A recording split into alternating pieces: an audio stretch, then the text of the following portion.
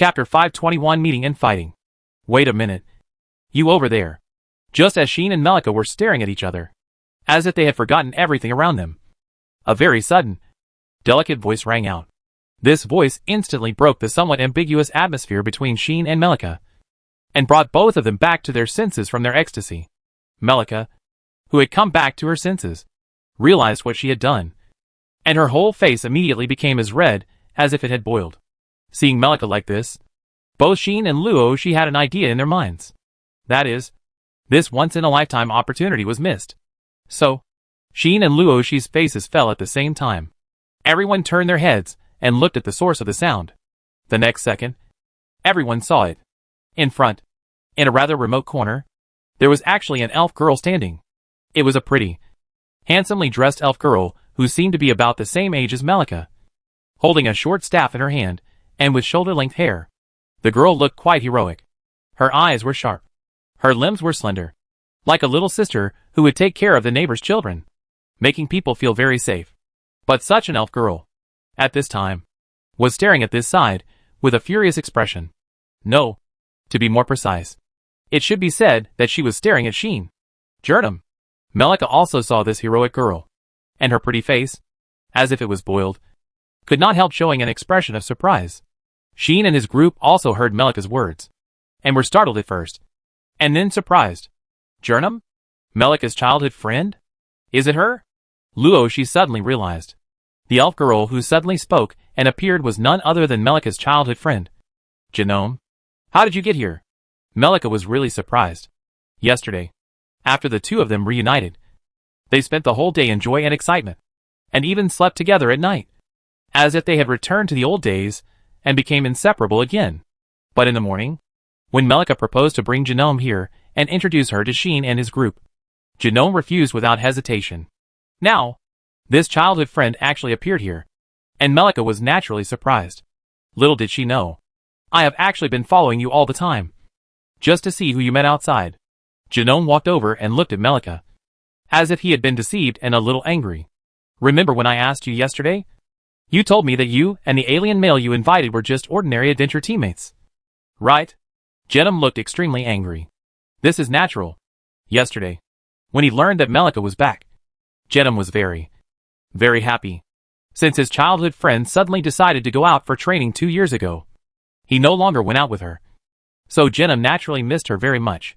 Therefore, now that the Peace Festival is about to be held, Genome will deliberately write a letter to remind Melika, who is away from home, to remember to come back. The reason is nothing else. Just because Genome misses Melika. In this case, when he learned that Melika was coming back to participate in the Peace Festival, Genome was very happy. So much so that, yesterday, Genome had been waiting for news from Melika, wanting to welcome her return as soon as possible. Then, Melika came back. However, after the initial joy, Genome could no longer be happy. Just because Melika actually invited a foreign male to return to the land of elves to participate in the Peace Festival. Why did you bring a foreign male back? Melika. Genome asked Melika this question in astonishment. And then, the expression Melika showed. Genome still remembers it, because that is a very important person to me.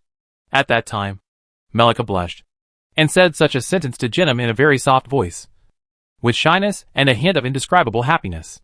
Obviously, seeing her childhood friend, who had been inseparable since childhood, Melika couldn't help but reveal the biggest secret in her heart that no one could share. Unfortunately, Melika didn't know how much impact her words and her expression had on Genome. She had never seen Melika like this. She had never seen Melika show such an expression. This made Genome realize that in the past 2 years, Melika had undergone some changes that he didn't know about, and she had become more unfamiliar than before. Of course, this is not the most important thing. The most important thing is that Melika, his most important childhood friend, seemed to have touched a kind of emotion that elves should not touch the most. That is love. Melika fell in love with a male from another race. When Genome realized this, the shock in her heart was incomprehensible to others. She had never thought that her childhood friend would fall in love with a male from another race one day.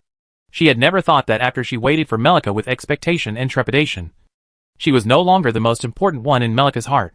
Then, Genome thought of those tribesmen who had fallen in love with males from other races, thinking of their sad appearance, thinking of their thoughtful expressions, Must stop it. Jenim had this idea at the first time. For this reason, Jenim spent the whole day yesterday trying to get all kinds of things about Melika from her sweetheart. And under Jenim's investigation, Melika said in person that she and the alien male were just ordinary adventure teammates. Therefore, Jenim decided to quietly observe Sheen and Melika at this time, when things seemed to be salvageable, to see how far the two had progressed. As a result, today, Jenim saw the scene of Sheen and Melika staring at each other. She didn't know what Sheen and Melika talked about, why they suddenly stared at each other, and there was a strange atmosphere between the two. But Jenim had a voice in her heart telling her that she couldn't let the two continue like this. So, Jenim couldn't help but stand up. What happened just now? Jenim questioned Melika. Melika remembered what happened just now, and her head suddenly became red and smoked as if it was boiled. Obviously, Melika was so shy that she was about to faint. She didn't even dare to look at Sheen, and she only had the urge to run away. But Jenim became more and more angry because of Melika's performance. Really? You have only been out for a year or two, and you have become so weird. If I had known this, I shouldn't have let you leave. Jenim pulled Melika over and said in an unquestionable tone, "Come on. Go back with me." Then, Jenim wanted to take Melika away. Wait a minute. Jenim. Melika reacted and said quickly, "I still have to entertain Mr. Sheen and others." Entertain? Jenim immediately said, "Let everyone in the elf division do that kind of thing. You don't have to do it." How could it be? Melika said in surprise. I invited everyone here. They are all my friends. I should be the one to entertain everyone. I said no. Then no. Jenim naturally understood this truth, but still said very firmly, in short, "You just have to go back with me." After the words fell, Jenim took Melika's hand and began to pull it to his side. Ah! Melika couldn't help but let out a small cry. Her body leaned towards Jenim, and was taken over involuntarily, just when Melika was about to be pulled to her side by Jenim. Suddenly, a hand reached out. Snap! With a crisp sound, Melika's other hand was grabbed. Alas! Jenim was stunned there. Mr. Shishien? Melika screamed again. Luoshi, Laxa, Lilith and Milu all looked aside. There, Shien stretched out a hand and held Melika, with a half-smile on his face. Miss Jenim. Right, Shien said leisurely. Hello. Nice to meet you. The leisurely greeting made Melika and everyone else almost unable to react, and also made Jenim's pretty face sank, and her complexion became a little ugly. I'm not good. Jenim glared at Shien and whispered, "Let go." Jenim glanced at Shien holding Melika's hand, and for some reason, he felt that something of his was taken away from him, causing his anger to rise. Shien didn't think so. This sentence? Should I say it? Shien narrowed his eyes, with a half-smile on his face, and said, "You suddenly came out to disrupt the situation, and you wanted to take our people away without saying a word. Isn't that unreasonable?" Facing Shien's words, Jenim didn't even think about it, and directly refuted. Who is your people? Jenim stared at Shien, as if he was staring at a sinner, and said loudly, Melika is not yours. When he said this, Jenim's tone was full of obsession. That look, as if he was really trying his best to protect something. Is that so? Shien raised his eyebrows and said, if it's not our people, is it still yours? Of course. Jenim straightened his chest and said firmly, we have been together for more than 100 years and have never separated. The implication is that under this bond and emotion, the two of them have long been inseparable. In this way, Melika is naturally hers. Sean had something to say about this. In other words, you are just childhood friends, right? Sean looked at Jenim and shrugged, saying, since you are just Melika's childhood friend and not her mother, I don't agree with your behavior of taking her away without saying anything. You? Jenim was immediately furious. At this time, Melika finally realized what was happening now. Why are you quarreling? Melika hurriedly stopped him and said, calm down. Mr. Sean. Jenim. Neither Sean nor Jenim listened to Melika's words. At this time, the two of them were staring at each other, their eyes rubbing violently, and the colliding sights seemed to be sparking, expressing the irreconcilable relationship between the two people vividly. There is no doubt that the relationship between Sean and Jenim dropped to a negative value when they first met. Jenim considered Sheen to be a bad guy who was harming Melika and regarded her as an enemy. Sheen was also very upset that the elf girl had just interrupted the matter between him and Melika rudely, and was going to ignore him and others and take Melika away forcefully. This caused the two to confront each other directly, and there was no reconciliation. "Let go," Genum warned. "No, let go." Sheen was naturally unwilling to give in. "Let go or not." Genum was already emitting magic power. "No, let go." Sheen grinned and laughed calmly. Genum fell silent. Sheen also said nothing. But, as if they had agreed, the two of them pulled Melika's hands and began to exert force. "Ah!" Melika's screams rang out. Sheen and Genum pulled Melika's hands at the same time, trying to pull Melika to their side. Wait! Mr. Sheen! Genum!" Melika was pulled from the left and right, and her whole body froze in midair, as if she had turned into a doll, being pulled back and forth by the two. There was no pain. Just a little bit at most. Sheen and Genum were still somewhat sensible, and did not exert any force that would cause Melika to feel pain. But within the allowed force range, neither of them was willing to compromise, and silently pulled Melika to their side.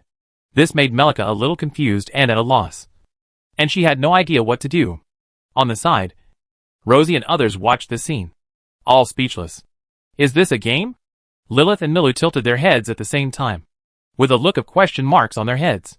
"This guy is competing with the little girl again," Rosie sighed. "This is Mr. Sheen." Laxia said this very calmly. Everyone could only watch from the side, not knowing whether to intervene, which made the scene a little weird. On the other hand, Genum suddenly discovered something when he was pulling Melika. Melika doesn't resist the touch of a male from another race? Genome stared at the hand that Sheen was holding with Melika, and then looked at Melika, who looked confused but didn't resist at all, and finally felt a sense of crisis in his heart. With the holiness of the elves and their emphasis on purity, they would feel uncomfortable even if they were touched by the opposite sex, let alone being touched by the other party. But Melika not only didn't resist at all, but also seemed to be used to it. What does this mean? Before he could figure it out, Genome got angry. Chapter 522. Give me. Stop. Let you let go. At this moment, the magic power on Genome's body turned into substance and surged out, causing him to raise the short staff that he had been holding tightly in his other hand. "No!" Seeing this scene, regardless of Rosie and others, Melika's face changed, and she uttered the most panicked cry so far. However, it was too late to stop it at this time. "Fire tinder!" Genome's cry resounded. On the short staff he raised high, a ball of flame emerged out of thin air, like a beam of fire, rushing towards the direction of Sheen. The beam of fire was not big, only a small one, like the fire on a torch. It can be seen that Genome should have restrained the power of magic and controlled the output of magic. In addition, this is only the most basic and elementary magic of the fire magic. Its function in this world is to burn others at most. Right? Obviously. Although Genome was angry, he did not completely lose his mind and attack others. This beam of fire was also directed at Sheen's hand holding Melika's hand, obviously to burn Sheen's hand and make him let go. However, imagination is beautiful, and reality is cruel. Whoosh! I saw that Sheen did not even move his body. He fanned the incoming fire beam like a mosquito, and set off a gust of wind. Bang! With a bang, Sheen slapped the incoming fire beam fiercely, making it explode like a spark. Alas! Genome was stunned. Then, Genome was greeted by Sheen's meaningful gaze. "If you want me to let go, it won't work if I don't show some of my best skills. Right?" Sheen's voice was somewhat ambiguous. I don't know if he was referring to letting Melika go, or letting Melika go completely and letting Melika leave him, a man of a different race. Anyway, Genome felt that this was a provocation from Sheen. At that moment, Genome didn't even think about it, and the magic power in his body began to surge out, and the short staff in his hand also burst into a dazzling light. Burn off! This elf girl finally showed her real skills, and used a very powerful magic. This is the magic that Melika can also use, an intermediate magic of the fire system. Sheen had already observed it with external awareness of destiny, and knew Genome's strength. The elf girl's level is 51, and she possesses the two magic skills Magic Fire and Magic Ice, proving that she has mastered fire magic and ice magic. The levels of both magic skills have reached level 6, and she is only one step away from reaching level 7. You know, after the magic skill reaches level 7, the magician can use advanced magic, and then he will be qualified to join the upper class of magicians, and completely distinguished from those ordinary magicians. When Genome practiced two kinds of magic at the same time, He was able to practice these two kinds of magic to a level close to the upper level when he was less than level 60. It can be seen that what Melika said was indeed correct. Her childhood friend was very talented.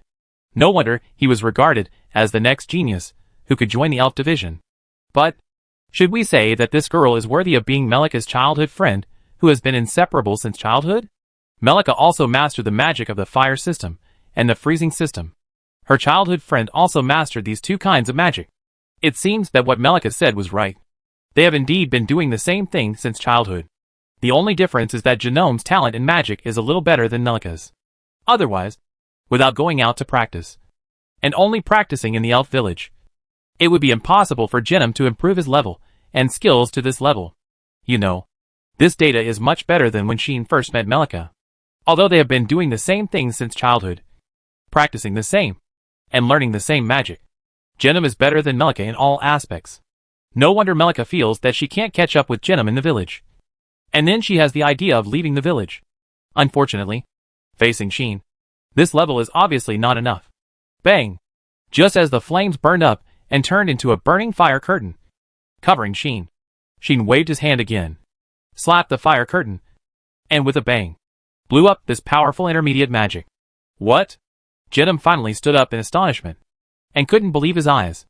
Although the magic just now could not be said to be the full power of Genome, it was also the magic that Genome used his real ability to cast, which was completely different from the magic that was only intended to force Sheen back at the beginning. If Sheen also used his real ability to fight back against this level of magic power, he would return empty-handed, which Genome could accept. But what did this alien male do? Just slapped.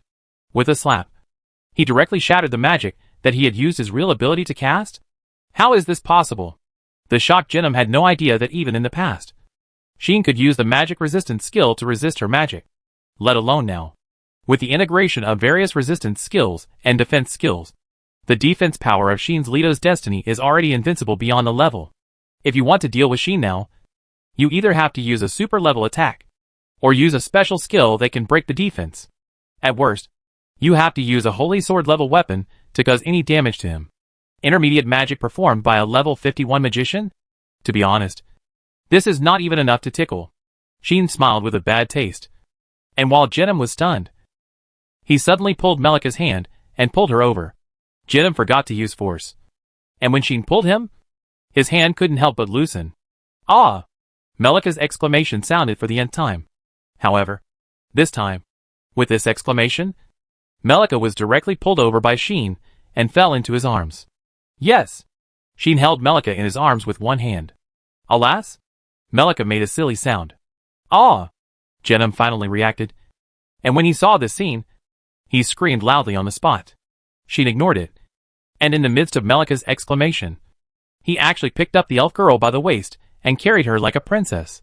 Mr. Zixixi, Melika's voice was out of tune, and she subconsciously hugged Sheen's neck. After understanding what was going on, her whole face flushed.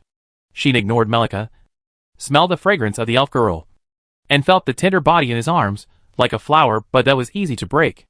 As if he was very satisfied, he turned his head and looked at Luo Shi and others on the side. You guys go shopping first. I'll play with this girl. As he said, Sheen jumped up, maintaining the posture of holding Melika, and jumped high into a light tree under Melika's cry that seemed to be unstoppable. Immediately, Sheen jumped like this, leaving his figure on the light trees one by one, and rushed into the distance. Genome could only stare at the scene blankly, until half a while later, he finally understood. Melika was taken away by the man? After a blank murmur, Genome's body burst out with amazing magic power. It was a huge magic power that was enough to surprise people. Undoubtedly, Genome exploded. Give me! Stop! The elf girl let out a roar like a devil, and then ran away, rushing towards the direction where Sheen was. Not long after, Sheen, Melika and Genome chased each other and disappeared in the distance. What's going on? Was that Genome just now? It was Genome. Why is she so angry all of a sudden? I don't know. What is she chasing? It seems. I saw a black shadow flying overhead. I saw it too. What happened? The elves around him finally noticed the situation, and their attention was drawn to them. They chatted with each other in surprise and confusion. Only 4 people. Luo Shi, La Xia, Milu and Lily C were left. They looked at the direction where Xian and others disappeared, and they were silent for a long time. Lily C and Milu were still tilting their heads, with a puzzled look on their faces, and they were quite likely to evolve into black question mark faces. Needless to say, the current situation has confused these two immature little girls. The two of them subconsciously wanted to chase after her, but were held back by La Xia. Do you want to catch up, Your Highness Luoxi? La Xia turned to Luoxi and asked softly. Luoxi rolled her eyes. Chase? What are you chasing? Help that bastard to chase a girl? No way. Luoxi also saw that the bastard had realized Melika's love, and was not going to let her go. Maybe that bastard didn't know the elves loved you. Nor did he know the elves' pure and selfless dedication to love. But he certainly knew that since there was a cute girl who came to him for free, he wouldn't be a man if he didn't swallow her completely. In this case, Luoxi didn't want to chase after her, and see how her future husband would flirt with the innocent elf girl. So, let's go. Let's play our own games. Don't worry about them. Luoxi took La Xia and strode away without looking back, as if she didn't see them. La Xia glanced at Luoxi holding her hand, and finally chose to remain silent. Play? Play. Lilith and Mila quickly put aside their doubts, and became excited again. In this way, Xian ran away with Melika. When being chased. Chapter 523 What will you do? Whoosh. The wind whistled in my ears. Boom boom boom boom boom. Her heart was beating wildly in her chest, feeling the surrounding scenery retreating at an alarming speed. She was also leaping forward rapidly under the embrace of Sean. Melika could not help but feel her heartbeat speeding up, and her face was as red as a tempting peach, making people want to take a bite of it. However, Melika was not aware of this at all, because her mind was completely in a state of chaos. She could only hug Sean's neck in confusion, and look at Sean's face so close at hand in a messy way, as if she could not react to all the developments at all, and felt dizzy. In this situation, Melika did not hear a sound at all. Melika! Push him away. Janom kept chasing on the ground, watching Xian jumping and jumping on the tree, and then looking at Melika, who stayed in his arms obediently, not wanting to resist at all, but blushing all the time, and felt that the whole person was about to explode. What made her even more angry was that while Xian jumped forward, he turned his head to look at her, and threw out a sentence with a smile. It's better to save it. Violent girl of the elves. Your Melika is already mine. This sentence caused a shock to the two elf girls at the same time. I am Mr. Xian's. Melika felt that happiness came too suddenly and too fast, making her even more dizzy. Janom couldn't help but get angry. Who is the violent girl? Who is yours? Janom shouted angrily. Regardless of the frightened performance of the surrounding tribesmen, give Melika back to me quickly. As she spoke, the elf girl finally stopped restraining herself, raised the short staff in her hand, and chanted with an angry voice. This is the breath of the heavenly wheel, the crimson fire essence, the transparent truth. Uses this prayer as fuel and rises here. This is also the most powerful range-destructive magic among the intermediate magic of the flame system that Melika has used. Heaven fire. Janom released this magic without hesitation, allowing the huge magic power to roll in the air like wind and waves, turning into a rain of fire, covering the bottom. What? Janom! What are you doing? Looking at the rain of fire falling from the sky, the elf passers-by around who felt the appearance of the extraordinary magic power were all shocked and panicked. Damn! This girl really gave it her all? Even Xian was stunned. The reason was simple.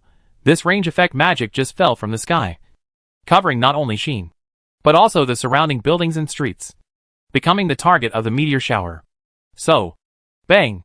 A rain of fire fell first, hitting a tree house, causing it to slowly burn up and be covered in flames in an instant. Bang! Bang! Bang! Bang!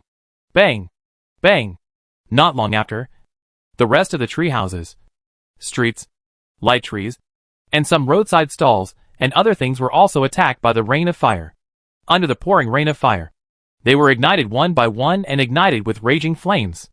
Of course, Xian was also attacked by the rain of fire. With the protection of Richuo's destiny, he could ignore these magical attacks, but he had a Melika in his arms, so he naturally couldn't let Melika be affected by Janom's magic. At that moment, Xian also chanted, Give and Dispel. Xian used the magic of dispelling, and a circle of magical ripples expanded on himself. Swish! The rain of fire touched the ripples and came around Xian, but it seemed to be extinguished by water, and instantly turned into a wisp of green smoke and disappeared. Xian broke through the cover of the rain of fire in this way, and continued to rush forward. Stop! Genome was still regretting that he was too impulsive and caused a big disaster. But after seeing that Xian broke through without any injury, he didn't care too much and continued to chase him. What are you doing? Genome. Ah! My tree house is on fire. Use magic to put out the fire. What happened to Genome? All around, innocent elves looked at the whole street that was slowly burning and wailed one by one. Fortunately, the elves are all magicians, and at the very least they can use 1 or 2 kinds of magic. It is quite easy to put out the fire here. In addition, the light trees here are not ordinary plants, but fantasy creatures created by magic. It is not difficult for them to put out the fire on their bodies. Therefore, although this fire looks terrible, it actually did not cause much damage and was put out in less than a moment. However, some elves were still very frightened by Genome's abnormality, and hurriedly ran to notify the elf division and reported what happened here. A chase battle was slowly escalated. Xian and Genome were completely unaware of this, and continued to fight with courage. Blizzard. At this time, Genome did not dare to use fire magic anymore, and directly used ice magic to roll up a blizzard, letting the blizzard roar towards Xian. During this time, the air was frozen by the sudden cold wind, turning into gusts of cold fog and even ice crystals. The streets were also gradually frozen into ice under the cold wind. Such a powerful blizzard hit Xian, but it still couldn't stop Xian. Give and Dispel. Xian continued to fight back with the Give magic of Dispel characteristics, allowing the ripples of magic power to continue to rise and fall around him, dissolving the incoming blizzard. Blizzard. Blizzard. Blizzard.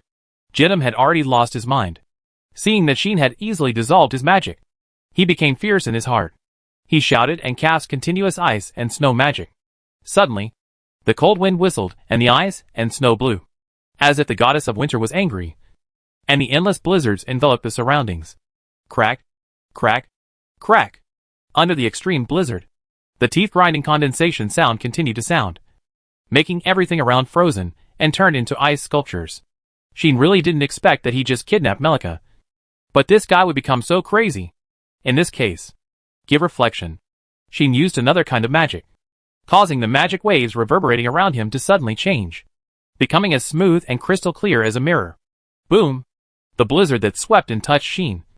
But before it could take effect, it was bounced away by the mirror-like magic waves, like a tornado of ice and snow, turning a corner and blowing towards Genome. Ah! Genome saw this scene and couldn't help but exclaimed, stopped, and hurriedly raised his short staff, Villarius' shield.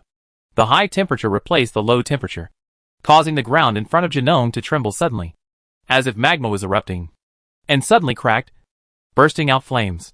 The flames turned into a barrier, blocking Genome and the incoming blizzard. Bang!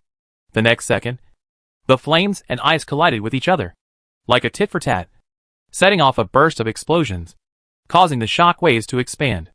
When the flames and ice dissipated and faded away, Genome rushed out of the blast. Looking around in a hurry, his face suddenly became ugly, because Xian was gone. Where are the people? Genome gritted his teeth in anger, and even panicked. There was no way. Xian disappeared, which meant that Melika had left with him, taking away such a cute Melika and running to a place where no one could find her. What would that alien male do? Just thinking about it, Genome had the urge to hit the wall. Come out! Genome couldn't help but shout. Then, okay, I'm out. Shouldn't you give me an explanation? Genome? A voice that sounded like suppressed anger sounded behind Genome, causing his whole body to stiffen on the spot. Genome could only turn his neck with great difficulty and look behind him, and saw a group of people standing there. Look at what you have done. Genome? What are you crazy about? Do you want to destroy the village? You are so good. Genome? I really love you in vain. A group of elves from the elf division came in groups, stood behind Genome, and cursed with extremely unfriendly expressions. And the person in the lead was Jiaoyue, whose face turned completely black. Jiaoyue, teacher. Genome's face turned blue. Don't call me teacher. I don't have a disciple as brave as you. Jiaoyue, with a dark face, looked like she was gritting her teeth. Old teacher, listen to me. Genome felt that a disaster was coming, and hurriedly said, that alien male took Melika away. Is that so? Jiaoyue was indifferent and said coldly, What does it have to do with him taking Melika away and setting fire to the village and freezing it like this? Of course, it has something to do with it, Genome said loudly. I have to snatch Melika back. Snatch your head. Jailur finally couldn't help but get angry. She grabbed Jailur's collar and brought her in front of her, shouting, we came together. If you really want to do something to Melika, do you need to wait until you return to the elf country and do this in front of all the elves? But it is. Genome struggled subconsciously and tried to refute. No need to say it. Jailur interrupted without question. Now, you go back with me and kneel down to apologize to the tribesmen. As she said that, Jailur took Genome away regardless of his struggle. Wait a minute. Melika. My Melika. Genom's screams resounded through the air. Unfortunately, he received no mercy. Chapter 524 for example. I want to eat you. The land of elves. Near the edge of the barrier. Here, the hot spring that Xian used yesterday is still steaming. And the magic power keeps rising from the hot spring. There are unicorns drinking hot spring water here. And some other docile monsters come here to absorb the magic power of this hot spring type magic source. If it were outside, for the water of a magic source, the monsters would definitely fight. And the winner would get the right to enjoy it. But here, the monsters do not interfere with each other. As if they had made an appointment. They get along very well. And enjoy this magic source together. Making everything seem so peaceful. So warm and quiet. Just looking at this scene. This place seems like a paradise. I have to say that the land of elves is really like a dream country. The incredible scenes that are rarely seen in the outside world can be seen here. Until a certain moment, the tranquility here was broken. Swish. With a burst of air-breaking sound. Xian, who was holding Melika, flashed a few times like a shadow and landed in front of the hot spring. Wow! The monsters here were immediately startled. Some were timid and scattered everywhere, while others were bold and looked there curiously, as if they had no wariness of the sudden intruders. Xian ignored these monsters and put Melika in his arms. Is everything okay here? Xian didn't know whether he was talking to Melika or talking to himself. After muttering, he exhaled. Where is this place? Melika stood aside, with a red face holding her staff. She felt relieved that she could get down from Xian's arms. But she was also very regretful and reluctant. Finally, she was attracted by the scene here. She looked at the monsters around her, and the hot spring-shaped magic source, and was surprised all of a sudden. What? Don't you know this place? Xian looked at Melika and smiled. Yes. I didn't know. Melika shook her head and said curiously, I didn't know there was such a place in the land of elves, let alone a magic source here. However, why is this magic source hot? Melika didn't think of this magic source in the direction of a hot spring. If it were someone else, like Xian, when he first saw this place, he would definitely recognize it as a hot spring, and then recognize it as a magic source, and then be amazed. But Melika was an elf, and she was the first to feel the magic from the heaven and earth, and knew that this was a magic source. As a result, she didn't think in the direction of a hot spring, and thus ignored the fact that this magic source had transformed into a magic hot spring. As for Melika not knowing the existence of this place, it is easier to understand. According to a deputy division commander, only the Elf Queen and her two legendary confidants know about the existence of this place. The rest of the tribesmen don't know about it. Right? Xian simply told all this. Is that so?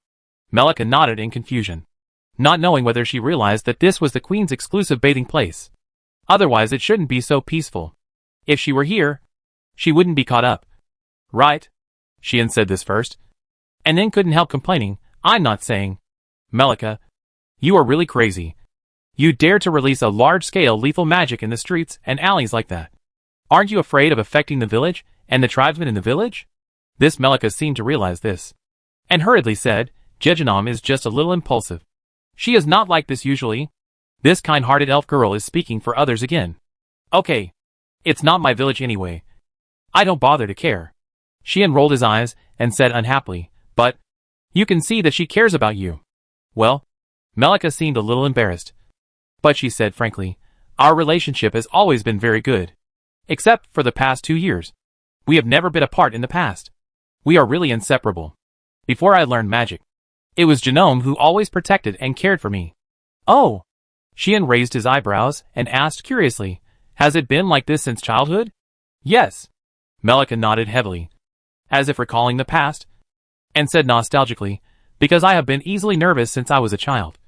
Even when I meet people of the same tribe, I sometimes get so nervous that I stutter and can't speak at all. It was Genome who always accompanied me, constantly running around the village, talking and chatting with everyone, so that I could integrate into everyone and let everyone accept me. It seems that the roles played by Melika and Genome should be a more clumsy and shy sister, and a more bold and impulsive sister.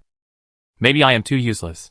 Since I was a child, I have always encountered some unsuccessful things, such as losing control of magic power when learning magic, accidentally burning the light tree, or angering the monsters in the village and being bullied by them. Melika told her past. Whenever I encountered trouble, it was Genome who came out to help me solve it, protect me, and take care of me, just like my family. If this is the case, it is completely understandable that Genome is so sensitive and anxious about Melika's affairs. Presumably, in the eyes of that woman, you are still the Melika who needs her protection. So she is so vigilant about what happens around you. And once something happens, it will immediately prompt her to take action. Right? Sheen understood this. On the contrary, Melika held the staff tightly, with a firm look on her face. But I can't always be protected by Genome and live under Genome's wings, Melika said firmly. That's why I want to leave the village. Go out to gain experience, become stronger, and prove to Genome that I can stand on my own. Perhaps this is the real reason why Melika wants to leave the village and go out to practice, living under the protection of Genome. Even Melika would feel bad, thinking that she should not rely on her childhood friend so much. Finally, she made up her mind and decided to go out of the village and seek improvement from another path. From such Melika, Sheen could see some of her feelings for Genome and their past relationship. I didn't expect that you have such persistence in your heart. Vivian and I underestimated you. Sheen was moved. In the past, everyone in Vivian's team didn't understand why Melika left the elf country to practice outside and what her goal was. Everyone just thought that Melika was just out to practice and improve herself, and didn't know that for the elves, going out to practice was not a necessary thing. It was not until he came to the land of elves that Sheen realized that Melika's training outside was not just because she was not satisfied with her own growth rate, but also because of this inside story. So, Sheen was still quite emotional. Nothing. Melika waved her hand and shook her head and said, this is not a big deal at all. And it's even a bit embarrassing. So I never said it. At this point, Melika spoke with some depression. Besides, I didn't achieve my goal, which not only made Genome more worried about my affairs, but now I can't be called independent. If it weren't for Mr. Sheen and everyone in Vivian's team who have been taking care of me, I don't know what I would be like now. Melika became a little depressed, thinking of what happened around her in the past 2 years. It's understandable that Melika would become like this. After leaving the village, Melika was helped by her fellow tribesmen of Limigian and protected by Vivian and others. So she was not harmed by the males of other races with ulterior motives. And she has been adventuring without any danger until now. After entering the capital, Melika was also taken care of by Sheen. Not only did she live with Sheen, eating and living for free, but she also received help from Sheen when she encountered things like Mager and Edel. Looking back, Melika found that she had never been on her own, and had always been protected and loved by others. This made Melika feel that she was a very lucky person sometimes. And sometimes she felt that she was a very useless person, and she felt depressed and frustrated, which was not surprising at all. I wanted to invite everyone to this peace festival, hoping to entertain everyone and repay everyone's care. Who knew that Sister Vivian and the others couldn't come? And Mr. Sheen was treated unfairly, and almost couldn't get in. I'm really useless. As she spoke, Melika couldn't help but feel remorseful, guilty and sad. Looking at Melika like this, Sheen scratched his head and felt helpless. Suddenly, Sheen laughed. You are wrong, Melika. Sheen suddenly said, although we are all helping you, we actually have our own purpose. Right? Purpose? Melika was stunned. That's right, Sheen said. Like Vivian and others, they definitely want an excellent magician to join their team and become their rear support. They protect you not only because you are a partner in the same team, but also because you have such value. This is the truth. If Melika was not an elf and an excellent magician, then Vivian and others might also help. But that would definitely be within their ability, and they would not invite anyone into the team to help her all the time. I am the same. Sheen looked directly at Melika and said meaningfully, in fact, I am not a good person. And I also have my own calculations. Calculations? Melika blinked. Right. Sheen grinned. A very evil grin. Like, want to eat you. Chapter 525. How about you say it again? Eat me? When Sheen said those extremely evil words, Melika was stunned at first. And then her hand holding the staff tightened. And the whole person became scared. But just when Sheen thought that this girl was worried about him doing something bad, Melika said weakly, Why do you want to eat me? I'm not delicious. Melika was a little scared and agreed. The evil smile on Sheen's face froze on the spot. This girl. Don't you think that he means literally? That he wants to eat her into his stomach to fill his stomach? It is said that elves are famous for their purity and holiness. And it seems to be true.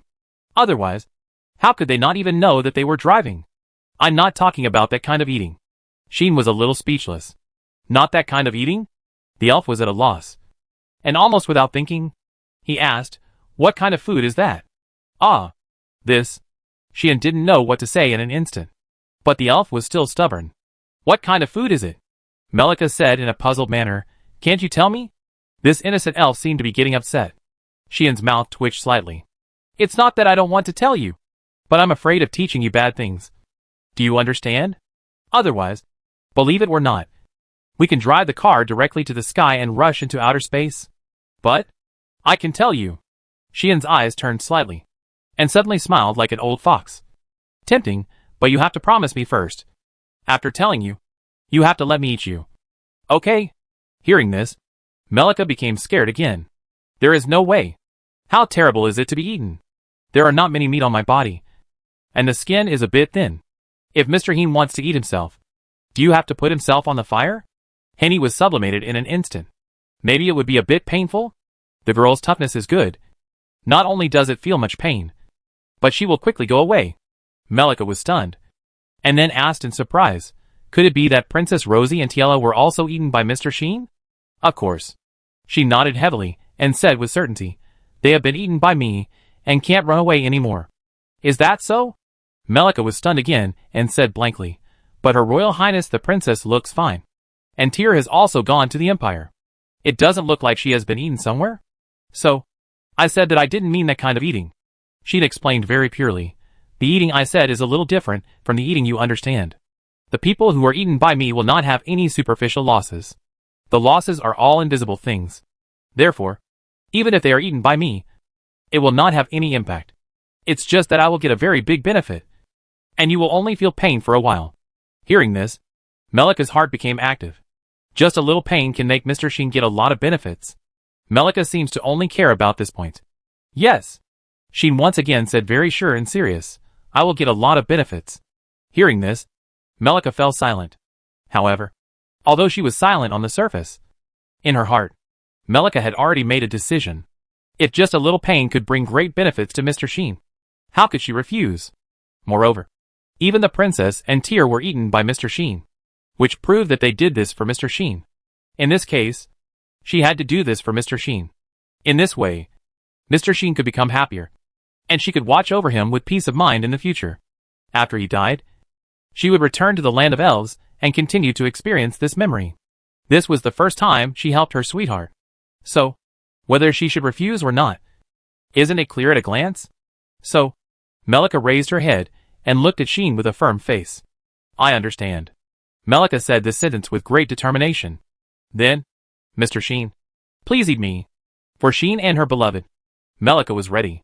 Who would have thought that after hearing Melika's words, Sheen fell into silence. Melika blinked, not knowing why. What happened to Mr. Sheen? Did I say something wrong? Melika felt a little uneasy. No, you didn't say anything wrong. Sheen was silent for a while, and then said expressionlessly, It's just that this sentence is a bit lethal. I need to slow down. Is it very lethal? Why? Melika was still a little confused. At this time, Sheen suddenly said something. How about you say it again? Sheen made an inexplicable request. Say it again? Melika was a little overwhelmed. That's right. Sheen was staring at Melika, and for some reason, his eyes made Melika feel a little scared, because it was really like a look that wanted to eat her. But she had already made up her mind. So, Mr. Sheen? Melika took a deep breath and said that very lethal word to Sheen. Please eat me. The surroundings were suddenly quiet. Melika stopped talking. Sheen stopped talking too. He was already ignited. Since you have asked so sincerely, I can only satisfy you with great mercy. Sheen sighed, looking helpless and sighing to the sky. Originally, we didn't plan to do it so quickly. We just wanted to get back to the previous atmosphere and confirm the relationship first. But since you said so, I can't let you down. Right? I don't know if Sheen's words were explained to others or to himself. Anyway, Melika didn't understand. She didn't need to understand, because the guy standing in front of her didn't intend to be a human being. Now, come on. Melika, come over here first. Where are you going? Right here. In the grove over here. Grove? Yes. Let's eat there. All right. Don't be nervous. It's okay. It may not be fast, but I promise that I will make you feel happy. Happy? Yes. Happy. Then what should I do? You can take a shower here first. Take a shower? Yes. Take a shower. I understand. But why did you start to take off your clothes? Mr. Sheen? Of course, I want to take a shower with you. Take a shower together. Do you need my help? Help. Hee hee. Mr. Sheen? Wait a minute. What are you doing? Woo! Without any warning. Exclamations, and the sound of water echoed in this world. Sheen and Melika seemed to be playing with each other, making a lot of noise. But not long after, all the noise disappeared again. Only a warm feeling remained, lingering here, in the elves' land, in front of a stall. Rosie seemed to have a feeling, turned her head, and looked in one direction. What's wrong? Your Highness Rosie? Laxia was still holding Lilith and Milla's hands, letting the two little girls jump and play, while her eyes turned to Rosie. It's okay. Luo, she shook her head, but muttered, saying, I always feel like something happened, which made me very angry. Angry? Laxia frowned. Don't mind. It's just a feeling. Luo, she suppressed the doubts and inexplicable anger in her heart, and said to Laxia, maybe that bastard did something without bottom line again. I'm used to it. So that's it. Laxia didn't refute, nodded, and said lightly, if it was Mr. Sheen. It is indeed possible. Let's not talk about him. He wants to get angry when he talks about him. Luo, she waved her hand and said, let's continue to visit our own, and wait for that guy to solve the matter with Melika, and then settle the account with him. Okay. Laxia naturally wouldn't have any objections. The group continued to visit, and didn't think about this matter anymore. At the same time, in the Queen's palace, Sophie, who was sitting on the throne, frowned for no reason and uttered a sigh. Queen? What happened? Leia and Nia were beside her, and when they saw Sophie like this, they immediately reacted, because a group of big figures, who could not be ignored, had recently come to the elf town. These two legendary magicians, who were also the division leaders of the elf division and the confidants of the elf queen, had been staying here, ready to be dispatched at any time. At this time, seeing Sophie's strange reaction, the two of them suddenly became sensitive. But Sophie had a strange look on her face. What's going on? Sophie said in surprise. Why does it feel like Melika's magic power has suddenly skyrocketed? Sophie's words made Leia and Nia a little stunned. Melika? Magic power skyrocketed? The two legendary elf magicians looked at each other. It really skyrocketed. Sophie frowned, and said in a very strange and even surprised way, moreover, the increase is very fast, and it is almost catching up with me now. What? Leia was stunned. Is Melika's magic power about to catch up with the queen? Nia was also surprised. Both of them knew that Melika's magic power had grown at an astonishing speed after 2 years of training outside, and it was no longer the same as before. This was what Sophie said in person, and it was also the situation that the two of them personally felt when they met Melika. This situation originally surprised the three pillars of the elves, including Sophie, and they secretly sighed that Melika had gained a lot from this training outside. But now, Sophie actually claimed that Melika's magic power suddenly began to surge, and it was almost catching up with her as the queen of the elves. How could Leia and Nia not be surprised? You know, there is an essential difference between the elf royal family and the general elves. Since the reincarnation period of the elves royal family is very short, they have absorbed a trace of divinity from the world and nature itself, and they are born with amazing magic powers. The magic power is so huge that the elven royal families of all generations are even praised as demigods, which means that they can be regarded as half-goddesses. Such elven royal families are superior to ordinary elves in every aspect, and their magic power is said to be the strongest in the super level, which even the heroes of all generations may not be able to surpass. Sophie is also like this. Her magic power is so huge that it can be called amazing. If it were not for the fact that the war between the gods and demons had become unprecedentedly fierce when she was born, and a hero who happened to be guided by Nadira happened to appear at that time, her magic power would be enough to alarm the gods and let the goddess of nature come and bless her. In the thousands of years that followed, there has never been a human race with stronger magic power than Sophie. Even the hero Mitra, in terms of magic power alone, is not as good as Sophie, a royal family of the elves. It was not until 17 years ago that the human race really gave birth to an existence that was superior to Sophie in magic. This existence is Roxy. Therefore, Luo she was able to make a sensation in the god realm, and the goddess of fate came to bless her. As for the elves, since Sophie, no one has been able to receive the blessing of the goddess of nature. Under such circumstances, it is conceivable that Leia and Nia were surprised by Melika's affairs. The same is true for Sophie. I can feel that the magic of nature seems to be attracted by something, and it keeps injecting into Melika's body, enhancing Melika's magic. Sophie said in doubt. Lord Boztut is also by Melika's side. Did he do something? Sophie became suspicious. Seeing this, Leia and Nia hurriedly advised. Then what should we do? Should we go over and take a look? Two legendary elf magicians suggested so. Okay, let's go and take a look. Sophie pondered for a moment, and then made a decision. But at this moment, a gentle voice came into their ears. Don't worry about Melika's affairs for now. This voice made Sophie and the other two tremble on the spot, and they knelt down with surprise. Goddess Najula. The three pillars of the elves were excited. However, they didn't know that their goddess Najula was now standing outside the hot spring with a helpless look on her face. This hero did something bad without thinking about the consequences. Doesn't he know how to restrain himself? Najula also felt extremely helpless, causing her to complain in her heart. He is really the most shameless hero in history. Najula could only complain and clean up the aftermath for Xian. Otherwise, if the elves saw the scene, the child named Melika would be ashamed to death. Right? And the child named Genome is also pitiful. Hachi, Genome, who was ordered to repair the entire burned street, suddenly sneezed. For some reason, my heart felt cold. Chapter 526 The Values of Elves. I don't know how long it took, but the sound of water in the hot spring finally subsided. Sean soaked in the water, hugging Melika who was lying on him and breathing slightly, and felt that his bones were about to be soft. At this moment, Sean finally understood why so many men dreamed of getting close to the elves.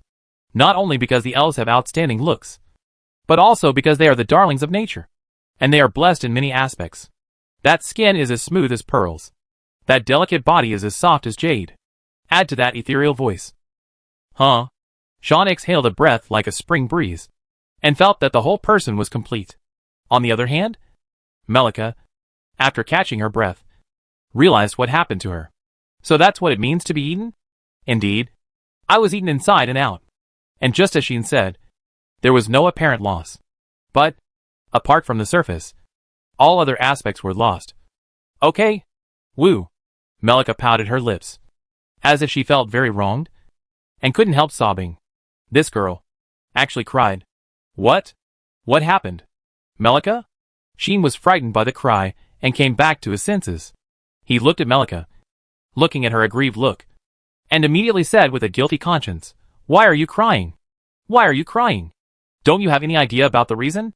Melika's mouth pouted higher and higher, and her expression became more and more aggrieved, and finally she couldn't help sobbing. How could you do this to me? Mr. Sheen. Melika accused Sheen of his behavior very aggrievedly. Can't you do it? Sheen blinked his eyes and said innocently, It was you who asked me to eat you. Right? Can you be more shameless? At this moment, even a gentle and delicate person like Melika had the urge to bite someone. But her character was destined not to do such a thing, so she could only speak with a grievance. What should I do now? Melika was like a pure girl who had just lost everything. And in fact, she had just lost everything. She said anxiously, If this matter is known by others, then I will. Melika was very worried. Xian didn't take it seriously. If others know about it, then others know about it. Xian hugged Melika and said carelessly, This is not something shameful. Xian didn't intend to hide all this. Since I have already eaten this little elf girl, I will naturally marry Melika home and make Melika happy as I just said. I believe that with the attitude shown by Luoshi, she should accept Melika. Right? So, There is nothing to worry about. However, Melika retorted, this is a shameful thing. Melika seemed to be about to cry again, saying, if the tribe knew that I had lost my purity, they would definitely scold me to death. Melika's words made Sheen react. Speaking of which, the elves do value their purity. Sheen frowned and said to Melika, but you are not forced. So it should not be considered as being defiled. Right? Not forced? Do you dare to go back and read the previous chapter and say this again? Melika wanted to say, no, I was forced. But now that things have come to this, Melika no longer wants to accuse Sheen, but only feels uneasy and worried about her future. I will become a stain on the entire elf race, Melika said in fear. So far, no one in the tribe has lost their purity, and I have become the first impure elf. The first one? Sheen was stunned. No way. Is Melika the first elf to lose her virginity? Are you kidding? Sheen seriously doubted this. It's true, Melika said in panic and anger. Elves are long-lived and naturally bred. They don't need to give birth and can't be with men of other races. So once we elves fall in love, it often doesn't work out. In the end, we will choose to silently dedicate and watch over our lovers until they die, and then return to the land of elves to spend the rest of our lives. In this case, elves who value their own purity will naturally not give up their purity in exchange for a fruitless love. Those who want the purity of elves will not be admired by elves, even if they encounter someone who intends to use force. The elves will decisively burn all their vitality and commit suicide on the spot when they realize that they cannot resist, turning their bodies into pure magic and returning to the world.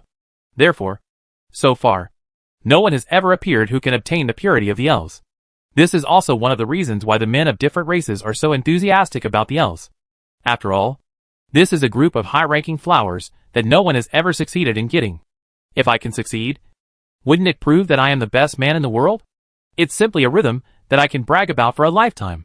But when they want to pursue the girls of the elves who are wary of men of different races will not give them even a little chance.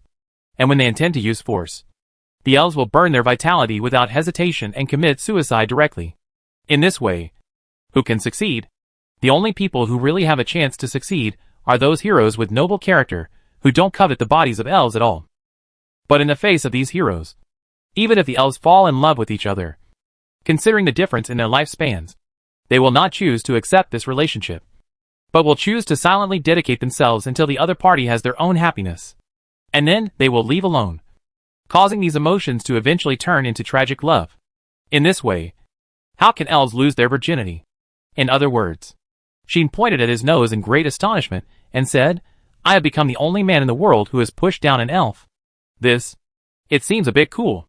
But Melika can't feel happy. It's all Mr. Sheen's fault. Melika is still so uneasy and panicked. What should I do now? Obviously, Melika is really confused and scared. It's not because she gave her body to Sheen that she felt fear. In fact, if Sheen really did something that she couldn't do, Melika still didn't blame Sheen. As I said before, elves who fall in love only know how to selflessly dedicate themselves, even if it is sacrifice. If it is really necessary, they will choose to accept it. But no elves have ever encountered such a situation in the past. There has never been a hero like Sheen who can make an elf fall in love with him. But he is not noble at all, but a scumbag. And he actually ate the elf girl without saying a word. Logically speaking, the holy and pure elves would not fall in love with such an evil alien male. But Sheen did it. From this point of view, Sheen had to admit that he was the chosen one. But since no elves had ever had such a precedent, and no elves had ever offered their purity, as the first person to eat crabs, Melika felt scared and panicked. She didn't even dare to imagine how everyone in the tribe would look at her if this matter got out. Would they regard herself as a stain on the elves? Or will you think that you are self-degrading and have no self-love at all? What should I do? Confusion and panic about the future have become the only emotional fluctuations of Melika now, which makes her really scared. What should I do? Mr. Sheen. Melika, who has no other choice, can only hug Sheen and cry again with grievance and sadness. Don't cry. Don't cry. It's okay. Sheen quickly wiped the tears of the little girl, and said while wiping, anyway, no one knows about this. Even if someone knows, am I an irresponsible person? Isn't it enough to just tell everyone that I will marry you home? Sheen thought that if he said this, Melika should be relieved. But unexpectedly, Melika not only did not feel relieved, but also shook her head again. No one will accept it. Melika sobbed. Why? Sheen wondered, does the elves still have a rule that they cannot marry men of other races? If there is such a ghost rule, then Sheen felt that he would have to go to the queen's palace to make a fuss. But this time, Melika neither shook her head nor nodded. The elves do not have a rule that they cannot marry men of other races. Because we don't need to get married at all. And we won't consider getting married, Melika said with a slightly nasal tone. The elves regard love as sacred, but also think that love is poisonous. Because we are a long-lived species, there is an essential difference in lifespan with men of other races. For example, humans only have 100 years in their life. But in our elves, this 100 years is not even enough for a newly reincarnated elf to reach adulthood. Children of the elves are considered adults at the age of 150, and reach the end of their lives at the age of 1000. The lifespan of high-level elves is even longer. So far, no one in the elven royal family has died of old age, either in an accident or in battle.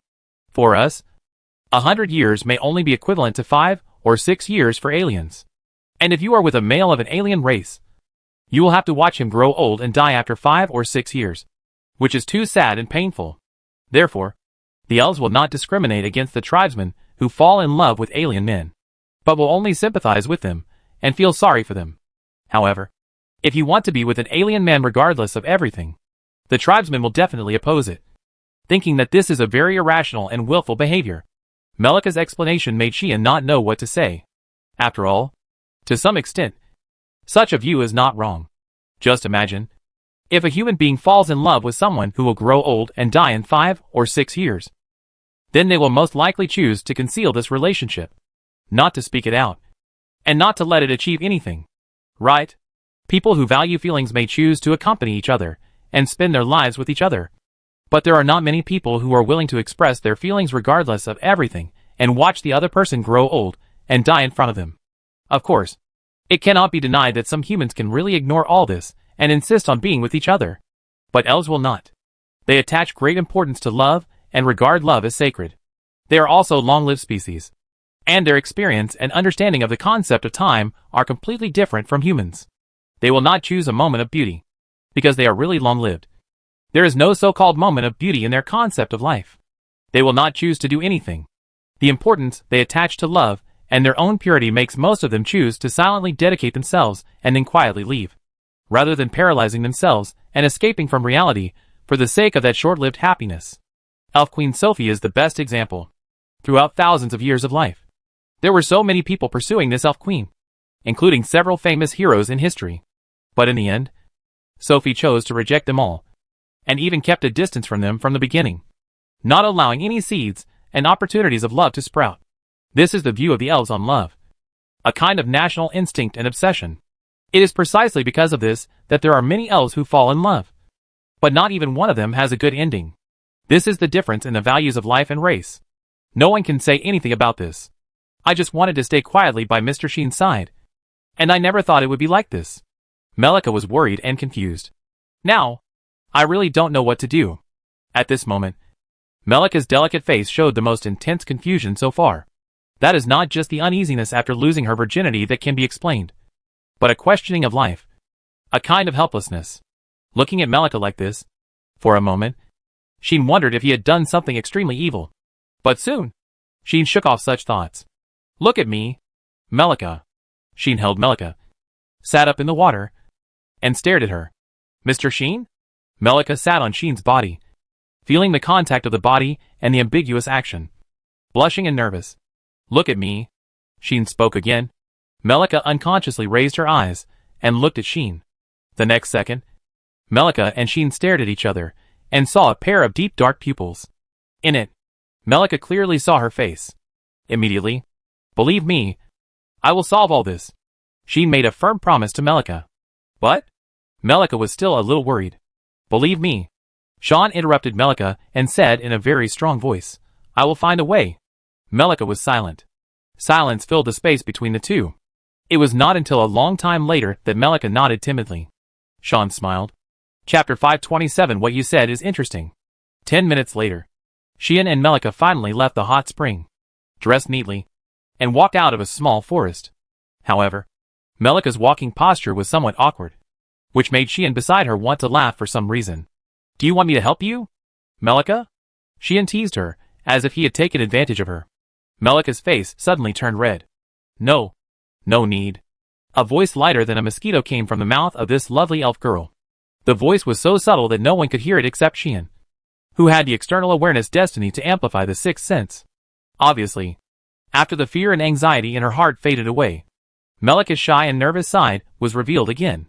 The evidence is that this little elf looked back from time to time at the hot spring where she was soaking not long ago, and thought of the fierce battle between her and Sheen. Her face was already redder than it could be. Even at this time, Melika still couldn't believe that she was here and had her purity taken away by Sheen. Obviously, I have made up my mind to silently protect Mr. Sheen like my predecessors in the past. But now the most important thing has been taken away. Why did it turn out like this? By the way, Mr. Sheen also said that he would marry me home. In other words, am I going to marry Mr. Sheen? What will the princess say? Melika's little head was filled with all kinds of information, causing her to be a little dazed. Sheen didn't know that this little elf had already imagined all kinds of things in his little head. While admiring Melika's blushing and shy appearance, he walked refreshed, like a thief who stole ginseng fruit. Oh! Melika. Sheen suddenly remembered something and said to Melika, "Your magic power seems to have become much stronger." Right? Ah! Melika was awakened by Sheen's voice, and was distracted by Sheen's words. So, Melika finally noticed the changes in herself. At this moment, Melika could feel that there was a much larger magic power surging in her body than before. The huge amount of magic power that had increased by at least 10 times made Melika open her eyes wide. How? How could this happen? The elf girl panicked again. Don't you know? Sheen was a little surprised and said, "Didn't you find that just now, when we cough, that time, the magic power in the surrounding environment suddenly poured into your body, causing your magic power to surge?" Sheen discovered this at the first time. After all, he was the closest to Melika at the time, and it could even be said that he was in contact with her at a negative distance. How could he not notice the abnormality in the surrounding magic power, and the huge changes in the magic power in the body of the elf girl in his arms? At that time, he was shocked by this phenomenon. He thought that something went wrong with the elf after he ate it, and he almost surrendered on the spot. Later, Sheen found that Melika not only had no physical abnormalities, but was also a little intoxicated and unable to extricate herself. Although her magic power was surging, it was not out of control. Only then did he feel relieved. Therefore, Sheen thought that this was caused by something special about the physical constitution of the elves. So he did not investigate it at the first time. It was not until now that Sheen brought up the old matter and told it out. But Melika seemed to have no idea about this matter. At that time, I was almost unconscious. I didn't know what happened at all. Melika was embarrassed and surprised. She really didn't notice this change. Logically speaking, as an elf born from nature, Melika's sensitivity to magic power is even higher than Sheen. And the source is herself. So it is impossible that she didn't notice this drastic change. But, at that time, Melika was really in a state of disorientation, and her head was always dizzy. She felt nothing. And of course, she didn't notice anything. This can't be blamed on Melika, but on a certain brave man who was too beastly. He actually deceived the innocent elf in such a place, and started to touch her without saying a word, making the elf completely confused. When has the elf ever experienced such a scene? Not to mention, the person who touched her was the one she had already thought would have no result, and was destined to be a tragic love. Thanks to this, Sheen did whatever he wanted. But it was a pity for our elf, who was taken advantage of in a daze. Except for the initial pain and the unspeakable bliss later, she didn't know anything else. Therefore, Melika didn't notice the changes in herself at all, and didn't know that her magic power had skyrocketed so much. This is already the magic power of the elf royal family. Melika was a little scared by this sudden change. Sheen also frowned. Since going to the capital, Melika's magic power has been growing strangely, and it has never stopped for several months. This strange situation seems to have troubled Melika for a while. Now it has increased so much in one breath. No wonder Melika panicked. I just don't know. Since this is not caused by the special physique of the elves, then what is going on? It seems that we have to solve your magic problem first. Sheen asked Melika, "Have you told others about your situation?" Not yet.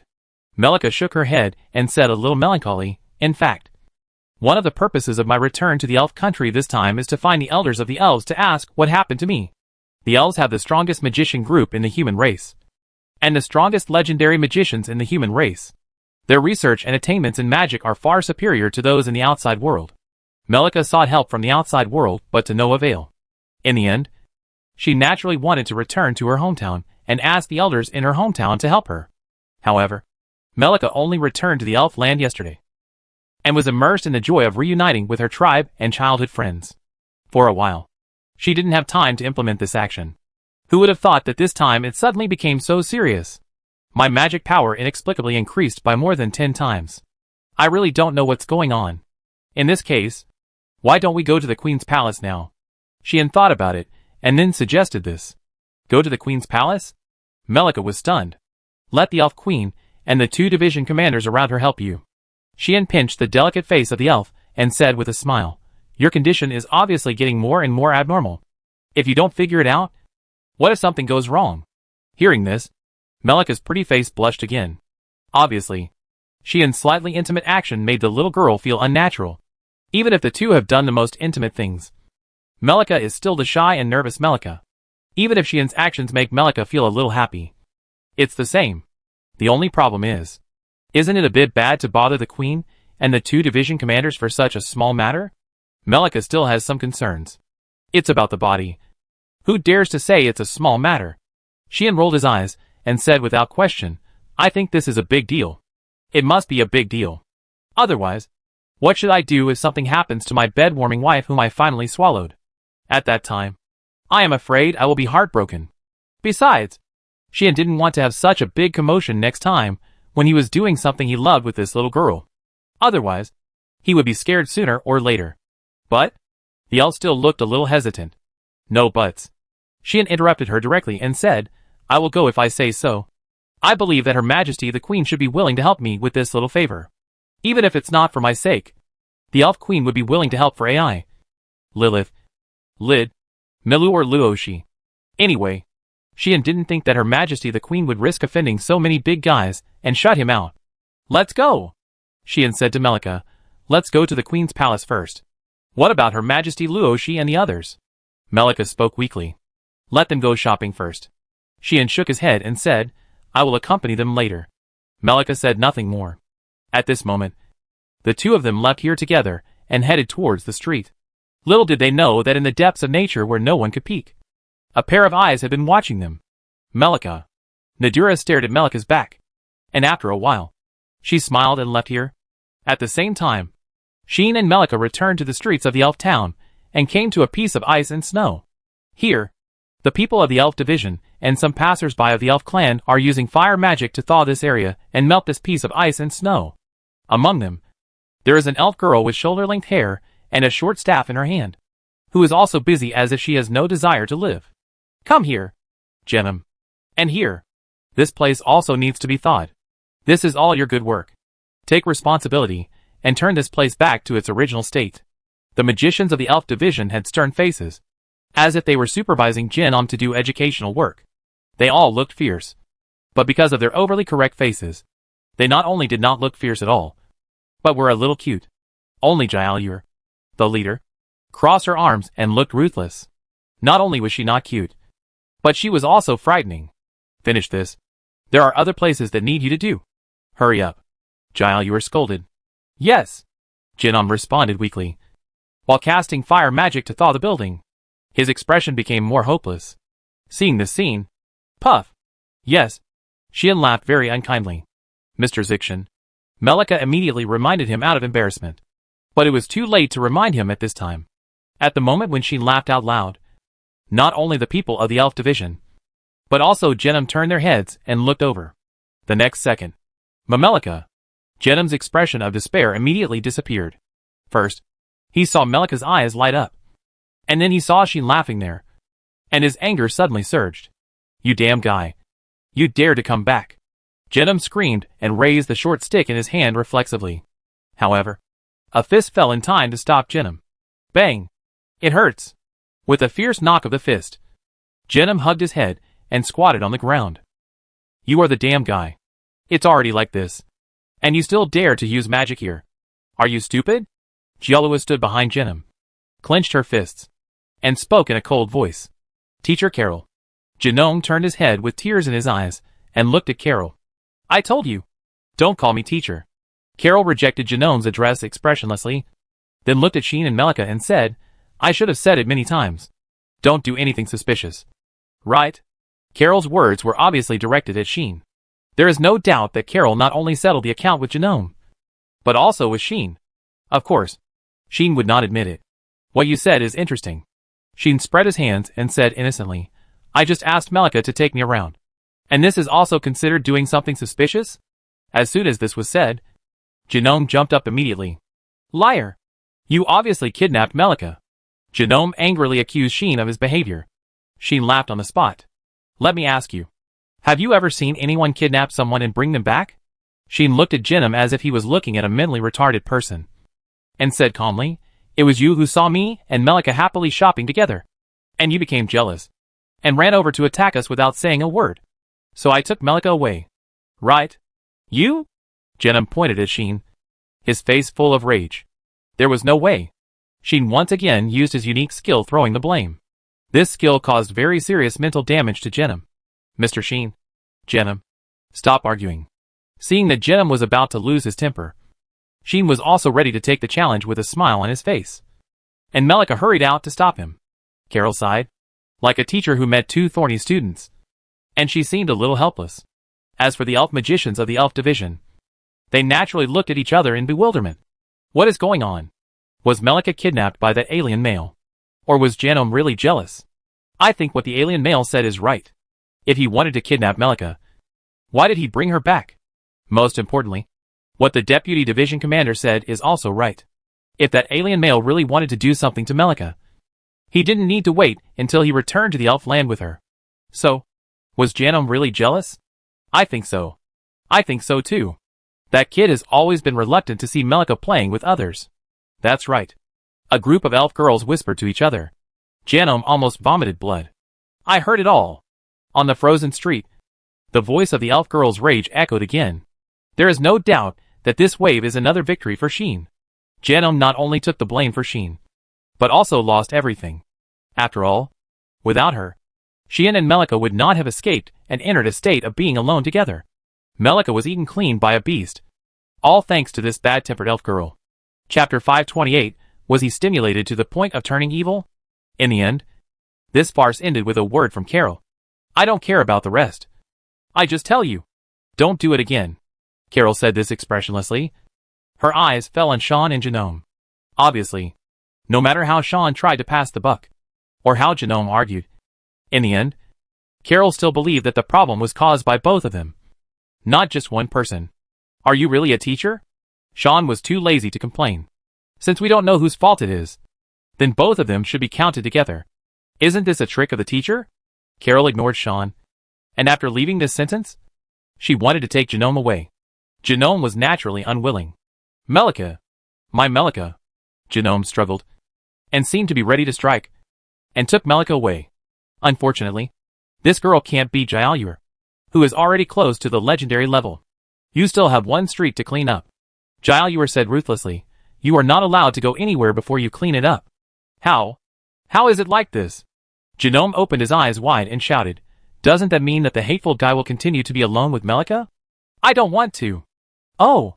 Jailur narrowed her eyes and said coldly, in other words, you are not going to take responsibility for the trouble you caused? I didn't say that. Genome's voice became smaller. It seems that he still has some idea of what he has done. He only shouted that he didn't want to compromise on this matter. At least let Melika stay and let her be with me. This is Genome's only compromise. However, before Jailur could speak, Sheen spoke. That won't work. Sheen said very straightforwardly, I will take Melika to see the Queen of the Elves. And I won't let her stay here. As soon as this was said, everyone including the elf division looked over. Take Melika to see the Queen? Genome was stunned. What? Is there something wrong? Jailur also frowned and her expression became serious. Although Jailur did say in the morning that Sheen and others could go to the Queen's palace to meet the Elf Queen at any time. Looking at Sheen's current appearance, it seems that he doesn't just want to meet. This is the fact. There is something wrong with Melika. Sheen did not mean to hide it, and explained in the most concise way, so, I have to take her to see the Elf Queen to see if the Elf Queen has any clues. Situation? Jailur was silent. What? Genome was shocked. And then, he didn't know where the strength came from, and suddenly broke free from Gialuar's restraints, rushed to Melika's side, and said anxiously, "What's wrong with you? Are you feeling uncomfortable? Did that nasty alien male do something to you? Let me check it out." As he said that, without waiting for Melika to respond, Jenim started to do it. "Wait a minute. Jenim! I'm fine. Calm down." "Ah!" Melika screamed in surprise. Her face flushed. "Let me see." Jenim seemed to be out of control, as if he was really worried. He fumbled around Melika's body with his hands, even reaching into Melika's clothes, causing Melika to scream. This was a feast for the eyes. If there were other men here, they would probably drool. Right? Sheen only glanced at it, and then retracted his gaze indifferently, without any lingering feelings at all. This made the elf division, who were paying attention to Sheen, look at him a little sideways. This alien male seemed to be a little different from other men. Yes, he only glanced at Melika and stopped looking. He seemed to be a very gentlemanly person. If it were any other man, he would definitely not be as calm as him. The girls of the elf division whispered to each other, and it seemed that their impression of Sheen had improved a lot. Even Jialuor looked at Sheen with a new look, and looked at him deeply. If Sheen had a system that could peek at the favorability, he should be able to receive constant reminders of XXX's favorability +1. Right? This made the elf girls let down their guard against Sheen a lot. But how could these girls know? The beast standing in front of them did not look sideways because he was a gentleman, but because he had already seen all the places he should see, even kissed and touched, and did everything he should and shouldn't do. So he was so calm. If it was another beautiful girl who was selling benefits in front of him like this, Sheen would not only look away, but also find a chair to sit down, eat melons and appreciate them at the same time, which would be very good. At this time, the silent Gialuor said something. "Is it because of Melika's magic?" The deputy commander of the elf division actually revealed the reason. "Do you know?" Sheen raised his eyebrows. "I guess so," Gialuor said calmly. "Melika was brought up by me. I know her ability and potential better than anyone else. In this case, others may think that Melika's amazing growth now is due to her 2 years of experience outside. But Gialuor does not think so, because she knows Melika's potential and talent very well, and knows that it is absolutely impossible for Melika to achieve such growth in just 2 years. In this case, it proves that there is something inside about this matter. In addition, in fact, some members of the elf division who have come into contact with Melika have reported that they feel that there is an abnormal flow of magic around Melika. Gialuor mentioned such a thing. It seemed that something on Melika's body was affecting the magic power around her, causing the magic power to change its flow direction. Sheen was not surprised by Gialuor's words. He had discovered this matter before he arrived in the capital. In the environment around Melika, there has always been an abnormal flow of magic power, as if it was attracted, flowing towards Melika. Sheen had already noticed this, but he didn't know the reason. Before, Sheen had suspected whether this was a phenomenon caused by the special nature of the elves themselves. But now it seems that it should not be. At least, not every elf will encounter such a thing. Otherwise, Melika would not be worried about it, and Gialuor would not say such a thing. Did the elf queen also discover this? Sheen asked this question for the time being. Not sure. Gialuor shook her head and said, "But I think the queen should have discovered something. Even some of the elves here have discovered this anomaly. Not to mention the elf queen, who has been using the power of the queen's palace to monitor the magic situation of the entire elf land. Therefore, the elf queen must have discovered some anomalies to some extent." "Okay." Sheen nodded, saying that he understood, and said, "Then I will take Melika to see the elf queen. I will take you there." Gialuor thought about it and said, "The queen seems to care about your affairs. It would be good for you to go and see the queen earlier." After the words fell, Genome on the side immediately raised his hand. "I will go too," the elf girl said loudly, holding the blushing Melika's clothes in her hand, making Melika look tearful. "You stay and continue to work." Gialuor glared at Genome and refused mercilessly. "Why?" Genome was not convinced, but Gialuor was even more angry. "You still dare to ask why? Why don't you ask yourself why you did such a stupid thing?" Gialuor finally grabbed Genome's ear and said angrily, "Clean up the mess you made for me, and then you can leave. Do you hear me?" Genome wanted to fight back, but Gialuor twisted my ear and screamed in pain, saying, I know. Genome's voice finally became a little aggrieved. I just want to be with Melika.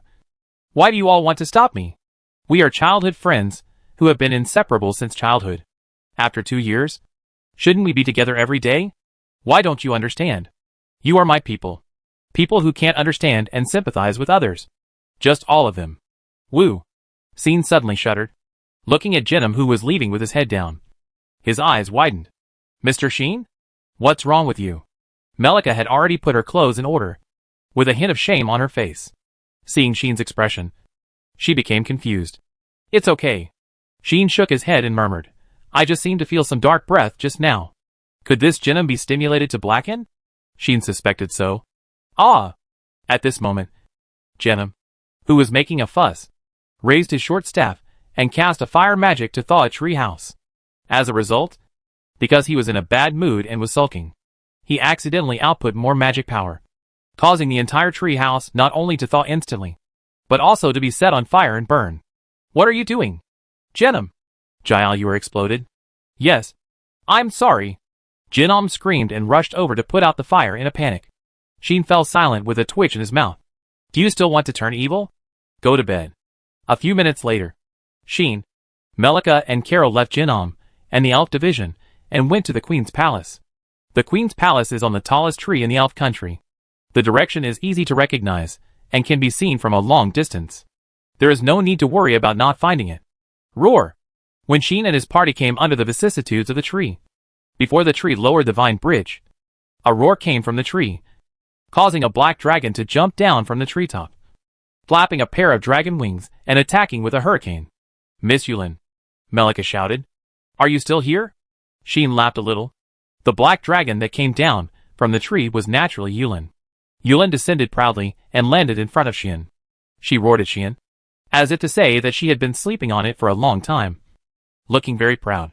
Do you really think you can occupy the land and be the king?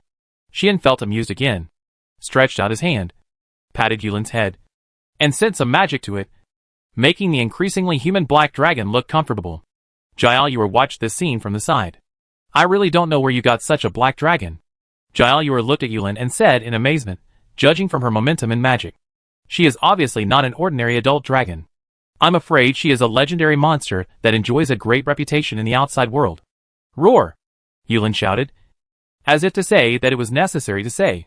Miss Yulin is indeed very famous, Melika explained, saying, everyone calls it the Black Dragon of Atlu. Atlu? Carol said thoughtfully. Are you referring to the canyon near the royal capital with many powerful monsters? That's right. Xian touched Yulin's head, looked at Jiaoyuer, and asked curiously, do you know that place? Is it strange? Jiaoyuer asked back, it's already very famous. Although it is much inferior to Tagore Forest, it is also a rare paradise for monsters in the outside world. Right? Yatla Canyon is indeed a paradise for monsters. There are many powerful monsters in it. Even the high-level adventurer team in the royal capital dare not go in casually. But because of this, it was targeted by the old demon clan and became a place for magic rituals. Although I haven't been there, I heard that a dragon appeared there when I went to the outside world for training 300 years ago. Jiaoyuer looked at Yulin and said, could it be that dragon? It should be correct. Xian shrugged and said, before coming to me, Yulin ruled Yatla Canyon for hundreds of years, which happened to coincide with the time you went out. That's it. Jiaoyuer nodded, and then got to the point, saying, let's go and see the queen. Xian and Melika nodded at the same time. But? No need. I've already come down. A light and ethereal voice suddenly sounded, causing everyone to raise their heads and look upward. There, the elf queen Sophie took two of her confidants, Leia and Nia, and rode down from the tree on a vine bridge. Queen! Queen! Jiaoyuer and Melika immediately knelt down. Roar! Yulin turned her head away with disdain. He actually came down by himself? Xian was a little surprised. On the other hand, Sophie, after coming down, first glanced at Melika, then turned her head and looked at Xian. Because I know that you are here to find me. Sophie smiled and said, but I can't answer your questions. I can only let the existence that knows all this answer them. Know the existence of all this? Xian was slightly startled. Sophie nodded gently. I am here to take you there. Sophie said so. Let's go. I will take you to the temple of the goddess of nature. Chapter 529, Is it just a coincidence? On this day, a surprising news spread in the elf land. The goddess of nature gave an oracle, saying that she would meet the alien male in the temple. Is it true? Goddess Nadura is finally coming to the elf land again. I am so excited. All the elves received the news and fell into astonishment and excitement. At this time, it was only about 10 minutes since the elf queen took Xian to the temple of the goddess of nature. In just over 10 minutes, the news that the goddess of nature gave an oracle and Xian was about to go to the temple of the goddess of nature to meet the goddess of nature spread like wildfire. The elves were in an excited atmosphere for this. It has been 1,000 years. Goddess Nadura has not given an oracle for 1,000 years, let alone coming to the elf land. The last time this happened was during the time of the brave Mitra. Unexpectedly, the goddess came again, and it was because of a foreign man, who said that there had never been a foreign man in the land of elves. Goddess Nadura must be very concerned about our affairs, and whether we would be uneasy because of the arrival of this foreign man. Ah, Goddess Nadura, you are indeed the most gentle and perfect existence in the god realm. Let's go. Let's go to the temple. Let's go. After such a series of conversations, the women of the elves moved excitedly, and went in groups to the direction of the temple. Even Genome received the news, fell into astonishment, and then became excited, no longer caring too much, and ran to the location of the temple. Genome even prayed in his heart.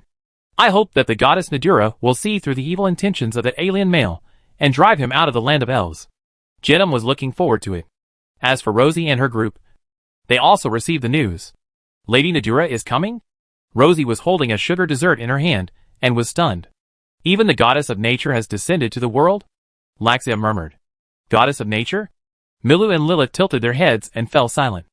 Both of them were held by Laxia's hands. And I don't know what they were thinking. The group looked at each other. And finally, it was Rosie who broke the silence and sighed first. Lady Litas, Lady Anima, and this time Lady Nadura. That guy finally met all three goddesses of the gods. Rosie didn't know how to describe her current mood. Before this, only Luoshi was able to see the existence of these three goddesses in the entire human world. The goddesses are high above, and the three goddesses are the pinnacle of the gods. The three leading figures of the gods are naturally not available to see. In this world, more than 99% of people will never see one of the three goddesses in their lifetime. Even the Pope of the temple may have only seen one or two of them. And the rest, even the king of a country, will hardly see any of the three goddesses, as the only person accepted by the gods and allowed to go to the gods at any time. Luoshi is already a person who has met the three goddesses in this era, which is a miracle. Now, Xian has become the second person. Just based on this point, Xian can be valued and looked up to in the human race. I just don't know if Goddess Najula knows the true identity of my husband. Luoshi is only worried about this. She knows very well that Xian's identity is definitely a big problem that cannot be ignored for the gods. As someone who had helped Xian go to the god realm and inquired about the news, Rosie knew that the gods did not know that the great mystery of the hero summoning was secretly restarted, and a new hero was summoned for this world. Therefore, Rosie was worried that if Xian's identity was exposed in front of the goddesses, it would cause some earth-shaking impact. In view of this, even in front of her own main god, Rosie did not tell Xian's true identity. No, it should be said that it was precisely because he was her own main god that Rosie could not tell him. Otherwise, with Litas' excessive sense of mission and responsibility, she might really do something terrible. For this reason, Rosie had to hide it from Litas, and never dared to reveal Xian's true identity. The last time she met Anima, Rosie was also very careful to prevent Xian's identity from being exposed in front of the goddess of life. However, Rosie always felt that the goddess of life seemed to have known Xian's true identity. Otherwise, the goddess would not have hurriedly come to the engagement party with Xian as soon as her main god left the divine world, and would not have been so polite to Xian, and even had a hint of respect for him. Being polite is fine, because the goddess of life is famous for her kindness, and she holds an equal attitude towards all things in the world, and never despises or underestimates any life in the world. But the emotion of respect is a bit abrupt. At least, Luoshi does not think that the goddess of life will casually respect a strange human man.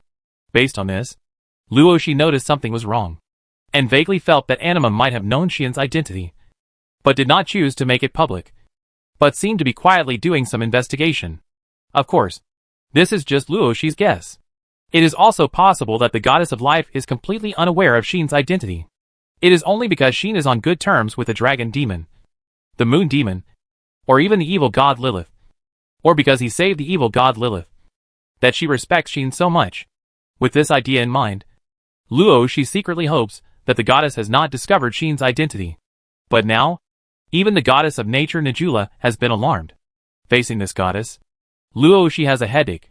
If it is the goddess Najula, it is very likely that Sheen's identity has been discovered. You know, this goddess will go down from time to time, become one with the nature of the human world, and then peek into the existence of any corner of the world. If such an existence wants to discover Sheen's identity without anyone knowing, it is a very simple thing.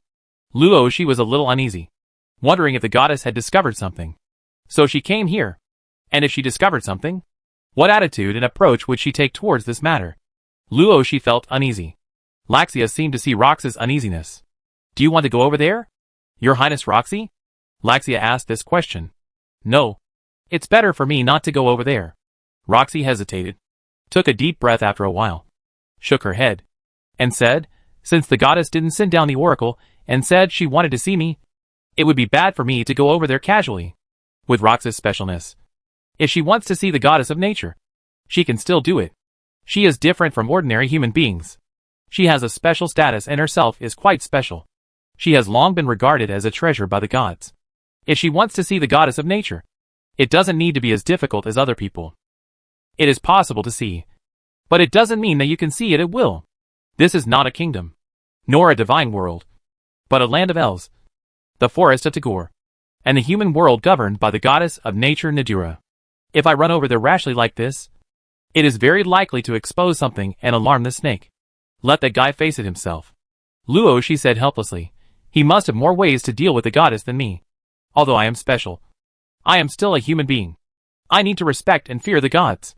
Even if my words have some weight, it does not mean that I can be rude to the goddess. Facing the goddess, I will definitely be restrained and worried about this and that. In the end, I may not only be unable to help, but also make things worse. On the contrary, Xian, as a brave warrior from another world who does not belong to this world, is not as awed by the gods as the people of this world. In addition, due to his personality, he is more relaxed when dealing with the goddess. Lita's is an example. I don't know how many times Xian has knocked the head of that powerful goddess. With such a mentality, Luo she doesn't think that Xian will be eaten to death in front of Nadura. I am different. Once I go there, I will definitely be eaten alive by the goddess of nature. I just hope that guy doesn't play too much and offend the goddess Nadura. Luo she rubbed her temples. This is indeed something Mr. Xian can do. Laxia looked like she didn't comment. Luo she smiled bitterly, then raised her head and looked forward. Dragon demon, beast demon, ghost demon, moon demon, god of destiny, god of life, god of nature. That guy has already seen most of the people standing on the top of Omnipotence. If you look into it carefully, it's actually quite incredible. Not to mention, Xian has not only seen these people, but has also had some involvement with them. Is all this just a coincidence? Or, Luo she muttered so. Milu and Lilith looked at each other. And then, like Rosie, they looked forward. Only Laxia was left. Not only did she not raise her eyes, but she lowered her eyes. Brave man, Laxia murmured in a very light voice, with a very complicated tone. At the same time, Xian and Melika, led by Sophie and her group, came to the deepest part of the Elfland. This is a forest completely different from the Elfland. Here, there are no light trees, nor any fantasy creatures or monsters. There are only dancing fairies, shuttling between the trees, looking unusually carefree. They seemed to make some sound, but no one could tell what the sound was, and no one could hear the meaning clearly. Sophie walked in front with Leia and Nia. Behind, Xian and Melika followed closely. After Sophie threatened to take Xian to the temple of the goddess of nature, Jiaoyue withdrew first. Therefore, there are only 5 people here, Xian, Melika, Sophie, Leia and Nia. Even Yulin was thrown by Xian at the queen's palace, which made Yulin very dissatisfied. But there is no way. I am going to the temple. I can't take the dragon there. Right? Melika was very nervous. Can I really go too? Melika has asked this question more than once. Don't be nervous, Melika. Sophie comforted Melika without any impatience, and also said more than once, I said that the oracle said by the goddess of nature not only mentioned Lord Bastutu, but also mentioned you. Yes. This time, The goddess of nature Nadura appeared in the world. And the person she wanted to see was not only Sheen, but also Melika. Perhaps only goddess Nadura can understand what is going on with you. Sophie looked at Melika and whispered, if you want to find out what is wrong with you, it is absolutely necessary to see goddess Nadura. Leia and Nia also spoke. Since the goddess of nature has sent down an oracle and said that she wants to see you, it is undoubtedly a great honor. Stand up straight, Melika. We envy you very much for being able to go to see the goddess Nadura. The two legendary elf magicians really let their tone carry envy. As you can imagine, this is absolutely what they really said. In fact, even Sophie felt a little regretful. I haven't seen the goddess Nadura for 1,000 years. I really want to go into the temple to see the goddess. Sophie reached out and touched Melika's head, and said softly, as our representative, you must cheer up and greet the main god of us on behalf of the elves. Don't be rude. Understand? Yes. Melika nodded heavily and responded. However, Melika's face was still full of tension and a little bit of pressure. Obviously, this has been regarded as a great responsibility by Melika, until Sean held Melika's hand. Don't worry. Sean didn't say much, just smiled and said lazily, I'm still here. This sentence made Melika stunned for a moment. Then she exhaled, and her face finally lost some tension and pressure. This scene made Sophie's expression move, and her eyes glanced at Sean and Melika's hands that were naturally held together, which seemed to be meaningful. This, on the side, Leia and Nia blinked their eyes, and after confirming that they were not mistaken, a little surprise appeared on their faces. Needless to say, the intimate behavior between Sean and Melika made these elf women feel something was wrong. As a race that values purity and holiness, elves are extremely resistant to being touched by men of other races, even by their hands. But Melika did not resist Sheen's touch at all, which is enough to explain a lot of problems. Unfortunately, now is not the time to pursue these. We are here. At a certain moment, Sophie stopped. Sheen and Melika immediately stopped and looked forward. Chapter 530. Just a good guy. It was a warm forest. The trees were not as old and huge as the ancient trees in Tagor's forest, nor as dreamy as the light trees in the elf land. They were just ordinary trees, exuding an ordinary tranquility. Therefore, the sunlight finally passed through the trees and fell from the sky, like beams of light, hitting the forest. Although the fairies were flying here, they were not as excited as when they were outside. They floated back and forth slowly, as if they were enjoying the tranquility of the forest. In the middle of this scene, a temple was located, which caught everyone's eyes. Is that the temple of the goddess of nature? Sheen looked at the temple. At first, Sheen thought that what he saw was not a temple, but a relic, because it has no magnificent appearance, nor too many decorations. But it looks like a relic, with only very old earth and stone walls and a solemn and huge stone door. There are many tree roots and vines entwined on the outer walls and stone doors. In addition to the tree roots and vines, the earth and stone walls and stone doors of the temple are only engraved with some mysterious patterns. After looking at those patterns, Sheen found that they seem to be engraved with some history of the elves. For example, there are elves who look like queens sitting on the throne, accepting the kneeling of many elves. For example, there are goddesses falling from the sky, and below are the elves worshipping.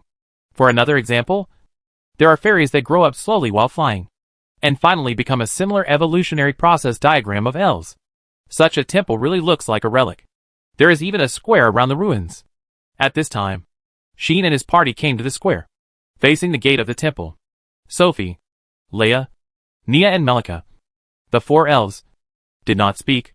They were praying, kneeling down in the direction of the temple with pious expressions. As the only non-elf human present, Sheen could not help but touch his nose when watching this scene. He did not kneel down in the direction of the temple like Sophie and the others. He was not as reverent and faithful to God as the people in this world. In addition, he had never seen the goddess of nature, but only heard rumors about her and received 2 revelations from her. It was impossible for Sheen to kneel down. Sophie and the others did not ask Sheen to do such a thing. After kneeling and praying on their own, they stood up. The temple of the elves is different from that of other humans. Sophie suddenly began to talk. We prefer naturalness to luxurious appearance and magnificent decoration. Under such circumstances, the temple of the elves will not pay as much attention to the appearance as the temples outside, but will pay more attention to the changes of nature. Therefore, the temple of the goddess of nature will be like this, like an ancient relic. This temple has a history of at least tens of thousands of years. It was built by the first elves and has been used until now. When talking about this history, Sophie's tone revealed a hint of pride, because it has never been rebuilt and has always retained its original appearance. This temple is known as the oldest and most historic temple in the human world. Now, what Xian saw was the oldest temple in the world. The most historic building. This temple has been used very limited times. Only when a new elf is born in the elves. The elf will be brought here to let the goddess of the gods bless it. The birth of an elf takes a long time, which leads to the fact that this temple is usually closed. Sometimes it is used once every few decades. Sometimes once every hundreds of years. And sometimes it can only be used once every 1,000 years. From this, we can see how many opportunities this temple has to be used here. No wonder it looks abandoned and has been uninhabited for a long time. Xian suddenly realized and asked in confusion, but, are there no clergy here to repair and maintain it? No. Sophie said naturally, we elves are not like humans, who have special clergy working in the temple, nor like orcs, who have saints and priests to perform the duties of God on their behalf. Because we are isolated from the world and rarely have the opportunity to use the temple. In this way, it is not necessary to leave some people here. Generally speaking, when this temple needs to be used, the people of the elf division will come to deal with it. Usually, the elf division is responsible for repairing and maintaining it, and they will come here every 10 years or so. Sophie's description made Xian fully understand that the elves and humans have different concepts of time. For the elves, repairing and maintaining once every 10 years is probably equivalent to humans doing such activities once every few months. Right? Considering that the number of times this place is used is indeed limited. Repairing and maintaining once every few months is not too long. Of course, those elves who have fallen in love will also choose to come here and spend the rest of their lives with the goddess of nature. Sophie seemed to be referring to something and said, if it is them, they will generally live in the temple and live here all the time, which is similar to the situation of humans becoming monks. Hearing this, Xian smacked his lips. Doesn't that mean that every elf who falls in love will choose to become a monk after returning to the land of elves? Good guy. I am a good guy. What kind of fairy race is the elf? So loyal? Thinking of this, Xian recalled what Melika had said before. This little girl seemed to have expressed that she wanted to follow him silently, and then return to the land of elves in the future, and spend the rest of her life in peace like those elves who fell in love. In other words, this girl also wanted to become a nun? Xian couldn't help turning his head and staring at Melika. Staring at her. Melika saw it, and she turned away with a little embarrassment and guilt. Good guy, I said. Melika. Xian smiled brightly. Don't do this. Okay? That's not persuasion, but a warning. Xian's smile told Melika that if she dared to do this, he would dare to demolish this temple. No, I won't do that. Melika was a little flustered, and she responded in a low voice as if she was a little nervous. Before, Melika did have such thoughts, but now, Melika no longer dares to think so. Her love, along with Xian's transformation into a beast, can no longer be as plain and sad as the elf predecessors in the past. Although, Melika still doesn't know whether this is a good thing. After all, Xian is a human and she is an elf, and the difference in lifespan between the two races is still there. In the end, Melika may watch Xian grow old and then watch him die. In that case, maybe it will be more miserable than those predecessors of the elves? But since Xian said that he would find a way to solve all this, Melika can only believe him. After all, Xian is a brave man, and he is an unprecedented brave man who has made friends with the dragon demon, obtained the protection of the gods, and has connections and networks that no one before him can match. Such a Xian might have some solution to his own lifespan. Melika could only look forward to it. That's good. She nodded with satisfaction. Sophie took it all in. There is something wrong with these two people. The elf queen made her own judgment and was a little worried. That was a legitimate worry. Elves' love affairs never have a good ending. But Melika seems to be on a road of no return. Sophie couldn't help but feel worried. Especially now. Melika seemed to have changed, causing her magic power to soar to the point where it could be compared with her own. This made Sophie pay great attention to Melika and naturally worried about her. Let's talk to Melika later. Sophie made such a decision, adjusted her mood, and continued to talk to Xian. The goddess of nature has sent down an oracle, saying that she will meet Lord Bastutu and Melika in the temple. Sophie looked at the two and said, how about it? Do you two want to go in now? Xian and Melika looked at each other immediately. Melika's face was full of tension, and her hand holding the staff began to tremble. Even now, Melika is still doubtful. Will someone like me really be summoned by the goddess of nature? Melika's anxiety and uneasiness have reached the highest peak in history. You? Sheen could only laugh and said, "It's just a meeting. I'm not asking you to fight with the goddess of nature. Relax. Don't talk so scary." Melika was scared by Sheen. Sheen didn't think so, and took Melika's hand directly and looked at Sophie. "Can we go in now?" Sheen asked Sophie. "Yes." Sophie nodded and said, "Now. Everyone in the temple has withdrawn. You can go in at any time." "Okay." Sheen didn't hesitate at all, and said directly, "Let's go in now." Sophie smiled, and immediately took Leia and Nia to the side. "Let's go. Melika." Sheen tightened Melika's hand. "Yeah." Melika took a few deep breaths, and then nodded heavily. So Sheen and Melika held hands and walked towards the temple together. Boom boom. The door of the temple opened automatically, and there was a heavy sound. Sheen and Melika walked in slowly. Sophie and others stared at the backs of the two, and did not leave for a long time. Chapter 531. Is this jealousy? Boom boom. When Sheen and Melika stepped into the temple, the heavy stone door behind them made a sound again and slowly closed. Boom. After a loud bang, the stone door closed completely, excluding all external light sources, plunging the temple into darkness. However, this darkness did not last long. Clang! At the moment when the stone door closed, a hazy light bloomed from the inside of the temple, expelling the darkness of the entire temple.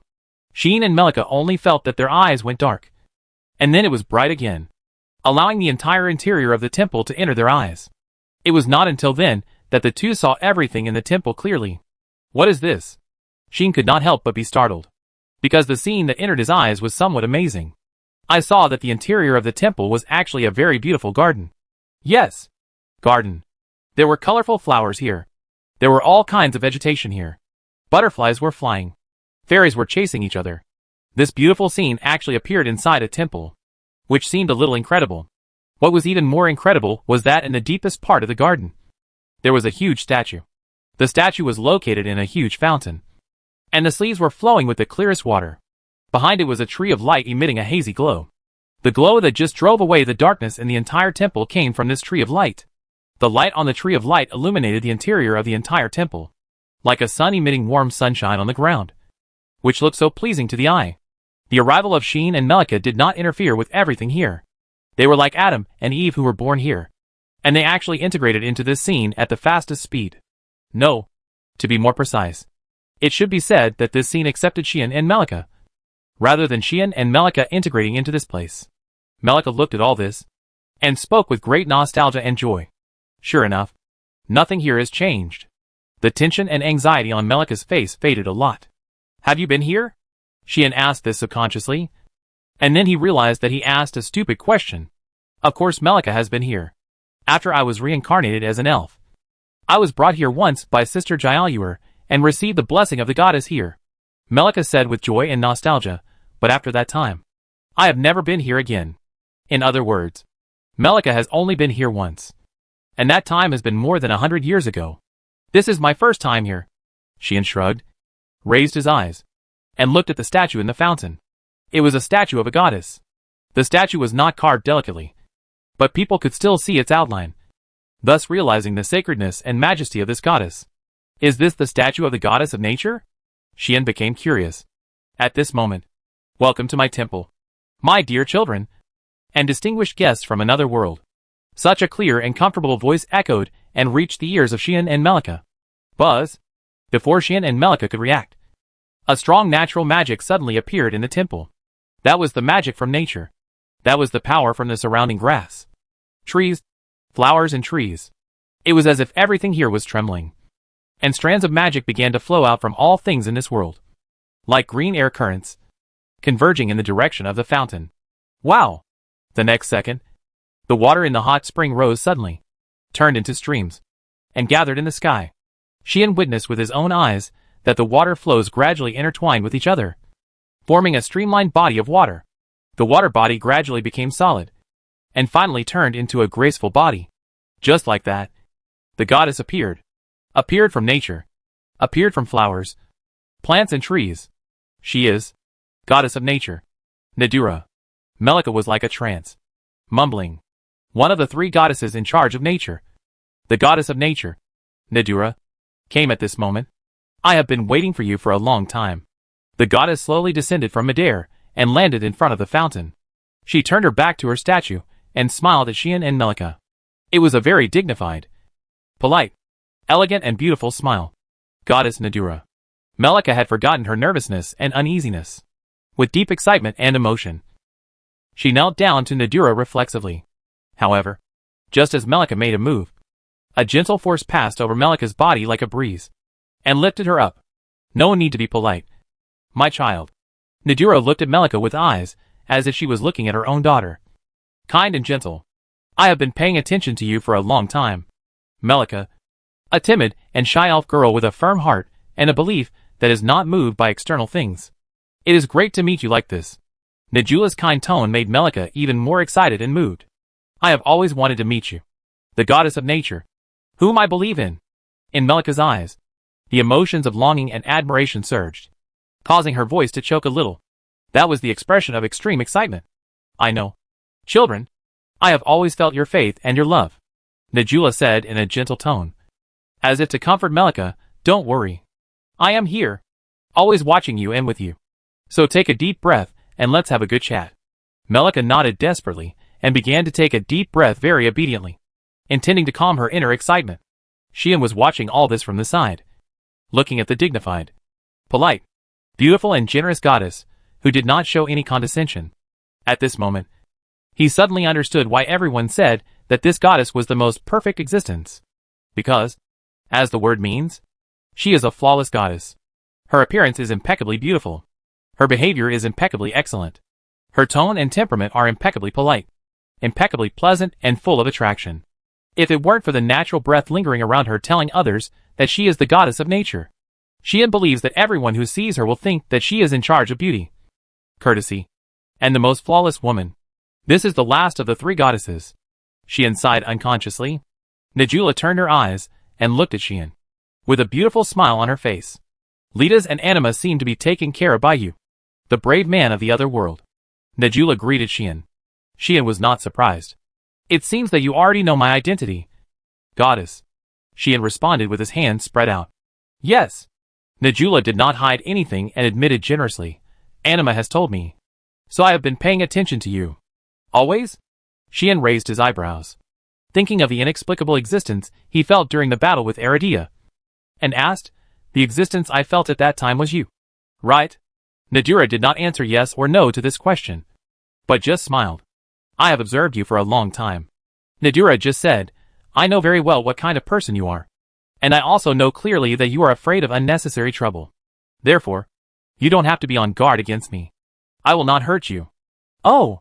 Xian looked directly at Nadura and said, even if I, a brave man, appeared inexplicably, and was completely unnecessary for the three tribes today, and was even a seed of unrest, it would be the same? Xian tried a few words, but Nadura's smile did not diminish. The same. Nadura met Xian's gaze and said, no matter how you came to this world and how you were summoned, as long as you are a brave man, then we, the gods, will never hurt you. This is the trust foundation brought by the long-standing connection between the gods and the heroes. Anima has said more than once that the gods have always respected the heroes. After all, strictly speaking, you are not only the helpers that the gods are proud of, but also the saviors of this world. Nadura gave Xian the greatest respect. Of course, Xian would not forget his last name because of a few good words from the other party. I hope so. Xian smiled and said casually, at least, I don't want to be enemies with the gods. This is the truth. Not only because the strength of the gods is not what Xian can compete with now, but also because Xian does not want to be hostile to the gods from the bottom of his heart. It's not that he is afraid, but there is no need. Otherwise, it would be too troublesome to really fight with the gods. We think so too. Nadura said sincerely, it is really unimaginable to be enemies with the heroes.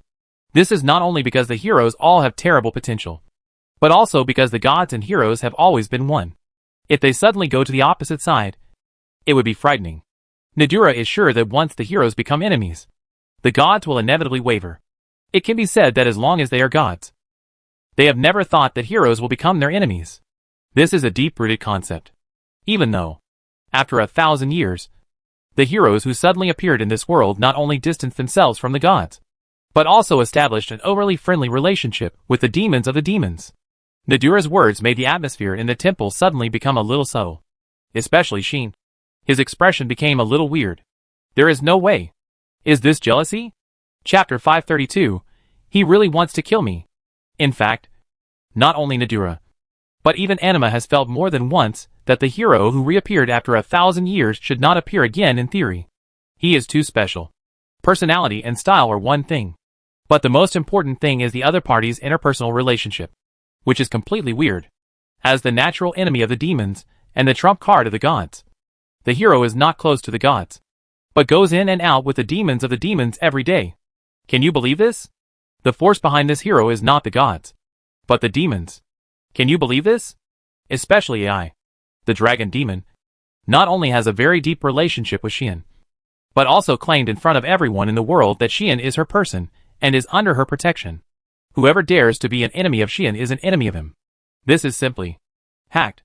Nadura really wants to say, shouldn't such roles be played by the gods in the past? Shouldn't the gods be the ones who stand behind the hero? Support him. Protect him. Speak for him. And back him up? You are the demons, the target of the hero's crusade. Why are you suddenly here to steal his job? Can't you do what the demons should do? Treat the hero as a fatal threat. And after discovering his existence, start to make every possible effort to strangle him in the cradle? Isn't this what the demons should do? As a result, the demons, who should have regarded the hero as the biggest threat, have now not only become a force supporting the hero, but also discovered the hero's existence earlier than the gods, and even developed an unimaginable deep relationship with the hero? On the other hand, the gods not only have to find a way to investigate the hero, but are also guarded and tested by the hero like this. Isn't this a reverse role? Anyway, Nadura felt helpless, especially when she saw Sheen facing her with a nonchalant look on his face. She felt deeply helpless. In the past, once a hero was summoned to this world, the first person he saw was the three goddesses, and he would receive the blessing of one of the three goddesses and establish a deep trust relationship with this goddess. Therefore, Nadura never thought that one day she would be guarded by the hero, and she would test and talk with the hero like this. Compared with the gods, modern heroes undoubtedly trust the demons more. This made Nadura feel a little unhappy. If this is considered jealousy, then Nadura admits that she is jealous. I hope you can trust us a little more. Nadura said sincerely, please believe us. We have a close relationship and connection with you as a hero. And we have fought side by side with the heroes who are your predecessors more than once in the past, sharing life and death. And we will never be your enemies. Speaking of this, it is also very humble. But there is no way. Compared with the gods, Sheen is indeed closer to the demons. Lilith beside him is also an unrestrained evil god. She cannot represent the gods at all, and connect the line between Sheen and the gods. This is not a good thing for the gods. After all, the heroes are the trump cards of the gods. If this trump card is taken away by the demons, it is conceivable how big the problem will be. Even though it is a peaceful period now, the gods and the demons will no longer fight to the death like in the past. But it is inevitable that they will compete with each other in some aspects. In this case, regardless of the consequences of Sheen's sensitive identity, the fact that the trump card of the hero fell into the hands of the opponent is a problem that cannot be ignored for the gods, even if Sheen's origins have not been investigated clearly. And the reason why the summoning of the hero that should have been sealed was restarted has not been revealed. In any case, Sheen is a hero, and there is no need to doubt this. And being able to have the qualifications to become a hero proves that the other party has his own justice and principles in his heart. Such a person cannot be a great evil. Nadura has never doubted this. And so has Anima. Especially Nadura, as she said, has been observing Sheen for a long time, and has long been fully aware that although Sheen is somewhat different from previous heroes, he also has his own persistence, his own principles, his own course of action, and even things he wants to protect. Based on this alone, he is a qualified hero. In addition, the talent that Sheen has shown seems to be more special than the heroes of previous years, and even much stronger. It is reasonable that Nadura does not want Sheen to stand on the opposite side of the Protoss. The Protoss is the eternal backing of the heroes, and I hope you can understand this. Nadura looked directly at Sheen, her eyes clear and frank, without the slightest concealment. Sheen was speechless. This development was somewhat beyond his expectations. Of course, Sheen can still understand the current situation to some extent. That is to say, right? Will the Protoss befriend me? Sheen asked such a question. Of course. Nadira said without hesitation. I don't know how the demons view the existence of the hero now, but I am sure that the gods will never be the enemy of the hero. Nadira has expressed this point many times. Sheen admitted that he was a little moved. However, a goddess of fate seems to want to kill me. So does that count as being my enemy? Sheen perfectly ruined the atmosphere. The smile on Nadira's face froze. Silence permeated between the two. Melika felt the subtle atmosphere and couldn't help but speak timidly. Sheen and Nadira looked at each other and ignored the last part of the conversation. In short, I hope you don't be wary of us. This is just a small request from me. Nadira coughed dryly and returned to the topic as if nothing had happened. Okay. Sheen stopped arguing, touched his nose, and smiled. From the current point of view, you and Anima can still be trusted. Lilith beside me is also a member of the God Clan. As long as the God Clan doesn't cause trouble for me, I am of course happy to make friends with the God Clan. This is our honor. The smile on Nadira's face was restored. So far, the relationship between Sheen and the God Clan has made some progress. This is also one of the purposes of Nadira's appearance this time and meeting Sheen, who made Sheen too close to the demons. Now, there are 3 demons around him. If the God Clan does not take some actions, it is really possible that the brave warrior, who is the trump card of the God Clan, will turn to the demons. This is definitely something Nadira doesn't want to see. In addition, I have also discovered the problem with Melika. Nadira turned her eyes and looked at Melika. Goddess Nadira. Melika was immediately refreshed and said, "Can you please tell me what's wrong with me now?" This is what Melika wants to know the most. Sheen also looked at Nadira, waiting for Nadira to answer for them. But Nadira didn't answer at the first time. Come here. Melika. Nadira waved to Melika.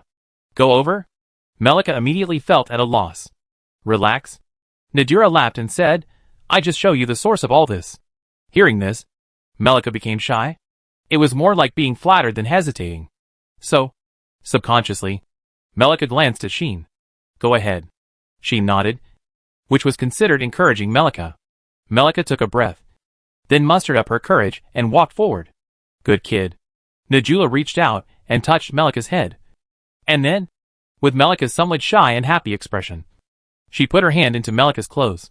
Goddess Nadula, Melika exclaimed. Puff. Sheen was almost hurt by this sudden turn. What the hell is this goddess doing? Just do it without saying a word. Did you ask for my opinion? I didn't expect you to be such a goddess. Sheen was angry. Just as Sheen was about to lose his temper, Nadula took something out of Melika's arms. Is that a wreath? Sheen was stunned. This? Melika was also stunned. And then panicked. That was the performance, when one's own little secret was discovered by others. Sheen couldn't help but walk over and look at the wreath that seemed to be well kept. After a while, Sheen was sure. Isn't this the wreath I gave you? Sheen looked at Melika in surprise and said directly, Could it be that you have been carrying it with you all the time? Melika lowered her head in shame and almost buried her chin in her panda. This performance also told Sheen the answer. You? Sheen didn't know what to say. This girl. Has she always been carrying such a worthless little thing with her?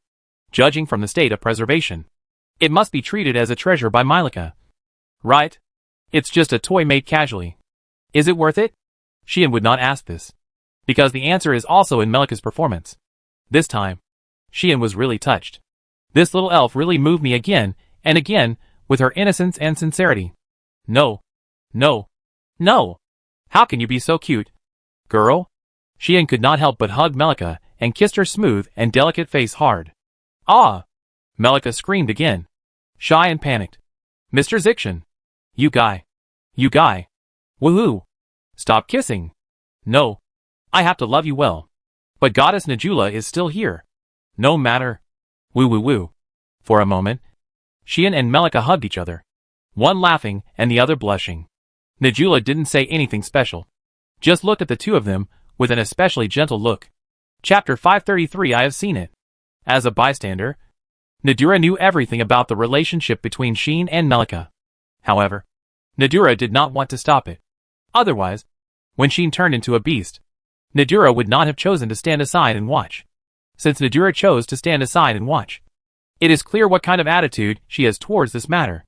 So, why did Nadura choose to stand aside and watch? The reason is very simple. First, she is a goddess who can guide the human race to the right path, but cannot interfere too much in the lives of the human race. This is an attitude of the gods. They will only guide the human race, and will never interfere or interfere. Otherwise, they are just raising a group of puppets, which does not conform to the original intention of the gods to create the human race. The gods created the human race not to create an inferior race that obeys their orders, but to cultivate a fighting force with enough ability to help the gods and resist the erosion of the demons. This is the original intention of the gods to create the human race. Therefore, the gods will only guide people, and will not interfere with or intervene in each other's lives, so that they have enough freedom and possibilities, which is conducive to their own growth. Even if they are frustrated and sad, they will become mature and more stable.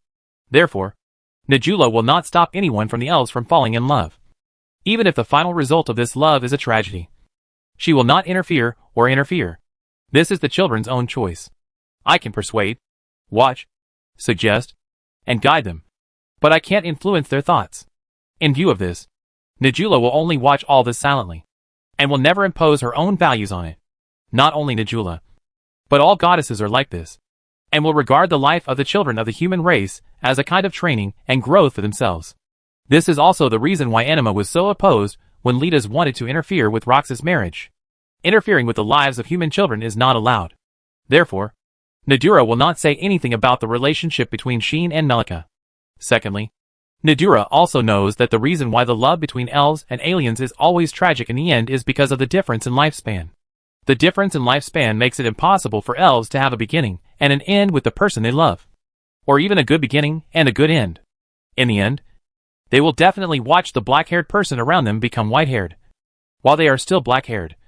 And then the black-haired person will send away the white-haired person they once loved. Such a result is not acceptable to the elves. But Sheen will not have such a problem. Why? The reason is only known by Nadura. Originally, with the blessing of the Mother Goddess, the world will protect this brave man. Those who have the protection of the world will be able to do anything in this world, like a fish in water, and be protected by the world itself. This is the case with Sheen, who is protected by the world itself at all times. Even if he encounters a disaster, he may be able to turn danger into safety. In the future, even if Sheen's life is about to end, he will definitely get the opportunity to resolve this difficulty under the guidance of the world. This is the true Son of God. So far, Sheen has done everything smoothly and without danger. In fact, in addition to having enough plugins himself, the protection of the world has also played a vital role in his protection. Moreover, the blessing that Sheen has actually includes the blessing effects of all the goddesses of the entire god clan. Blessing of the goddess of destiny. Blessing of the goddess of nature. Blessing of the goddess of life. Including the blessings of the three goddesses. Sheen's blessing has the effect of the blessings of all the goddesses of the god clan. Among them, the blessing of Anima, the goddess of life, has the effect of obtaining the protection of life. In other words, the vitality of those who receive the blessing of the goddess of life will be very strong. And the first thing that the strong vitality affects is the length of life. In the past, the lifespan of those who could receive the blessing of the goddess of life would not be short. Even if they could not live for 1,000 years, hundreds of years would be safe. In addition, if Sheen reaches the transcendent level in the future and breaks through the limit of life, his life will be transformed and sublimated. Sheen's future lifespan may actually be longer than Melika's. In other words, unless he dies an unnatural death, Sheen does not need to worry about the problem of lifespan. Najula knew this clearly, so she was not worried about the relationship between Sheen and Melika. It is better to say that this is a great opportunity to allow the elves, who have been lonely, and can only fall into tragic love, to have a perfect love, which may be a good thing for the elves. In summary, Nadura had no intention of stopping Sheen and Melika, nor was there any need to do so. She even wanted to bring Sheen and the elves together and establish a connection between the two. Nadura wanted to appear in the land of elves and meet Sheen in the temple, which was also one of her purposes. After this incident, the elves would definitely know that the goddess of nature, as the main god, chose to accept Sheen and make friends with Sheen, so they would naturally not be as wary of Sheen as before. And as long as the elves are no longer wary of Sheen, with Sheen's breath that makes nature so close, will the day of the two sides getting along well be far away? Nadura had such a wishful thinking, which was also well-intentioned. The goddess of nature stood firm in her position and only guided, without interfering or intervening.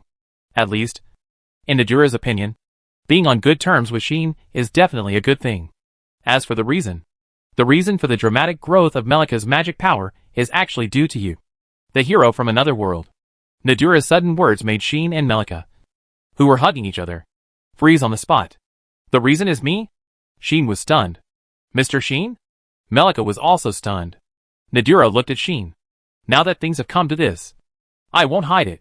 Nadura looked at Sheen with a sharp gaze, and said word by word, if I am not mistaken, the blessing you have should be the blessing of our mother of the gods, the creator of the world, the almighty true goddess, the supreme god Omnis. Right? As soon as these words came out, Sheen's eyes condensed, and he fell silent. Melika was shocked on the spot. Blessing of the supreme god. Melika looked at Sheen with a face full of shock. Mr. Sheen has the blessing of the supreme god? Are you kidding? Unfortunately, jokes are not made like this. If you want to ask me if it is true, then I don't mind answering you. After a long silence, Sheen raised his head with a relaxed look and gave a reply. The blessing I have is called blessing of the supreme god. Sheen admitted it. He admitted such an amazing fact that was enough to shock the entire omnipotentinson. Sure enough, Nadula exhaled a breath. Although she had already guessed it, and was very sure that her guess was the correct answer, Nadula did not completely give up other possibilities before hearing Sheen admit it in person. Until this moment, after Sean's personal admission, Nadula gave up the idea and confirmed the fact. This, Melika couldn't help but cover her mouth, and the shock on her face could not be eliminated. She knew that Sean was a hero, and a hero who should not appear again, and he must have a very big secret. But Melika was very considerate and didn't pursue these, or she thought she was not qualified to pursue these. Together with the rest of Vivian's team, they tacitly never mentioned this matter in front of outsiders. Even among the internal members of Vivian's team, this matter was almost never mentioned. The purpose is to protect Sean's privacy, protect his secrets, and allow him to live safely in this world. Who would have thought that this secret, which was just the tip of the iceberg, was so terrifying? The blessing of the supreme god? Is this a blessing that the human race can get? Isn't it true that the highest level of blessing generally recognized by people is the blessing from the three goddesses? Even the heroes are blessed by the three goddesses. Isn't it? Melika's mind was completely in a state of confusion. She had never heard of anyone who had ever received the blessing of the supreme god, including the heroes in history and various world-famous heroes. But Sheen was beyond the cognition of everyone in this world, which made Melika have an absurd idea that the supreme god could also bless others. Anyway, Melika was confused and at a loss. On the other hand, Nadula couldn't help but ask a question. I heard Anima mention it. She said that you don't know why you were summoned to this world, and you don't know anything about the summoning of the hero. Right? Nadula stared at Sheen closely. That's right, Sheen said calmly. When I came to my senses, I was already in a monster forest. I had nothing but the holy sword in my hand. I didn't even know about the hero and the hero's summoning until later. So I didn't know why I was summoned, let alone why I appeared in such a place. This is Sheen's excuse to deal with Anima. Now, this excuse was used by Sheen to evade Nadula again. Sheen was told by her not to tell any goddess of the Protoss about Nian. Sheen did not intend to betray Nian, and instead told everything about himself to the goddess of nature whom he met for the first time. If Nadula wanted to pursue this matter, she was destined to return in vain. However, when Sheen was thinking this way, I won't ask about the extra things. I just hope you can tell me one thing, which is my personal request. Nadula bit her lip. What's the matter? Sheen looked at Nadura. Nadura hesitated for a while, then raised her eyes and looked at Sheen. Have you seen the supreme god, Omnis, and the mother goddess we are waiting for? When such a sentence came out of Nadura's mouth, Sheen was speechless, because, at this moment, Nadura's eyes did not pursue the secrets of Sheen, nor did she doubt the truth of Sheen's words. There was only a faint, burning, and uneasy expectation. That's right. It's expectation. This goddess is looking forward to hearing the news of her mother goddess from Sheen. Not for anything else. Just for the nostalgia in her heart, and the vaguely visible intense emotions. Obviously, Nadura missed Omnis very much. Just like when AI mentioned the demon King Claudius. She was always so nostalgic and sad. Sheen could even feel that as long as she could get news about the supreme god Omnis, then Nadula would not care about anything else. Najula could ignore the inside story of how the hero Sean was summoned. This shows that Najula has feelings for Omnis and cares about the supreme god. Looking at Najula's uneasy eyes and expression, and remembering her attention, sincerity, and dignity to him so far, Sean softened his heart. He knew that it would be better not to tell others about this matter. Otherwise, his previous remarks would become full of loopholes. After all, if Sean had no idea why he was summoned to this world, and when he came to his senses, he was already in a forest and didn't know anything, then how did he see the supreme god Omnis? This lie would definitely be exposed. But Sean chose to believe Najula. Therefore, I have seen it. Sean told the secret that made Najula and Melika tremble all over. But before Nadira could get excited, Sheehan spoke up immediately. I entered the sanctuary against my will, and saw the sleeping supreme god in the sanctuary. So don't get too excited. The goddess has not woken up, has not left the sanctuary, and has never participated in anything. Sheehan told all this. Hearing this, Nadira's face froze, and she fell into a long silence. The faint expectation and uneasiness in her eyes also dimmed, and finally turned into deep disappointment. Sorry. Sheehan said this for the time being. No. It's not your fault.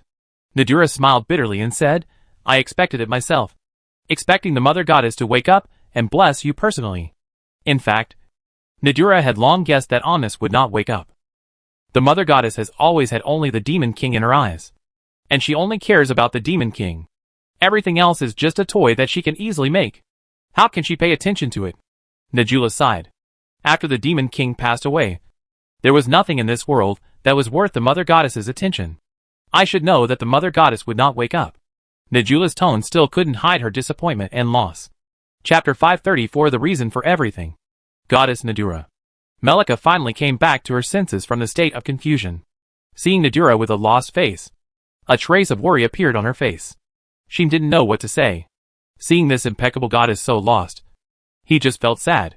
Sheen had heard about the supreme god Omnis several times, but each time he only heard the cold and ruthless rumors of the other party. Perhaps this is the real god? Possessing supreme power, being able to easily do things that no one else can do, and thus being omnipotent. Such an existence may really not be interested in anything in this world, because everything comes so easily, and everything can be achieved so easily. Then naturally it will not be cherished. Only the existence of the demon king Claudius, who even the almighty goddess can't do anything about, can attract the attention of the supreme god. Right? For everyone in this world, the supreme goddess is so high and so untouchable. Even Najula, the goddess created by the supreme god Omnis, who is equivalent to her daughter, is the same. Really irresponsible. She made such a comment almost without thinking. Isn't it? Creating others without authorization, but ignoring the people you created. What else is this but irresponsible? Najula did not refute, but continued to sigh. We can only blame ourselves for being too weak. Najula said, if we can be stronger, the mother goddess should be willing to look at us more. Isn't what you said a bit strange? Sheen retorted, just because we are weak, can we abandon it as a matter of course? If so, this god is too unworthy of belief. However, Najula shook her head. The original intention of the mother goddess to create us was to hope that we could be of some use, rather than to create her own tribe or to create gods to help her manage the world. Nadira's words reminded Sheen of something. Remember, the purpose of the supreme god Omnis creating the Protoss at the beginning was to create helpers to help her deal with the demon king. Right? In the beginning, before the world was born, two lives quietly appeared in the void. These two lives, one is the goddess, and the other is the demon king. The goddess appeared first and created the world and omnipotence. The demon king did not have such magical abilities, but he had an extremely amazing power that could destroy everything in this world. So, the goddess and the demon king became enemies and fought each other constantly. But the goddess was no match for the demon king. She was restrained by the demon king's power and could not find any chance of winning. In order to defeat the demon king, the goddess began to create the gods, creating a third life besides herself and the demon king. Therefore, the original role of the gods was not to replace the supreme god Omnis to manage the entire world, lead the human race, and fight against the demons, as it is now, but to help defeat the demon king.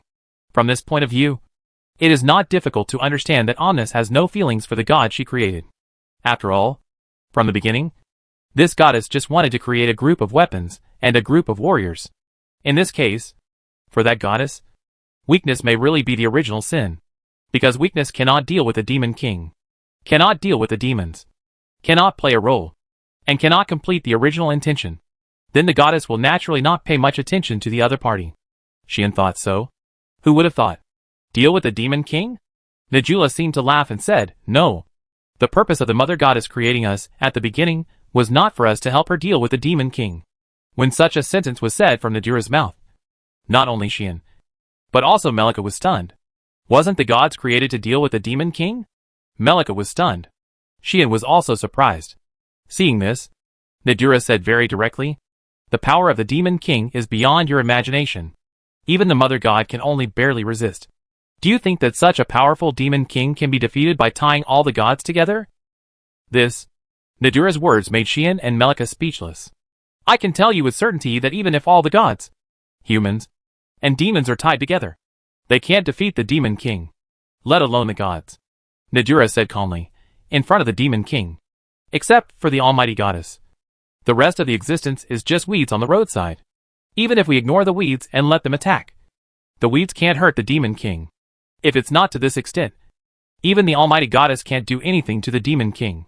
Then, the question is, since the gods can't help her fight against the demon king, why did the supreme god create the gods? Xian couldn't help but ask. Nadura looked at Xian. Moreover, her eyes were very deep. The purpose of the supreme god creating the gods is very simple. Nadura said word by word. She wants us to help her guide. Guide what? Guide the existence that can defeat the demon king to grow up. These words made Xian take a breath. He understood. I understand what Najula wants to say. A brave man? Melika murmured. That's right. A brave man. Najula said with certainty. Only a brave man can defeat the devil. Except for the heroes. Any existence is like grass in front of the demon king. Such grass is useless no matter how many there are. Therefore, the supreme god Omnis did not create the gods to defeat the demon king. No. It should be said that the goddess did not create them to let the gods fight against the demon king. The meaning of the existence of the gods is just to guide the heroes to grow. Nadura then told a secret that no one knew. Before the birth of the gods, when there were only the supreme god Omnis and the demon king Claudius in the world was just a wasteland. And in the struggle between the two great beings, it was constantly destroyed and reborn, repeating rebirth and destruction. This terrible struggle was repeated countless times, and it was unknown how long it had lasted, and finally made the supreme god Omnis realize that the demon king Claudius was her natural enemy. Facing her power, even the omnipotent herself was still helpless. In order to defeat the demon king, who was his natural enemy, the supreme god tried every possible way. Finally, by chance, he discovered a mysterious power from a different world that had nothing to do with this world. This mysterious power just happened to be able to restrain the power of the demon king and became the demon king's natural enemy. So, the supreme god decided to use his supreme power to cross the barriers of the world and summon from the other world an existence that possessed this power and could defeat the demon king. That existence was the hero. In other words, long before the birth of life, the supreme god Omnis had already created the great mystery of summoning heroes and summoned heroes from another world. Najula said this in a shocking way. The third life that appeared in this world was not a god or a demon, but a traveler from another world. That was the first hero and the first person. Therefore, the first existence that appeared in this world was none other than the person called a hero. Unfortunately, unlike the supreme god and the demon king who were born with amazing power, the hero, although he possessed a powerful holy sword and amazing talent potential, was not the strongest from the beginning. The hero needed to grow, train, and take time to exert his own power, overcome many obstacles, and finally step onto the battle stage of the supreme god and the demon king, and defeat the demon king together with the supreme god. The supreme god Omnis did not know this, thinking that the demon king could be defeated by the restraint of the holy sword alone, and did not pay much attention to the hero's own strength. This led to the first tragedy in history. That is, the tragic death of the first generation of heroes. Nadura's voice slowly echoed in the temple. The tragic death of the hero made the supreme god Omnis understand that there must be sufficient environment and conditions for the hero to grow, so that the hero can exert all the power of the holy sword and have the qualifications to fight side by side with her. For this reason, the supreme god created the gods, goddesses who are both his avatars and his own kind, and can use part of his power. Under such circumstances, the goddess of destiny, the oldest goddess and the first life born in this world in the true sense, appeared. Later, the goddess of life was also created, becoming the second gods after the goddess of destiny.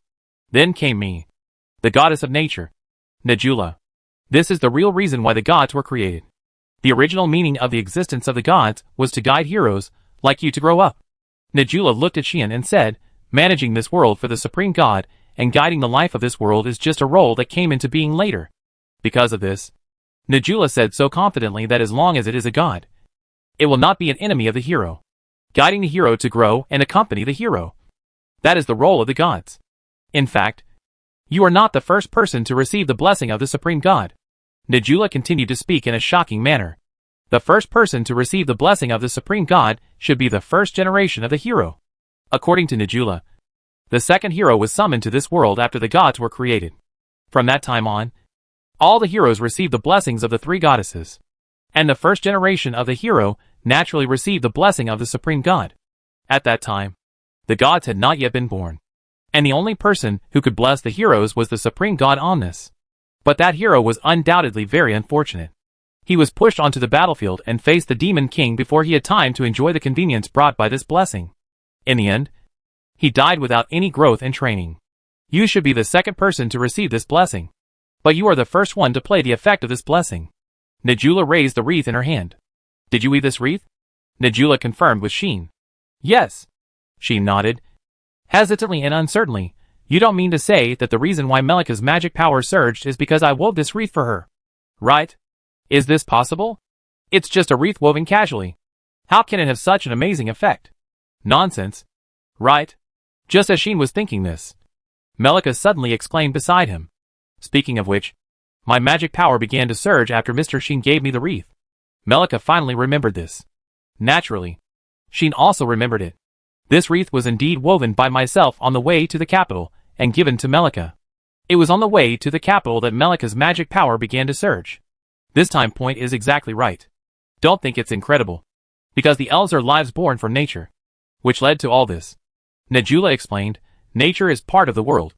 And the magic flowing in nature is actually the magic of the world, filling the whole world and omnipresent. Elves are born from nature, and are the darlings of nature. Their own nature is similar to the magic of the world. You have received the blessing of the supreme god and the protection of the world. And the world will naturally be close to your magic. Najula said to Xian, you, like this, use the wreath woven from the flowers produced by the magic of the elves, which causes the magic of the world to flow to this wreath containing your magic, and come into contact with the magic of the elves in this wreath. As a result, the nature of the magic of the elves is also similar to the magic of the world, and the two will not repel each other at all. This allowed the magic of the world to be integrated with the magic of the elves in the wreath, and finally flowed into her body along with the magic of Melika, who carried it close to her body. Under the integration and stimulation of the magic of the world, Melika's magic grew dramatically, and became larger and larger. Najula explained everything. If it weren't for you having the blessing of the supreme god and being protected by the world, Melika would not have used her magic to give birth to the flowers that make up this wreath. Let her magic flow in it, and blend with the breath of your magic. It would be absolutely impossible for such a phenomenon to happen.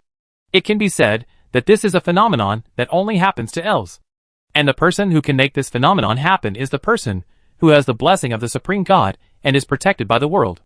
The achievement of several coincidences and conditions has led to all this happening. This is why Melika's magic suddenly surged like it is now. In other words, this is a miracle caused by you. Najula smiled at Xian. Xian was speechless. Chapter 535 The name of the first generation of heroes. No matter what, Xian would never have thought that the problem with Melika actually came from himself. He just made a wreath and gave it to Melika casually. But it resulted in Melika's magic power skyrocketing to the point where it could be comparable to the elf royal family. Isn't this too unscientific? Could this be the legendary magic replenishment? No. It's incredible. According to Najula, this is something that only people with the blessing of the supreme god can do. And the object is limited to the elves born from nature. With the protection of the world, the magic of the world will also revolve around Xian, and even favor the people around Xian, and finally promote such a miracle. After Xian pushed Melika down, Melika's magic power suddenly surged because Xian's breath entered the body of this elf, causing the elf to have a deeper connection with himself. and the world's magic power would flow into her body more violently, stimulating her magic power to grow, so that her magic power would usher in an explosive increase. Right? As for the wreath, it was a pure accident. If the material of this wreath was not produced by Melika's magic power, if this wreath was not woven by Sheen, if this wreath did not carry the magic power of Sheen and Melika at the same time, then the world's magic power would not flow to Melika's body through this wreath as a medium, and would not cause rejection. All of this is based on one accident after another. You also used your magic power to feed the fairy today, shortening the fairy's reincarnation period. Right? Najula smiled slightly and said, "Do you know why it turned out like that?" "I know." "No. It should be said that Sheen thought he knew it. He thought that the reincarnation period of fairies would be shortened because he used the super magic control of Satomi Tenmei to change the nature of magic, making his magic into a nature that fairies can easily absorb, and feeding a large amount of magic of this nature, so that fairies can absorb sufficient magic, resulting in a shortened reincarnation period. Now it seems that the reason is not just that. As expected, you can change your magic into a nature that fairies can easily absorb, which is only one of the reasons." Najula said truthfully. "The bigger reason is that you have the protection of the world. The magic of the world is injected into the bodies of fairies with your magic, and absorbed by fairies. The reincarnation period of fairies born in nature will suddenly be shortened. If it weren't for this reason, even if Sheen could feed fairies a large amount of easily absorbed magic, it would not be so easy to shorten the reincarnation period of fairies. It is probably because of the power of the blessing of the Most High God that Sheen can do such an incredible thing. This is the miraculous effect of the blessing of the Supreme God Omnis. And it is only a very small part. You must have experienced more of its wonders. Right?" Nadura meant something. This is true.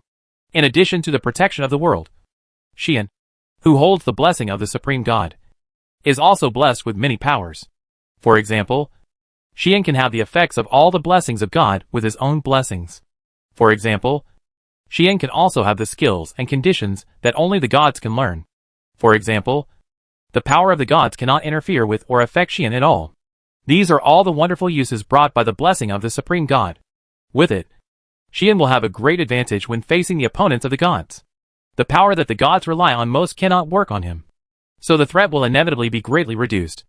Even the goddess of fate, who is known as the strongest, cannot use her power to influence Sheen's fate.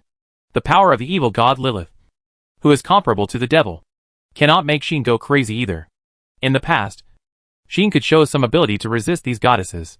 Now, with it, Sheen is more confident that he can compete with the three goddesses, which shows its infinite use. Of course, except for a goddess who is said to be the closest to omnipotence. No matter how you look at it, that goddess is at the top of the transcendent level. Even with the protection of the blessing of the Supreme God, Sheen is still quite weak against the guy. But if it is the level of the goddess of life and the goddess of nature, Sheen thinks that he should be able to do it. When Sheen thought about it, Melika finally understood the current situation. In other words, is this the power that Mr. Sheen brought me?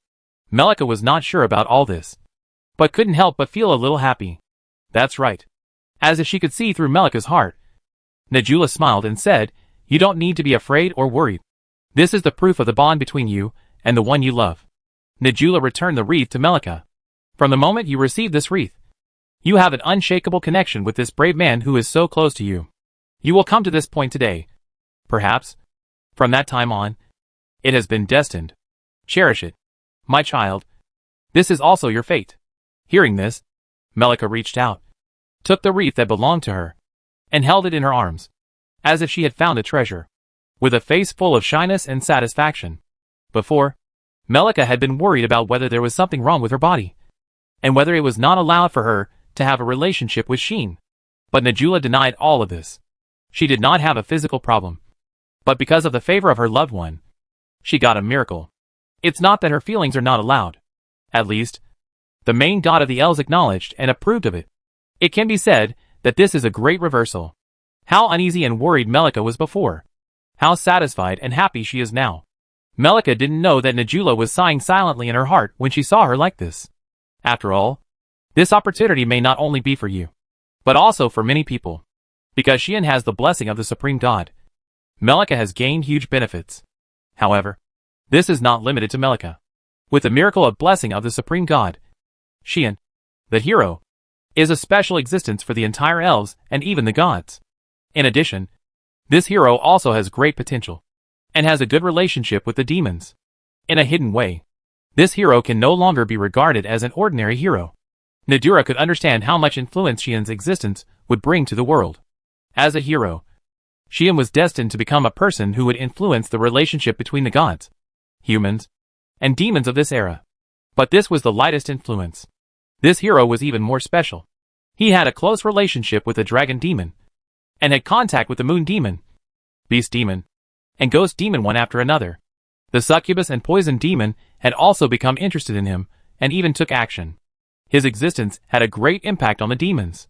He married the treasure of the human race, the heir of Mitra, and the modern hero. His existence also had a huge impact on the human race, not to mention the gods. Even if the evil god Lilith had not been saved by him, and even if he had not been entrusted with the true seal, and even if this person was not a hero and had no connection with the gods, the race that guided his growth, the fact that he had the blessing of the supreme god alone was enough to cause an uproar among the gods. You know, after receiving the blessing of the goddess, the blessed person will be regarded as the spokesperson of the goddess who bestowed the blessing on him. Moreover, the higher the god, the more obvious this tendency is, so that at the level of the three goddesses, the status of those who receive their blessings in the gods will not be too low. Like Luo Shi, even if she excludes her own specialness, she is qualified to make the goddesses of the gods bow their heads just because she holds the blessing of the goddess of destiny. Not only the lower gods, but even the higher gods, have to bow their heads in front of the existence that has received the blessings of the three goddesses to show respect.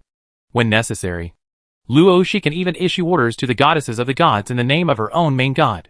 This is a huge right that cannot be disobeyed in the Protoss, who have a strong sense of class. Under such circumstances, Xian, who holds the blessing of the supreme god, can also give orders to the Protoss in the name of the supreme god. In the name of the supreme god. By then, will anyone in the entire god clan be able to resist his orders? No. Including the three goddesses.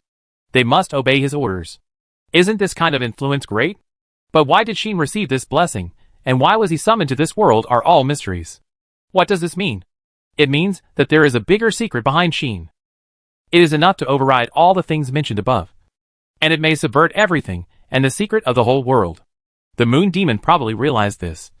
So he didn't dare to act rashly. Right? Nadira thought so. The supreme of the demon clan already knew Xian's identity.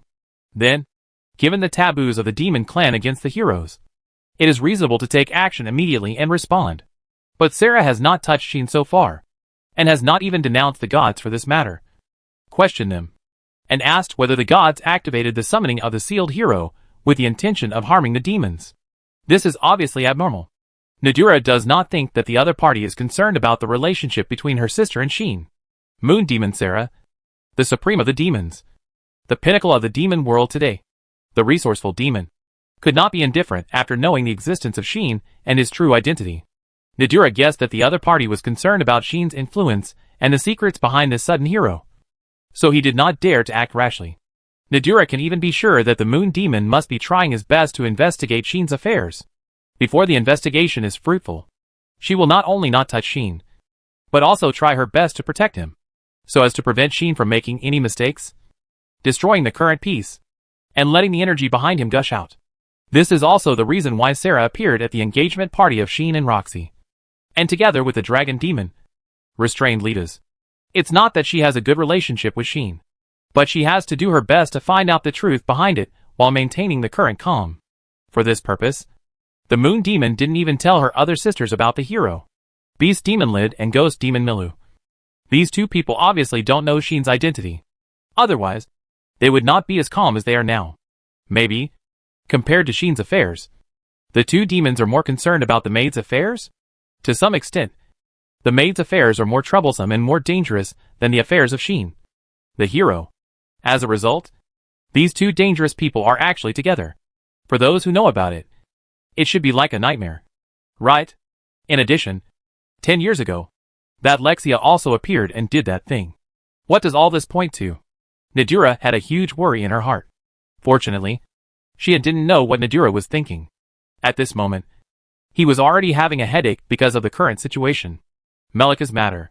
The truth about the birth of the gods. The horror of the blessing he held. Isn't the amount of information too much? Xian sighed.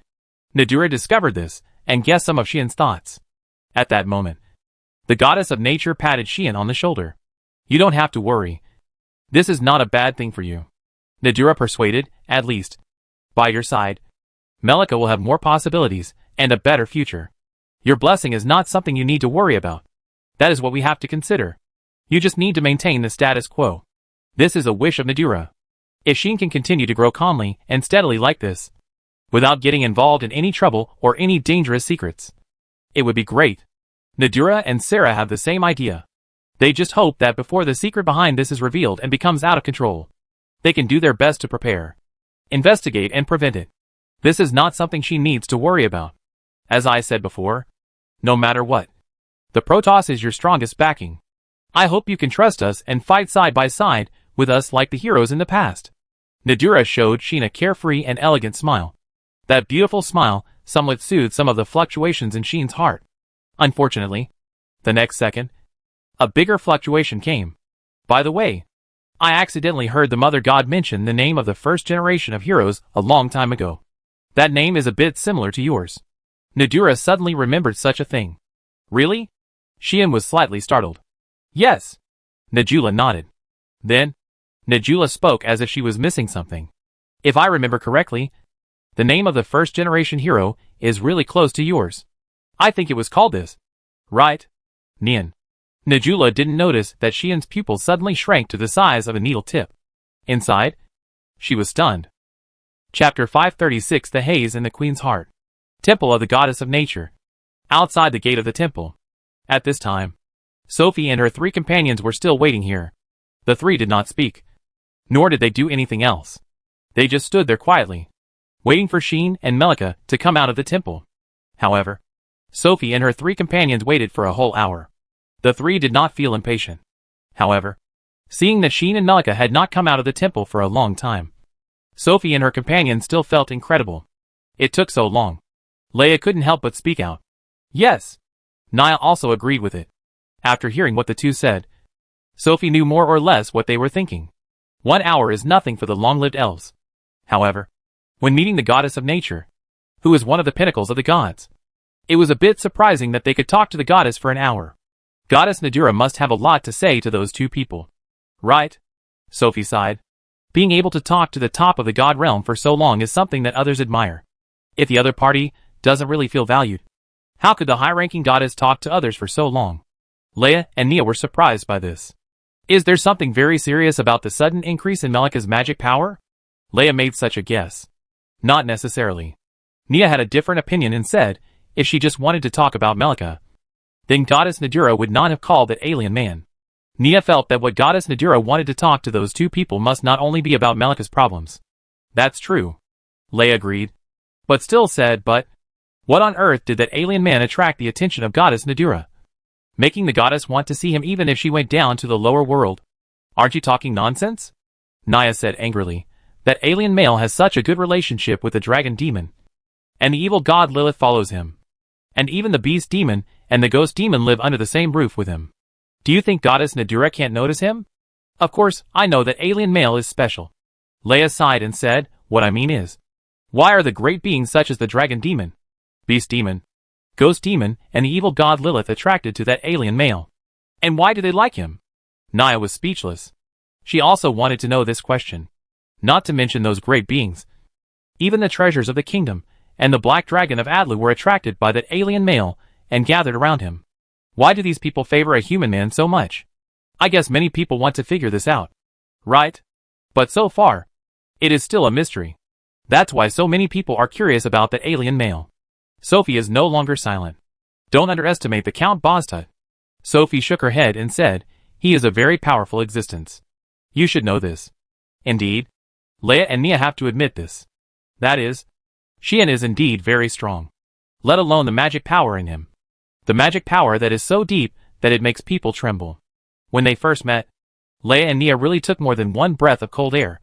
As legendary elf magicians, the 2 not only have the unique sensitivity to magic power of elves, but also have the skill of magic perception. Therefore, they noticed the terrible magic power in Xian's body as early as the first time they met him. That magic power is far beyond the scope that humans can reach, and even beyond the limit that life can reach. To an incredible extent. As the only 3 legendary magicians in the Elves, the 2 have very strong magic power. Not to mention that they are ranked in the world. If we only talk about the human race, their magic power can definitely squeeze into the top 5. In addition, after years of feeling the magic power of Sophie, the elf royal family with the strongest magic power, Leia and Nia should not be surprised by whether a person's magic power is strong or not.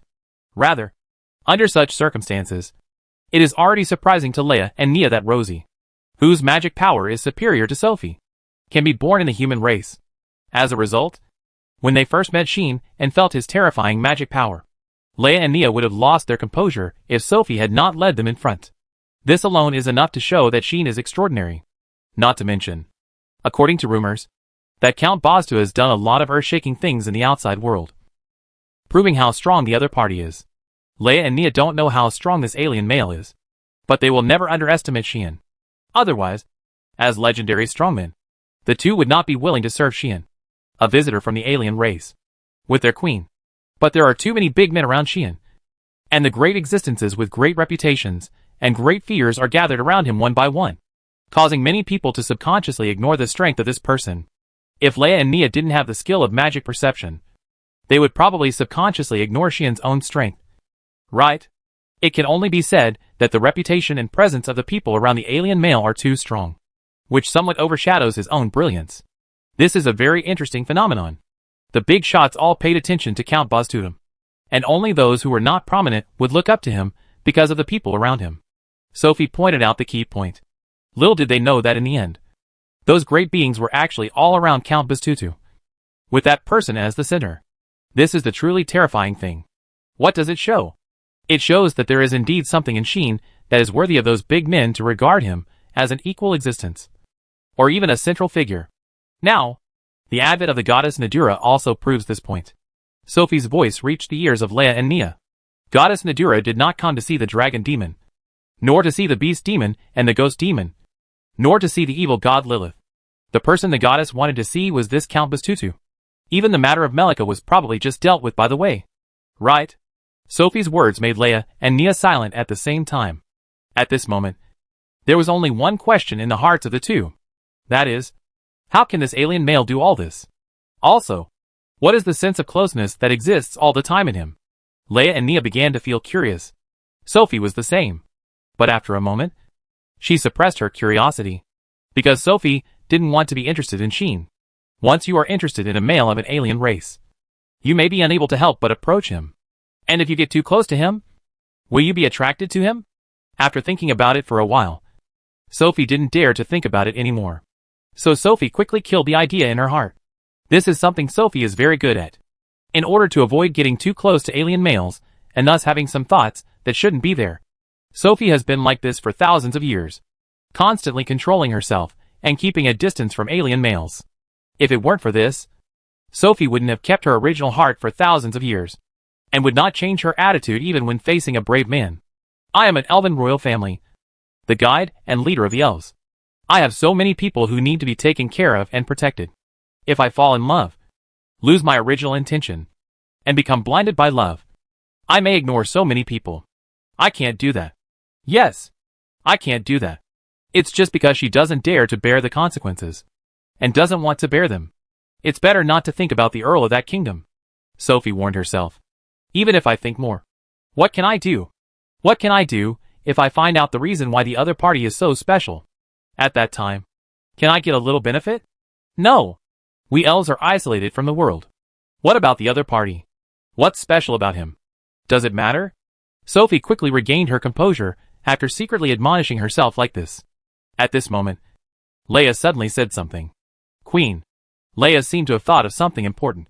After hesitating for a while, she whispered, Do you think that Melika could be blessed by the goddess Nadura? This sentence woke Sophie up on the spot. Blessing. Sophie muttered. She knew what Leia meant.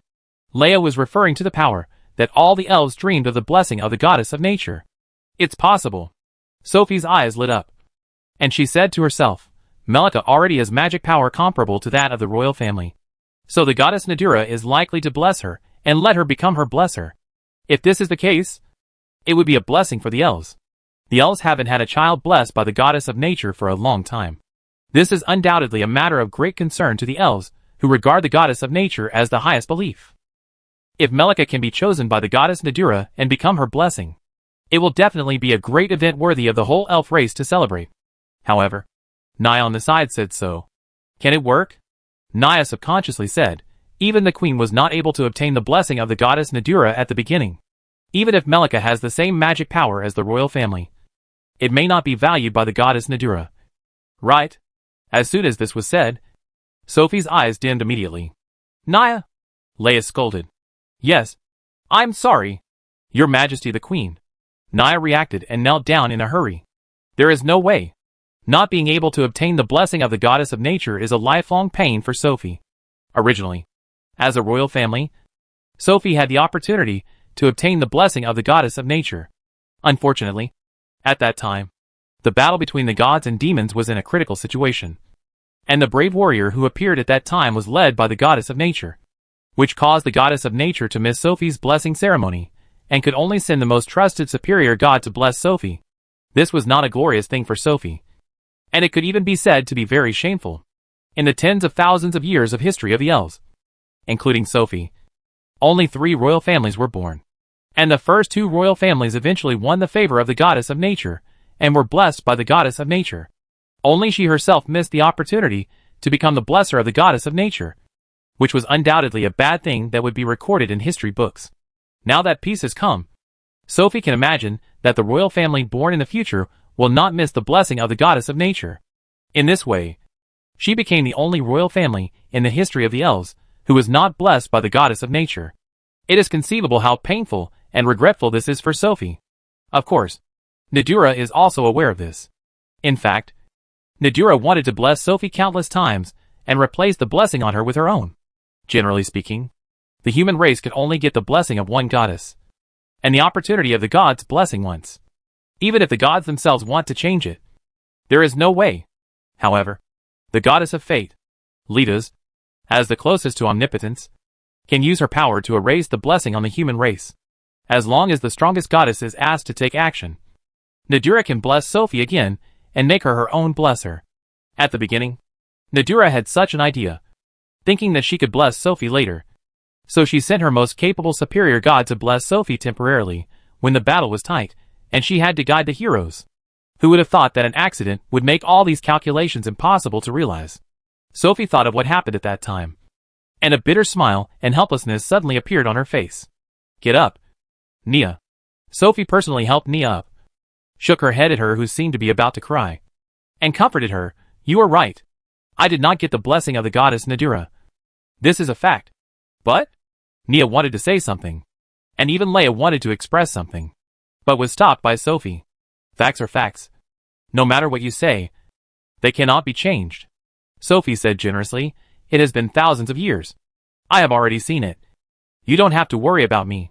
Hearing this, Leia and Nia lowered their heads and stopped talking. Sophie still had a smile on her face. As for what she thought in her heart, only she knew it. Rumble. Suddenly, the door of the temple roared out. Sophie was refreshed, and woke up the 2 confidants who bowed their heads, and looked towards the direction of the temple door with them. In the slowly opening door, the figure who entered the temple within an hour came out. However, Sophie and her group were stunned when they saw that figure. The reason was very simple. There was only one person coming out of the temple. Chapter 537, The Invitation of the Goddess of Nature. Huh? After coming out of the temple, the first thing Sean did was to take a deep breath. The first-generation warrior. Thinking back to what Najula had just said to him, Sean felt complicated. He would never have thought of it. He would never have thought that he would hear the name Nian from Najula in such a situation. And this name actually belonged to the first-generation warrior. What is this? Sean didn't know how to describe his mood at this moment, because he now knew another big mystery. Is this just a coincidence? Or is there something else behind everything? Sean felt that his brain was almost not enough. That useless goddess. You didn't explain anything. Now the mystery is finally involved with you. How can you let me continue to turn a blind eye? Sean sighed silently. Before, she knew that he would be summoned to this world after the Demon King was defeated. 1,000 years later, there must be some unknown reason behind it. Even though Nian had explained that the reason for doing so was due to the original demon, Shin still found several loopholes. There must be a deeper reason why he was summoned to this omnipotent forest as a brave man. Shin did not delve into that reason before, because his strength was not enough. This matter is obviously involved in a wide range of matters, and it is also related to whether the peace between the three races of gods, humans and demons, can continue to be maintained.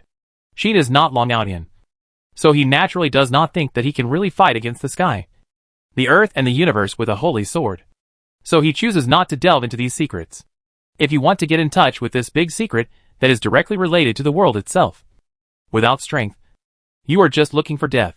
Shin, who understands this truth, decisively suppresses all the doubts in his heart and concentrates on improving his strength. He knew very well that only by improving his strength could he be qualified to compete with the real big guys. When he came into contact with some big secrets that could not be known, he would have enough confidence to decrypt them and deal with the dangers that followed. Therefore, Shin had survived until now.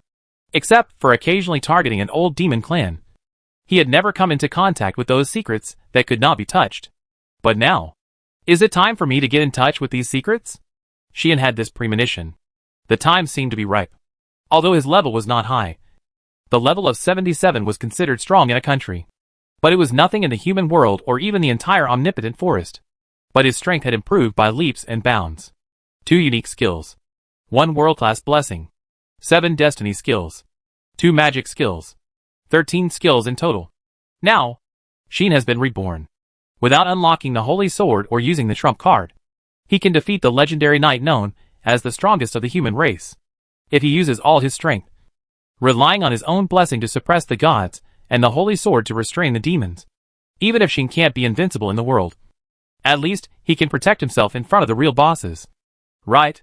And I even commented that with Shin's current hard power, it is not a problem to fight against the goddess of life and the goddess of nature. If he draws out the holy sword, he will not be powerless even against the demons. Except for the strongest goddess of fate, he doesn't need to worry too much about who he faces. Such strength is enough to touch the secrets that Shin deliberately ignored before. This incident is a precursor. Nadura mentioned the first generation of heroes and Nian, which was a precursor and a signal. In the dark, it seemed that something was telling Shin that it was time to take action. What is that useless goddess doing now? Shin frowned. Recently, the goddess seemed to have been quiet. Before, the goddess would occasionally ignore Shin's opinions and summon him forcibly, or give him some advice, or willfully ruin his good deeds, making him hate her. But recently, the goddess seemed to have completely disappeared. Is it because my identity has been known by the 2 tops of the god clan? Shin guessed in his heart. The goddess obviously did not want to expose her existence, especially to the people of the god clan. Otherwise she would not have specifically asked Shin not to tell anyone about her existence and the details of her summoning. Recently, Shin has gradually entered the vision of the big men who can dominate the future of this world. It seems understandable that the goddess has become cautious and can no longer act so recklessly. I just don't know if the goddess is still paying attention to me and knows my current situation well. If so, it's a bit intriguing. Thinking of this, Shin gradually made some plans in his mind. So far, I have been passively called by the goddess and have never taken the initiative. Now, I may have to go there myself and try to find the goddess. Shin decided. After the matter in the empire is settled, find an opportunity to go to the divine world. Shin made such a decision. It's complicated to say, but in fact, so many thoughts only flashed through Shin's mind for a few seconds. Therefore, Shin decided all this in just a few seconds. When he came to his senses, the door of the temple behind him had slowly closed. In front, Sophie and her 3 companions approached. How is it? Sophie looked at Shin and asked cautiously, is the audience over? Leia and Nia also looked at Shin, as if they wanted to see something from Shin's face. Shin looked calm. Well, the conversation is over. She nodded to Sophie and said, thank you, Queen. No need to be polite. Everything is just in accordance with the will of the goddess we believe in. Sophie shook her head. And then, finally asked, but why are you the only one who came out? Sophie asked the question she cared about most. Not only Sophie. Leia and Nia also cared about it. Why did only Shin come out? But not Melika? Could it be that something really happened to Melika? Sophie and her group frowned slightly. Seeing this, Shin spoke up. Don't worry. Melika is fine, Shin said, She just followed the goddess of nature back to the divine world. Sheehan said something in a very casual tone that made Sophie and her group of 3 people unable to calm down. Melika and goddess Nadura. Back to the divine world. Leia and Nia exclaimed. Sophie was also stunned. Seeing the performance of these 3 legendary magicians of the elves. Sheehan laughed a little. But he didn't lie. Melika did follow Nadura back to the divine world. Time went back to about 10 minutes ago. After the conversation, Nadura made a suggestion to Melika. Do you want to be my blesser? Nadula made a sincere invitation to Melika in front of Sheen. But this invitation was undoubtedly a storm for Melika. Become the blesser of the goddess of nature. Melika opened her eyes wide and was completely stunned. That reaction was even more intense than when she learned that Sheen had the blessing of the supreme god. There was no way. Nadula's proposal was too shocking for Melika, who was an elf and regarded the goddess of nature as the highest belief. Anyway, Melika was panicked at that time. Me. What virtue and ability do I have? Melika was panicked and at a loss. Not to mention Melika. Even Sheen didn't expect Nadula to suddenly propose such a thing. However, the two didn't know that Nadula had already planned this matter. I said, I have been paying attention to the heroes around you for a long time. And naturally I have been paying attention to you for a long time. Melika. Nadula smiled kindly at Melika and said gently, You are a good and well-behaved child. Although you are a little inexperienced. You have a kind and innocent heart. And you are willing to work hard and keep pushing yourself forward. Even if you feel nervous and scared in the process. In the end, you will still overcome the fear in your heart and bravely take your own steps. Now that you have the magic power comparable to that of the royal family, you are fully qualified to be my blessing person and walk in the human world in my name. Nadura said this very sincerely. Therefore, I invite you to be my blessing person. I wonder if you are willing. Nadura's polite words made Melika panic on the spot. Please don't say that. Goddess Nadura. Melika said in panic, I am just a very insignificant person in the elves. That is, I don't have extraordinary talents. There are many people in the tribe who are more powerful and talented than me. How can someone like me become the blessing person of the goddess? Melika has already transcended panic and entered a state of panic. Obviously, Nadura's invitation caused a lot of stimulation to Melika.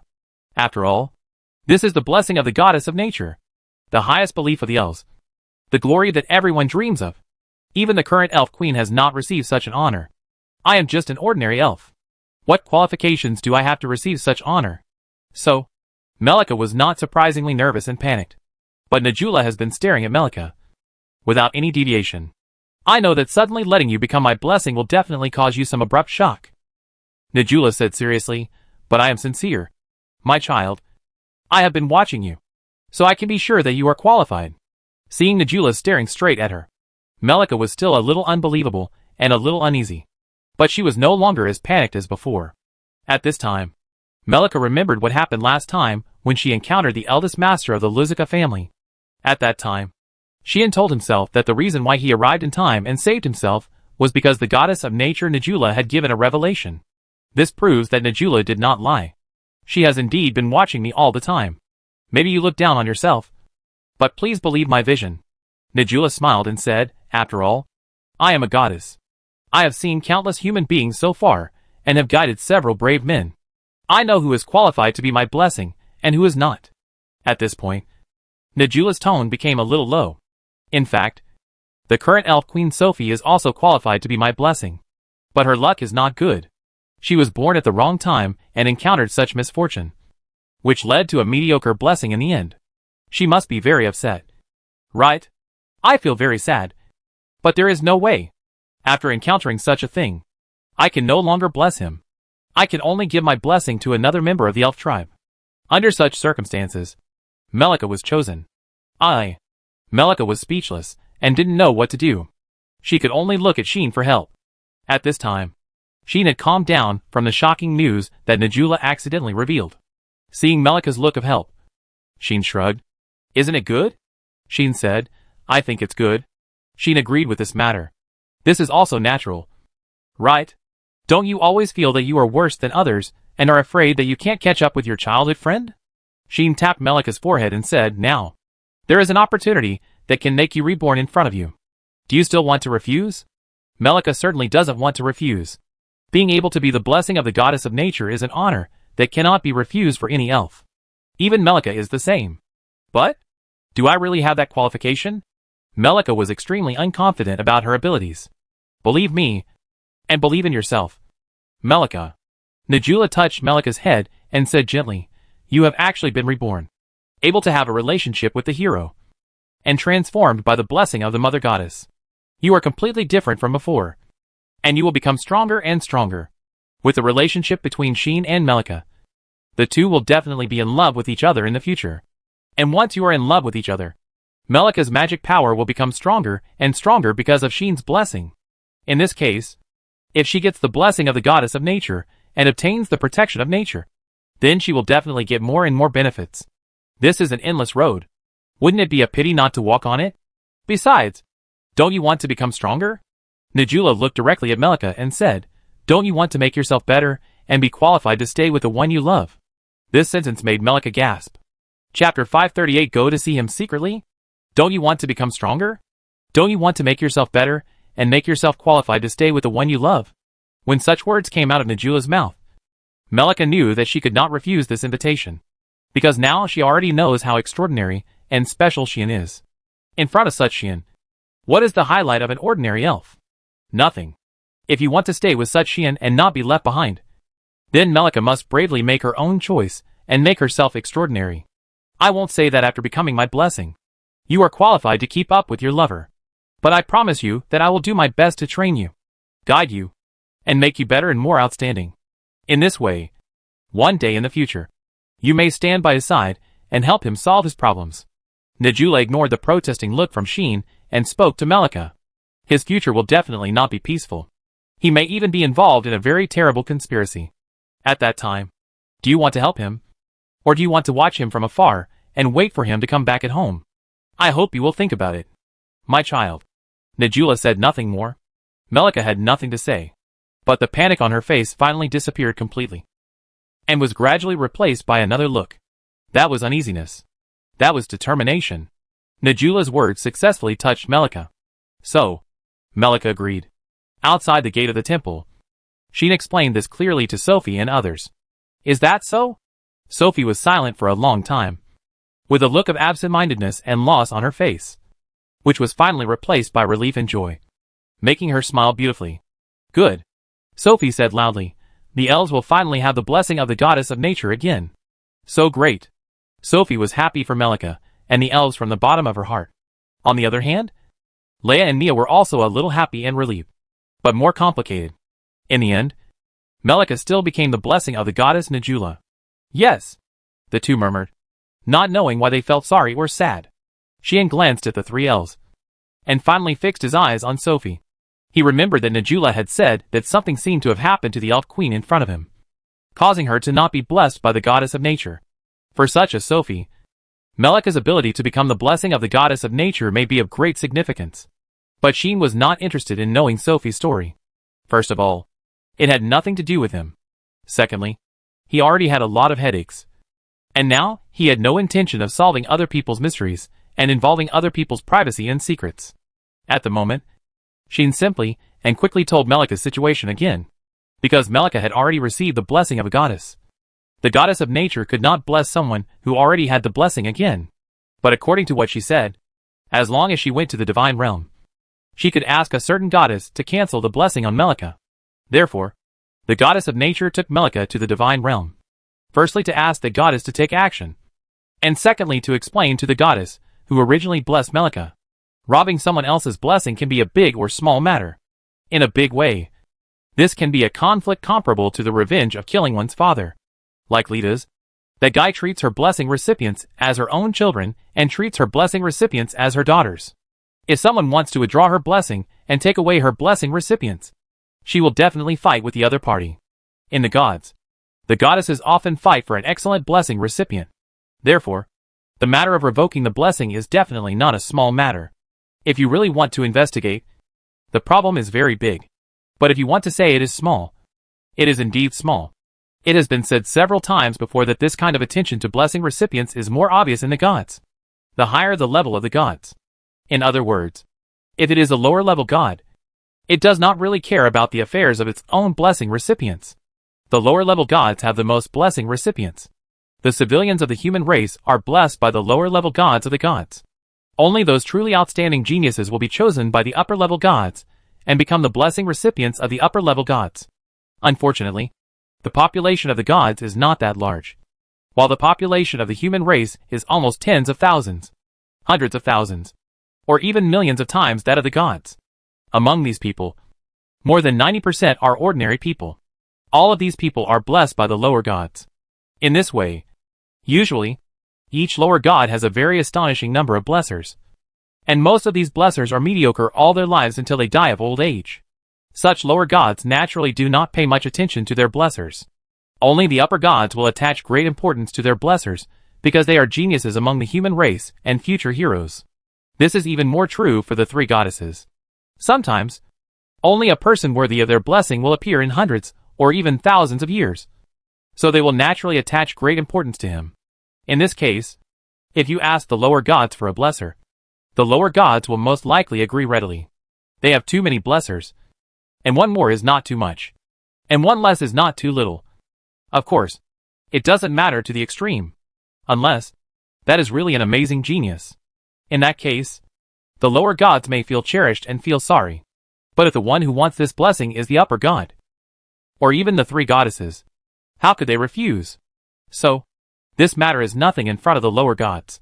Coincidentally, the one who blessed Melika was a lower god, and he was also a lower god under Najula, who was like her subordinate, and would definitely not refuse to transfer Melika. But Najula still had to tell him well, which was also due to her own personality. And it was also for Melika to thank the goddess, who had blessed her for many years, from beginning to end. In addition, she needed to find someone to help revoke the blessing on Melika. In the end, Najula decided to bring Melika back to the god realm and give Melika some help. Melika's magic power has skyrocketed too fast, and it will probably increase very fast in the future. If it is left alone, it is very likely to be out of control. Najula said so, and was ready to help Melika and let Melika learn the skill of magic operation.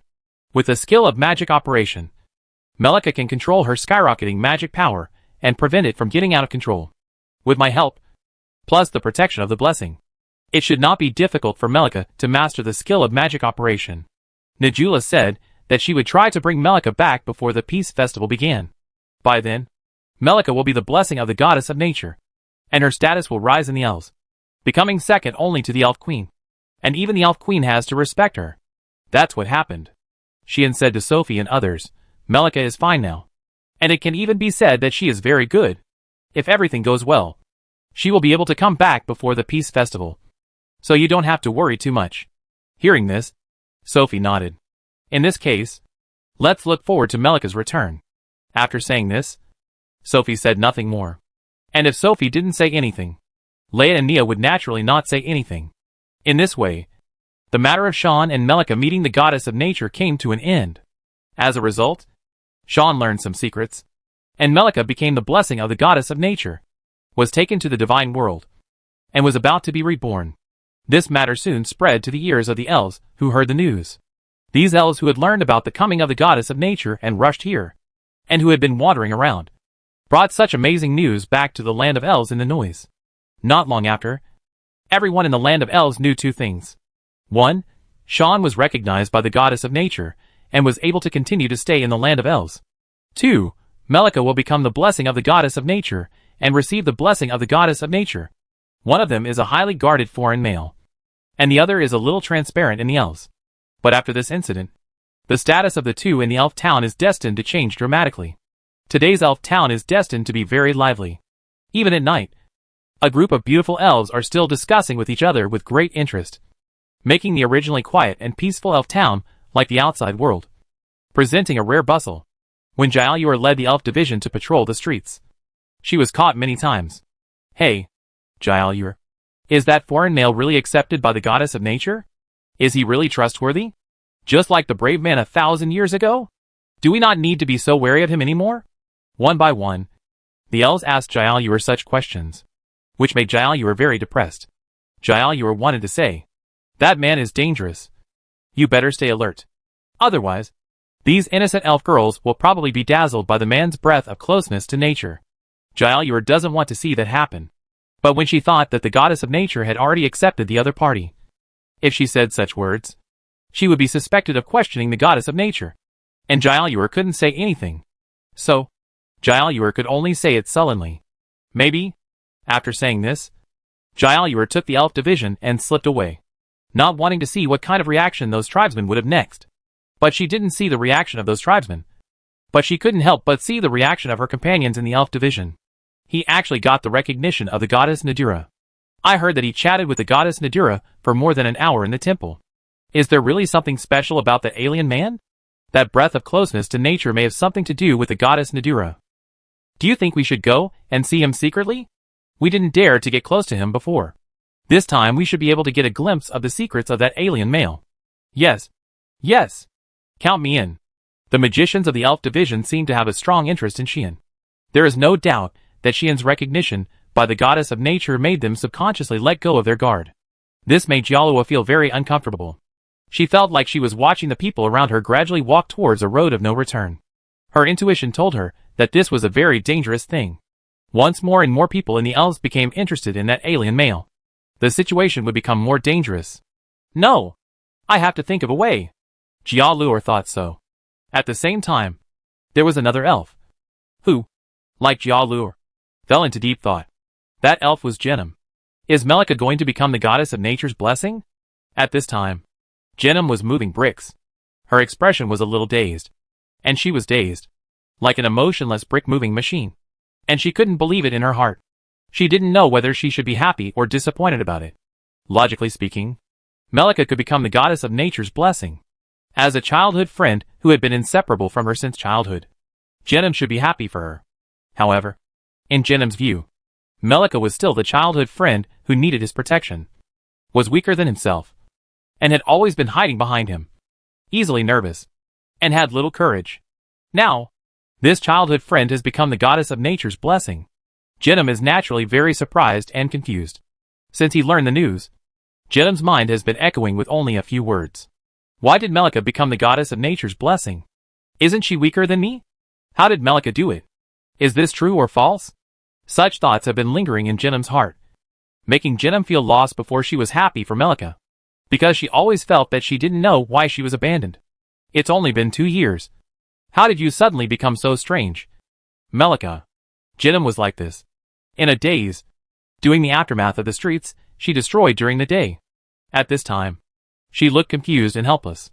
At this time, Xian didn't know what happened in the elf country. After leaving the temple of the goddess of nature, Xian returned to the tree house. Luoshi and others have not returned yet. Probably they are still walking around. Ai has not woken up yet. She is sleeping very soundly. On the contrary, Lid has woken up and is drinking tea in the hall. Are you back? Saying this, the furry little beast holds the teacup and drinks leisurely. That scene, I have to say, is not only unscientific and unrealistic, but also a bit hilarious. Fortunately, Xian was not in the mood to make fun of the other party at this time. He had something to say.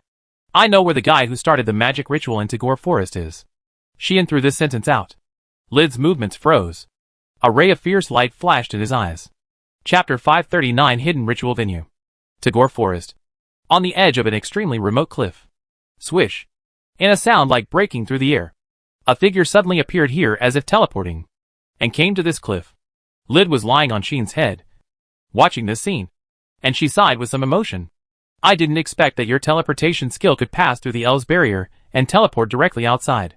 It seems that your level is not low, Lid boasted. Xian moved his head, as if he felt a little uncomfortable, or unhappy, and didn't want Lid to ride on his head. He wanted to throw her off, but failed. Lid lay steadily on Xian's head, as if she was glued there. No matter how much movement Xian made, it was as stable as a mountain and did not move. Xian could only give up. I just recently thought of using this skill to pass through the barrier and directly enter and exit the barrier, Xian said unhappily. If I had thought of it earlier, I wouldn't have to wait for Melika to open the elf barrier. And finally I was stopped by the elf division. The ability to teleport is already quite special and rare. Except for space magicians. Basically no one can master this ability. Although Xian has mastered this ability, he has not used it for a long time after all. And he is still exploring many wonderful uses. The reason why he can think of using teleportation to pass through the barrier is all because of Lexia. Xian suddenly thought that the young lady, as a space magician, had invaded the barrier of the royal capital 10 years ago, entered the palace, and stole things related to the Demon King. Since the young lady can do it, he should be able to do it too. Although, if the level of some barriers is very high, even the space will be separated, and even teleportation cannot pass through. But my outer destiny not only integrates many skills, but also has been upgraded to the maximum level, facing the barrier of the Elfland.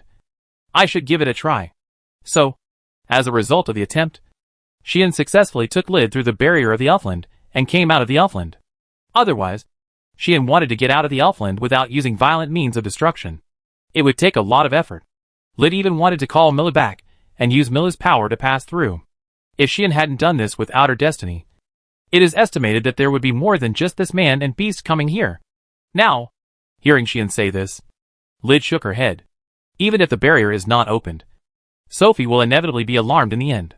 Lid said, don't forget, there is also the Queen's Palace in the Elfland, and Sophie will not fail to discover the magic of the invader. Well, that's true. Sean responded to Lid nonchalantly. Lid didn't care and looked forward. There, the cliff wall was located. Is this the place? Lid narrowed her eyes. Xian didn't answer, staring at the stone wall in front of him. And the magic power on his body suddenly gushed out. Give and dispel. Xian's magic power turned into waves and rushed towards the stone wall. Buzz! The next second, a tremor and a phantom shaking appeared on the stone wall at the same time. Not long after, the stone wall slowly disappeared in the tremor and shaking. In its place was a cave. A huge cave with a very wide entrance and a diameter of more than 10 meters. In the cave, a magic power that was completely unnoticeable before drifted out. It was an evil, chaotic and depressing magic power. This magic power. Lid's face sank. It's a familiar magic. Xian was a little sarcastic. The two recognized it easily. This magic is the magic unique to the magic ritual. What does this mean? Sure enough, just as the goddess of nature said, there is a hidden magic ritual here. Xian spoke slowly. Yes, there is a hidden magic ritual here. This news was told by Najula. Before returning to the god realm, Najula told Xian that she was actually searching for the traces of the mastermind behind the magic ritual in Tagore Forest. The other party should be an old demon belonging to the original demon. Najula said this to Xian with certainty. Because, in the past, the person who carried out the magic ritual was not necessarily a member of the original demon, but a third party used by the original demon. Therefore, it is not difficult to deal with the magic ritual, but it is very difficult to find out the original demon who planned all this. So far, no matter whether it is the demon clan or the god clan, no real member of the original demon has been caught by hand. Every time, only some third parties who were used were caught. This was the case in the Atrus Canyon. In the end, only a group of nobles headed by the Gallioli family were punished. And the original demon who planned all this behind the scenes was not caught at all. And even the other party's trace was not found. But this time, Najula was sure that the person who made trouble in the Tagore Forest was a member of the original demon. The reason for being so sure is very simple. If the other party is not a member of the original demon, then with my power of surveillance, I would have discovered the other party's trace long ago. Najula told Xian so. But this time, I failed to find the other party's trace immediately. And it took a lot of effort to prove that the other party has some means to avoid my prying. This method is obviously only possessed by the people of the original demon. The oldest old demon clan has been on guard against the prying eyes of the goddess of nature. Not only has it frequently changed its base and headquarters, and shuttled back and forth between the human world and the demon world, but it has also used some means to target Najula's power, so that it has been at peace for thousands of years. This time, after learning that the magic ritual had reappeared, Najula had been spying on the situation in the Tagore Forest, trying to find out the leader of the ritual. Who would have thought that Najula was surprised to find that she could not find the other party smoothly? This not only did not make Najula feel discouraged, but instead cheered her up, because the goddess of nature realized that the person who appeared this time was likely a member of the original demon, so she could avoid her prying eyes to a certain extent. So, Najula monitored the entire Tagore Forest all night, trying to find the other party's traces, even if the other party has some means to avoid being discovered directly by himself. There is no way to eliminate some traces. After all, the other party is still alive, needs to eat, and will leave various life breaths and clues. These things, even if they are deliberately eliminated, will leave some unnatural signs. As long as Nadura continues to search and monitor, she will definitely be able to find them, and infer the location of the other party based on these traces. With this ability, Nadura will be guarded by many beings and think that her power is extremely tricky. Otherwise, Sarah would not have been vigilant against Nadura, and the original demon would not have needed to frequently change bases and bases. In this way, after a whole night of searching, Nadura successfully found some clues. These clues are connected, and ultimately point to the cliff here. Nadura will take the initiative to show up, meet with Sheen, and tell him about this matter, which is also a reason. Thanks to this, Sean brought Lid to this place. Lid was very excited. If the real members of the original demon can be caught this time, it will undoubtedly be a great progress. Lid stared at the cave in front of her, feeling the unique magic of the magic ritual emanating from it, and spoke carefully. Wait a minute. I will notify the demons scattered in the Tagore forest now, and let them surround this place completely. Hearing this, Sean did not express his opinion. It is better to surround this place, so as to avoid the mouse that was caught with great difficulty escaping. Now, the other party should be making magic in it. Right? Sean curled his lips and said, hide the ritual in this place, and then carefully catch the monsters from the outside and throw them in. If the ritual is performed in this way, although it is more troublesome, it is safe enough and not easy to be discovered and then destroyed by you. This is the only solution, since the Beast Demon and the Ghost Demon have personally led the team to encircle and suppress. With the cautious style of the original demon, it would rather make things a little more troublesome than to confront the enemy head-on. Therefore, the other party can only secretly hold the magic ritual in secret. Unlike before, directly turning a monster habitat into a ritual site and carrying out the ritual unscrupulously. Unfortunately, the other party would not have thought that this time. The goddess of nature came, and found their clues and discovered this place.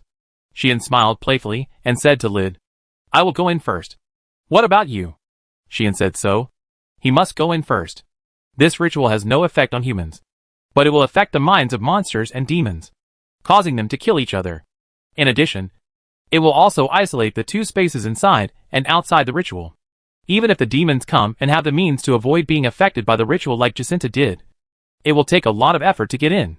Sheen can't wait that long, and doesn't want to give the other party too much time to react. The ritual site has been discovered by him, and the other party will react sooner or later and respond. If the other party comes to meet him head-on, Sheen will naturally be no problem. The fear is that with the cautious and timid style of the original demon, the other party will retreat and run away without saying a word. In that case, Sheen will have no choice. So, he has to go in first. Then let's go in first.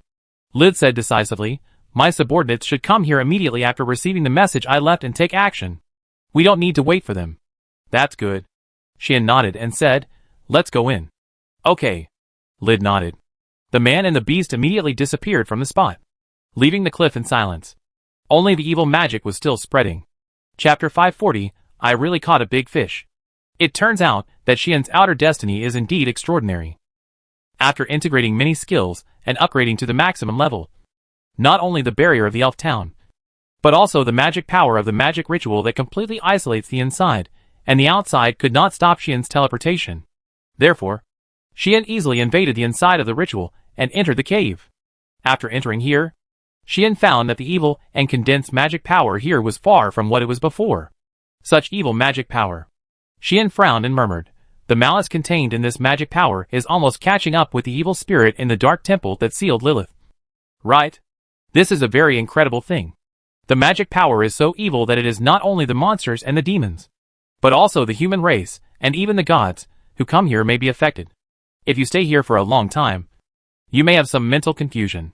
Lid also looked solemn, and said, it seems that this place has existed for a long time. It should be a fixed ritual site built by the original demon. As the largest monster forest in the human world, the original demon would naturally not leave such a large hunting ground unused. Even though the demons and elves have been monitoring the Tagore forest and have repeatedly destroyed the magic rituals that appear here, the other party still attacks repeatedly.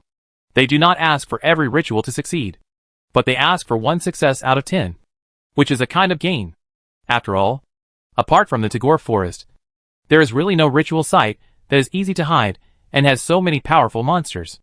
As long as the original demon's goal is to create the 7th demon and create the 2nd demon king, they can't resist the temptation to hold a ceremony in the Tagore forest.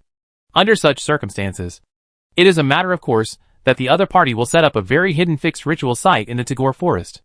Although, in order not to alert the demons and elves, they can only slowly collect the demons.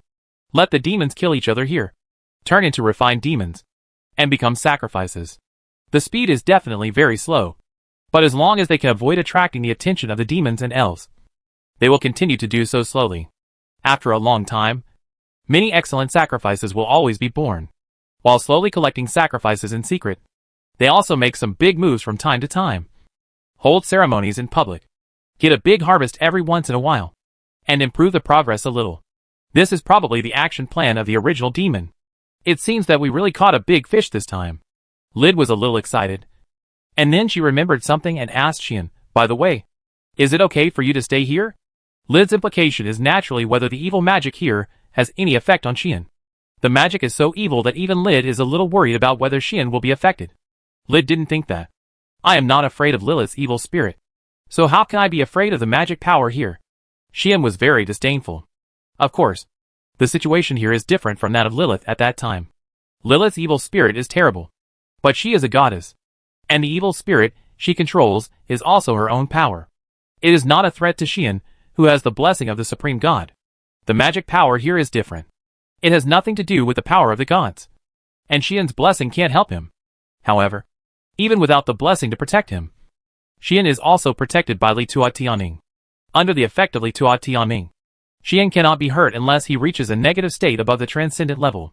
Even if he reaches a level above the transcendent level, Xian's Li Tua Tianming will gradually increase his tolerance as the time and number of negative states he endures. In other words, in this environment that slowly affects others, it is almost impossible for Xian to get into trouble. As time goes by, Xian's tolerance to the evil magic here will only get higher and higher. This chronic damage can be said to be completely restrained by Li Tua Tianming. Therefore, Xian can move freely here as if he is in a deserted place without having to unseal the holy sword and use the power of the holy sword to completely immunize against negative states. That's good. Lid was relieved. Just then, there was some movement in front. Dong-dong. Dong-dong. Dong. A faint sound of heavy footsteps accompanied by a slight tremor of the ground appeared here.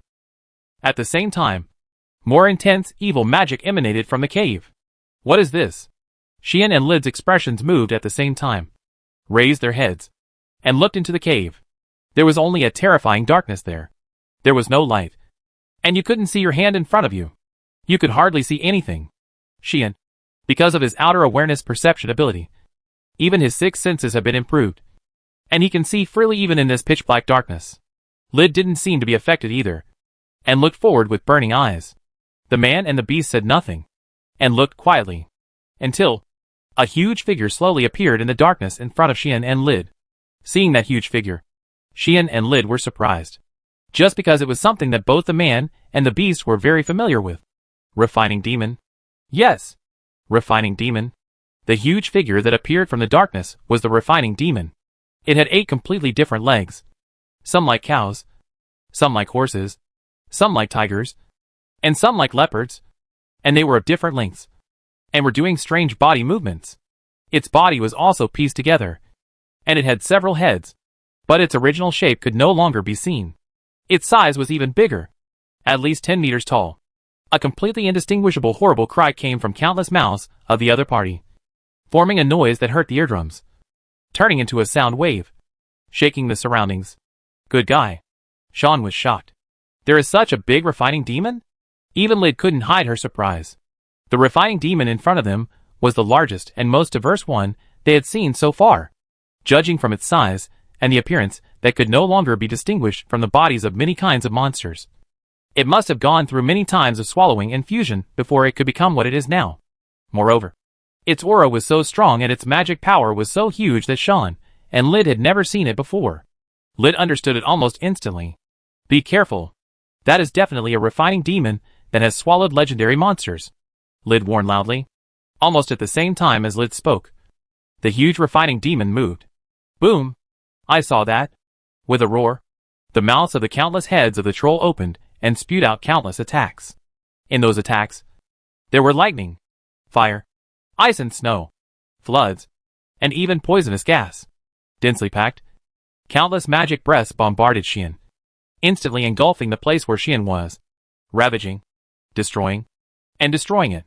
If it weren't for the magic ritual that separated the two worlds inside and outside, the troll's breath attack would have shattered this cave and swept outside. Right? There is no doubt that this is a legendary attack power. If hit by such an attack, I am afraid that the body will be instantly destroyed, and not even a drop of blood will be left. However, it is not so easy to hit Xian. Swish! Xian's figure suddenly appeared in the air, and he didn't float up, just fell in the direction of the troll. Lid had already jumped away from Xian's head. The holy sword also fell into Xian's palm. Following the gravity, Xian fell freely and swept towards the back of the troll. Buzz! The next moment, with a buzzing sound, the holy sword in Xian's hand glowed with brilliant light. Huh? Seeing this glow, Lid couldn't help but exclaimed in surprise. Xian had already carried this glow and raised the holy sword in his hand high. Cut! The light turned into sword light, falling like a cold moon arc. Puff! With a crisp sound of tearing silk, the sword light cut through the troll's body and cut into its huge body, cutting off several heads and some strange limbs that were wriggling on its huge body. The troll howled in pain. However, as it howled, a poisonous gas gushed out from the troll's wound, instantly enveloping the surrounding area. What? As Xian was preparing to launch a second attack, he was completely unprepared for this change and was touched by the poisonous gas. Swish! In the blink of an eye, Xian's clothes were corroded, causing one of his sleeves to vaporize on the spot, and holes were corroded in his clothes, making Xian look embarrassed. The troll roared again, as if it was aroused by its ferocity.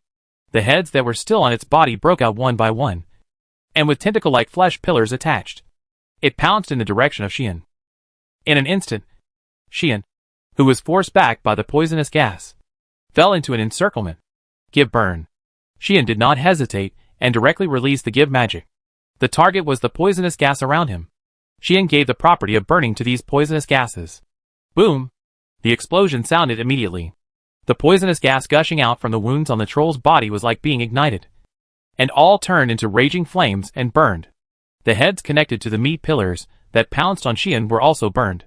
The meat pillars were ignited, and the flames followed them and climbed up the troll's body. The troll let out a shrill howl, and the whole giant body was enveloped by the flames and burned continuously.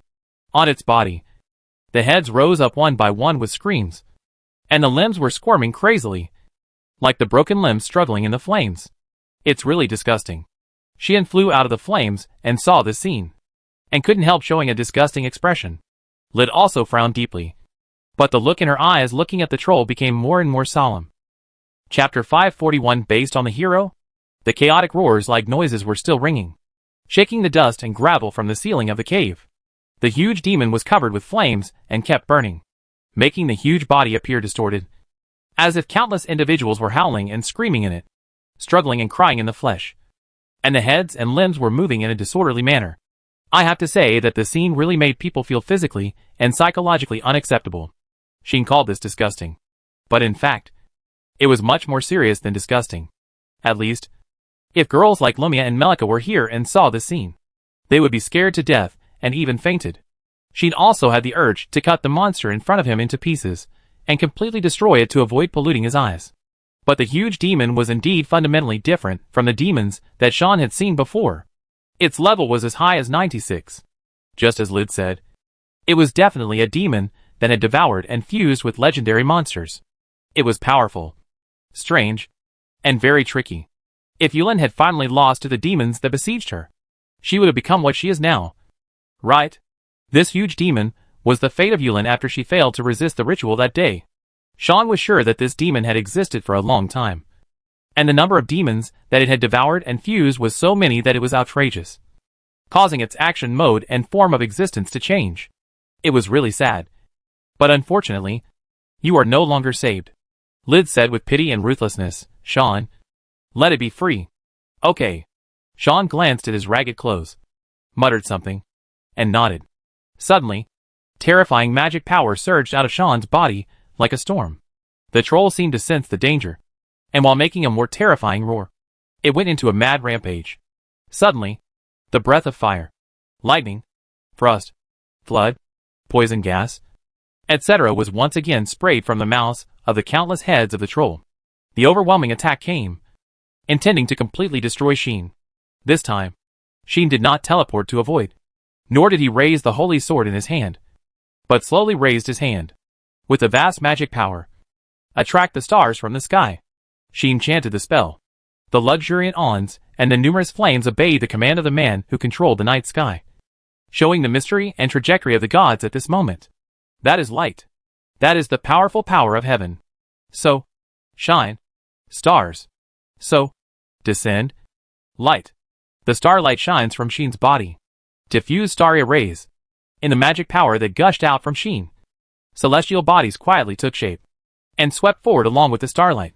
Like a moving galaxy, they formed a special pattern with each other, circling each other while rolling the starlight into a nebula, facing the countless breaths that were coming. Then, an incredible scene happened. First, the flames that touched the nebula were blown away. Secondly, the lightning that fell on it was turned into arcs and absorbed. Then the frost was crushed, and the flood was also defeated. Finally, even the poison gas could not escape the disaster and was annihilated by the nebula. All this happened in an instant. In an instant, the unbridled power of the huge demon refining with a level of 96 was effortlessly resolved by the diffused starry rays. This advanced magic and celestial magic has become even more terrifying in Sheen's hands now, and is used more skillfully and mysteriously. But this is the true power of diffusion star ray. Unlike aurora meteor shower, which is the most destructive magic in celestial magic, this diffusion star ray is actually an attack and defense magic with multiple functions. If these celestial bodies that make up the star array are used for attack, they will be extremely flexible. But if they are used for defense and counterattack, they will also show incredible power. This magic is even considered to be the most versatile one in celestial magic. By changing the combination and composition of the star array, it can have different magical uses.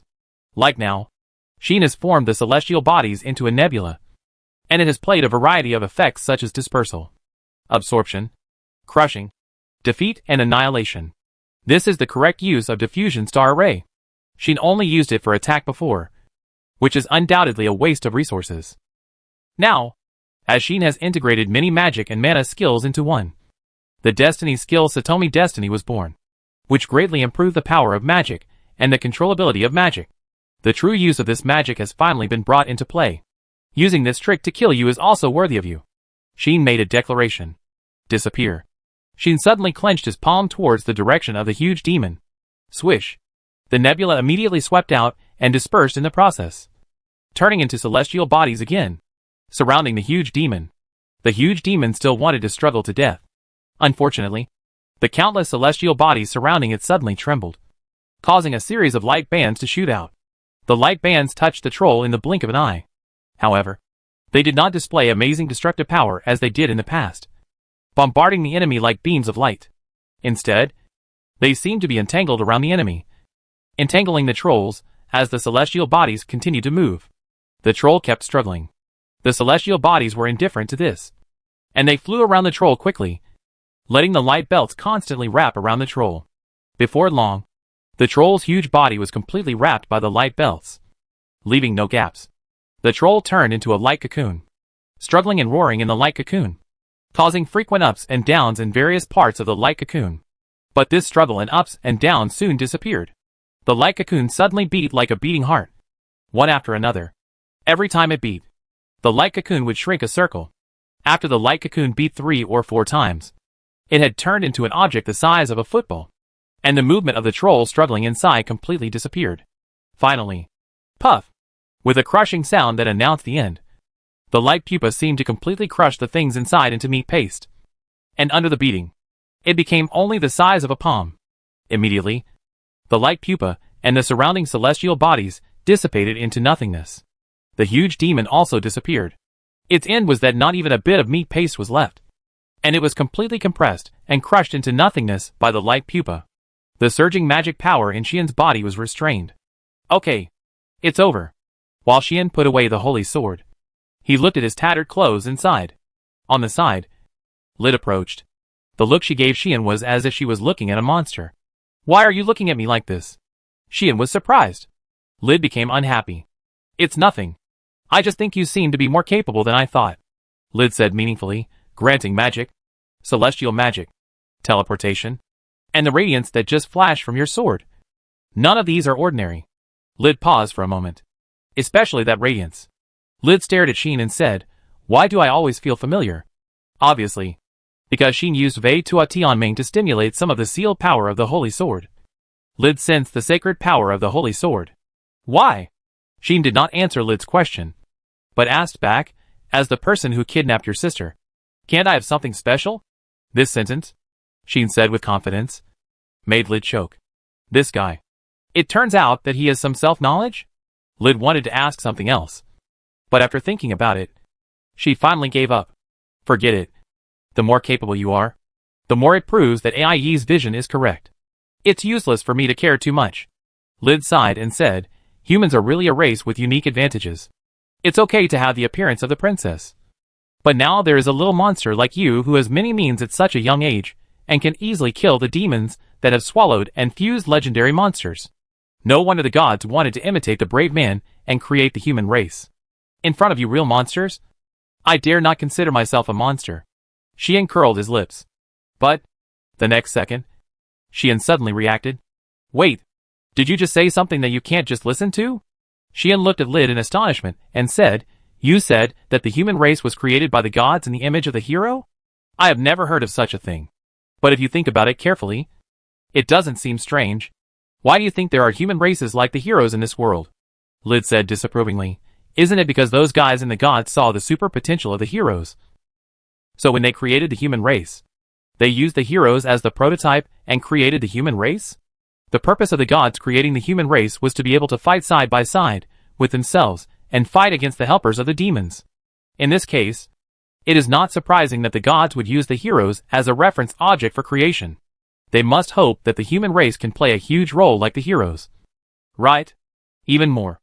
They may want to create heroes themselves. That's not certain. So, the prototype of humans in this world is actually the heroes in another world. Apart from the elves, humans were the first to be created by the gods, and the first human race to appear in this world. I don't know. Xian was speechless. I always feel that the impact of heroes in this world is much greater than I imagined. Chapter 542 Big enough. Wide enough. If you think about it carefully, it seems natural that the hero will have such a great impact on this world. Who made him the third life to appear in this world? The first person in the true sense? Besides, no matter what, the hero is on the same level as the Supreme God and the Demon King. And the three are in a mutually restrained relationship. So, the Supreme God created the gods. The Demon King created the demons. And the hero as the origin of the human race. It doesn't seem to be difficult to accept. Well, anyway, Sheen feels that the hero's status has returned. Unlike when he heard that Mitra pursued the Elf Queen, but was rejected. And he could only go back to marry a maid to live in despair. The mood is subtle. But, will the hero himself lower the hero's status again? Sheen feels that he has to think about this issue seriously. Lid doesn't know what Sheen thinks. She just thought that since Xian had such strength, he could continue to explore this cave. As soon as he entered here, he encountered a demon that had devoured and fused legendary monsters. It seems that this place has existed for a long time, and there are many secrets hidden in it. Lid stared at the darkness deep in front of her and spoke solemnly. I am afraid that there will not be only one demon of this level in it. This is Lid's idea. Xian was a little strange. Are you sure? Xian Fox said suspiciously. Don't demons kill and devour each other? In this case, Xian did not think that there would be other demons here, as the demon ritual here has existed for a long time. Even if there are, those demons must have fought and devoured each other. How could they coexist in one place? Before, the reason why he encountered so many demons at once was only because the demons usually devoured those ordinary monsters and demons first, and then fought and devoured each other. When there are other lives besides the demons will often attack them first, especially monsters and demons, which will definitely attract the attack of the other party first, and then the individuals with huge magic power. Perhaps the demon just now attacked because it happened to be nearby and sensed the huge magic power of Sean and Lid. Right? In this case, the possibility of there being other demons here is very low. Lid has a different opinion. Once you reach the legendary level, it will be difficult to determine a clear winner. Even the legendary level has strong and weak points. Generally speaking, It is easy to defeat the opponent, but it is not necessarily successful to kill the opponent. Lid analyzed calmly, because you can still escape if you can't beat them. At the same legendary level, you can't escape anyway. This principle is also applicable to the demons. Looking at the demon just now, although it is very brutal and aggressive like the other demons, it has the most basic sense of crisis.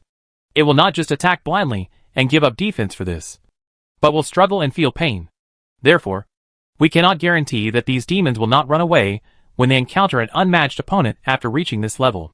If this is true, it will not be easy for demons at this level to quickly determine the winner and successfully devour their opponents. This place has existed for a long time. In this case, the guys of the old demon clan original demon are likely to have provided a lot of powerful monsters as ritual materials here during the long hunt, including some legendary monsters. Speaking of this, Lid's voice was a little cold. If this is the case, then this ritual site is a fixed facility for them to cultivate a large number of high-level sacrifices. And it is very likely that there are other legendary demons in it. After Sheen thought about it for a while, Lid's statement was recognized by him. It is indeed not easy for one legendary level to slaughter the other without restraint, unless the other has a unique skill that can break through common sense. But monsters do not have unique skills, and so do demon refiners. In this way, the gap between them, who are both legendary, will definitely not be too obvious. Then, there may be multiple legendary demon refiners here. Only at this level can they restrain each other, and will not be so easily determined. And those who are not legendary must have been devoured by these legendary demon refiners standing at the top of the food chain. The demon refiners just now appeared near the entrance of the cave, most likely waiting for new sacrifices to be thrown into this ritual site, so that they can taste the delicious food at the first time. With such habits, these high-level demon refiners may really have the most basic beast consciousness, as Lid said. Unfortunately, the demon was not lucky. What it waited for was not a delicious meal, but a cruel warrior like Xian. It didn't even leave its body. Even its ashes didn't need anyone to scatter them. It was directly crushed into nothingness. Then shall we continue to go in?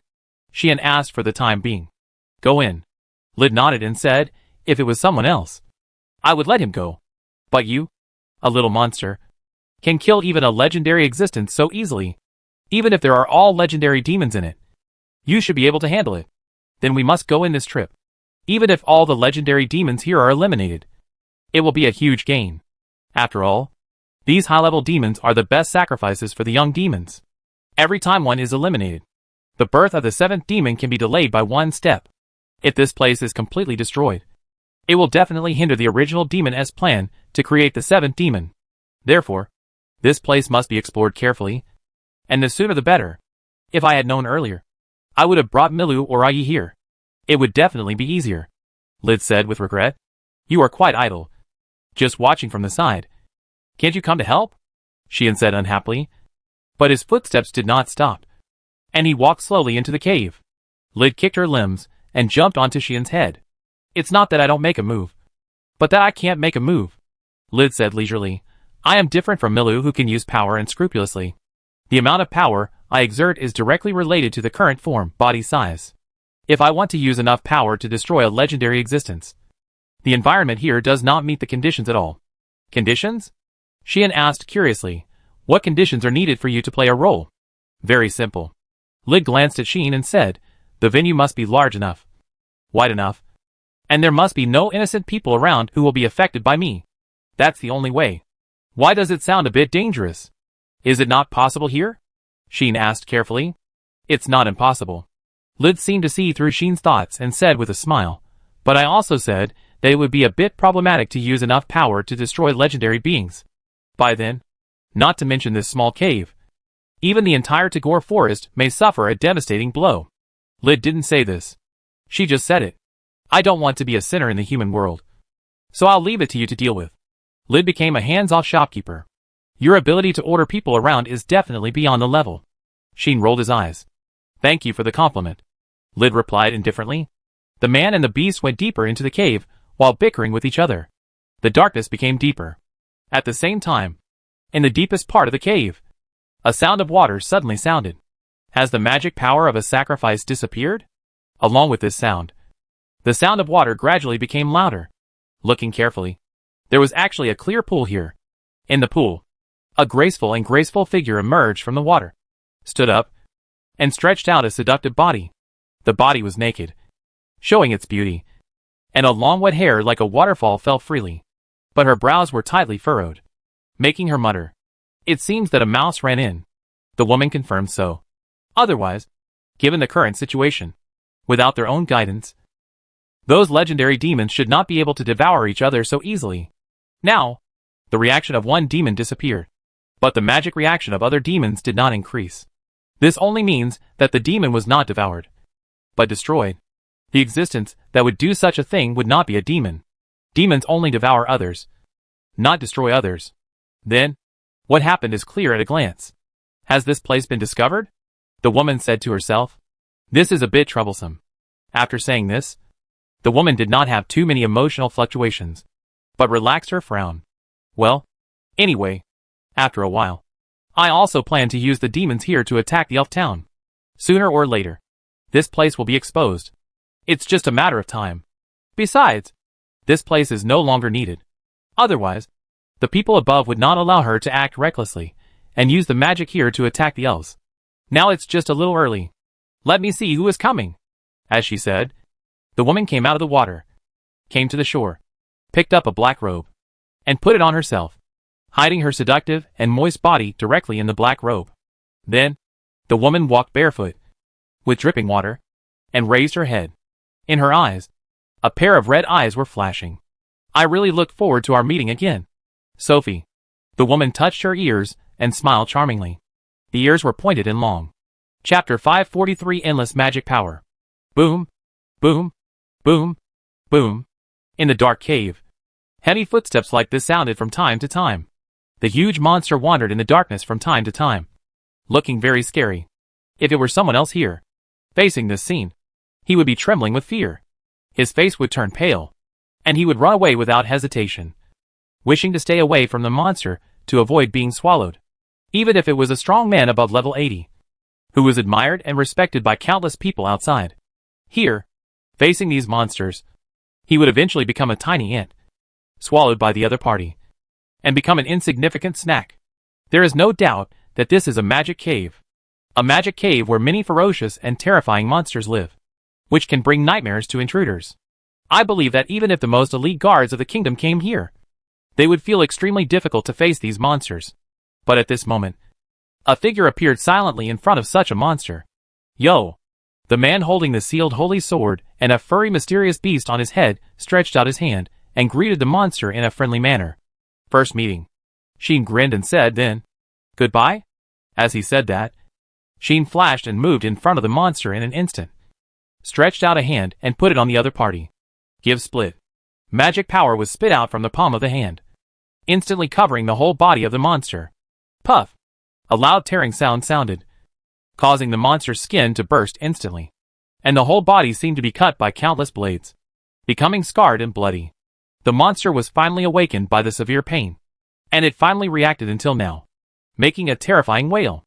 Unfortunately, it was too late to react at this time. Give stiffness. Give slowness.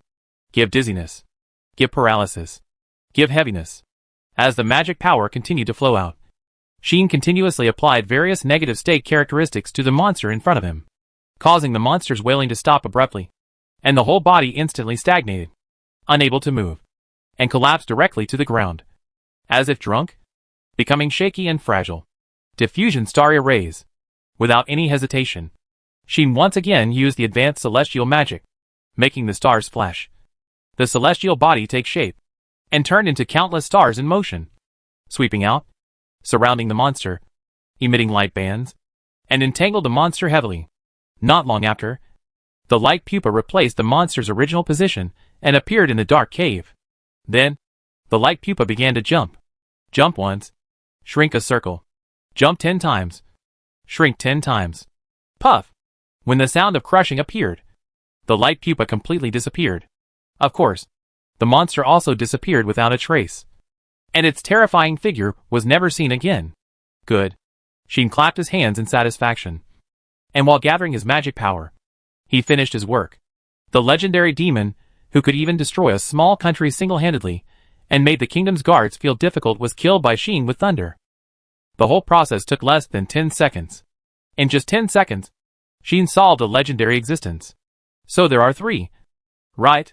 Sheen calculated like this. The demon just now was the 3rd one he had killed since entering here. Indeed, there are already 3. Lid lay on Sheen's head and witnessed the whole process of Sheen crushing the legendary demon.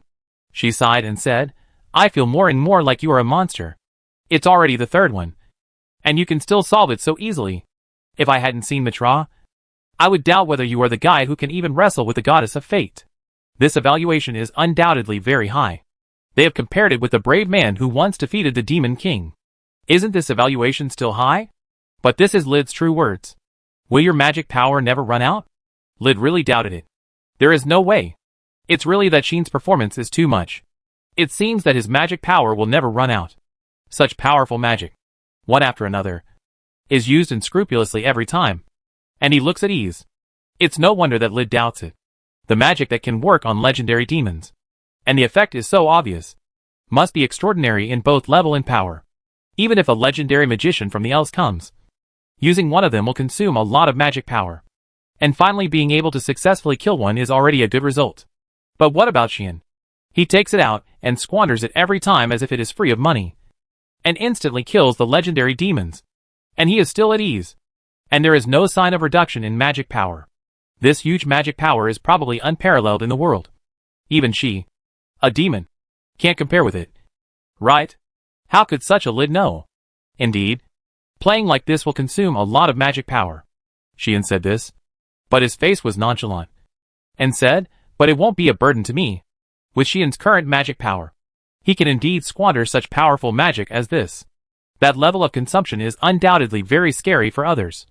But it is a drop in the bucket for him. Even during this conversation, Sheen's magic power that he just consumed has been restored. In this case, how can he restrain himself and not kill his opponent with the most thunderous means? To be frank, Sheen is now far superior to the legendary magician, even if he only considers his attainments in magic. In the battle with Aradia, Sheen only used melee means and restrained himself. If he used magic means, he could also quickly defeat Aradia. The abundance of magic power gives Sheen the confidence to squander countless powerful means. If it were someone else, squandering magic power like Sheen, even if he could kill a demon, he would fall on the spot, and would not be able to recover without resting for a day and a night. And Sheen's melee means actually consume a lot of magic power. The use of Gai Tua Tianming requires the consumption of magic power. The use of Wai Jian Tianming requires the consumption of magic power. The use of Wai Ju Tianming requires the consumption of magic power. Even the use of some effects of Li Tua Tianming, Li Jian Tianming, and Li Ju Tianming requires the consumption of magic power. Otherwise, do you really think that Sheen's teleportation is so frequent and generous that there is no consumption at all? Depending on the distance of teleportation and the strength of the obstacles penetrated, Sheen needs to consume corresponding magic power when teleporting. And it is easy to imagine how much magic power will be consumed when using a high-level skill like teleportation. At least, others will definitely not be able to use it as recklessly as Sheen. Therefore, in fact, most of the credit for Sheen's current strength should be attributed to his extremely huge magic power. Without enough magic power, even if Sheen used numerology to fuse countless skills and possessed the 7 extremely powerful destiny skills, he would not be able to use them at will, and his strength would definitely be greatly reduced. Fortunately, Sheen has the unique skill Tian-In, which allows him to maximize his all-round abilities when upgrading. And Satomi Tensei also greatly improves his magic power and magic power recovery speed. In this way, Sheen has a foul-level magic power, which allows him to have such strength now. This level of magic power is amazing even for Lid, a demon, as can be seen from this. But Sheen also has the help of the 2 unique skills Tian-In and numerology to have the current magic power. The so-called unique skills are originally abilities that can transcend common sense to a certain extent. Sheen has 2 unique skills, and each of them is extremely foul, providing him with amazing growth. It is actually natural that he has such amazing magic power now. But it seems that we have come to this point. Sean looked around. It has been 2 hours since we came in, but we have only encountered 3 large-scale demons. It seems that there are not many legendary demons here. Sean's statement was confirmed by Lid. Legendary monsters are rare, even if there are more in Tagore Forest. They have survived from ancient times to the present. Each of them has amazing power and a strong sense of crisis. If they see that the situation is not good, they will immediately run away. Even the original demon can't catch many legendary monsters for the ritual. Right? Lid thought thoughtfully. Of course. It is also possible that most of the legendary demons have been swallowed by the demon larvae, and the original demon uses them to create the 7th demon. This possibility is relatively large. Anyway, Sean doesn't believe that there will be only 3 legendary demons in such a large ritual site. I'm afraid, as Lid said, most of the legendary demons that once existed here have been recovered by the original demon and used to feed the demon larvae to create the 7th demon. So are there only 3 left here? Xian said casually. Should we continue to search? My suggestion is to continue searching, Lid said, since the ritual site is still there. It proves that the demon larvae that is the core of the ritual is also here. At least we have to find it and destroy it on the spot. Okay. Xian spread his hands and said, anyway, I don't like those monsters either. As soon as this was said, a laugh rang out. Really? I think they are cute. Right? Chapter 544 Apostle. When the sudden laughter reached their ears, Xian and Lid reacted at the same time. No. It should be said that long before the laughter sounded, both of them had sensed it and looked towards the source of the sound. This magic.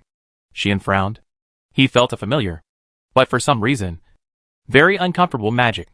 Who? Lid spoke even colder, with a pair of beast eyes staring at the shadow on the left. There is a passage there. The sudden laughter came from the other end of the passage. Then, so that's it. I didn't expect that the famous beast demon came. No wonder 3 legendary demons disappeared so cleanly. With these words, a figure slowly walked out of the shadow of the passage. It was a tall figure. The figure was wearing a black robe, and her face was covered by a hood. Her feet were bare, but not even a little bit of dirt was stuck on them. They were white, transparent, tender and smooth. You could tell at a glance that they were a pair of women's feet. The other party's voice was also very tender and charming.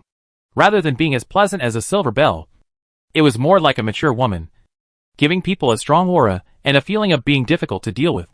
However, the other party had a very good figure.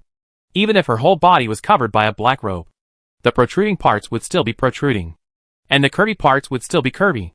In addition, for some reason, the black robe was a little wet and close to her body, and the curves of the other party's figure were revealed. There is no doubt that this is a woman who can fascinate men, even if the other party's appearance has not been revealed. This figure and voice alone are enough to make people's eyes shine. However, Xian could not have any evil thoughts in his heart. There are 2 reasons. One is because of the other party's weird magic. Another thing is that from the other person, Xian could feel a very pure and pure malice. That's right. It was malice. It was not hostility, nor murderous intent, but pure malice. That feeling was like she would not show any hostility or murderous intent to the person who appeared in front of her and ruined her good deeds. However, no matter what, she would do any cruel and evil thing she thought of in her mind to the person in front of her, even if the other person was not her enemy or her opponent. So, she understood it instantly. This is a bad person. An undoubted bad person. All her actions, all her movements, and all her deeds were only for evil. This made Xian feel a direct aversion to this black-robed woman. Lid's face also sank. This feeling of magic. Could it be that? Lid had some guesses, but she didn't say it out loud. Compared to this matter, Lid had something else to figure out. Are you from the original demon? Lid asked coldly. The other party responded very readily. Yes, Your Highness Lid Doma. The black-robed woman, regardless of the looseness of her clothes, bowed exaggeratedly, making the black robe loose, revealing large areas of skin color, and even losing her front, while introducing herself. I am Maggie, an apostle of the old demon clan original demon. Apostle. The appearance of this word made Lid's eyes condense. Apostle? Xian didn't understand, and asked Lid above him, what is that? The one who answered this question was not Lid, but the black-robed woman who called herself Maggie. Apostle is a position in the original demon. Count Bastutu. Maggie said to Xian with a smile. We original demons are different from the general old demon faction. We have a clear status and class. The highest status is naturally our master. That is, our leader. Under the leader, there are 3 great apostles who directly obey the orders of that master, who can be said to be under 1 person and above 10,000 people. And each great apostle has 4 apostles under his command, who obey the orders of the great apostle.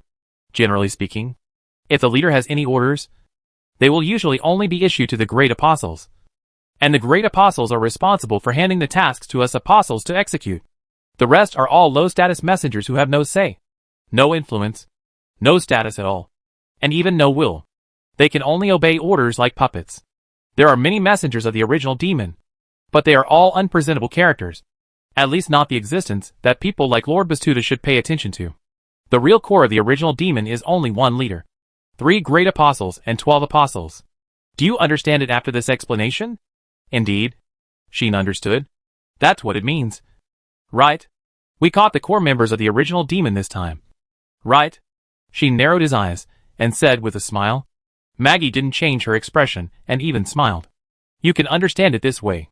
Maggie shrugged her slender shoulders, and the black robe almost slipped off her body again, and said, although I heard that the organization seems to have recruited some big shots recently and intends to set up the position of the 4th great apostle. At least, at present, the current situation of our original demon is like this. Are you satisfied with this explanation? Oh, yes. The reason why I know about Lord Bastuda's existence is because the great apostle I obeyed told me that there is a variable like you in the land of elves. Maggie revealed such a secret to Sheen without caring, and said, that Lord told me to pay attention to the cute and innocent elf girl beside you. I wonder if you are willing to introduce her to me. As soon as these words came out, the smile on Sheen's face disappeared. At the same time, a hidden and terrifying magic power slowly burned from Sheen's body, causing the temperature of the entire cave to drop by dozens of degrees and become extremely cold. Oh, it's really terrible.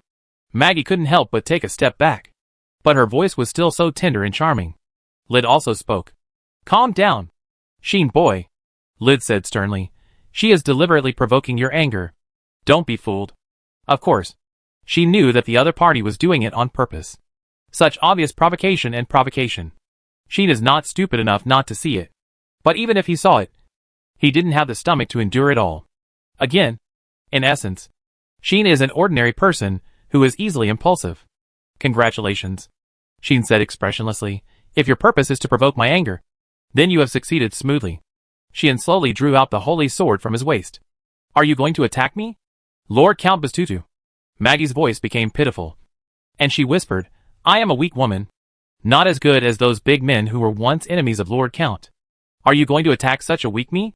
At this moment, Maggie's voice was like the whisper of a witch, and it actually went straight into Sheen's heart and lingered in his heart.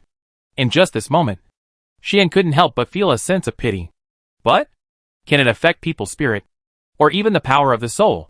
Sheen raised his head and looked at the other party with cold eyes. Is this what you rely on? The pity that Sheen couldn't help but feel involuntarily was instantly offset by Li Tua Tianming. Maggie's voice stagnated, and her face changed slightly. The next second, Maggie turned around without any hesitation and ran into the dark passage behind her.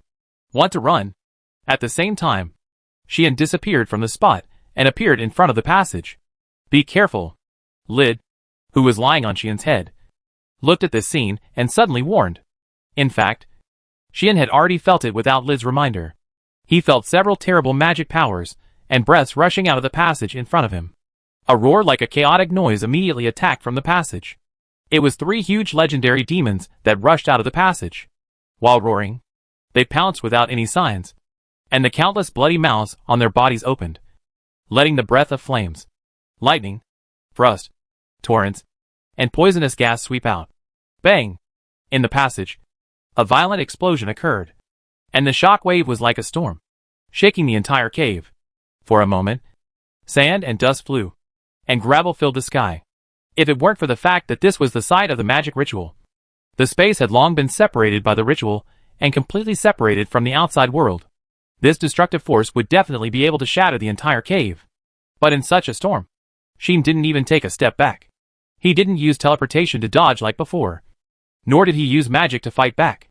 Instead, he rushed towards the enemy in front of him, without dodging or avoiding the countless breath attacks. Buzz! The air trembled.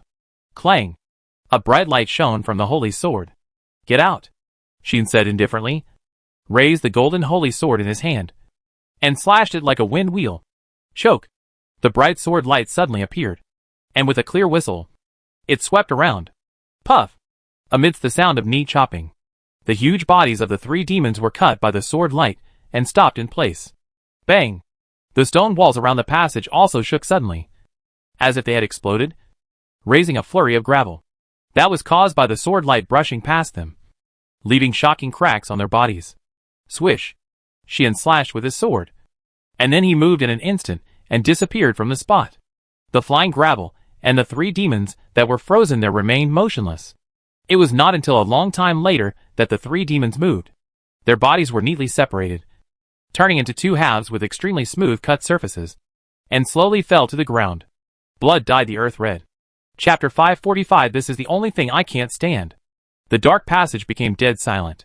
The bodies of three huge demons lay in a pool of blood, gradually losing their life force. However, in the darkness, another huge figure appeared at some point. It looked at the corpses of the demons on the ground and lay on them without hesitation. It was eating. The bodies of the demons lying in the pool of blood were eaten up bit by it, gradually losing their original appearance. This process did not last too long. Soon after, the figure ate all the flesh and blood of the demons, leaving only blood all over the ground, which was extremely dazzling. Then, it turned and left. A terrifying aura flashed on its body, which was terrifying. Swish! With the sound of breaking through the air, Xian's figure flashed out of the void, like a phantom, appearing in an instant. Gone? With his brows furrowed, Xian looked around. At this time, he came to a vast cave that looked like a square. On the walls around the cave, there were passages leading to other places, making it look like a beehive. Are you going to use the maze to escape? Xian took a deep breath. At this time, Lid, who was lying on his head, spoke. You'd better be careful. Lid advised a little, saying, the apostle obviously deliberately angered you and deliberately led you in. If you don't calm down, you may fall into her trap. Lid was much calmer than Xian. I know, Xian said expressionlessly, but there is no way. I can't stand this one thing. Although he was very impulsive, Xian had to use his actions to tell others how angry he would be if he wanted to touch the people around him. Otherwise, do you really think you have no temper? Of course. You are also telling others your weaknesses. Lid sighed and said, knowing that you care so much about the people around you. Those self-righteous villains will definitely start with the people around you when they want to deal with you. Obviously, Lid still thinks that Xian is too impulsive. But Xian has no intention of changing his mind. Since I have an intersection with you, many people will think that they can't deal with me, Xian said with a somewhat unhappy look. Just like you said. Those guys are just a group of villains. They don't have much ability, but they want a lot of things. As long as they don't want to give up, and don't want to lose these things, they will eventually hit the people around me. And no matter how strong Xian is, he is still a human being. He can't be with others every day and protect each other closely. In this case, at least show enough strength to scare most cowards and make them dare not act rashly. This is what Xian had figured out when he decided to deal with the Lyusica family in the capital. So, don't stop me, Xian said lightly. You can't stop me either. Hearing this, Lid fell silent. After a while, the beast demon relaxed his body. Since it is your own decision, I will naturally not stop you. Lid looked at Xian and said, moreover, from an emotional point of view, in fact, I quite agree with your approach. If anyone wants to move someone around her, Lid believes that she will definitely be furious. The difference is that she may think more about some things, so as to force herself to calm down and not act on impulse, while Xian will not care. Everything is from the heart, and will turn the anger in her heart into action. From a rational point of view, Xian's approach will naturally not be favored. But who wants to suppress their emotions all the time? Be forced to calm down and look at things rationally? Therefore, Lid actually admired Xian, and even envied her. At first glance, as a demon, she seemed stronger and more terrifying than Xian. But who knew that the higher the position, the less free she would be? As one of the top demons, and the third sister among the 6 demon sisters, Lid had to think more than others, and look at things more rationally. However, Xian had no such constraints. She did whatever she wanted. Perhaps in the eyes of some people, she was too impulsive and reckless. In fact, this action ability was sometimes very enviable. So, Lid said nothing more. Xian did not say anything more. He looked around, and then closed his eyes. He was concentrating his mind to expand and spread the perception of external awareness of destiny. In this case, Xian seemed to have returned to the day of the fierce battle with Aridia. He felt the wind, He felt the flow of the atmosphere. In the cave, the evil magic power unique to the magic ritual was wandering everywhere. This greatly hindered Sheen's perception, and the apostle of the original demon escaped. However, the other party obviously underestimated Sheen's perception ability. After a while, Sheen found a trace of the familiar and uncomfortable breath of the other party from the magic power wandering around. This way, Sheen opened his eyes, turned his head, and looked at one of the passages. Swish. The next moment, Sheen moved away again and disappeared here. Swish. In the silent darkness. At a certain moment, the sound of breaking through the air appeared again. Sheen's figure appeared with it, landed on the ground, and looked up. This is also a vast cave, and the ceiling is very high, like a big wind hole, making the wind howl here. However, there are no honeycomb-like passages here, only a clear pool. When Sheen teleported, the female apostle in black robes just ran to the pool. Oh! I was found. Maggie seemed to feel the movement behind her, turned around, faced Sheen, and raised her mouth under the hood. It was much faster than I expected. As expected, you are a human who hangs out with demons and evil gods all day long. You are unexpectedly excellent and powerful. No wonder even the princess of the kingdom was captured by you. Maggie smiled and blinked at Sheen. I am also about to fall in love with you, Lord Count Bastutu. Would you consider taking me in? I have never been touched by a man. The charming voice of temptation reached Sheen's ears, arousing a trace of evil fire in Sheen's heart. But Sheen was rarely indifferent to this seductive temptation, because the other party was trying to move Sheen's heartstrings with an unknown power. That was nothing under the resistance of Li Tua Tianming. Flying Star! At that moment, Sheen launched the magic without saying a word, causing countless flying stars to flash around him, turning into a rain of meteors and bombarding Maggie. Maggie's seductive voice stagnated. It turned out to be the lost celestial magic. Maggie was surprised without any surprise. But soon, Maggie reacted, and with a flip of her hand, she actually grasped a staff. A dark magic power surged from the apostle of this original demon. Black curtain. Maggie raised the staff in her hand, causing the magic power to roll up and turn into a dark curtain, blocking her in front of her. The falling stars that came like a downpour fell on the dark curtain, causing ripples, and then disappeared. Sheen looked at this familiar magic and narrowed his eyes. Dark magic? It was the magic used by Beto of the old demon clan Slayer faction. Add to that the power that affected the mind just now. Could it be? Is that spiritual magic? Sheen suspected so, and used the ability of external awareness of destiny to identify the other party. This identification surprised Sheen. The apostle named Maggie in front of him actually learned 3 magic skills at the same time. Magic darkness, magic spirit, and magic gravity. And the levels of the 3 were close to the maximum level of 9. Only one step away from the maximum level. And her level was as high as 98, which was the same level as Aridia. A character like you is actually just an apostle and original demon? Sheen was quite surprised. Looking at Sheen like this and listening to Sheen's speech, Maggie knew that her strength had been seen through by the other party. Since you can see through my level, your identification skill must have reached the maximum level. Right? Maggie chuckled and said indifferently, but unfortunately, I am indeed just an apostle and original demon. Although I think I am not weak among the 12 apostles. The 3 great apostles above me are more terrifying. They either have special talents or have unique skills that are foul. They are definitely not something that can be countered by a high level. The information that Maggie accidentally or deliberately revealed made Lid's face sink. Because original demon is so mysterious and hidden. No one knows who is in it, and what level of strength these people have. Now, Maggie has revealed the tip of the iceberg of original demon. But it also makes people peek into the terrifying power of the other party. Could it be that the 12 apostles are all legendary powerhouses like Maggie? This is a very scary thing. You know, 1,000 years ago, the entire human race tried their best to gather 13 legendary heroes. If the 12 apostles of the original demon are all legendary, doesn't it mean that the other party has a fighting power comparable to the 13 heroes? Although the 13 heroes are all powerful among the legendary ones. Each of them is at least level 95.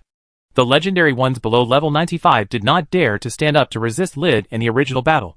The actual legendary powerhouses of the human race must be more than these 13 people. But this original demon can have 12 legendary powerhouses, which is also terrifying. Lid couldn't help but speak. Don't let her run away. Sheen boy. She is a good opportunity for us to understand the original demon.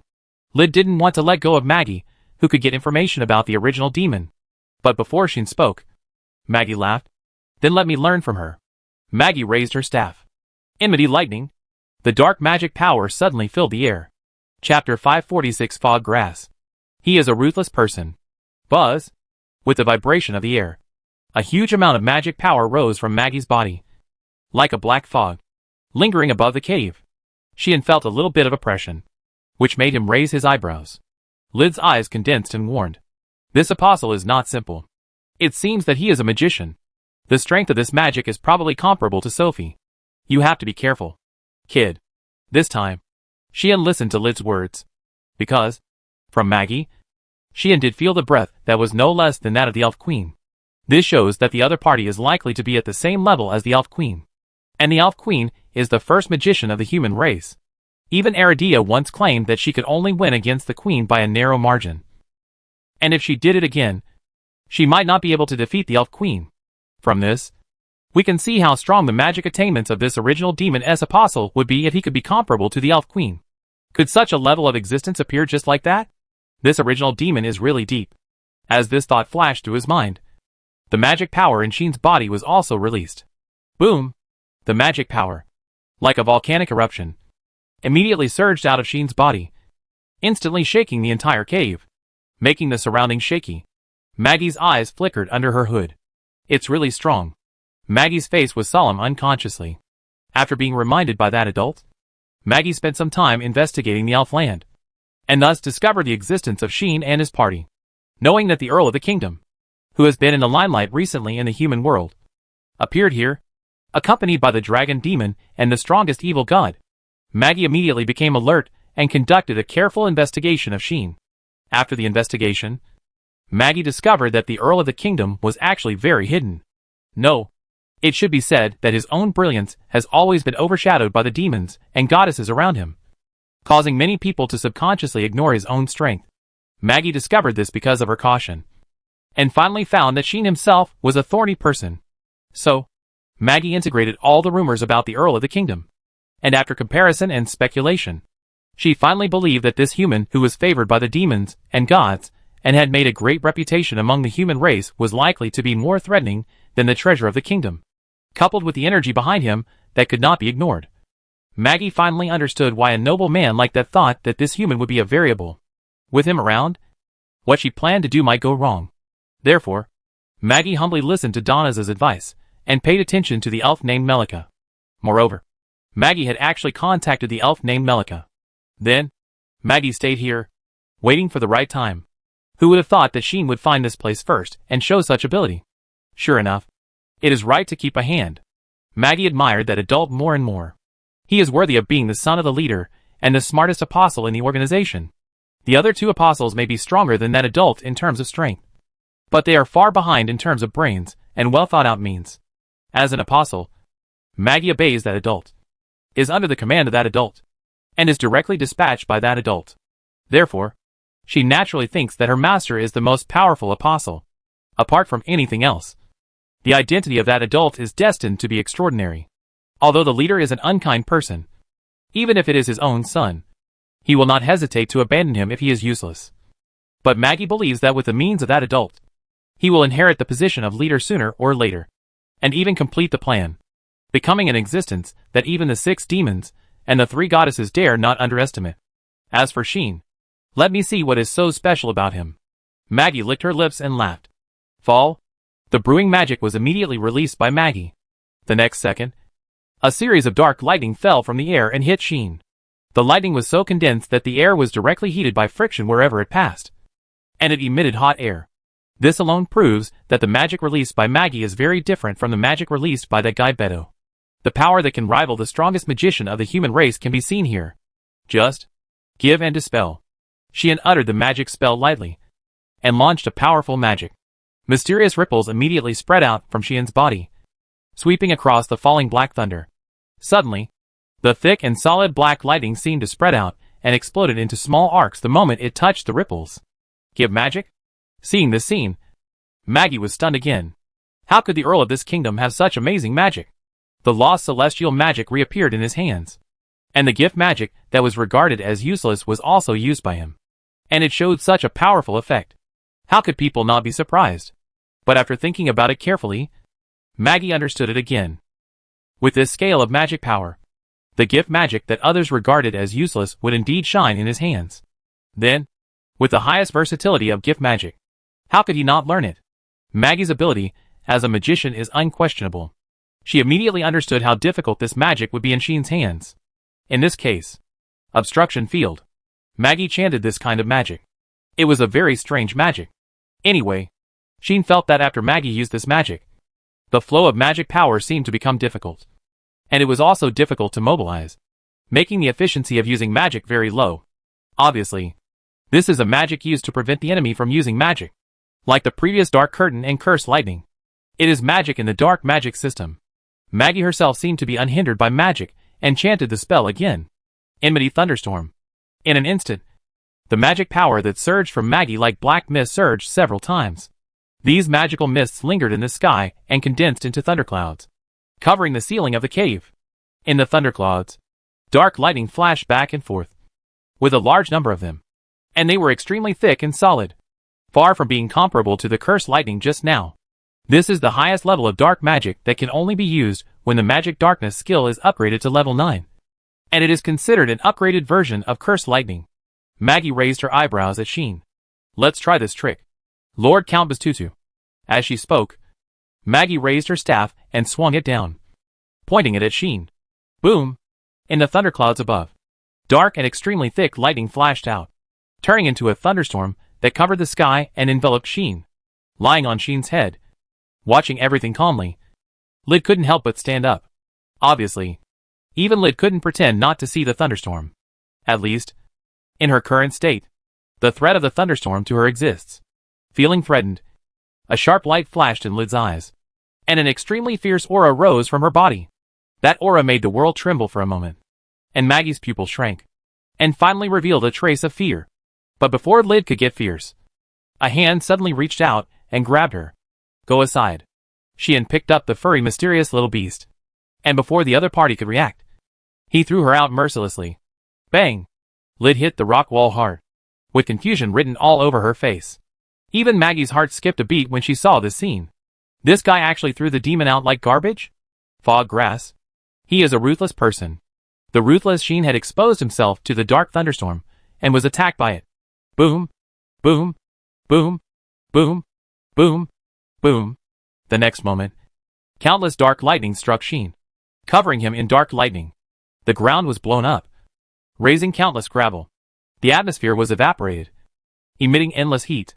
The dust was spreading, and the smoke also covered Sheen's location. But the dark lightnings were still bombarding, constantly bombarding into the sand, as if to kill Sheen. Maggie couldn't help but smile. She felt that the victory had been decided. This move was her specialty. Not only was it incredibly destructive, but each lightning carried a lethal curse. Not to mention humans. Even the dragon, the king of monsters, would die if it was hit. To deal with this move, it is best to use extremely powerful defensive magic, like the people of the elf division, to block the lightning and never touch it. Otherwise, even if you can resist the attack of lightning, the curse contained in the lightning can make people die instantly, and suddenly on the spot. What a pity. Count Bastutu, I was quite moved by you. Right? Maggie said to herself. After all, I am different from those pretentious elves.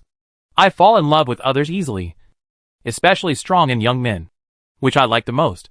The fact that Sheen can be recognized by that adult is enough to make Maggie moved. What a pity. The more a man moves my heart, the more I want to kill him with my own hands, so that I can experience sadness and happiness at the same time. Right? Now, I am very sad and happy. Thank you for bringing me happiness, powerful Count Bastutu. Maggie laughed happily. In her eyes, dark malice was rising and falling. Chapter 547 Demon Spirit. The joy of life is different from life to life. Some people will be happy because they have done a good thing. Some people will be happy because they see others happy. Some people will be happy because of some trivial things. Some people will be happy because they can vent their desires and do what they want without restraint. This is a difference in sensibility and a difference in values. But Maggie does not belong to any of the above. She believes that for an existence like herself, why she will be happy depends entirely on her own instincts. At least, she is like this. She is a magnanimous person. She will not hate someone just because she is an enemy. Nor will she hate or be hostile to someone just because someone stands on the opposite side of her. Even if she is killed one day, she will not hate the other person. For her, if the boundaries between the lives in this world are so clearly drawn because of differences in positions, races, identities, or different ideas, it would be a waste. Yes, it is a waste. Once, she told this idea to a being who regarded her as an enemy, who had been pursuing her all his life and wanted to eradicate her. As a result, the other party looked at her as if he was looking at a hopelessly corrupt person. Maggie felt very wronged. Why did he look at her like this? Why can't anyone understand her? Even that adult sometimes looked at her as if he was looking at a monster with a structural problem. It was too much. Obviously, she was very generous. She was very generous and regarded all the lives in this world as objects that she could play with. It is fun to see them crying bitterly. Right? It is fun to see them desperate and afraid. Right? It is fun to see them kneel down and beg for mercy. Right? It is fun to see them roar and roar. Right? This is joy. Isn't it? Now, Maggie felt joy from the bottom of her heart. Just because she had personally killed a future star of the human race. And a hero that both the gods and demons looked up to. When she thought that many people would feel pain for his death. And those who loved him would burst into tears when they heard the news. Maggie felt hot all over. And she wanted to find those people immediately and tell them that she had killed the person they loved. At that time, would they lose their minds and rush towards her? Or would they lose the will to resist and let herself be crushed? Maggie was looking forward to that moment. She would be happy because of the sadness and anger of others. She would also be happy because of her own sadness and anger. So, what she said at this moment was true. If you can kill the man who makes your heart beat with your own hands, you must be very sad, happy. Right? Hee ha ha.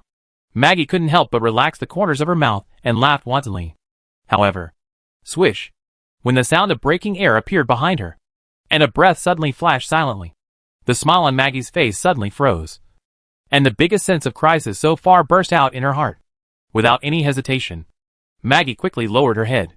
At this moment, the sword light suddenly appeared. Choke! A cold sword light slashed through, passing through the dark curtain around Maggie. Puff! With a tearing sound, the dark curtain was cut cleanly by a sword flashing with brilliant golden light. The curtain seemed to be completely cut in half, losing its defense on the spot.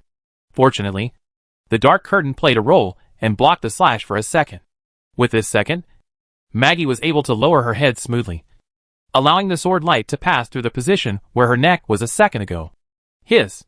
Another tearing sound was heard. This time it was a real tearing sound. But this was not the sound of flesh being torn, but the sound of cloth being torn. Maggie quickly lowered her head, so that the sword light did not hit her neck and cut off her head, but cut open her hood that did not keep up with her movements, tearing the hood and the black robe on her body into pieces. Maggie lost the cover of her clothes, and the whole person rushed out and left the place. Flying star! The next moment, a figure suddenly appeared behind her, slashed a fatal sword at her, and released magic in her direction. The meteor shower composed of the flying small stars instantly hit Maggie. Bang bang bang bang. With the sound of explosion, every part of Maggie's body was hit by the flying stars, as if she was hit by countless fists mercilessly. Gwa! Maggie couldn't help but let out a muffled cry, and was blasted into the air by the flying stars, and fell heavily to the ground. After rolling several times, she stopped the trend and stopped. Cough cough. Maggie coughed a few times, and then covered her body in severe pain and struggled to get up from the ground. You? Maggie looked at the figure in doubt. There, a young man holding the sealed holy sword and stretching out one hand, was looking straight at him. Who else could it be except Sheen? Sheen raised his eyes and looked at Maggie. In the darkness, Maggie's black robe was destroyed, and she was naked underneath, exposing her slender, plump, and extremely attractive body directly to the air. However, this attractive body was not only covered with dirt because of the embarrassing roll just now, but Maggie's long black hair also became messy, making it disheveled, covering more than half of her head, and she looked as embarrassed as she could be. Sheen glanced at the naked body of the other party and whistled. She has a good figure. No wonder she dared to run naked. Sheen really didn't expect that this apostle of the original devil was wearing nothing but a black robe. In response, Maggie raised her hand almost reflexively to cover her body, but then let go. How are you okay? Maggie openly reveals everything about herself, staring at Sheen with confusion in her eyes. Maggie knows best how terrible her cursed thunderstorm is. Logically speaking, even if the opponent has defensive skills or even resistance skills, it is impossible for him to be safe and sound when facing her 9th level magic, unless the opponent has a full level resistance skill. But this is impossible. In addition to attack power, her magic also has curses. If she really wants to avoid being hurt, she must have a full level magic resistance skill and a full level abnormal state resistance skill. 2 full level resistance skills. Not to mention Sheen. Even an extreme level super strongman cannot have them. You use teleportation to dodge? Maggie was puzzled and said, no. I feel like I was hit. You should have been completely hit by my magic. If it weren't for this, Maggie wouldn't have let down her guard and wouldn't have thought she had one. She did this because she felt her magic had hit. In fact, Maggie's magic did hit Sheen. It's a pity. As long as it's not a super level realm. Then, unless it's a special attack that can break away from the routine, Miley to a Tian Ming won't hurt me. Sheen stared at Maggie and said sarcastically, seeing you laugh so happily just now, I almost felt embarrassed to interrupt you. But sorry. Your defenseless look really makes people want to chop you with a sword. So, Sheen chopped at Maggie without hesitation. This woman is not worth his mercy. It's a pity that it didn't hit. You have a keen sense of danger. Sheen continued to laugh. Because you have been a shameful rat for a long time? There is no doubt that Sheen is trying to get Maggie's mindset, and is trying to get back at this woman for provoking him and angering him. But, maybe, Maggie seemed to have adjusted her state, regaining her previous composure, and chuckled, after all. Unlike Lord Bastudu, who can be good friends with demons and evil gods, we are targeted and hunted by these bigwigs. So we have to be more sensitive to avoid accidentally losing our lives. As she said that, Maggie waved her staff, letting the magic power wash over her body like a stream of water. In this case, all the dirt on Maggie's delicate skin was washed away, and it regained its original whiteness and smoothness. Then, Maggie lifted her hair, and lifted her long black hair behind her. Now, Maggie's naked body was completely exposed to Sheen's eyes. However, when Sheen saw the other person's appearance, his eyes suddenly widened. On the side, Lid, who slid down from the wall, also saw Maggie's true face, and her face instantly sank. It was a very stunning face. The facial features were very delicate, even perfect, and together, they formed a beautiful face like a goddess, which was fascinating. The beauty of this face could compete with the elf queen Sophie. However, what caught Sean and Lid's attention was not each other's appearance, but each other's pointed ears. Are you an elf? Sean was stunned. But soon, someone denied him. No, she is not an elf. The furry mysterious little beast flashed, and appeared on Sean's head again. Lid stared at Maggie closely, and spoke word by word. Black hair, red eyes and pointed ears. There is no mistake. She is a demon spirit. As soon as these words came out, Maggie's laughter immediately resounded throughout the venue. Moreover, it was no longer the calm and relaxed chuckle from before, but a very harsh laugh. Like a laugh formed by gathering all the negative emotions in this world. Let me introduce myself again. Maggie's mouth drew an evil arc. I am Maggie. As the beast demon said, I am a demon spirit. The last demon spirit in this world. Chapter 548. I remember you. Demon spirit. This is a word that is too unfamiliar to Sheen. He only knows about elves and gods, but has never heard of demon spirits, and has not even seen any description of this word in books. But when Sheen heard the word demon spirit, he instinctively felt a sense of malice. His intuition told him that this was definitely not a good thing. This is the fact. Demon spirits. A race that is born evil and regards ravaging the lives of the world as everything. Lid's cold voice slowly came into Sheen's ears. They are similar to elves. Both of them are only female and born from nature. But they are completely opposite to the elves who love nature and are kind by nature. When elves are just born, they are just harmless fairies. They grow gradually by absorbing the magic power in the atmosphere. And finally they can be reincarnated as elves after accumulating enough magic power. The same is true for demons. When they are first born, they are the same as fairies. However, those beings are not called fairies, but demons. Demons are different from fairies. Fairies are only born in the depths of Tagore Forest and only absorb magic power in the atmosphere. They only absorb some magic power of other properties under special circumstances. For example, if you use your own magic power to feed fairies, it belongs to this category. But demons are born in another place. It is a place of despair. There is no magic power or life. There are only powers such as curses and evil spirits. It is a dead place that no one will enter. But when the curses and evil spirits in that dead place accumulate to a certain extent, and under extremely rare circumstances, a life enters it, then the strong curses and evil spirits will parasitize on that life. Lid said in a deep voice.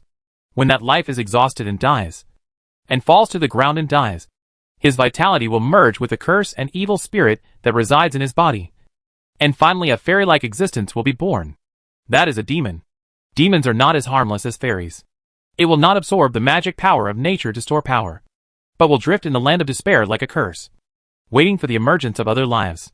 Then, like the previous curse and evil spirit, it will reside in the body of the other party, absorb the magic power and vitality of the other party, and continue to accumulate power in this way.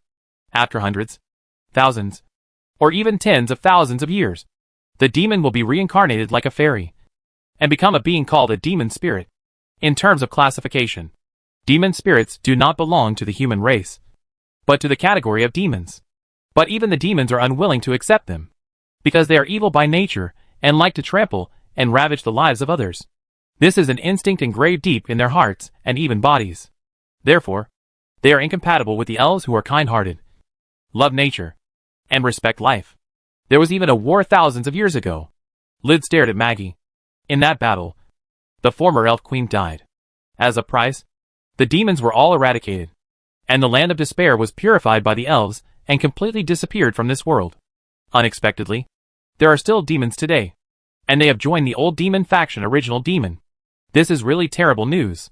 After hearing Lid's explanation, she had understood what kind of existence the demons are. At the same time, she had also knew why he felt some familiar breath on Maggie. Because the other party is a similar existence to the elves, but it is completely opposite in nature. As a person who has had close contact with fairies and elves, she will naturally feel some similar breath from this demon. The omnipresent malice of the other party has now been explained. Probably because the other party is an evil being by nature, who likes to trample on life and ravage life. In such a situation, Maggie's laughter gradually became cheerful. As expected of Lord Beast Demon, thousands of years have passed, and it is rare that you can still remember us who once disappeared in history. In fact, I was just lucky. On the day when the elves and the demons fought, I set my sights on a fun target and kept teasing her. So I missed that battle and escaped. But I actually feel it's a pity that I can play with so many elves and hear the cries and wails of so many elves before they die. I actually missed such a good opportunity. Fortunately, the thousands of years of waiting are worthwhile. Not only did I join the Original Demon and become an apostle, but I also came to the habitat of this elf. It will definitely be fun next time. Right? After saying such chilling words, Maggie seemed to remember something, clapped her hands, and her plump body trembled. Right. Right. Saying that we are completely different from elves is a misunderstanding. Right? In terms of valuing love and purity. In fact, demons and elves are the same. However, unlike those boring elves, we demons will not play secret love, let alone silently pay. Once we identify a man, we will immediately give our bodies to him, and it will only happen once in our lifetime. We will never fall in love with a second man. Isn't this great? Maggie confessed. However, before Sheen could express his feelings, Lid spat out. Indeed, you will only identify one man in your life. And once you identify him, you will give up your purity without hesitation. But at the moment of giving up your purity, you will also kill that man immediately. Am I right?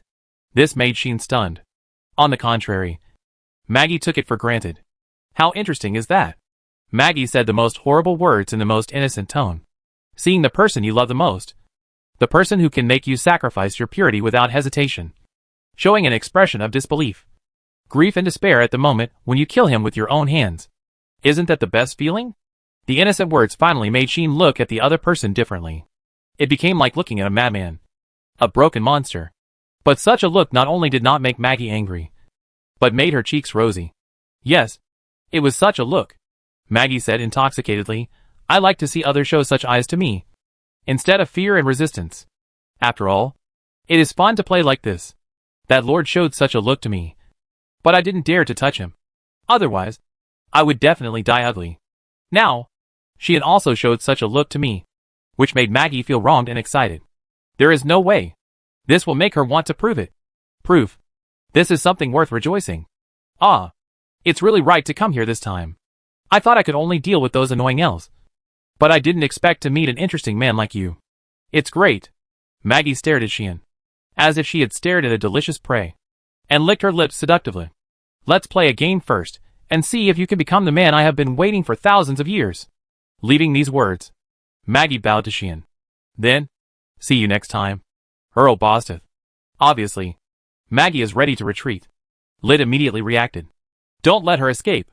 Sheehan. Boy! Lyd shouted loudly. That is undoubtedly a dangerous person. Even for the sake of the elves. We can't let her go. Sheehan has already taken action without Lyd saying anything. He naturally has no intention of letting this demon go. This demon is too dangerous. Once she is targeted, let alone me. The people around me may be implicated and be calculated by this hateful woman. This is something Sheehan cannot tolerate. Swish. At that moment, Sheehan moved in an instant and appeared in front of Maggie. Regardless of her delicate and charming appearance and naked beautiful body, he raised the holy sword in his hand and slashed it down mercilessly like thunder. In this slash, Sheehan did not hold back at all, and exerted the perfect skills under the effect of a Tuationming to the extreme.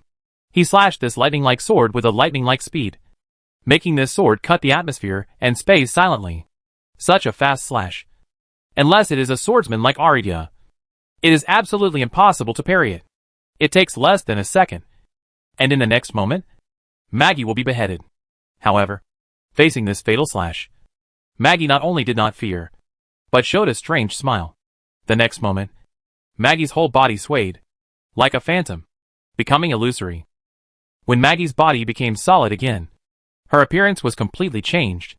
She became a person Sheehan was very familiar with. Mr. Sheehan? Melika stood in front of Sheehan and called his name in a timid voice. Sheehan's heart was shocked, and before his head could react, the movement of his hand had subconsciously deviated. Boom! The ultimate slash of the holy sword immediately fell on Melika's side, like a streak of silk, smashing the ground there and letting the gravel fly. This sword? Sheehan. Missed. Melika's face changed. The timid expression on her face disappeared, and she became evil and charming. See you next time. Dear Mr. Sheehan. After speaking, the demon spirit that turned into Melika disappeared without a trace in an instant, as if it merged into the darkness. Sheehan's breathing stagnated, and then, the boundless anger in his heart gushed out with magic power. Boom! In a corner of Tagore Forest, a cliff suddenly exploded without any warning, collapsed and shattered in a tremor, and raised a cloud of dust. A figure flashed out from it like a stream of light, and came to the air, with an indifferent expression. TSK. Lyd, who was lying on his head, was shocked. Sheehan was silent for a long time with a cold face. And then he said something. Maggie? Right? I will remember you. Chapter 549. I'm going to turn this place upside down. Swish. In the sky above the Tagore Forest, a figure flew at high speed like a stream of light, setting off a piercing sonic boom that sounded very loud in the forest. Such a movement naturally attracted the attention of some monsters, especially the flying monsters, who couldn't stand it when they saw that figure flying at such a high speed with such an arrogant attitude. Ga. A monster with bone wings, like a pterosaur, rushed from the front with a strange cry, flapping its wings, and was determined to swallow such an arrogant and tiny existence into its stomach. Its bloody mouth opened and bit with a fishy smell. This monster is at least level 70 or above. No wonder it has such a bad temper. Unfortunately, it is unfortunate, because, at this time, the person who comes has a worse temper than it. Choke. Just as the monster was about to bite the other party, a cold sword light slashed across its neck at high speed. Puff! With a tearing sound, the monster's head was chopped off and flew higher into the sky. Blood also spurted out from the monster's broken neck like a fountain. The headless monster's body froze fiercely in midair, and then fell down with its head. A pungent smell of blood filled the air. This scene scared the monsters, who were also planning to surround it. After they reacted, these monsters fled in panic, and no one dared to come up to challenge. However, the speed of the figure did not slow down at all, and it continued to rush forward. Alas! Lyd, who was lying on the other party's head, looked at all this inside. The true identity of the figure was naturally Xian. At this moment, Xian was flying at the fastest speed, not using the ability of teleportation at all. Just flying like this, letting the strong wind whistle around him. Undoubtedly, this is venting. I don't think you need to be so angry. Lid couldn't help but persuade him, saying, the opponent is not simple. Not only is he a demon spirit that should have been extinct for thousands of years, but he is also a legendary magician of a high level. In addition, he can become an apostle of the original demon. He must be a very cunning existence. You can force such a tricky existence back at your age. It's already amazing. Lid was comforting Xian. It was really surprising that a beast demon couldn't help but comfort a human boy. But Lid did it. First of all, this was indeed her true thought. Secondly, she was also worried that Xian would be too impulsive and do something irrational. Facts have proved that Lid's worries are not completely unnecessary. I understand the truth, Xian said expressionlessly, but I can't stand this. Hearing this, Lid knew that Xian would not give up. What do you want? Lid simply asked. It's very simple, Xian said indifferently. No matter what method I use, I will pull out that disgusting demon. And it has to be done now. It's the same sentence. Xian is not the protagonist of those novels in the previous life. He doesn't know what it means to be patient after being provoked by the other party. Do you have to wait for the other party to prepare the means and come to the door in a swagger, and then passively accept it and slowly deal with the other party? Sorry, Xian can't stand it. And can't wait. Think you can just run away? Unfortunately, this rule doesn't work for Xian. Don't mess around, Lid said with a headache. The other party has to spend a lot of effort to find the goddess of nature Nadura to find some clues. What can you do to find her immediately? Even the goddess of nature has to spend so much effort to find. Lid really doesn't know what Xian is going to do to catch the evil spirit. However, Xian really has a way. Isn't her target me? Isn't it the land of elves?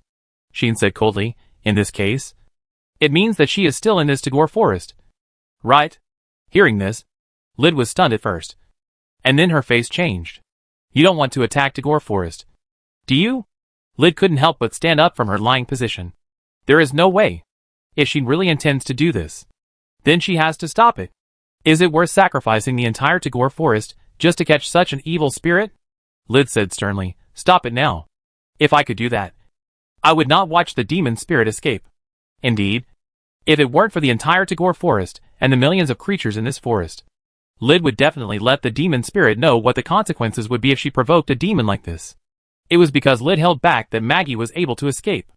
Otherwise, Lid only needed a thought, and the demon spirit would be destroyed along with the Tagore forest. And she held back. But Xian still planned to do this? Stop it! Must stop it! But Lid was wrong. Don't worry. You don't have to do that, Xian said indifferently, but today, this Tagore forest really can't be peaceful. After saying that, Xian stopped venting and disappeared in a flash.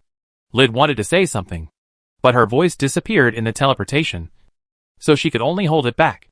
Xian returned to the land of elves as quickly as possible. There was only one idea in her mind. That was to chop the demon into pieces. At the same time, in the elf village. At this time, Rosie and her group finally returned to the tree house. They did not find Xian or Lid, which was a bit strange, but they did not take it seriously. Anyway, it was those two people. No matter what, nothing could happen. Right? With this idea in mind, Rosie and her group sat down in the hall, chattering and sharing what they saw and heard today. Specifically, they were lamenting that Melika could become the blessing of the goddess of nature. And the attitude of the elves toward Xian also became much better after this incident. Even AI, who had already woken up, rubbed his eyes while listening to Luo Shi mentioning this matter, and was a little stunned. So that's it. Was the little girl of the elves favored by Najula? AI pouted and said, no wonder the goddess who is good at peeping appeared yesterday. It seems that she had a plan. This is really a vicious thing to say. I didn't expect that goddess Nadura would choose Melika. Luo Shi sighed and said, Vivian and Tyr should be happy about this. Right? There is an elf magician in the team who has received the blessing of the three goddesses. This is a big deal. Not to mention the adventurer level. Even if it is put on the level of the country or even the race. Don't you see that the elves are now crazy about joy? And the tranquility of the past is completely gone? AIE seemed to be indifferent and turned a blind eye. It's just a blessing. Not worth her fussing about. The dragon demon prince glanced at Luoshi and said with a smile, "Do you feel pressure?" "Pressure?" Luoshi pretended not to know and asked in confusion, "Why should there be pressure? When the elf girl comes back, she will be a human who has received the blessing of the 3 goddesses like you. And her status will be comparable to yours. Right?" Ai bewitched her and said, "Aren't you worried about falling out of favor?" To be honest, Luoshi really wasn't worried. Although she always felt humble when she mentioned marriage. She knew that it was just Xian deliberately using the topic to suppress her. That guy might be very fickle, but he would not abandon her after having an affair. In his own words. That is, have you ever seen a protagonist in a book who would abandon his lover after having an affair? There are not many people who can understand this. Luoshi didn't understand it either, and couldn't keep up with Xian's train of thought. She just heard Xian mutter something like, "I don't want to be hacked. Zhang Ji may be a role model for my generation, but he can never be a role model. If I do that kind of thing, I will be sprayed to death by the keyboard warriors in front of the screen." And the general meaning is that he won't and dare not do that kind of thing. Right? So, unless she annoyed him. Otherwise, Luoshi felt that her position as the main wife was still quite stable. Besides, with Melika's personality, she is definitely the type who doesn't fight or quarrel. Facing this kind of soft girl, Luoshi felt quite relieved and didn't worry about falling out of favor at all. Compared with Melika, Luoshi was actually more worried about the poisonous dragon demon in front of her. This is the real enemy. Therefore, Luoshi smiled and said nothing, which made Ai feel bored. At this moment, Lilith, who was playing with Milu, suddenly raised her head from Laxia's arms and looked out the window. Her expression was actually slightly angry. Lilith's abnormality instantly attracted the attention of everyone present. "Miss Lilith?" Laxia called Lilith. But there was no response from Lilith. Milu tilted her head, not knowing why. Ai and Luoshi were startled at the same time. And then, they seemed to notice something. Turned their heads and looked out the window. Swish! With a sound of breaking through the air, Xian finally returned to the tree house and appeared in the hall. Location: near the window. Luoshi subconsciously wanted to speak, but was stopped by Ai. Ai stared at Xian and narrowed her eyes. Lid. Mila hadn't noticed anything unusual yet and happily rushed over. But before the other party rushed over, Xian grabbed Lid on his head and threw Lid, who looked helpless, into Milu's arms. His silent appearance instantly stunned everyone present, including Laxia, including Luoshi, also including Ai. After a while of silence, Ai spoke in a cold voice. "Who provoked you?" Ai said expressionlessly, "Speak. I will help you vent your anger." As soon as these words came out, the heaven and earth seemed to tremble, and a terrifying pressure spread. There is no doubt that the dragon demon was angry. Of course, Ai was not the only one who was angry. Lilith came to Xian, raised her head, and stared at Xian. In her eyes, evil spirit surged. Like a rage, Xian still said nothing, stretched out his hand, and touched Lilith's head.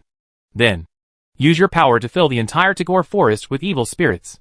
Xian made a shocking statement in the most indifferent voice. Today, I will turn this place upside down. This sentence shook the hearts of everyone present. Lid opened her mouth, and finally closed it helplessly. Lily nodded without hesitation. Without a trace of hesitation. Ai still had no expression on her face, but her eyes were getting colder and colder. Mila seemed to realize something and became excited. Only Luoshi and La Xia were left, and they looked at each other. They realized it. Something was going to happen today. Chapter 550: The Evil God Arrives. The Land of Elves. Queen's Palace. On this day, Sophie, who was sitting on the throne, suddenly felt a palpitation for no reason. What happened? Sophie shuddered and came back to her senses. After returning from the temple of the goddess of nature, Sophie had been sitting on the throne, not knowing what she was thinking about, and fell into a long period of contemplation. She didn't even know how long she had been sitting like this, let alone what she had been thinking about for such a long time. She just wanted to be dazed for no reason, which made Leia and Leah a little worried, and they didn't retreat for a long time. Until this moment, Sophie was awakened by the sudden palpitation. "Queen? Are you okay?" Leia and Nia still looked at Sophie with some concern, but Sophie no longer had the extra attention to deal with Leia and Nia. Following the palpitations in her heart, Sophie closed her eyes, connected to the Queen's palace, radiated her consciousness, and sensed the situation in the elf land. The next second, Sophie seemed to feel something, and stood up with a change of expression. What was she going to do? Sophie screamed. Leia and Nia were both shocked when they saw Sophie like this, because they had never seen Sophie lose control like this. What happened? What happened? What happened this time? How come in less than 2 days? One shocking thing after another happened? Leia and Nia felt their heads go blank, and they couldn't help but fall into a state of confusion. And they were confused. And Sophie was even more confused. No! I have to stop it! Sophie gritted her teeth and hurried down from the throne for the nth time. Since Sheen and his party came to the land of elves, Sophie, the elf queen, has hurried down from the throne many times. But no time has the seriousness of the situation been compared to this time. Sophie was completely anxious. She didn't even have time to say hello to Leia and Nia. She flashed with emerald green light and rushed out. Your Majesty! Your Majesty! Leia and Nia exclaimed. After reacting, they quickly rolled up leaves and petals, chasing Sophie and rushing out of the Queen's palace together. The 3 legendary magicians of the elves rushed out of the Queen's palace one after another and came out. When they came out, Sophie stopped first. She raised her head and looked at the sky in front of her. There, a petite figure was slowly rising into the air. Boom! The sky was roaring. The earth is roaring. Endless evil energy gushed out from the figure, like a dark vortex, circling around the petite figure. Not long after, 12 dark wings also spread out from the back of the petite figure. The strongest evil god in this world descended. The boundless anger seemed to have turned into a substantial evil energy, constantly pouring out of its body. Dominated by this boundless anger, the little evil god felt that he was about to lose his mind. That was what she had always wanted. As the goddess of darkness and chaos, the little evil god was not allowed to have a rational existence. She could only follow her own nature and continue to go crazy in an out-of-control state. This is her attribute. This is her fate. It cannot be avoided. And it cannot not exist. Who made her the ruler of chaos? Then naturally she cannot have rationality. If this situation had not changed, the existence called Lilith would not be allowed to move freely in this world, and would either be sealed forever or ruthlessly eradicated. But because of a human who seemed insignificant to her, this fate was changed. Thanks to him, she completely controlled her own power. Thanks to him, she successfully returned to herself and became the strongest evil god. In the eyes of Lilith, whose rationality had not yet fully grown and was even a little deformed, he was everything to her. So, she entrusted her true seal to him and vowed to live and die with him. And the days she spent with him were undoubtedly the happiest time in these 10,000 years. That's right. Lilith truly felt what happiness was. Lilith hoped that this kind of happiness could continue. But why? Why are there some people who don't know how to live or die, always wanting to bully him? Those inexplicable nobles want to bully him. Those inexplicable elves wanted to bully him. Those inexplicable old demons wanted to bully him. Now, there are inexplicable people who not only want to bully him, but also anger him. Lilith has never seen him so angry. The anger that even touched and shocked her true seal made Lilith feel like she felt the same way the first time she understood what happened. She instantly rose up with boundless anger. She didn't know who wanted to bully him. She also didn't know what happened during the time he was not around. She only knew one thing. That is, all those who planned to bully him must die. Boom! Evil spirits were like a storm, constantly gushing out of Lilith's body. Carrying such evil spirits and carrying 12 black wings, Lilith rose straight into the air, instantly penetrating the barrier of the elves' land and coming out. The person who sent Lilith out of the barrier was Milu. This truly innocent demon just waved his hand, without even touching Lilith. And Lilith passed through the barrier like an illusory existence and came out. Such Lilith went straight up into the sky. Rumble. Above the Tagore forest, the originally cloudless clear sky suddenly became windy, and thick dark clouds emerged. The little goddess with 12 black wings sank into the dark clouds that were rolling like a vortex. The next moment, in the hole at the center of the vortex dark clouds, evil spirits fell like an avalanche. The scene was extremely spectacular. Just like a dark waterfall appeared in the sky. The water of the waterfall rolled and fell fiercely, and it was so terrifying that it could not be described. Then, the evil spirit fell on the barrier of the elves' land, and along the edge of the barrier. It rushed in all directions like a black torrent. Then, it flowed to the entire Tagore forest. Jie. Ah! Woo! At this moment in the Tagore forest, countless monsters were roaring inexplicably and violently, as if they had sensed something, becoming uneasy and anxious. Some monsters seemed to sense the danger and fled in panic.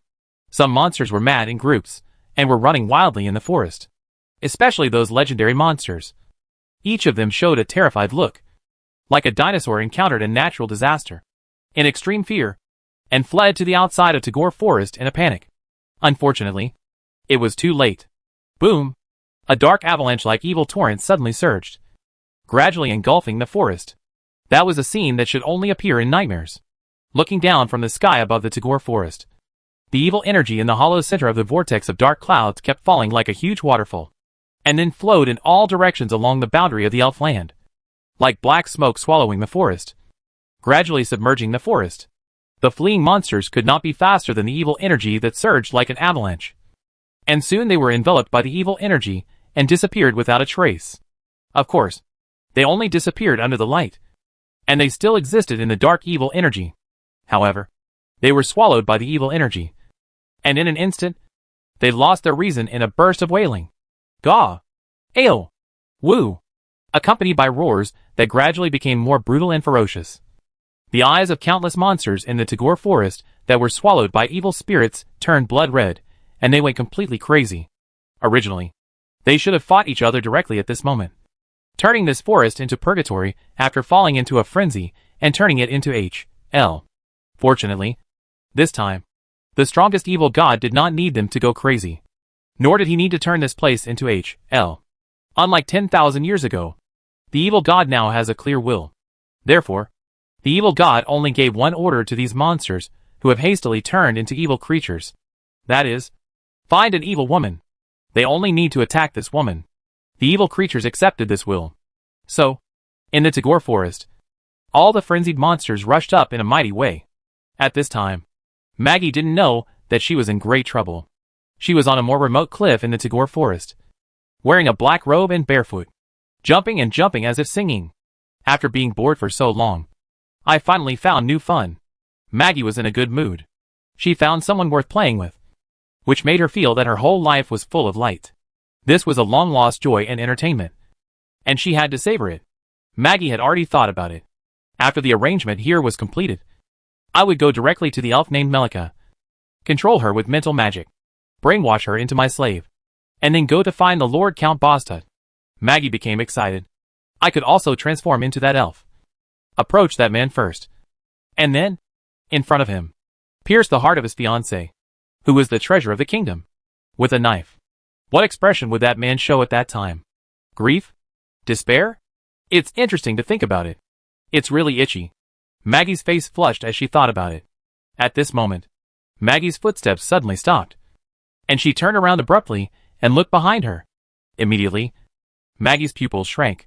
Boom! A dark evil energy surged like an avalanche, engulfing the forest and rolling towards the cliff. Maggie's face changed drastically, as if she was facing a dark tsunami. Black curtain. Without any hesitation, Maggie raised her staff and chanted magic. The torrent of evil energy swallowed her up, and completely submerged the cliff. Chapter 551: The Demonic Spirit in Trouble. At this time, Xian was above the elves' land. He was suspended in the sky, and his whole body was bathed in the evil waterfall falling from the sky, as if he was being baptized by the evil spirit, which made the breath around him carry a hint of evil. However, Xian's eyes were bright and clear, and he was not affected by the evil spirit at all, and fell into a frenzy, with the blessing of the Supreme God protecting him. The power of the evil god was no different from drizzle to him. Therefore, he dared to bathe directly in the evil waterfall like this. However, Xian looked at the entire Tagore Forest shrouded by evil spirits, and his eyes seemed a little indifferent. You can't escape like this, right? Xian sneered. Suddenly, Xian's heart moved, and he lowered his head and looked in the direction of the elves' land. Sure enough, they were alarmed. Xian murmured. The next moment, several figures flew out of the elf town. One was shrouded in emerald light.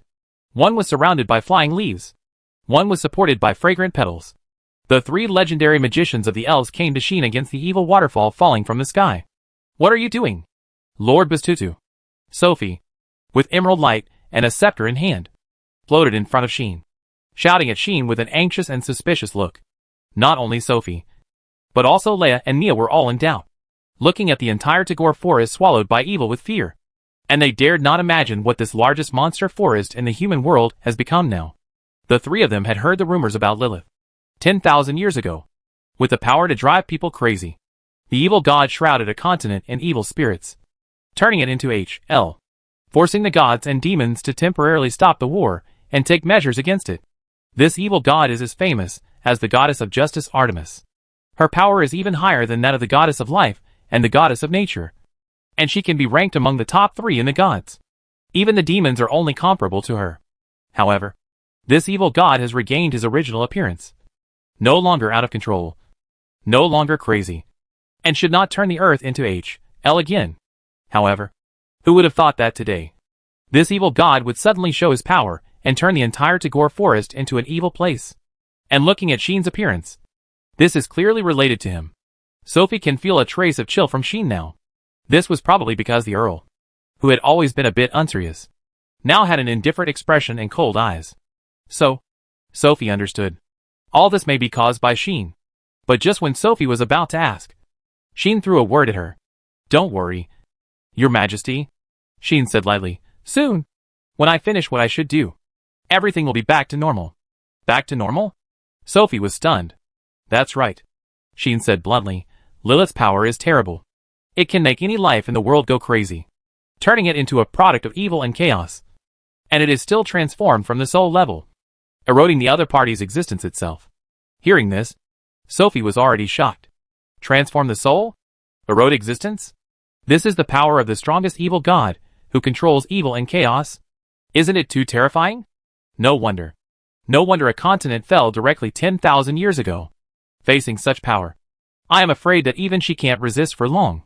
Once she is constantly bathed in these evil spirits, she will sooner or later become an evil creature that loses her mind. Right?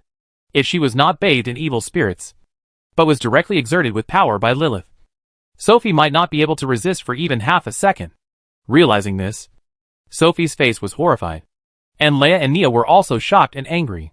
Fortunately, this is not completely hopeless, Sheen said calmly. Just be careful not to fall into a state of madness for too long. The transformation of the soul has not been completed, and the erosion of existence has not been completely ended. Then Lilith can restore the life in this forest to its original state at any time. In other words, all this is only temporary. I hope you can watch quietly on the side. Don't interfere. And don't ask. Sheen looked directly at Sophie and said, "Just be careful not to let the elves run out of the elf country." Today, the Elfland with its enchantment has become the only paradise in Tagore Forest.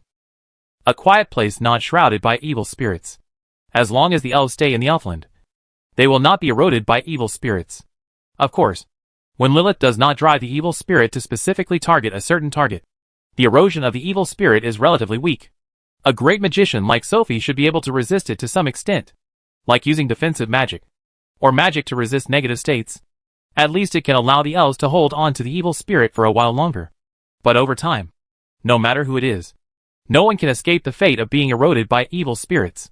After all, this is the evil spirit spread by the evil god Lilith herself, which is much stronger than the evil spirits that Sheen encountered before Lilith when he was in Cosmos. This is how the first knights of the String family, the second princess of the Empire, and the Broken Blade Knights disappeared. Sheen said so. I hope you don't do irrational things.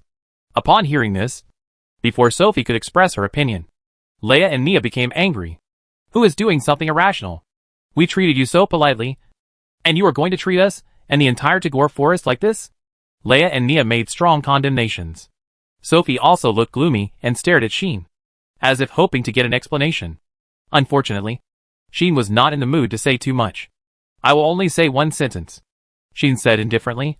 The demon spirit appeared. As soon as these words came out, Sophie and her 3 companions were immediately shocked. What? Leia was shocked. Impossible, Nia shouted out reflexively. Demon spirit? Sophie was stunned, and an unprecedented confusion appeared on her beautiful face. In her heart, a past that was unbearable to look back on was dug out mercilessly. That was when Sophie had not yet become queen. Thousands of years ago, Sophie, a member of the elf royal family, had been confirmed as the next queen. But she was not yet able to take charge of her own affairs. Her level was less than 30. She had just started to learn magic. At that time, she was innocent, pure and romantic. and her heart was full of longing for the future. She was looking forward to being able to take charge of her own affairs as soon as possible, becoming the queen of the elves, and leading everyone to prosperity. She was looking forward to the war ending as soon as possible, and the goddess of nature she believed in would appear in front of her, granting her the blessing she had dreamed of, and replacing the blessing on her body. For this reason, she worked hard to learn magic, improve her level, improve herself, and try to help the people around her so that they could grow. However, the evil deeds of the demons finally made the elves intolerable. And finally, under the conflict and contradiction between the races, a war that determined the survival of the two races broke out. In that battle, the elves won and the demons lost. However, the elves also paid a huge price. For example, the death of the previous elf queen. Another example is her own sacrifice. Then, she was targeted by that evil being, and encountered all kinds of tragedies. These are the shadows that Sophie doesn't want to mention, or even recall. Recalling the shadow of that time, Sophie couldn't help but hug her arms. Impossible. Impossible, Sophie murmured. The demon spirit has perished and disappeared. Hasn't it? This is more of a humble hope than a rebuttal. But Xian ruthlessly tore it apart. According to her, she is the last demon spirit in the world, an existence that escaped by luck thousands of years ago. Xian said without any hesitation, I want to find her out, so I have to use some extraordinary means. In short, you just watch from the side. This made Leia and Nia look at each other in bewilderment. Sophie bit her lip and asked a question. What is the name of that demon? Sophie had an answer in her heart. If anyone could have escaped the war thousands of years ago, it was only that demon. The demon who had played with her, almost killed her, and trampled on everything she had. Only she could have escaped. The reason was that the demon was with her on the day of the war, to make her lose everything. What is the name of that demon? What is her name? Sophie kept asking this question in a trance. But Xian no longer paid attention to her. Xian just looked at the Tagore forest that was completely engulfed by evil spirits. That demon must still be in the Tagore forest. Since she was in the Tagore forest, it was inevitable that she would be engulfed by Lilith's evil spirit. But with her ability, she should be able to resist the evil spirit for a while. In this case, in order not to be eroded by the evil spirit, the other party would definitely leave the Tagore forest as quickly as possible. But if she wanted to leave the Tagore forest quickly, she would definitely not be able to hide her whereabouts. In this way, accepting the hint of Lilith's power, the countless crazy monsters in the Tagore forest would definitely find her whereabouts. At that time, she would be attacked by these crazy monsters and would have to fight. The movement of the battle would definitely be noticed by the three people. After all, in the current Tagore forest, the crazy monsters would not fight each other, and their target would only be that demon spirit. Of course, the Tagore forest is so big that it may not only have monsters. Perhaps, someone entered this Tagore forest in order to hunt monsters and find natural treasures in the forest. In addition, Lid and Millid dealt with the demon subordinates brought by the demon refining ritual. There are still many beings other than demons in the Tagore forest, and the number is definitely not small. But they will be the same. Either they will be driven crazy and accept the hint of Lilith's power, and will only attack the demon spirit, or they will use various means to resist the evil spirit. They will definitely not be in the mood to fight, and will only want to leave this forest as soon as possible. Under such conditions, with the abilities of the three people, it must not be too difficult to detect the evil magic of the demon spirit and find it out. At worst, they can block the entire Tagore forest, and let the demon spirit go crazy in the evil spirit, and go to the end. Don't you want to play a game? The game starts now. However, I am the organizer, and I have to decide the rules and game content. I want to see if you can still be so happy and excited. Xian was ready to attack at any time. As soon as there was news, he would rush over immediately. At the same time, Sophie and her group also realized that things had reached a point where they could not be reversed. Inform them. Sophie was silent for a while, and then spoke in a deep voice. Let all the elves not step out of the barrier today. Sophie gave such an order. This means that Sophie compromised. What about us? What should we do? Leia and Nia couldn't help asking. Sophie closed her eyes. Immediately, tell Jiaoyuer to let the people of the elf division be on standby at any time. Sophie's voice reached Leia and Nia's ears. We will also participate in this battle. Yes. Participate. Must participate. Whether it was because of the old grudge between the elves and the demons, or because of the connection between herself and the demon, Sophie had to participate in this battle. This time, I won't let you escape again. Maggie? Sophie made up her mind like this. But it's useless. Because Sheen will personally deal with the demon. There is no doubt about this. Bang! In the ancient forest shrouded in evil spirits. At a certain moment, an explosion sounded without warning. Ga! Roar! Several crazy monsters were blown away by the dark lightning and smashed to the ground. Not only were they charred, but they were also entangled with deadly curses. After twitching a few times, they no longer moved. Woo! The demon in a black robe appeared with a staff in his hand, and was shaky and breathing in distress. Around her, dark curtains flickered, protecting her from the invasion of evil spirits. Damn it! Maggie looked grim. Such terrible evil spirits. Even the superior defensive magic is difficult to completely resist. And after the battle, the erosion of evil spirits is more severe. If this continues, it won't take long before I will be as crazy as these monsters. Maggie did realize the seriousness of the matter. So, as Sheen expected, she hurriedly wanted to withdraw from the Tagore forest. But how could she hide her tracks in a hurry? Therefore, she was successfully discovered by the monsters, and then attacked by several waves. Maggie knew that all this was the work of the evil god. Only the evil god could do such a terrifying and terrible thing. She also knew that the other party would do this. And the purpose was probably to target her. Just to target me. Turn the entire Tagore forest into H.L.? That's cruel. Sean Bostut. I underestimated you. Maggie's eyes flickered. Chapter 552, Dragon has reversed scales. Touching it will kill you. Maggie has been alive for thousands of years. In the thousands of years, with Maggie's extremely bad character, she has naturally trampled on and played with others. Such Maggie has met all kinds of people, and has also encountered all kinds of reactions because of her behavior. Some hate her to the point of madness. Some are afraid of her to the point of collapse. Some lose their minds and want to kill her at all costs. Some kneel down and beg for mercy, asking her to let them go. For this reason, Maggie also has many means. She knows how to force a person to despair, and knows how this person will react and what actions he will take. Then, based on these, she will lay the next trap and make the next plan to entertain herself, waiting for the other party to slowly step in and be played with by her, especially for those who are famous for being great and determined. Maggie is willing to spend a lot of effort and money to slowly torture the other party. That's why Maggie is here. Because, here, there is an elf queen that she has been eyeing for thousands of years. She is noble and beautiful. Everyone admires and loves her. Even the brave cannot escape the temptation to bow down at her feet. She just wants to see her desperate look.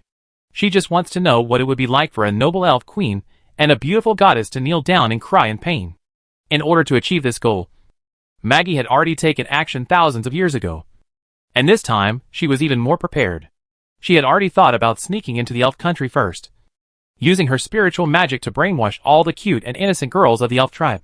And then after she entered the elf country with powerful force, she would let the elf queen fight with her people who she had worked so hard to protect for thousands of years. This is the opponent's weakness. Maggie is like this, able to accurately guess what everyone cares about most in their hearts, and also knows how to make the other party the most painful and desperate. When facing Sean, Maggie could tell at a glance that the person he cared about most was the people around him. So, Maggie would want to attack those people. And the adult also reminded her at the beginning who would be the most suitable person to attack. Thanks to this, Maggie has already drawn up several plans, and plans to play with Sean slowly. She is sure that she has grasped Sean's weakness, and will definitely play him to the point of collapse next. But she was wrong. Very wrong. She underestimated the anger in Sean's heart. Or overestimated Sean's endurance. You like playing chess, right? You like to take every step carefully, right? Then turn over your chessboard first, and see how you can play. Sean did this. Before Maggie started to act, he used the most ruthless means to turn over the entire chessboard in order to find her. As the saying goes, a dragon has a reverse scale, and touching it will kill it. Sheehan has long passed the age of middle school, and has reached the age where seeing these words will make him feel extremely awkward. But it is precisely because of this that he does not want to learn the routines in the novels of his previous life and play slowly with the enemies who are targeting him. If he is really angry, then he will turn against him. Moreover, he will turn against him regardless of everything. Scrupulous? Calm? Rational? What is that? Can it be eaten? To put it bluntly, this is not his territory anyway. No matter whether it is a flood or an earthquake, he will vent his anger first. As for other things, we will talk about them later. Anyway, there are big guys around him, and he already has enough strength. Are you afraid that he can't handle this matter? Therefore, Maggie unfortunately met an unreasonable person from another world, who did not give her any time and opportunity to play routines, and directly turn the plate. And how could Maggie ever meet such a person who does not play by the rules? I can only admit defeat. Maggie silently swallowed the bitter fruit of all this, and for the first time, she felt resentment towards someone. Originally, Maggie basically would not resent others. As a demon with evil nature, Maggie would only do evil. Demons will feel happy because of doing evil. Demons will be excited by tragedy and despair. Apart from these, other emotions will not appear in their hearts, because all the lives in this world are toys for them to please themselves, not objects that should be hated and hated. Naturally, that is not the object they should love. Because of this, demons will directly devote themselves to the man they like after they see him, and then kill him when he is happiest. That is also a kind of fun, isn't it? But in other words, if someone doesn't let demons play, then they will naturally not feel happy. Xian was the one who would not let Maggie play, and would even overturn her game board. Even the spirits would be angry and hate such a person. Few spirits would experience this feeling, because no one could do this. Xian did it. In this case, it was normal for Maggie to resent him. Wait. While Maggie continued to cast defensive magic to resist the incoming evil spirit, she broke through the outer perimeter of Tagore Forest at the fastest speed. Our game will start again sooner or later. After the Elf Queen Sophie, Maggie remembered another person. A person who was worth her playing with, and worth her spending thousands of years to trample on. Unfortunately, she had no chance. Just as Maggie was about to fly over a high mountain, avoid countless attacking monsters, and rush out of Tagore Forest, an indescribable palpitation swept over her whole body, causing her whole body to freeze and her body to stagnate there. Boom! The earth-shaking pressure and momentum suddenly appeared between the heaven and earth, causing the wind to blow violently, the dark clouds to roll, and the evil spirit to roar in chaos. Trembling desperately, shocking people's hearts, Maggie couldn't help but tremble all over. Run!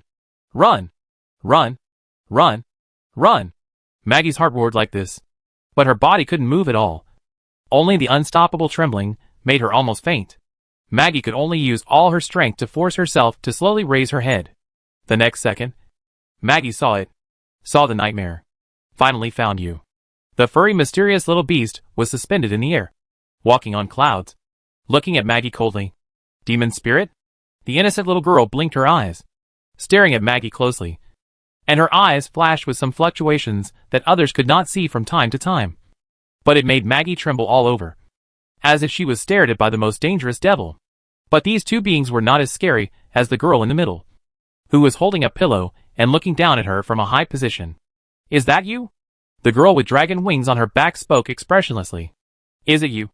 A dirty slave, who angered my people? The dragon girl, who spoke without emotion, seemed to have a pressure that could crush Maggie's bones all over her body.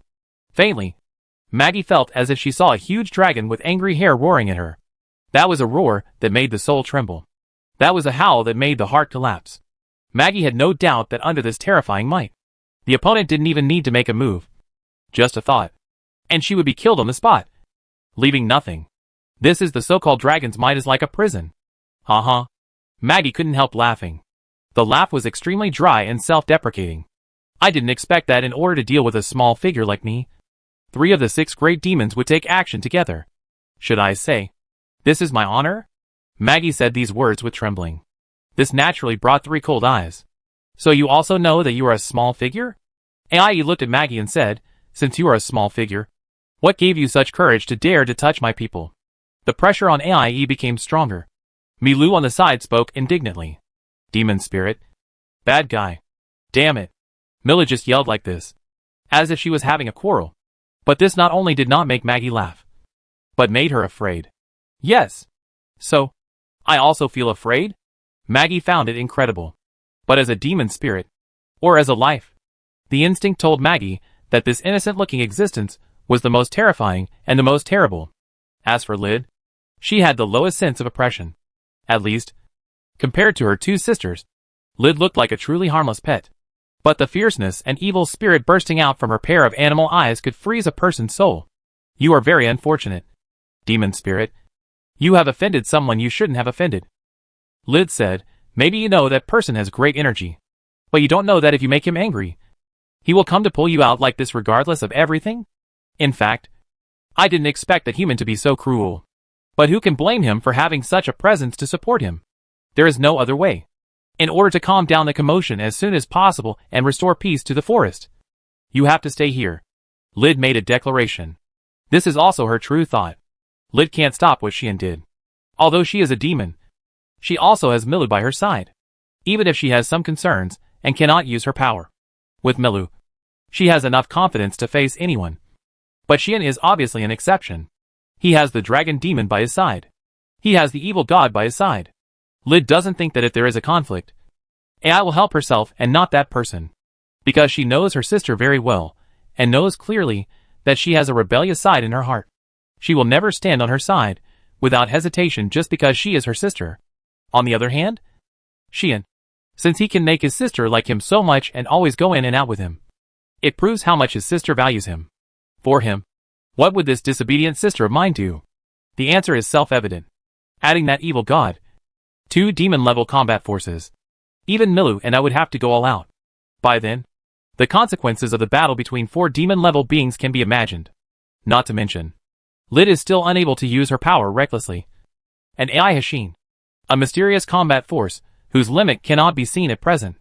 Isn't it obvious who will take advantage in the end?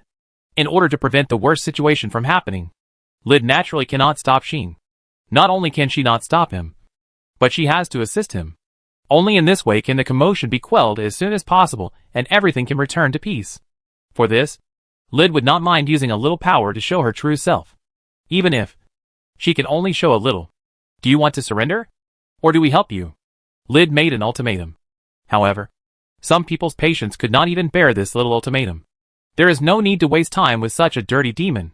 Ai Yi's eyes instantly turned into a pair of dragon eyes. In his heart, the anger was also rising. As the saying goes, a dragon has a reverse scale, and touching it will kill you. Xian may have passed the age of middle school. But here, there is a real dragon. And he is the master of all dragons, and the king of the dragon clan. She has a reverse scale. Now, this reverse scale has been touched. So, what will happen next? There is no need to say more. Without any hesitation, Ai Yi exhaled a breath towards Maggie, who was standing on the top of the mountain below. This breath surprised Lid, surprised Milu, and also made Maggie's face change greatly. And finally she was horrified. Bang! From Ai Yi's small mouth, a hot dragon breath came down like a torrent from the sky. The dragon breath was very small at first, and it was just a small beam when it appeared from Ai Yi's cherry mouth. But it swelled up in the wind, and in an instant it turned into a huge dragon breath that penetrated the sky and the earth, evaporating the atmosphere while baking the entire world, making the world sway and become as hot as if it was exposed to high temperature, fiery red and hot. And the mountain was naturally instantly covered by the dragon breath. Boom! The next moment, a loud sound like an earthquake resounded throughout the forest. The mountain collapsed. The ground melted. The giant peak, which was at least 1,000 meters above sea level, did not even last for a second under the bombardment of a dragon's breath. And it collapsed directly. No, it should be said that it was evaporated.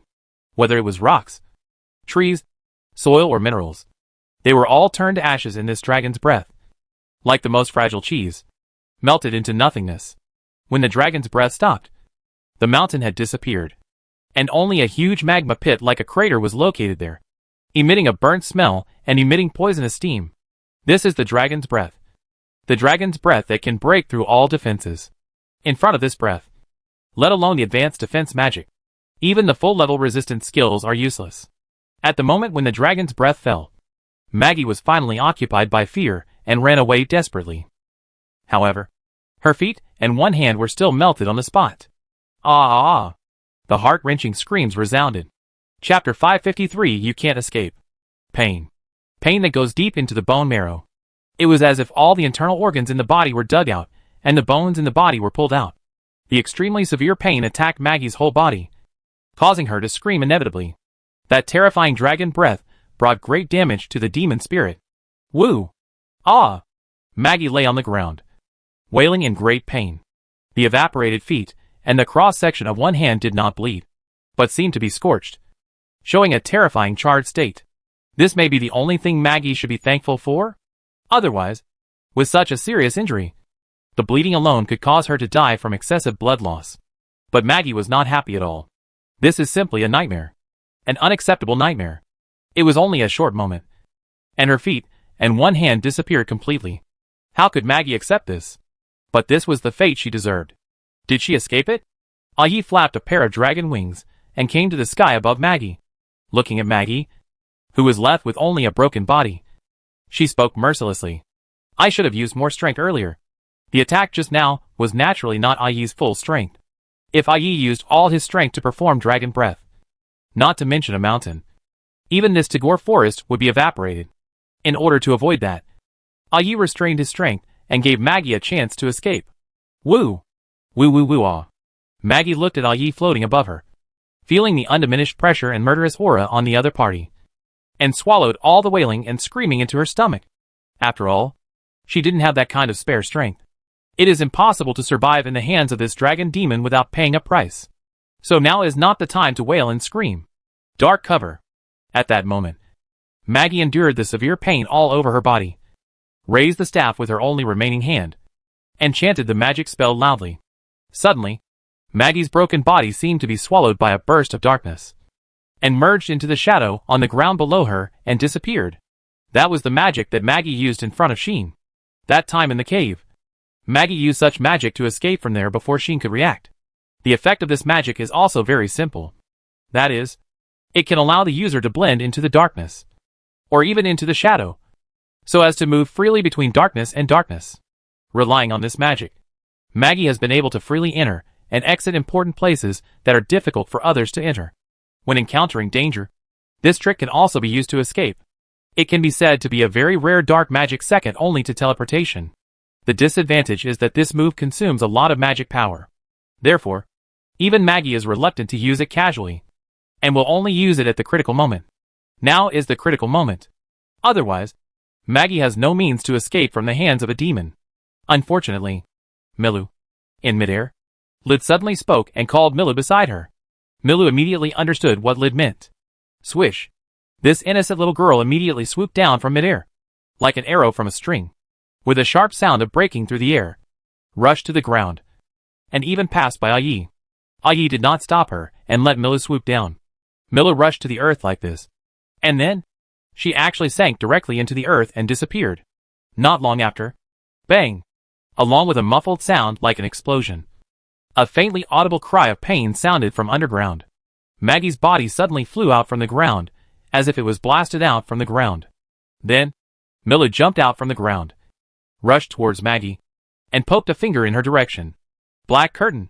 Maggie could only try her best to chant the magic spell loudly, and use defensive magic again. However, this magic was useless in front of Milu. Milu's little hand suddenly passed through the dark curtain that spread out from Maggie's body like a phantom that did not exist in this world, and then tapped her shoulder fiercely. Bang! Another explosion sounded. However, this time, it was not the ground that exploded, but Maggie's shoulder. A terrifying force burst out from Milu's little finger on Maggie's shoulder, causing Maggie's shoulder to explode on the spot. Blood finally splashed out from Maggie's body. Ah! Maggie screamed again. The blood on her body splashed on Milu's little face. But Milu didn't show any displeasure. Milu couldn't help but stick out her tongue and lick the blood at the corner of her mouth, revealing an excited and happy smile. That blood-stained smile was simply chilling and terrifying. At this time, you'd better not think about running away. Lid threw words from the sky. Milu is a ghost. You can't escape. That's right. Milu is a ghost. This is not a metaphor, but a fact. Why is this innocent little girl called a ghost? Because the ability of this demon is to transform into a real ghost. So, what is a real ghost? It's very simple. It can fly around without weight. It can pass through walls without a physical body. Physical means in reality cannot touch it at all. It can even become invisible, torture others in dreams, curse others, impose resentment on others, and even possess others. Therefore, Milu is called a ghost demon. Among the 6 demons, she is considered the most dangerous demon together with Lid. As long as she wants, she can turn a huge city into a ghost domain at any time, suck the vitality of everyone, and even take away their souls. making them become her ghost army and kill all living things. This is the unique skill of the ghost demon Milipeshko seed. Xian would think this innocent little girl is scary. And Maggie would also think this person is the scariest among the demons. The reason is that Milu is a real demon. Not only does she have the same abilities as a demon, but her values are also different from those of ordinary people. The more bloody the scene is, the more cruel the thing is, the more excited she will be when she encounters it. If no one is watching her, she may do something terrible at any time. In the past, Milu had done several extremely scary things because she thought it was fun. For example, she sucked the blood of all the people in an army and turned them into mummies, just because she thought it was fun. For another example, in order to find someone to play with him, this demon once stepped into the human world alone, but ended up entering the god world by mistake, turning several goddesses into corpse ghosts, causing a huge conflict between the gods and the demons. In order to prevent such things from happening, Milu is often followed by Lid. Lid cannot use her power casually because the noise and damage caused by using her power are too terrible. Mila cannot walk around casually because she does not have a correct sense of right and wrong. The two are considered the most dangerous of the 6 demons because they may bring unimaginable disasters to others unintentionally. Unlike the brutality of the dragon demon and the poison demon, these two are the type who will destroy everything unconsciously even if they do not use violence. Therefore, the two will become a team, one restricting the actions of his sister, and the other protecting the sister who cannot use her power casually. In front of such Milu, Maggie wants to escape by sneaking into the darkness and shadows. But it is impossible. Milu, who has transformed into a ghost, can sneak into the darkness at any time and pull her out again.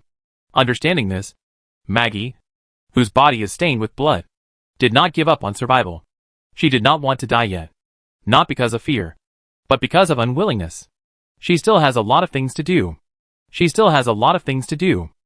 must find a chance to fight back against the Earl and tell him how terrible the demon spirit is. In this case, how can she die? Celestial collapse. Maggie let out a somewhat shrill cry.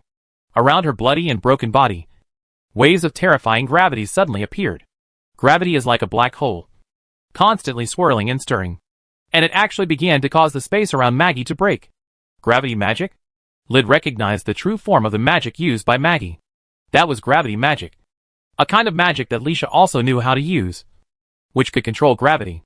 At this time, Maggie was using the most dangerous forbidden move in gravity magic, which could make gravity out of control and then create a collapsed black hole.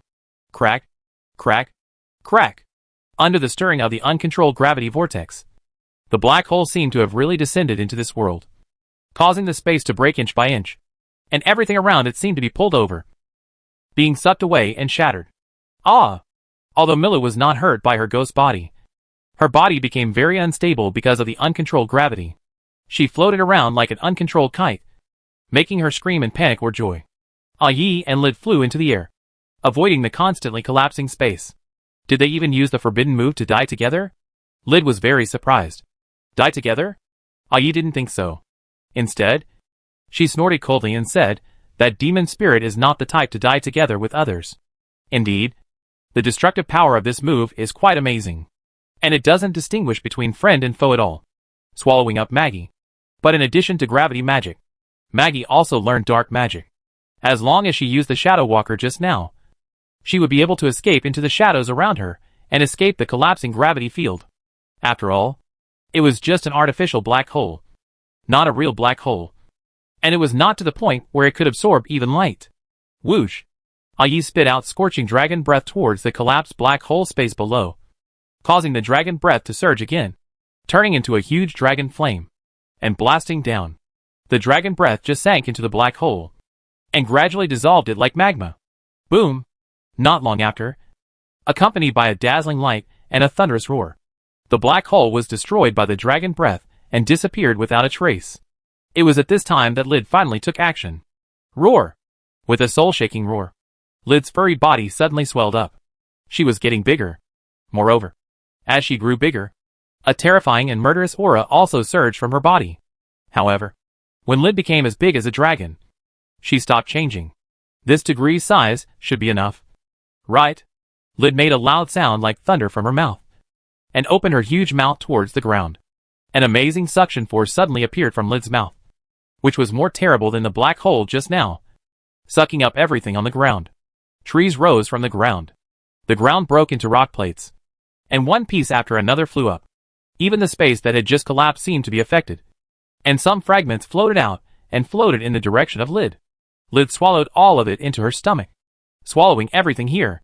If this phenomenon continues, even the Tagore forest will be swallowed up.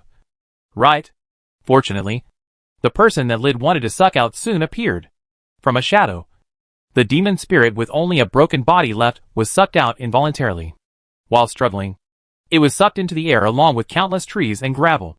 Lid's huge mouth was like a bottomless pit, swallowing everything, including the incomplete demon spirit.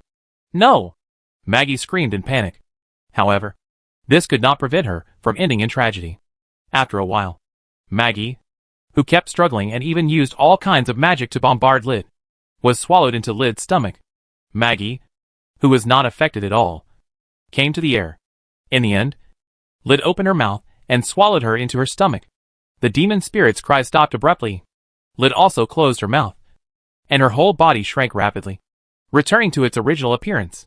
The trees and rubble that were sucked into the air suddenly stagnated, and then all fell down, hitting the ground one after another, causing a series of muffled sounds and raising dust. The battle ended here. AI and Miller returned to Lid's side. Let's go back. AI said this as if the mission was not yet completed. Yes. Miller nodded repeatedly. Let's go. Lid also knew that the next part was the real show. So, the three of them turned into three streams of light and flew in the direction of the elf town. Only this battlefield was left, as if it had undergone unimaginable destruction, falling apart and in tatters. Gradually, the evil spirit began to fade away. In the forest, countless monsters gradually regained their rationality and wandered around in doubt. Chapter 554, Fate from Thousands of Years Ago. The curtain fell on a siege war that affected the entire Tagore forest. At least, the evil spirit that engulfed the entire Tagore forest has dissipated, allowing the monsters that had lost their minds before to recover.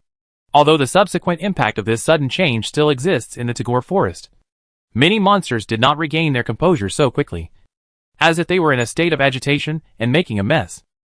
But since Lilith has taken back her power, I believe that the Tagore forest will sooner or later return to peace. Right? However, she inside will definitely not end so quickly. Roar! In front of the temple square in the Elves' land, Lid once again expanded and became a giant beast the size of a dragon. Its huge mouth suddenly opened, and it spit out an incomplete figure. Bang! With a dull sound of landing, the figure fell heavily to the ground, and the blood spilled on the body dyed a large area under the body red. Woo! Maggie struggled and opened her eyes with difficulty, allowing the surrounding scene to enter her eyes. However, the scene she saw made the pupils of the demon spirit tremble, because she was surrounded. At this time, Maggie was lying in the center of the square, as if she was being judged, surrounded by elves. They were members of the Elf Division, a group of leading magicians in the human world. At this moment, these magicians all had serious faces, and their eyes looking at Maggie were full of disgust, as if they had seen something unbearable evil, emitting a biting hostility. Of course, Maggie didn't take these elves seriously. In the outside world, these elves are indeed the world's top magicians. None of them are below level 80. But for Maggie, she doesn't care about this level of characters at all, and she can't do anything to her. However, in addition to the elf magicians of these elf divisions, there are also people present that Maggie cannot ignore. For example, the three demons standing behind her, like blocking her retreat. AI, Lid, and Milu. For example, the three elves standing in front of her, looking at her with complicated eyes. Sophie, Leia, and Nia. Then, there is another evil god Lilith standing next to her, staring at her closely, with a faint evil spirit on her body, which makes Maggie tremble. Even the kingdom's treasure, who is said to be as beautiful as a fairy, is here, looking at her quietly, as if intending to witness her end and her fate. Finally, there is the man who actually just met today, but left an indelible impression in Maggie's heart. Should I say welcome back? Sean stood right in front of Maggie, looking down at her, with no pity in his eyes. No joy. Only sarcasm. Did you play the game? Was it fun? Great Miss Monster? Upon hearing this, Maggie smiled. It was very reluctant, very powerless, and very difficult. But she smiled very straightforwardly. I didn't expect that after thousands of years of playing games, I would fall into the hands of a human who had just met for no more than 10 hours. Things in the world are really unpredictable. Sean did not respond to this sentence, because someone responded to Maggie's words first. I didn't expect that when I saw you again, it would be like this. Maggie? The elf queen holding the scepter finally spoke these words in a complex mood. The smile on Maggie's face suddenly became more intense. Isn't this Sophie? Maggie said calmly. Long time no see. It seems that you have lived a good life in these thousands of years. Hearing this, Sophie's heart was filled with uncontrollable anger. I'm thinking about finding you all the time. Maggie? Sophie said this while suppressing her anger. Maggie sneered. You're thinking about finding me all the time? Stop joking. Okay, Maggie said disdainfully. If you want to find me, why do you hide in the elf country, isolated from the world, instead of running around the world? Sophie was speechless. I know. I'll help you answer. Maggie's expression became even more disdainful. And she said, because you care more about the elves than your personal grudges. And you hope to protect your own people more than finding me. So you only dare to hide here, thinking about finding me in your heart, but actually satisfied with comfort and peace. Right? As she spoke, Maggie's tone became full of sarcasm. You are still as boring as before. If I had known, I would have killed a few more friends and let you feel more pain. This demon is still provoking. You? Sophie finally couldn't help showing an angry expression. Leia and Nia were the same. All of them were angry. Only some elves who had joined the elf division not long ago were a little confused. Deputy Division Commander. What's going on? Someone quietly asked the leader Gialua. Gialua stared at Sophie, who was angry inside. The queen knew the demon. Gialua said this before the queen inherited the throne, when the elves were also at war with the demons. She had some entanglements with the demon. This is a secret that only the elves who experienced the battle and survived to this day know. Gialua happened to be one of them. It is said that Her Majesty the Queen at that time had several very good friends, whose relationship was similar to that of Melika and Genome. They were almost inseparable, and lived together all the time. Those people were actually the future confidants arranged by the former queen for Queen Sophie. They were the most talented new generation in the elves. They were taught by the former queen and practiced magic together with Queen Sophie. Division captains Leia and Nia were also among them. They could be said to be irreplaceable playmates and confidants who grew up with Queen Sophie. But on the day of the life and death battle between the elves and the demons, except for Queen Sophie, Division captains Leia and Nia, the rest of the people in that group were killed. Gialua's voice became low. The murderer was a demon who had just been born not long ago. That demon had a unique skill that could perfectly transform into any appearance. It was said that he was interested in Queen Sophie. So he hypnotized an elf with mental magic, opened the barrier of the elf land, and sneaked into the elf land secretly. She found Queen Sophie, secretly killed a friend of the queen, turned into her, and lived with the queen for a whole 100 years. Then, after Queen Sophie regarded her as an irreplaceable and important friend, on the day of the decisive battle between the two tribes, she suddenly attacked, killed several companions around the queen, and seriously injured the queen and two division commanders. Gialua's deep voice made many elves present gasp. They didn't expect that such a tragedy had happened to the Queen of Elf. There was a demon who sneaked to her side, pretended to be her friend, lived with her for a whole 100 years, and when the relationship with her became the best and closest, suddenly attacked and did such a cruel thing that was intolerable to heaven. They could imagine how shocked, unbelievable, desperate and painful Queen Sophie would be at that time. If the war between the elves and the demons had not suddenly broken out, the demon would have killed the queen and the two division commanders. Right? In addition, the queen's former master, the queen, died in the war, and Queen Sophie was in great pain. But for the elves who needed to recuperate and guide after the war, the queen chose to stand up and unite all the elf divisions to purify the land of despair that could give birth to the demons. Gialua explained the reason. You should have guessed that the demon was the woman named Maggie in front of you. Hearing this, the elves looked at Maggie with anger and hatred. It is indeed a race with evil nature. They can even do such a cruel thing. It is so hateful. This kind of existence should be completely exterminated. The elves shouted in indignation. Gialua looked at Maggie with cold eyes. In fact, there was one more thing she didn't say.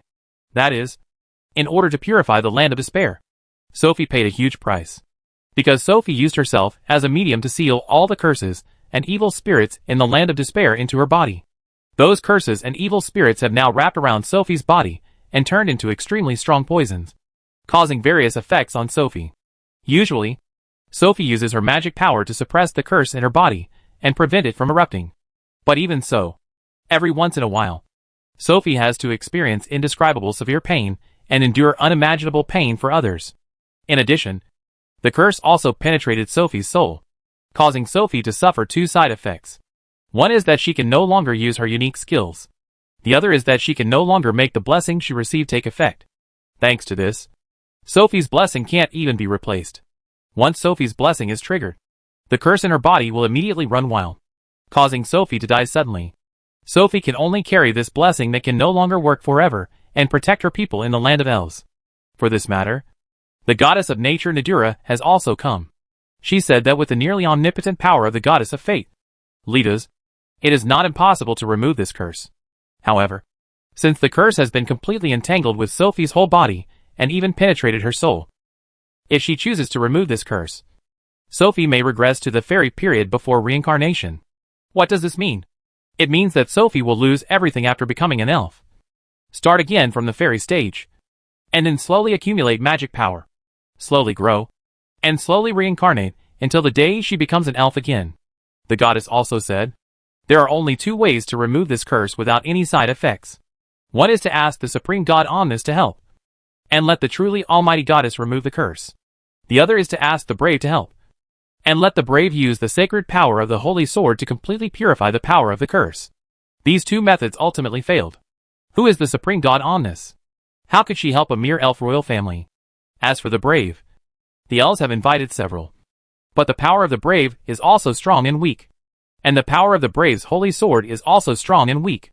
The power of the holy swords of those braves is not enough to completely purify the power of the curse and let Sophie be free. Even the brave Mitra, who purified Sophie 1,000 years ago, could not completely purify the power of the curse, but only weakened it, greatly reducing the pain Sophie had to endure. But the curse still exists in Sophie's body, and it has been affecting her to this day, making it impossible for her to use her innate unique skills, and unable to replace the blessing and use the power of the blessing. If it weren't for this, Sophie might not have lost to Aridia. As an elven royal family that has survived for thousands of years, Sophie's talent is naturally not lower than Aridia. If she could use her unique skills, Aridia would not have been able to defeat her. At worst, if the blessing on Sophie could still take effect, it would bring her some benefits. Unfortunately, all of these are gone. And all of this, in the final analysis, is actually because of Maggie. If it weren't for the appearance of a demon like Maggie and the pain she endured, Sophie would not have been determined to purify that piece of despair and absorb the strong curse spreading throughout the entire area into her body. That is the curse power that can even give birth to a race like demons. And it has existed in that piece of despair for who knows how many years, completely isolating magic and life. You can imagine how terrifying and shocking that curse is. It is said that the dead land existed before life appeared on the earth, and the curse inside is likely to be the remnant of a small part of the power left on the earth after countless battles between the demon king and the supreme god. Because of this, the demon spirits born from it are classified as demons, not humans. I am afraid that it is because of this reason that this curse is so terrible that even a nearly omnipotent existence, like the goddess of fate, cannot guarantee that Sophie will not be affected in any way if she wants to remove it. Only the supreme god and the brave can deal with this power that can be traced back to the demon king. Right? Fortunately, it is only a small part of the remnant of the demon king's power. Otherwise, even the supreme god may not have any way to deal with it. After all, the power of the supreme god is ineffective against the demon king, which is something everyone knows. Only the holy sword of the brave can completely remove it. But the power of a half-baked holy sword cannot completely purify this curse. Even the hero Mithras couldn't do it. So only a hero with a holy sword more powerful than Mithras could do it. What a pity. There are no more heroes in this world. Carol sighed. Chapter 555. What a cliché plot. Sean naturally had no way of knowing the relationship between Sophie and Maggie. If it were before, he might have been curious and interested in the conversation between the two, and then pursued it. But now, Sean was in no mood at all. Now, he only cared about one thing. You leave, Sean said to Sophie. Sophie turned her head and looked at Sean. She wanted to say something, but swallowed it back. The reason was nothing else. just because Sean's expression was still so indifferent. This told Sophie that this alien male was not going to give up. So, Sophie retreated unconsciously. On the other hand, Sean, I don't know when he raised his steps, under the gaze of everyone, slowly walked in front of Maggie. Seeing Sheen like this, Maggie's disdainful smile gradually disappeared. There was no way. This was the only person in thousands of years who could make her admit defeat, or even make her suffer. Even now, Maggie still couldn't accept that she would fall into the hands of such a human man who was unknown not long ago, and had met for no more than 10 hours. He had only provoked and teased the other party once, and had not had time to use his own means to ravage the other party. But Maggie also knew that at this point, no matter how unwilling she was, it was useless. Are you finally going to kill me, Lord Count Bostut? Maggie pretended to be sarcastic and said, or do you want to play with my body first and then kill me? I can't resist with my broken hands and feet now. Why don't you try? Such dirty words made the elves present spit. Luoshi and Aie on the side also had cold expressions. Even Lilith couldn't help but get angry. She stretched out her hand in the direction of Maggie without any hesitation and blasted out a ball of extremely dark evil energy.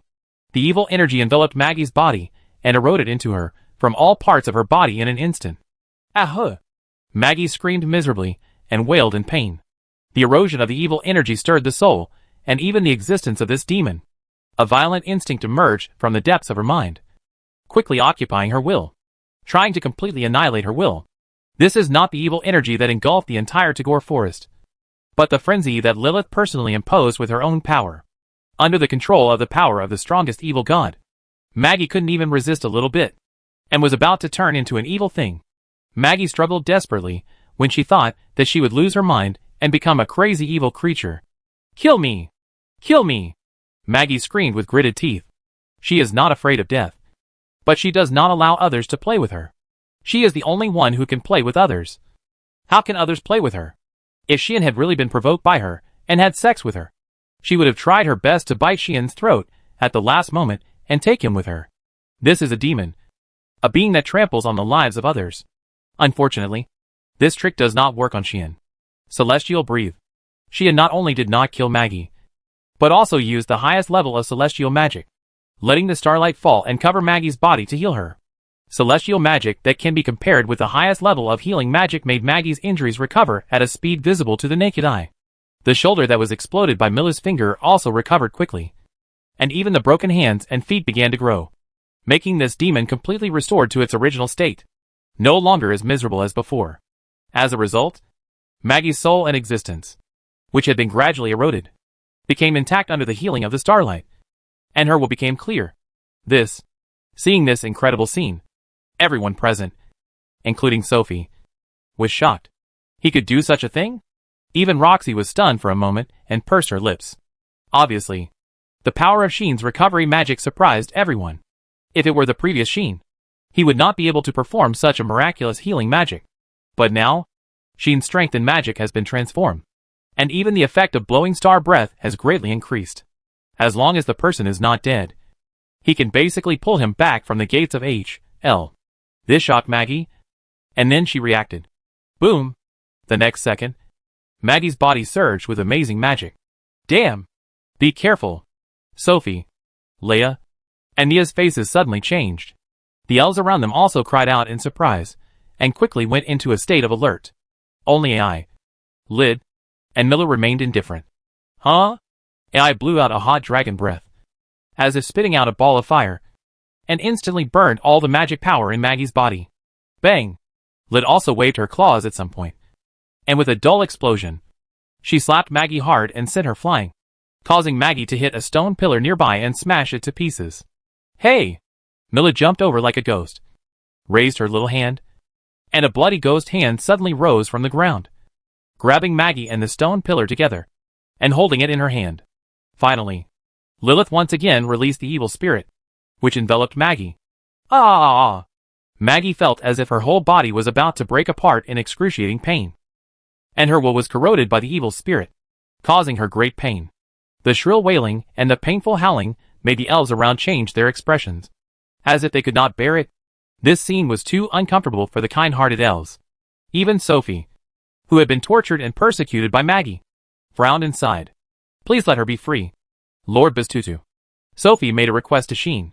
However, Sheen was indifferent. He did not have the hobby of torturing others. But he was definitely not a good person. At the beginning, when Sheen dealt with Beto, many people saw him stuff all kinds of garbage into the body of the old demon, making his body a mess. When dealing with Killian, Sheen didn't know how many times he beat him with his own hands and tormented him so many times before he collapsed. He did not have the hobby of abusing others. But he would never let those who wanted to deal with him, or even those around him, feel good.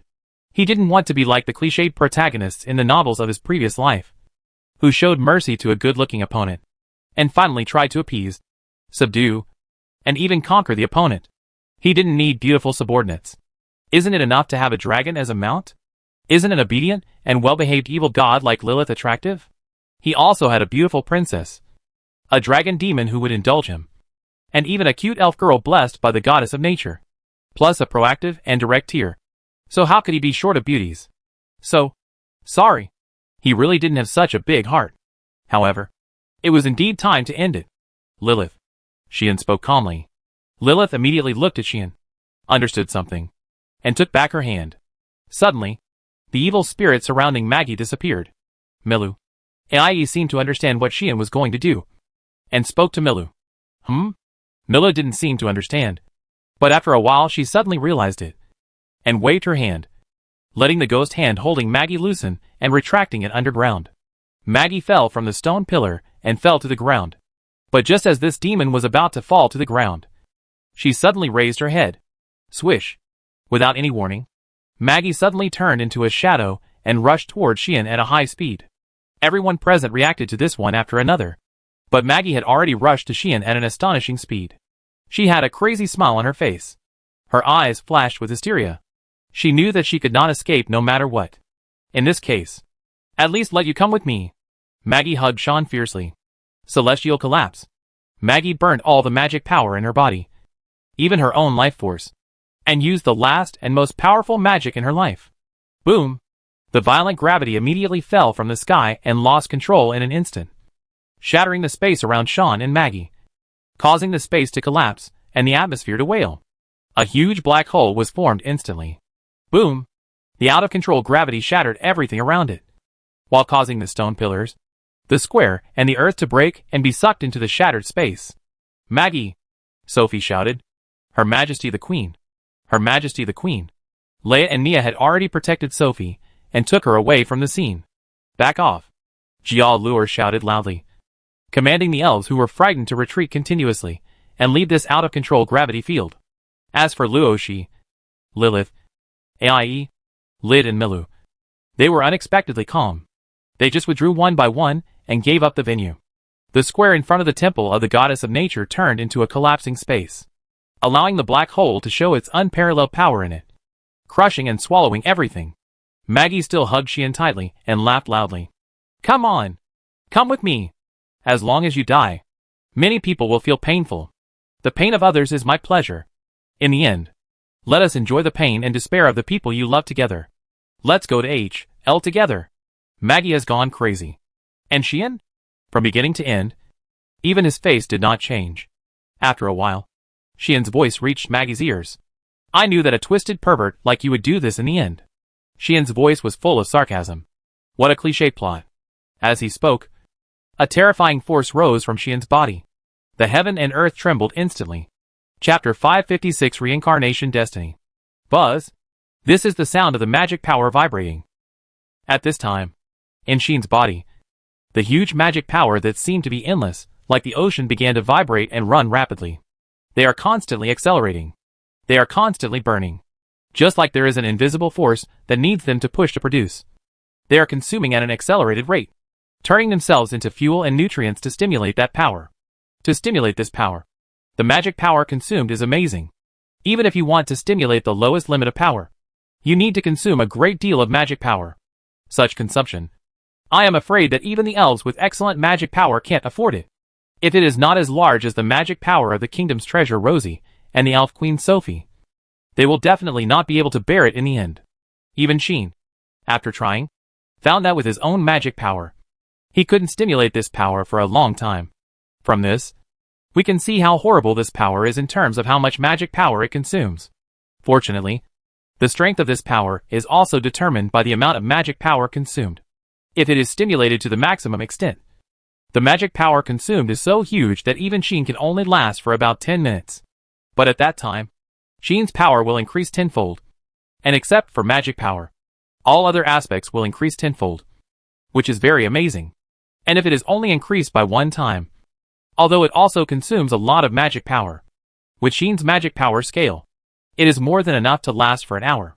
Sheen has already calculated that without counting the holy sword or this power, his normal combat power is roughly equivalent to the limit of human life. That is, the extreme level. This level of combat power is naturally invincible in the human world. Even the strongest legendary knight like Adelia does not want to pose a threat to Sheen. But Maggie is a legendary magician of level 98, on par with Aridia. Even if there is a gap between her and Sheen, the gap is not so big that it cannot be calculated. If she fights Sheen, the final result will definitely be defeat, even if she is fighting Sheen in normal state. But if she wants to escape, with her magical attainments, if Sheen does not show his trump card, it is not necessarily possible to stop her. As mentioned before, if you are both legendary, it may not be too difficult to defeat an opponent. But if you want to kill him, it may not be successful. If you can't beat him, you can still escape. If you are both legendary, can't you even escape? Not possible. As for the extreme level, it is actually reaching level 100. Without the intervention of extraordinary abilities such as unique skills, it is certainly much stronger than level 98. But how can it be so strong that the opponent can't even escape? Perhaps if it was an opponent who was good at speed and wanted to escape by running, Sheen could still teach him a lesson with teleportation. Let him escape, and see if he could succeed. But Maggie Shadow Walker was a mobile skill second only to teleportation, and it was not realistic for Sheen to catch him under normal circumstances. The incident in the cave proved this point. At that time, even if Maggie did not transform into Melika to shake Sheen's mind, she could have escaped calmly with this trick. Right? Unfortunately, this demon was too bad, and she had to disgust Sheen before escaping. It was this incident that caused her to completely annoy the person she shouldn't have offended. This time, Sheen decided to disgust her as well. At her happiest moment, he sent her to H.L. alive. The extreme combat power is not enough to kill you. Right? Then use the power beyond the extreme level. You don't need too much. One time is enough. This time is enough to crush this legendary magician to death. So, let's appear in the world in a magnificent way. Flames of light burned from Sheen's body. At this moment, the magic power in Sheen's body was consumed at an accelerated rate. And finally this power was stimulated. Its name is Reincarnation Destiny. Sheen called the name of this skill Reincarnation Destiny. Special skill. When this skill is used, the user's power will be increased depending on the conditions. The degree of power increase depends on the magic power consumed. Up to 10 times. When in a dangerous situation, this skill will be automatically activated. Special fusion. Unique. Cannot be copied. Cannot be taught. And cannot be learned. This is the most special of Sheen's 7 Destiny skills. The reason is that, among the Destiny skills that Sheen created by integrating many skills, only this skill eventually transformed into a special skill like Blessing of the Supreme God. It cannot be upgraded, nor can it be integrated, tampered with, or other various skills-oriented compilation behaviors using numerology. Therefore, when this skill was born, it could no longer continue to enhance the effect, let alone reduce the effect, but would always be the current strength. However, this skill, headed by limit transformation and integrating many amplification skills, has still become Sheen's trump card second only to the Holy Sword. According to the degree of magic power consumed, it can increase Sheen's strength by a full 10 times, allowing Sheen to even exceed the limit of life, catch up, and reach an existence beyond this level. Now, Sheen has used it. It has not been increased to the highest 10 times, but only doubled the power. But even this doubled still let Sheen cross the limit of life, half a step into the level of transcendence. Boom! The dazzling and terrifying brilliant flames continue to burn from Sheen's body, shaking the collapsing space. What? Feeling the terrible power, led by Rosie and Sophie. Many people who withdrew from this space were shocked, turned their heads suddenly, and looked at the flames rising into the sky. The flames were extremely bright and extremely gorgeous, but from the dazzling and gorgeous flames. Both Rosie and Sophie had an urge to kneel down. That was not due to the oppression of powerful forces, but the instinct of life that prompted them to pay tribute to a higher level of realm. The owner of the flames has already crossed the limit and peak of life and entered a higher realm. This, Sophie and others were shocked. He can actually vaguely touch our level? Lyd was also shocked. Wow! Wow! Lilith and Milu were also amazed. And one exclaimed. Even AI raised his eyebrows and smiled unconsciously. Is this where you are now? Luoshi no longer retreated, looking at the brilliant flames rising from the collapsed space. A pair of eyes suddenly flashed. Naturally, Leia, Nia, Jailur and other elves were all shaken and showed unbelievable expressions. Because that is the legendary realm. Because that is another dimension that should not be reached. Since the birth of Omnipotensen, except for the two extraordinary beings outside the specifications, there have always been only a few people who can stand in this realm. The three goddesses of the gods, at most, plus the goddess of justice Artemis, and the goddess of evil Lilith. As for the demons, there have only been the 6 great demons from the beginning to the end. As for the human race, except for the heroes from another world, no one has ever been able to enter this realm. The queens of the elves are not allowed. Those who are descendants of the heroes are not allowed. The goddesses of the gods and demons, and the powerful demon generals, like Jacinta, who are directly under the demons, and have fought thousands of battles are not allowed. Even the famous heroes and kings in history such as the 13 heroes are not allowed. Even among the heroes, only a handful can finally enter this realm. But now, there is a human man who showed the possibility of entering it in front of everyone. How is possible? Maggie, who hugged Sheen tightly, was stunned and stupid, looking at this human man who was so close to her with a sarcastic expression on his face, and feeling the terrifying power rising from him. She wanted to shout and scream, but found that she couldn't do it at all. This was even more unacceptable to her than the previous encounter with the 3 demons. How could she accept this? How could she accept this? Could it be that she really touched someone she shouldn't have touched? At this moment, Maggie finally realized this. Unfortunately, it was too late. You can do it alone when you go to H.L. I won't accompany you. Xian spoke slowly. Have a pleasant journey. The last demon in the world.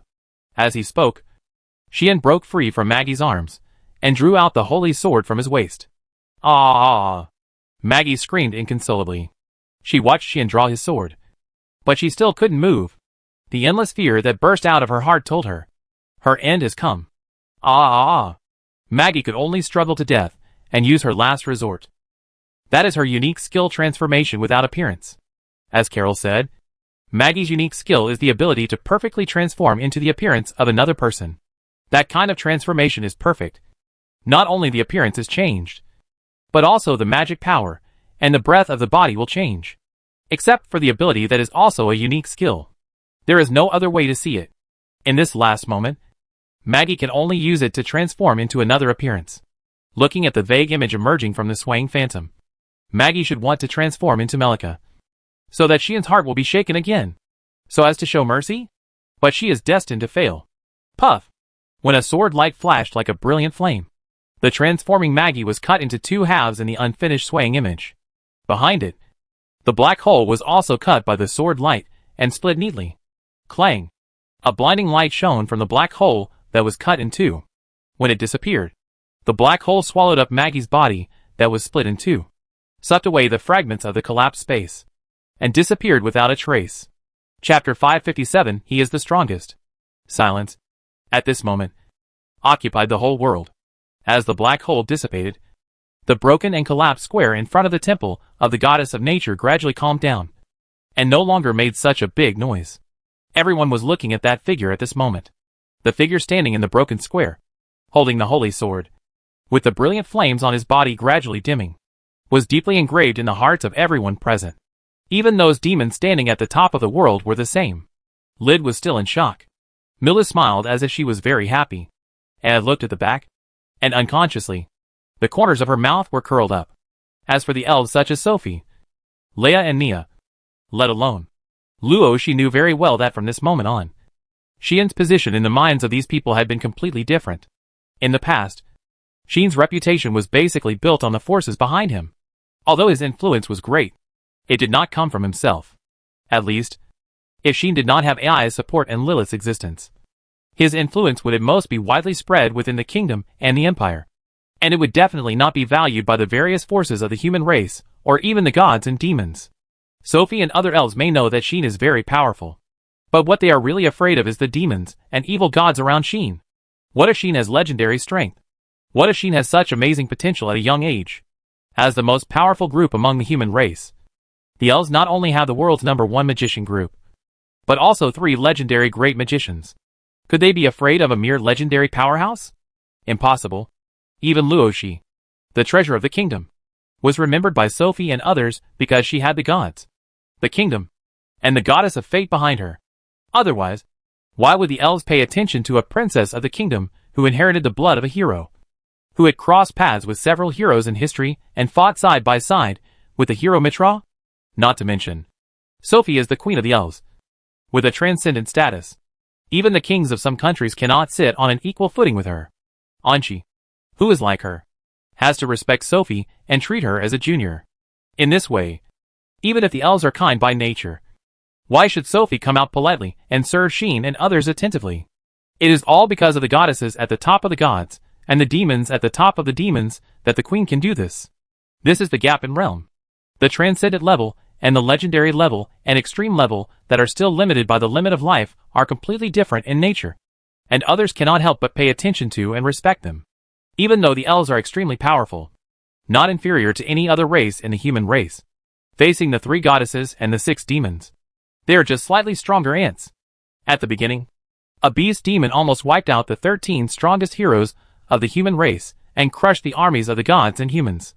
This shows how terrible it is for people who are still limited by the limit of life to transcend the level. To put it bluntly, one demon is enough to crush the entire elf race. In this case, facing Roxy, who is standing behind the goddess of fate, and Sheen, who is standing beside the dragon demon and the strongest evil god. How can Sophie come out to greet and serve attentively? But now, the situation has changed. Witnessing Sheen showing the power to touch that field, the status of this alien male has undergone earth-shaking changes in everyone's heart, including Lid. No one is immune. Huh? At this time, Sheen seemed to be completely relaxed. He first exhaled heavily, then put away the holy sword and turned around. Finally, the idea came to him, and he could sleep well tonight. Sheen's face was no longer cold and indifferent, but returned to its original appearance, with a relaxed and happy face. That unserious look somewhat eliminated the shock in everyone's hearts. But Lid still stared at Sheen and said, "Have you really entered this field?" Lid's eyes were full of scrutiny, and her tone was also full of importance that she had never had before. But this is also what Sophie and others are eager to know. This is a field that only brave men have entered in the human race. If she had entered this field, it would be a news of a major earthquake for the 3 realms and 3 races. And it would be of great significance. Unfortunately, they didn't know that Sheen was also a brave man. And how can it be that easy? Seemingly having let go of a worry, Sheen responded very readily, as if he had really become clear-minded. "I believe you have all discovered that my level is not actually high. Not even as high as any elf in the elf division. It is not an exaggeration to say that I am the lowest level among the people here. Every elf in the elf division is above level 80. Sophie, Leia, and Mia are undoubtedly legendary. Not to mention AI, Lid, Milu, Lilith and others. They are definitely beyond the level. Even Luoshi's level has been advancing by leaps and bounds during this period. Although she seems to be a lazy fish, she has been improving herself all the time. Her level must be higher than when we first met. Although Sheen is strong, his level is only 77 after all. No, that's not right. After the battle with Aridia, the series of battles in the cave, and the settlement with Maggie, Sheen has just successfully upgraded and has now reached level 78. But even so, his level is still far from the transcendent level that exceeds level 100. You can regard it as my unique skill being activated by me. So I have that level of combat power." Sheen shrugged innocently. "Moreover, that level just now can only be regarded as half a step into the transcendent level." "Right. Just now, Sheen used reincarnation destiny to only produce a 1-fold increase in power, which is indeed not considered to be completely entering the transcendent level. How can the limit of life be so easy to step over? At that level, the concepts of level and skills will be completely integrated into oneself, and will no longer be constrained by reason. Even if Xian completely activates all the power of reincarnation destiny and increases it tenfold, it is probably only a step into the transcendent level of power, which is a big gap from the real transcendent beings. Like AI, her power is undoubtedly at the transcendent level. Even if she restrains it, she can almost kill Maggie, who is level 98, with a breath of dragon's breath. If she fully exerts her combat power, uses her unique skills, and shows all her strength, then even if Xian uses reincarnation destiny to the extreme, I am afraid that she will not be a match for her. Right? Only by stimulating the power of the Holy Sword and getting the assistance of the Holy Sword can Xian fight against the demons. This is because the Holy Sword is too strong to restrain the demons, and Xian's Holy Sword is more powerful than the brave Mitra. Therefore, Xian believes that he is still far from the real transcendent level in terms of realm and level. Even if Xian reaches the limit level in the future and raises the level to 100, he can't fight with those who are truly transcendent without the Holy Sword and blessing. Only when he truly crosses the limit of life and enters the transcendent level can Xian be considered to have caught up. Of course, as a hero, once he enters the transcendent level, the changes will be huge. By then, not only will Xian's own strength and realm be equal to those transcendent beings, but the Holy Sword will also transform and become a pure crystal of power. Its essence can even be evaluated by AI as the dimension closest to the devil and the supreme god. At that time, Xian can be considered invincible in the world. Right? In the past, those heroes who entered the transcendent level were eventually no weaker than the devil, and even had the ability to suppress the devil. Mitra, who was hailed as the strongest hero of all ages, after entering the transcendent level, even caught up with the goddess of fate. Lidas, who was called the closest to omnipotence, and was on par with Lidas, posing a threat to the devil. Xian has a stronger holy sword and higher potential. Once he enters the real transcendent level, he will transform himself and the holy sword, and he will definitely surpass the goddess of fate in one fell swoop. At that time, the devil is dead. The supreme god does not come out, and he will be the strongest. And now, I am still far from it. Xian said this helplessly, but people dare not underestimate him because of this. At least, you have shown the possibility that you can enter this field. Lid looked at Xian deeply and said, if you don't have that possibility, then no matter how powerful your unique skills are, you can't reach this field. Super level. This is already free from the shackles of reason. Even the unique skills that are considered to be beyond the norm are unlikely to allow a person who has no possibility of reaching this field to have the power to threaten people in this field. On the contrary, if there is a power that threatens people in this field, it proves that he has the possibility of reaching this field. Such a person, except for the heroes of all generations, Lid has only seen one. Thinking of that existence, Lid's face was covered with an invisible shadow, and the look she looked at Xian became a little struggling. It seems that she is expecting something, and it seems that she is afraid of something. She has hope for a while, and then she has a little murderous intent. But before Xian could sense these insignificant murderous intentions, a figure stood in front of Lid. Sister Lid. Ai looked directly at Lid and said lightly, let's go back. Hearing this, Lid's eyes flashed, and she fell silent. Everyone also looked at each other, not knowing what to say. Xian curled his lips, looking undeniable. Luo she took it all in, and finally lowered her eyes. An indescribable atmosphere permeated among everyone. For a long time, it did not disappear. Chapter 558 still stirring. With the demon spirit Maki being killed by Xian and getting due retribution, Tagore Forest finally completely restored peace. The monsters that had fallen into a frenzy because of Lilith's power have almost regained their composure and returned to their respective habitats to recuperate. Everything seems to have returned to its original state. However, this is only limited to the surface. In the dark of the ancient forest, the darkness is still stirring. A gentle and elegant demon man brought several black-robed people to a cliff that had turned into ruins. This is the cave of the demon ritual that was destroyed by Xian. The gentle and elegant demon man looked at the cave that had turned into ruins and murmured, come out, larva. Along with the other party's murmur, the ruins in front suddenly exploded. The sky full of rubble and smoke was lifted up, and instantly enveloped the surrounding area. Some of the gravel and dust also flew in the direction of the demon man, but they were blocked by the black-robed men around the demon man. Those black-robed men simply flashed in front of the demon man and released magic power. The extremely condensed and powerful magic power blew away the incoming gravel and smoke, leaving the demon man safe and sound. The demon man did not move from beginning to end. and even his face did not change even for a moment. He stood there very calmly, protected by a group of black-robed men. He looked forward and clearly saw the huge figure looming in the smoke and dust. Not long after, the smoke and dust dissipated. Gaw! A terrifying roar sounded from it, stirring up a huge sound wave. In the sound wave, a monster with dragon wings, a human upper body, and a centipede lower body, which looked extremely tall and majestic, appeared. On his body, a breath that made the atmosphere tremble was fluctuating. Even if it was only a flash, it was enough to alarm the sensitive monsters within 1,000 kilometers. As a result, the monsters within 1,000 miles fled in panic, and countless birds in the air seemed to be startled and flapped their wings and hurriedly left. Feeling the breath of the monster, the demon man not only did not feel scared, but smiled. Very good.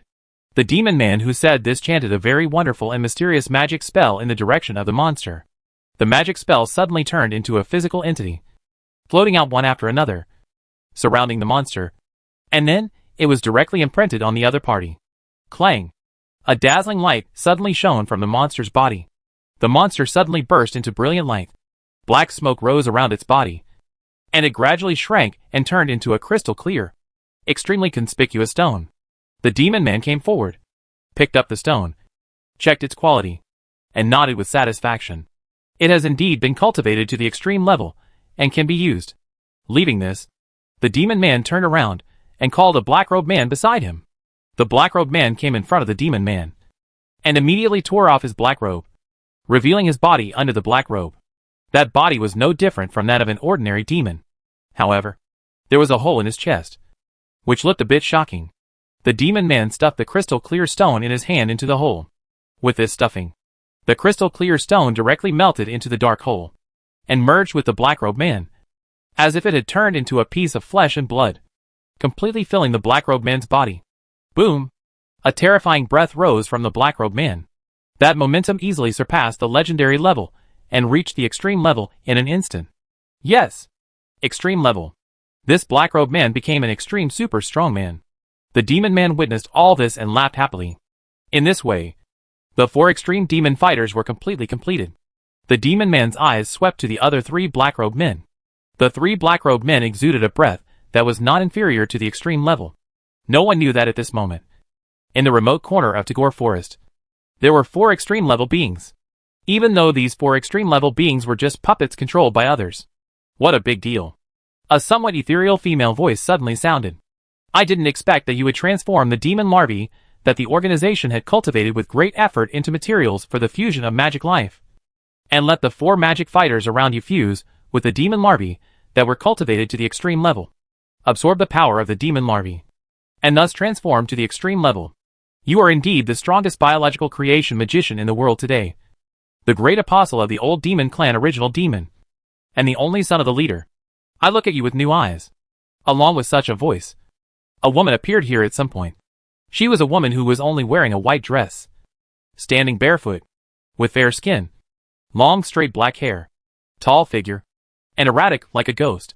The woman looked at the demon man, and then at the 4 terrible magic fighters around him, and couldn't help laughing. But, in order to cultivate your own magic fighters, you privately misappropriated the precious demon larvae. Aren't you afraid that your father will find trouble with you?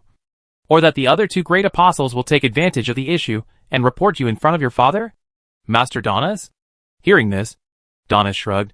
You don't have to scare me, Miss Morrow. I have my father's permission for this. Donas looked calm, and even teased him in return, saying, But you? Is it okay to come to such a place? You are the Empress of the Ragna Empire now? I heard that there seems to be a prince in the imperial capital who is deliberately trying to deal with you. Right? The woman named Morrow showed no concern for Donna's teasing. That's fun. Morrow chuckled, as if she had found some fun, and said, I like these descendants of brave men to show a stubborn resistance in front of me, so that when I pull them into the abyss and see the real despair, the pain they show will make me happy. These words are chilling. Donna's is not surprised. What a bad taste. Donna said indifferently, This bad taste can compete with my apostle who is not doing well. That demon spirit? Morrow raised his eyebrows and said with a smile, You just abandoned her like this. Don't you feel it's a pity? Not that I don't feel it at all. Donna smiled and replied, After all, She is the only demon spirit left in the world. And her strength is not bad. It is a pity to abandon her like this. Donna's face did not show any regret when he said this. There is no way. The demon spirit looks very obedient on the surface. But in fact she is an uneasy woman. Donna said, you said that you wanted to destroy the elf country and the elves for the future of the original demon. But in fact you only made such a suggestion to satisfy your own pathetic bad taste. Do you really think I didn't see it? So, you pretended to tell her that you would support her plan. And even willing to lend her the cultivated demon larvae and those legendary demon refiners so that she could attack the elf country. But secretly you deliberately made a move to expose the location here, so that the brave man would come to you and help you eliminate this troublemaker? Moro said admiringly, in order to ensure that the hero would kill the demon. You deliberately told the demon to touch the woman next to him. You really planned everything. You can't kill her yourself. Right? Donna said disapprovingly. The demon has a set of skills to escape. Even if I have 3 extreme-level demon fighters, the chance of keeping her alive is less than 50%. Once she escapes, with the evil taste of the demon, I'm afraid she will keep staring at me forever. Donna's obviously didn't want to be targeted by a legendary demon with evil nature. In that case, he might be killed at any time. Therefore, Donna simply used a trick to kill someone with a borrowed knife. There are so many demons around Xianbasta, and there is also an evil god Lilith. If they take action, even if the demon is very good at escaping, it is impossible to really escape. Donna sighed. In fact, that evil spirit is quite useful, but her personality is too bad and difficult to control. In addition, she knows our internal intelligence, so we don't know when she will betray us. It would be a good thing to eliminate her now. Presumably, Maggie would never have thought that she would fall to this point. All thanks to Donna's. Right? Let's not talk about me. Let's talk about you. Donna's changed the subject, looked at Moro, and said with a smile, I heard that you have recently targeted a little girl, but you haven't caught her yet, and you are annoyed by her. Right? The smile on Moro's face disappeared, and he became unhappy, saying, that little brat is really good at hiding, and is very wary of me. Every time I make a move, she will immediately disappear without a trace, without even a flaw. It's so annoying. So that's it. Donna suddenly realized, no wonder you ran out. It seems that you deliberately disappeared to let the little girl let down her guard and show up on her own initiative. Almost, Moro said dissatisfiedly, although I don't know if that little brat will be fooled. My plan in the Empire is about to end. If she doesn't take the bait, I will be in trouble. It's not easy for you either. Donna said sympathetically, I have spent a lot of energy to train 4 extreme magic fighters, but the path you have taken is more laborious than mine. If you are not careful, you may lose everything. Then I will bet everything. Moro looked at Donna's and said word by word, don't you think so too? Indeed. Donna said lightly, in order to have a place for us in the future, we can only bet everything. For this reason, the darkness will continue to stir. Forever. It will never stop. Chapter 559 You don't want to ride me. Do you? In this way, several days passed quietly. Tagore Forest was like nothing had ever happened, and it continued to be peaceful and stable for 1,000 years. The same is true for the elf land. After the initial heated discussion, the matter of Tagore Forest being swallowed by evil spirits and the emergence of demons being attacked by foreign visitors has gradually subsided. Of course, the subsequent impact is not completely absent. For example, after that, Sophie has been locking herself in the Queen's palace and no longer appears. It is unknown whether she has suffered a blow or because her former enemy was killed. She fell into a state of melancholy and could not extricate herself. For this reason, the elf magicians of the elf division, led by Leia and Nia, are very worried and often guard inside and outside the Queen's palace, hoping to cheer up Her Majesty the Queen. But Sophie's abnormality did not affect the upcoming festival of the elves. Sophie had deliberately instructed that the peace festival should continue. Although the many things that happened recently in the elf land and Tagore Forest could not be treated as if they had never happened. The more troubled times were, the more necessary it was to promote the importance of peace. This was the view of Her Majesty the Queen. Therefore, the peace festival would still be held as usual. This made the elf land a little lively recently. Not only because the festival was to be held, but also because the elves invited many trustworthy foreign friends from the outside world to participate in this peace festival. And because of the evil incident that happened in Tagore Forest some time ago, someone in the outside world finally noticed this abnormality. so that all the countries in the human world sent envoys to come and connect with the elves, intending to investigate the reasons, including the kingdom of Mitra. Relevant personnel were also sent here to investigate. In response, Sophie finally cheered up, shouldered her responsibilities, and came out of the queen's palace. Then, Sophie also gave her own explanation for this incident. The abnormality that occurred in Tagore Forest this time was all due to the appearance of the apostle of the original demon of the old demon clan. And the demon refining ceremony was held here. Sophie told the truth to the messengers of various clans who came. However, Sophie selectively revealed the facts.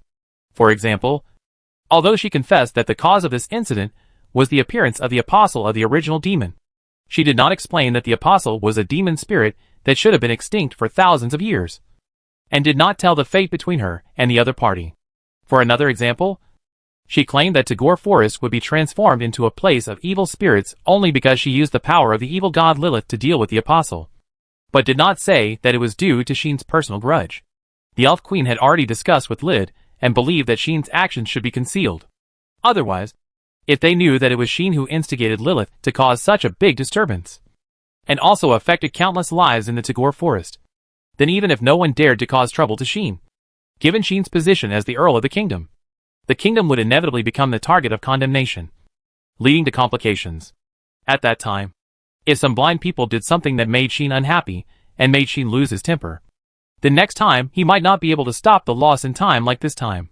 Considering this, Sophie and Lid decided to remove the explanation of Sheen's personal grudges in this incident and change his position to help them capture the apostles of the original demon. In this way, others could not take advantage of the issue. Under such circumstances, the matter was gradually suppressed. Thanks to this, Sheen has been living a happy life these days, and is no longer as busy as before. With Maggie's death, Sheen let out a breath of anger and returned to his original leisurely appearance, as if nothing had happened, and spent a comfortable life in the elf country. Every day, Sheen either played with the fairies gathered around him, feeding them some magic power from time to shorten their reincarnation period, or went to the streets with Rosie and others as if no one was around, strolling in the elf country. Perhaps because of the upcoming Peace Festival, there are many more stalls and stores in the elf country, filled with all kinds of goods, giving people a dazzling feeling. These goods are not ordinary goods, but genuine magic props. As the first magic race of the human race, every member of the elves is a natural magician. The most popular goods here are naturally various magic props. They are all fine products made by the magicians of the elves. There are magic potions with effects far exceeding those produced by the magic potion workshops in the outside world. There are magic props with performance far exceeding those produced by the magic prop shops in the outside world. Even some excellent magic weapons such as staffs and wands are available here. These are rare high-quality products from the outside world. They are made by the elves, and they are absolutely guaranteed to be of good quality. No one will doubt them. In the past, it was extremely difficult for people from the outside world to get these excellent and sophisticated props and potions made by the elves. Only during the Peace Festival, when the elf town was open to the public, did the other races of the human race have the opportunity to get them. It was a rare feast. If it weren't for the Peace Festival, only those who were invited could enter the elf town. I'm afraid that the elf town would have been crowded with people from all races. She had accompanied Luo Shi, Li Li Si, La Xia, and even Mi Lu to stroll around the elf town for several times. Sometimes he would also take the sleepy Ai and Lid, who was not very interested in the festival, to go shopping together. Especially Luo Shi. Her eyes were shining when she looked at those stalls and shops. In the past few days, she never returned empty-handed every time she went to the street. I don't know how many magic potions and magic props produced by the elves were bought. Xian also wanted to do this, but unfortunately, he was not as arrogant as the princess. The princess had the whole country behind her and a treasury to support her. What could she not buy? Xian was pitiful. Although he was a noble, he was an honorary noble who received tributes. In addition to the fixed tributes every year, he had to earn all the expenses by himself. It was miserable. Fortunately, his family raised a dragon, and a piece of scale that fell off his body could be sold for a lot of money. There were also many magicians in the elves who wanted to buy some dragon blood, dragon birth, dragon tears, dragon teeth, dragon claws, etc. from him. So Xian made a lot of money. He was not afraid of having no money to use. Nor was he afraid of falling into depravity and eating the soft rice of his future wife. letting the arrogant princess pay for him. It was Yulin's resentful look that always made Xian a little calm. This dragon girl is becoming more and more human. Is she going to turn into a human soon? Xian asked Yi this question. At that time, Yi glanced at Yulin and nodded with rare energy. It should be soon. In a year at the slowest and a few months at the fastest. This girl will be able to successfully shed her dragon body and turn into a demon. It seems that you have fed her a lot of magic power. The mother of the dragon clan gave a positive answer. This made Xian a little entangled. This dragon girl is going to turn into a human. Then I won't be able to ride a dragon anymore in the future? Thinking about it, I really don't want to let her go. But Yi said this while looking down on Xian. The dragon clan is different from the other demon clans. Once they shed their dragon bodies and turn into demons, they will awaken unique skills. And this unique skill is fixed. That is, dragon transformation. Dragon transformation. This is a unique skill possessed by all dragons who have transformed into humans. According to AI, dragons who have transformed into humans will only awaken this unique skill, and will not awaken other unique skills. This is also true for her. The effect of this unique skill, as the name suggests, is to allow dragons to transform back into dragons. After transforming into dragons, the power of dragons will increase exponentially, with a minimum increase of 3 times and a maximum increase of 10 times. Therefore, even if they transform into humans, dragons can restore their dragon bodies at any time, and their power is much stronger than before they transformed into humans. The same is true for Yulin. Even if she transforms into a human in the future, it will be easy for her to transform back into a dragon. Wow! Xian was shocked and said wow. A unique skill that can increase power by 10 times? This can even compete with reincarnation destiny. Right? It is worthy of being called the king of monsters. Of course, not every dragon's dragon transformation can increase its strength tenfold. At least, among the dragons, only Ai's dragon transformation can increase his strength tenfold. Like Jacinta, his dragon transformation can only increase his strength 5-fold. The rest of the dragons are even less. Most of them are about 3 or 4 times. And very few can reach 5 times. This girl has good talent. She was already close to the limit before she turned into a human. If she awakens her unique skills, it should be more than 5 times. AI has expectations for Yulin. As for Xian, he is looking forward to something else. Let's not talk about how many times the strength is increased. Let's talk about dragon transformation. Xian looked at AI with burning eyes and said without hesitation, since you said that the dragons who turned into humans can turn into dragons, then you can also become a dragon. Right? After this, AI was silent. Then, you don't want to ride me, do you? Yi released a death stare at Xian. How could it be? Xian refuted righteously. But he began to think in his heart. How can I trick this girl into letting me ride her? Xian muttered this sentence accidentally. Yi's face turned black on the spot. Even if I jump down from here and fall to death, I will never let you ride me. Yi said a harsh word and turned away. Oh! Don't. Xian hurriedly chased after him. In this way, Xian spent a few days in peace.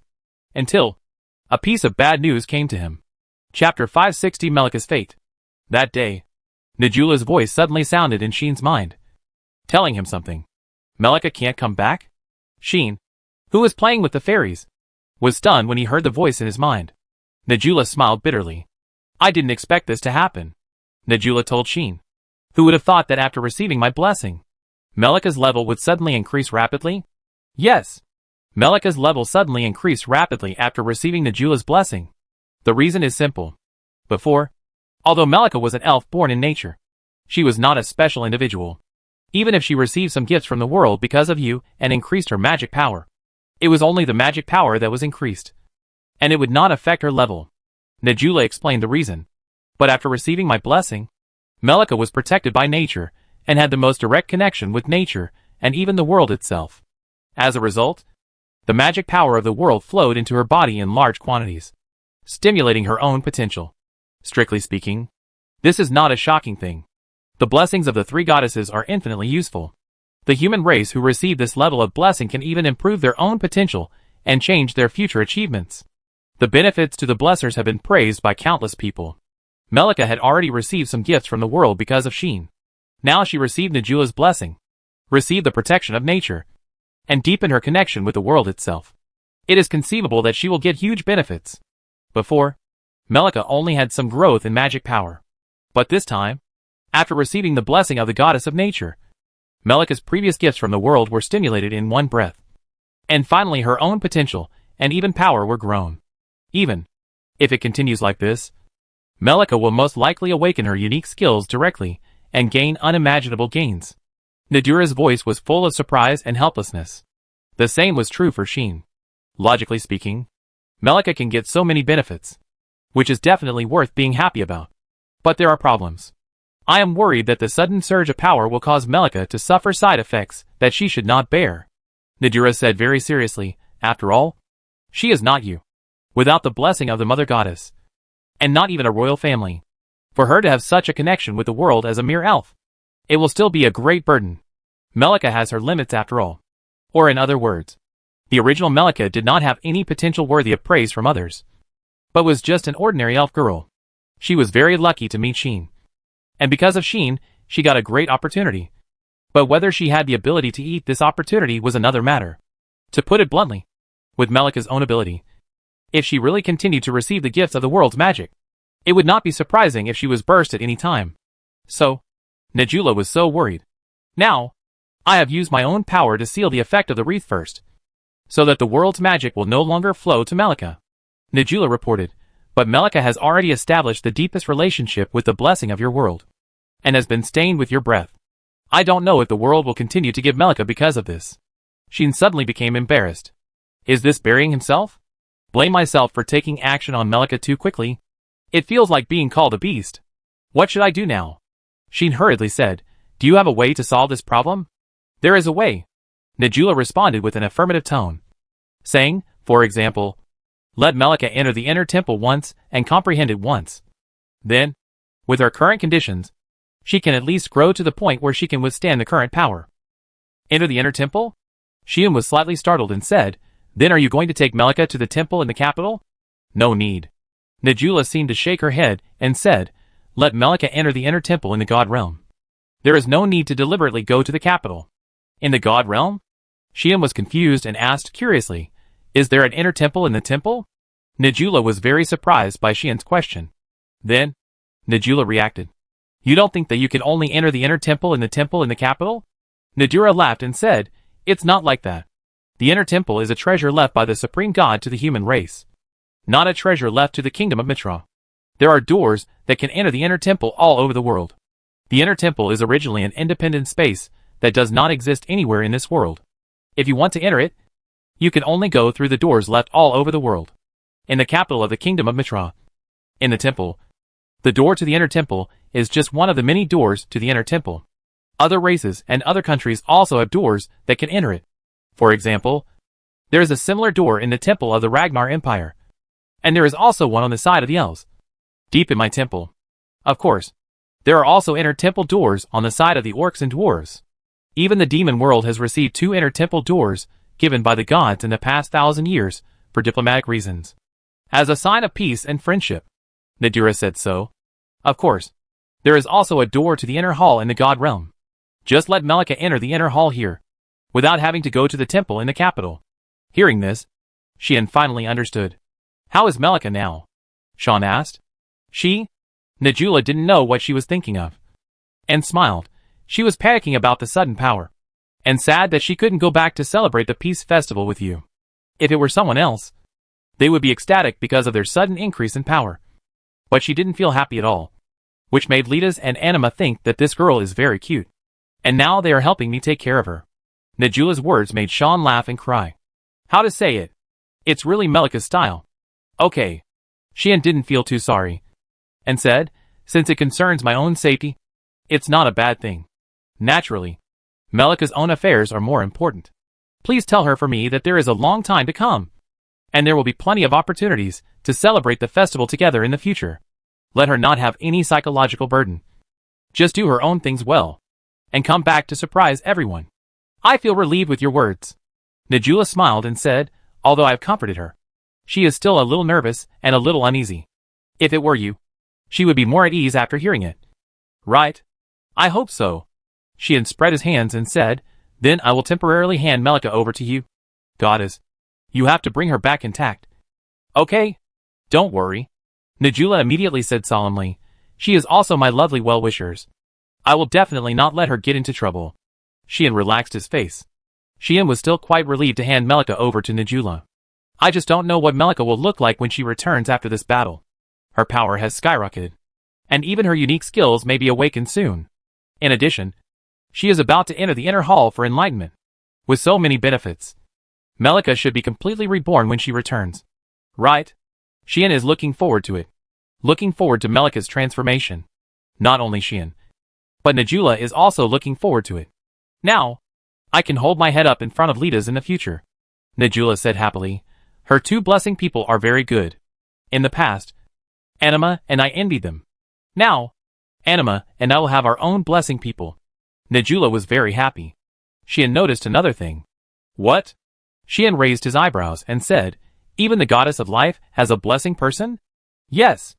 Najula chuckled and said, after the last incident in Cosmos, Anima's believer seemed to have some signs of turning a disaster into a blessing. After that, he was able to borrow a lot of Anima's power, showing a degree of compatibility that had never been seen before, which surprised Anima. After that, she happily expressed that she wanted to accept the believer as a blessing. Believer? And he also experienced the incident in Cosmos? Can he use the power of the goddess of life? Hey. Could it be that person? Xian was stunned. Maybe. It's the person you imagined? Nadura laughed teasingly. Xian suddenly didn't know whether to laugh or cry. If that's the case, then that girl is indeed a blessing in disguise. It has been a long time since the three goddesses have blessed people at the same time. Nadura was also a little emotional and worried.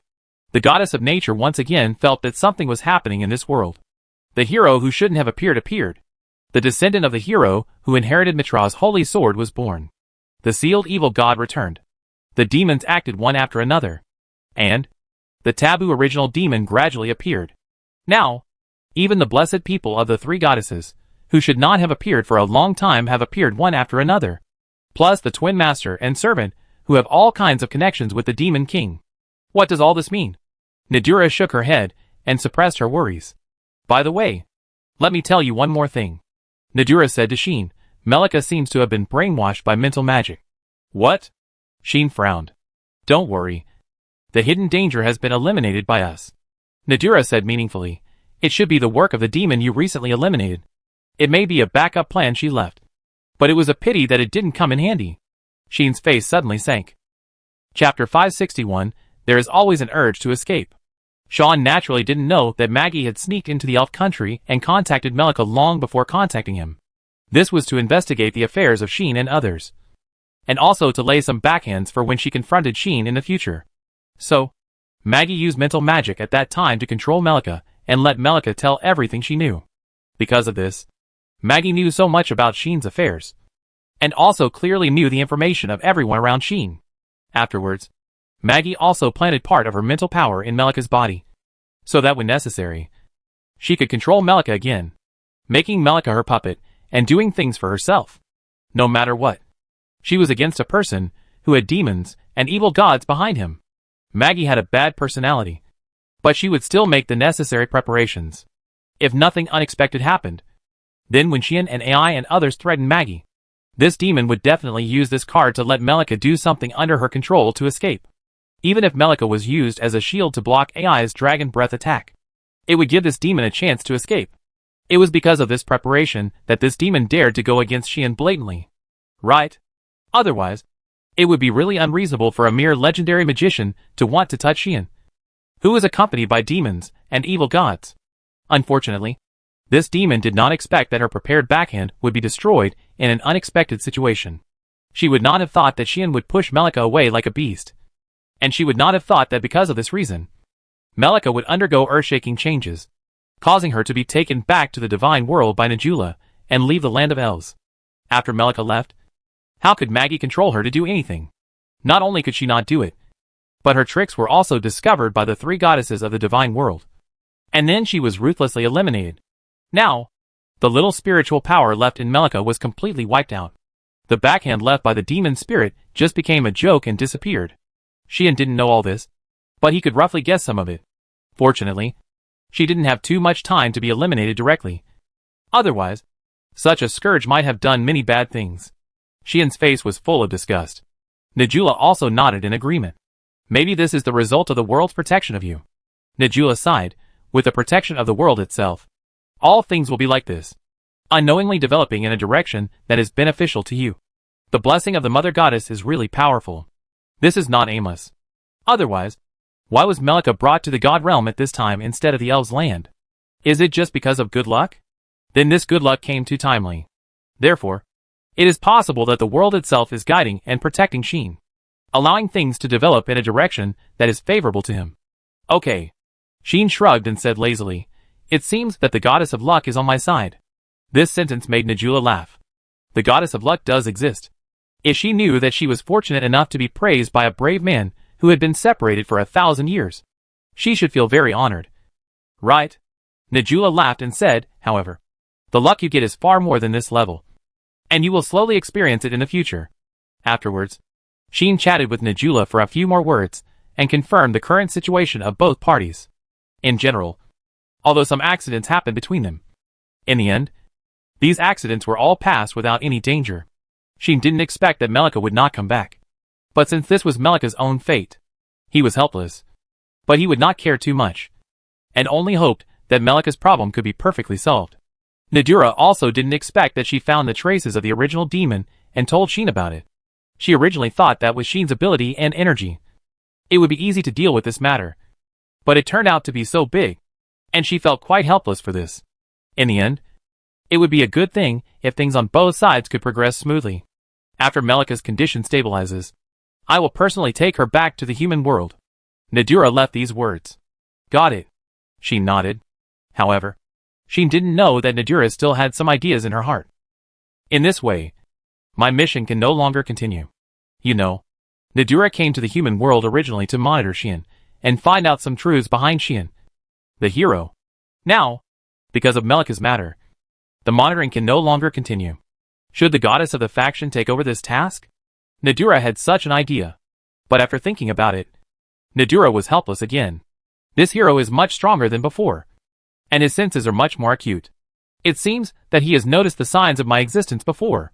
So, besides me, who else can monitor him silently? I'm afraid there is no one.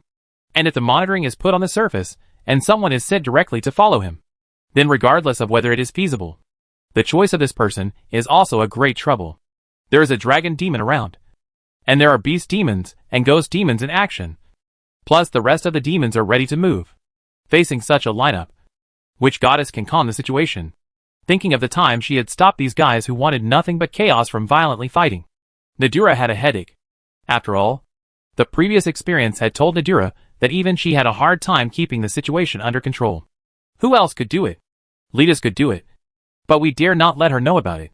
Anima needs to continue investigating the summoning of the hero, and has recently been detecting the actions of the demon world, so she has no time to spare.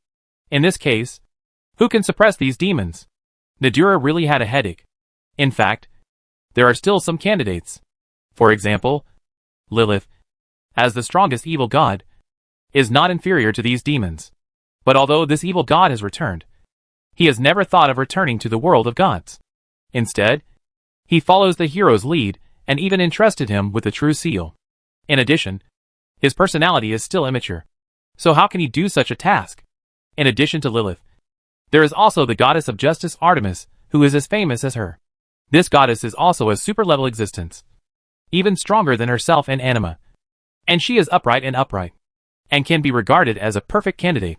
The problem is that this goddess of justice, who cannot tolerate any evil in her eyes, has always been very unfriendly to Lilith, who is as famous as herself.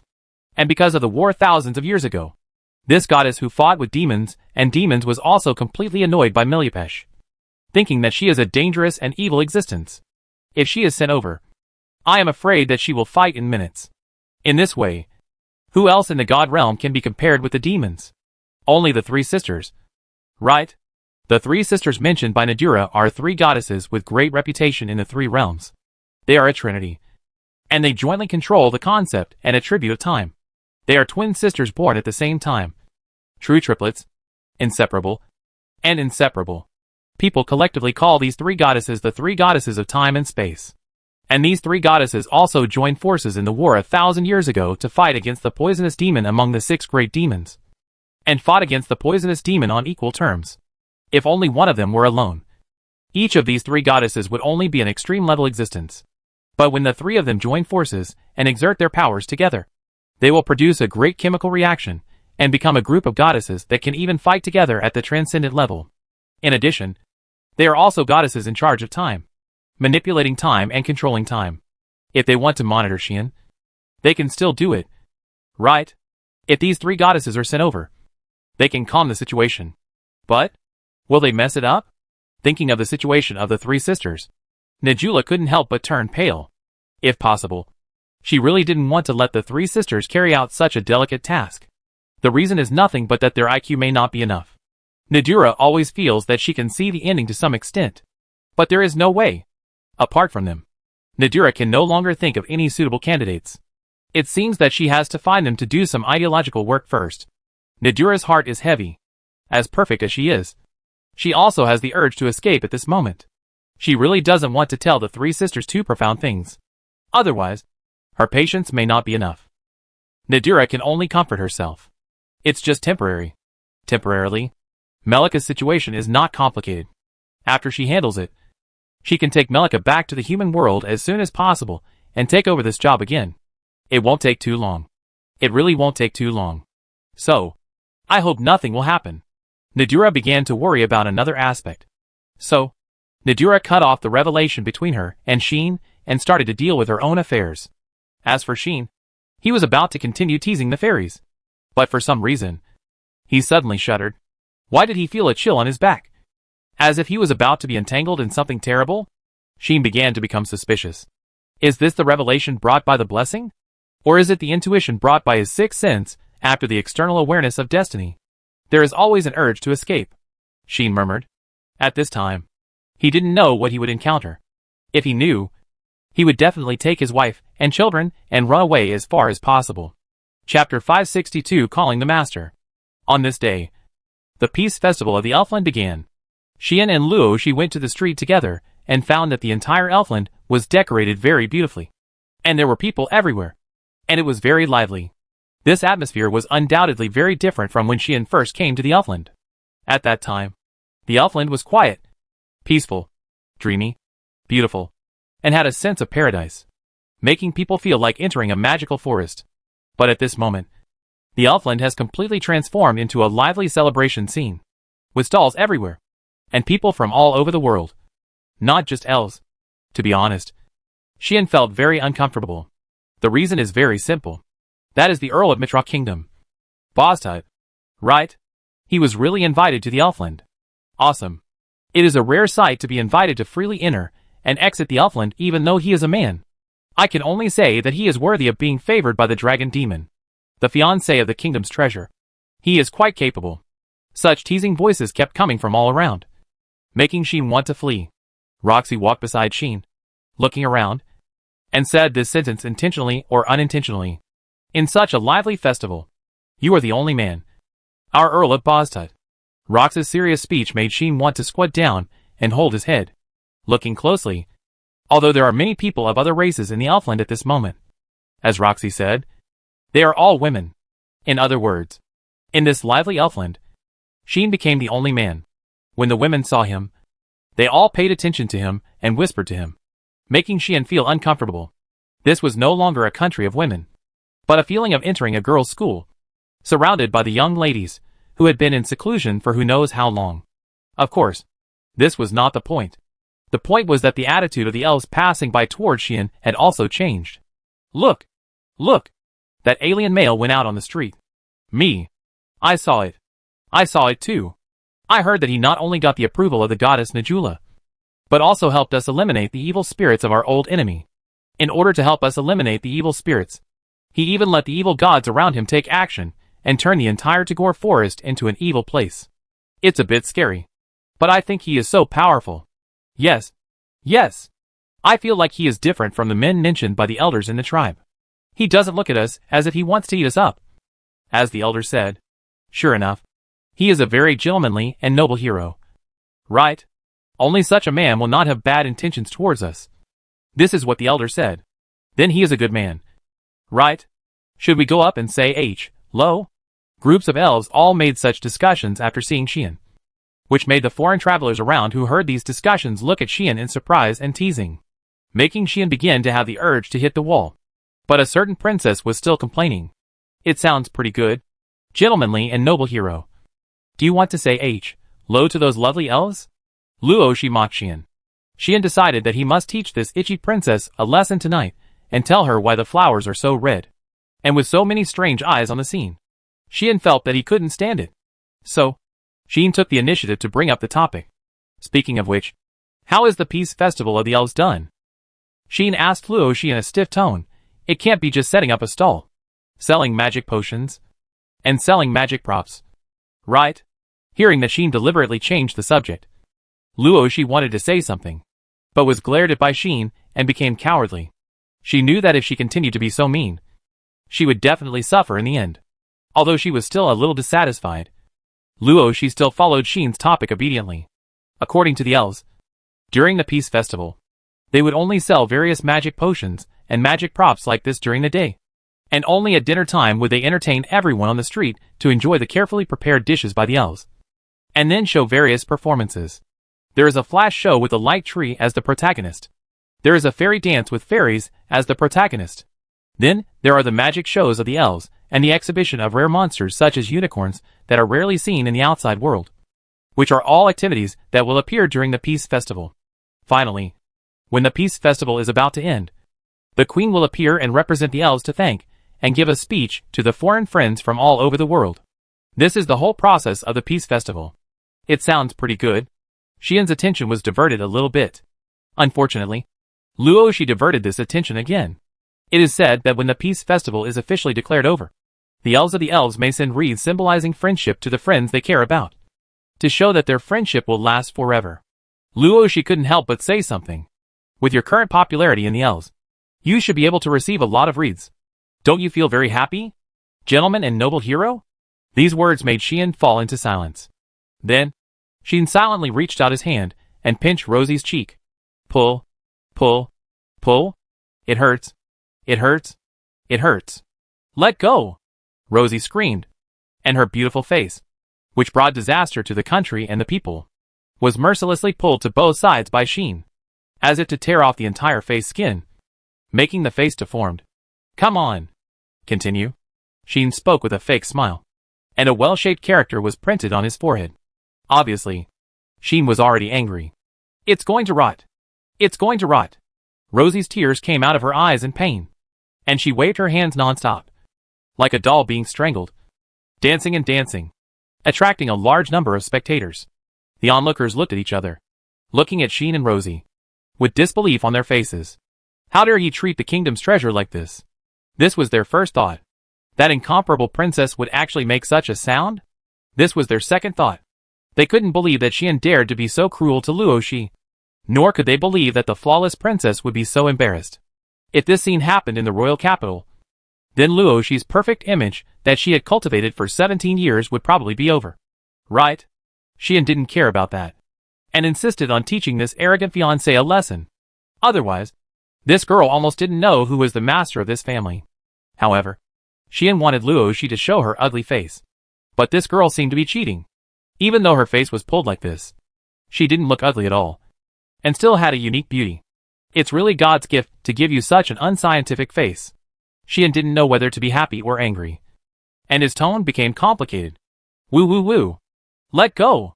Luo Shi had no idea of Xian's complicated feelings, and begged for mercy with tears in her eyes. Call her husband. Xian rolled his eyes and said this. Husband. Luo Shi did not hesitate at all and started calling him. Looking at her skilled posture, it was obvious that she had been forced by Xian to call people like this many times. Of course, there is no such title as husband in this world, so the people around did not know what Luo Shi meant by calling him. Otherwise they would have blushed and sighed at Luo Shi's boldness. In fact, at the beginning, when Luo Shi heard this title from Xian, she was very reluctant to call him. However, under Xian's big stick education, this girl even called him dad. So she didn't need this word husband. This princess probably dared to call him so loudly and directly because no one could understand the meaning of this sentence. This made Xian excited. Call him master. Xian laughed mischievously. What? Roxy opened her eyes wide. Not to mention Roxy. Even the onlookers around were stunned. Do these two usually play such a big game? Just when Xian and Roxy gradually became the focus of the street, and Roxy was also forced into a corner by Xian. The savior appeared. Can't you just be quiet for a while, and stop causing a commotion? With a helpless sigh, Jiaoyuer appeared with a group of elves. Help! Roxy immediately cried out as if she had grabbed a life-saving straw. This girl. She doesn't care about her image anymore. Is this how you treat your fiancée? The princess of your own country? Jiaoyuer frowned. It's just a little play between husband and wife. Xian pouted and let go of Luoxi, letting Luoxi hold her red cheeks, rubbing them while wanting to cry, but without tears. Jiaoyuer looked at this scene, not knowing what to say, and sighed with mixed feelings, especially when she saw the elves around her coming to watch with interest, and recalled that these tribesmen had kept their distance from Xian not long ago. The deputy commander of the elf division was even more emotional. Facts have proved that her worries were all right. After letting go of their guard, all of her tribesmen were attracted to this foreign man. In addition, she had also eliminated the demon spirits, who were the mortal enemies of the elves. So Jiaoyuer could predict how Xian's impression and status would change dramatically in the hearts of her tribesmen. Jiaoyuer knew that she could no longer stop it. And for a moment, she was speechless. However, an elf girl standing behind Jiaoyuer looked at Xian with a complicated look. Xian felt the gaze and looked over. Then, Xian saw the familiar figure. Chapter 563 A Hymn. Among the elves who came to Xian with Carol, there was a girl holding a short staff. This girl, who was said to be inseparable from Melika, was looking at Xian with a complicated look at this time. And she had completely lost the sharpness when they first met. Xian looked like a troublemaker who had become more or less docile after realizing some cruel reality. And she seemed to be a little taciturn. Xian looked at this elf girl with a changed temperament and raised his eyebrows. So you are here too, Jia Limu. Xian spoke to the other party with a little provocation. And with just this one sentence, the other party was successfully ignited. My name is Jernum. Jernum glared at Xian. I know. Jernum. Xian smiled and said, Why are you here? Are you playing patrol games with the adults? No. Genome said angrily, This is not a game. Yes. Yes. Yes. Xian said indifferently, Just remember to go home in time for dinner. Don't play too much. Jia Limu. You guy. Genome's blood surged instantly, and the complexity and silence just now disappeared without a trace. And he became as impulsive as when they first met. Jia Luer immediately pressed Genome's shoulders, but stared at Xian with Genome. Don't always provoke Genome. Jia Luer said dissatisfiedly, If you use magic here, it's not a joke. Even if you are a guest, you should pay attention to me. Hearing this, Xian shrugged. He didn't mean to provoke Genome, but just saw that this childhood friend of Melika suddenly changed her temperament. So he wanted to tease her. Xian could probably guess why this girl suddenly became like this. Therefore, even for his little wife, Xian had to help take care of this childhood friend. But the fact proved that this girl was still as angry as before. But such performance made Xian feel relieved. At least, I don't have to worry that you are overstimulated and do something reckless. Xian's words only made Genum angry. You don't have to worry about it. Genum snorted coldly and said, I will not be jealous because Melika suddenly became the blessing of the goddess of nature. This is certain. Even if Genum was confused about this, and even thought that she was abandoned for a moment, she never envied Melika. It's just that Melika, who once needed her protection, suddenly walked ahead of her and became a talent that the entire elf race had to pay attention to. She was no longer the ordinary elf who was timid. Such a contrast was still somewhat unacceptable to Genum. But even though he couldn't accept it, Genome wouldn't do anything crazy because of it. Because there was no spare energy for that. That Melika had changed now. In this case, in order not to be left behind, I had to work hard, so that I wouldn't have extra energy to think about it. For this reason, although Genome was still a little confused, he chose to take a step forward and do what he should and could do now. For example, improve himself and make himself stronger. Jialua pressed on Genome's shoulder and mentioned it intentionally or unintentionally. Now, Genome has officially joined the elf division and started to receive professional magic training and combat training. Jialua told Xian about this and explained why Genome appeared here with the elf division. This elf girl was carrying out the mission of the elf division, patrolling with Jialua to maintain the security of the elf land during the Peace Festival. Join the Elf Division? Sheen said with some doubt. Shouldn't you have to be at least level 80 to join the Elf Division? She shouldn't be qualified yet. Right? Jeonam's level is just over 50. Far from level 80. At her current level, it should be impossible for her to join the Elf Division. Sheen said this very straightforwardly, which almost made Jeonam lose his temper again. Who is he looking down on? I joined the Elf Division as an intern. Jeonam's face turned red with anger. Intern? Sheen blinked.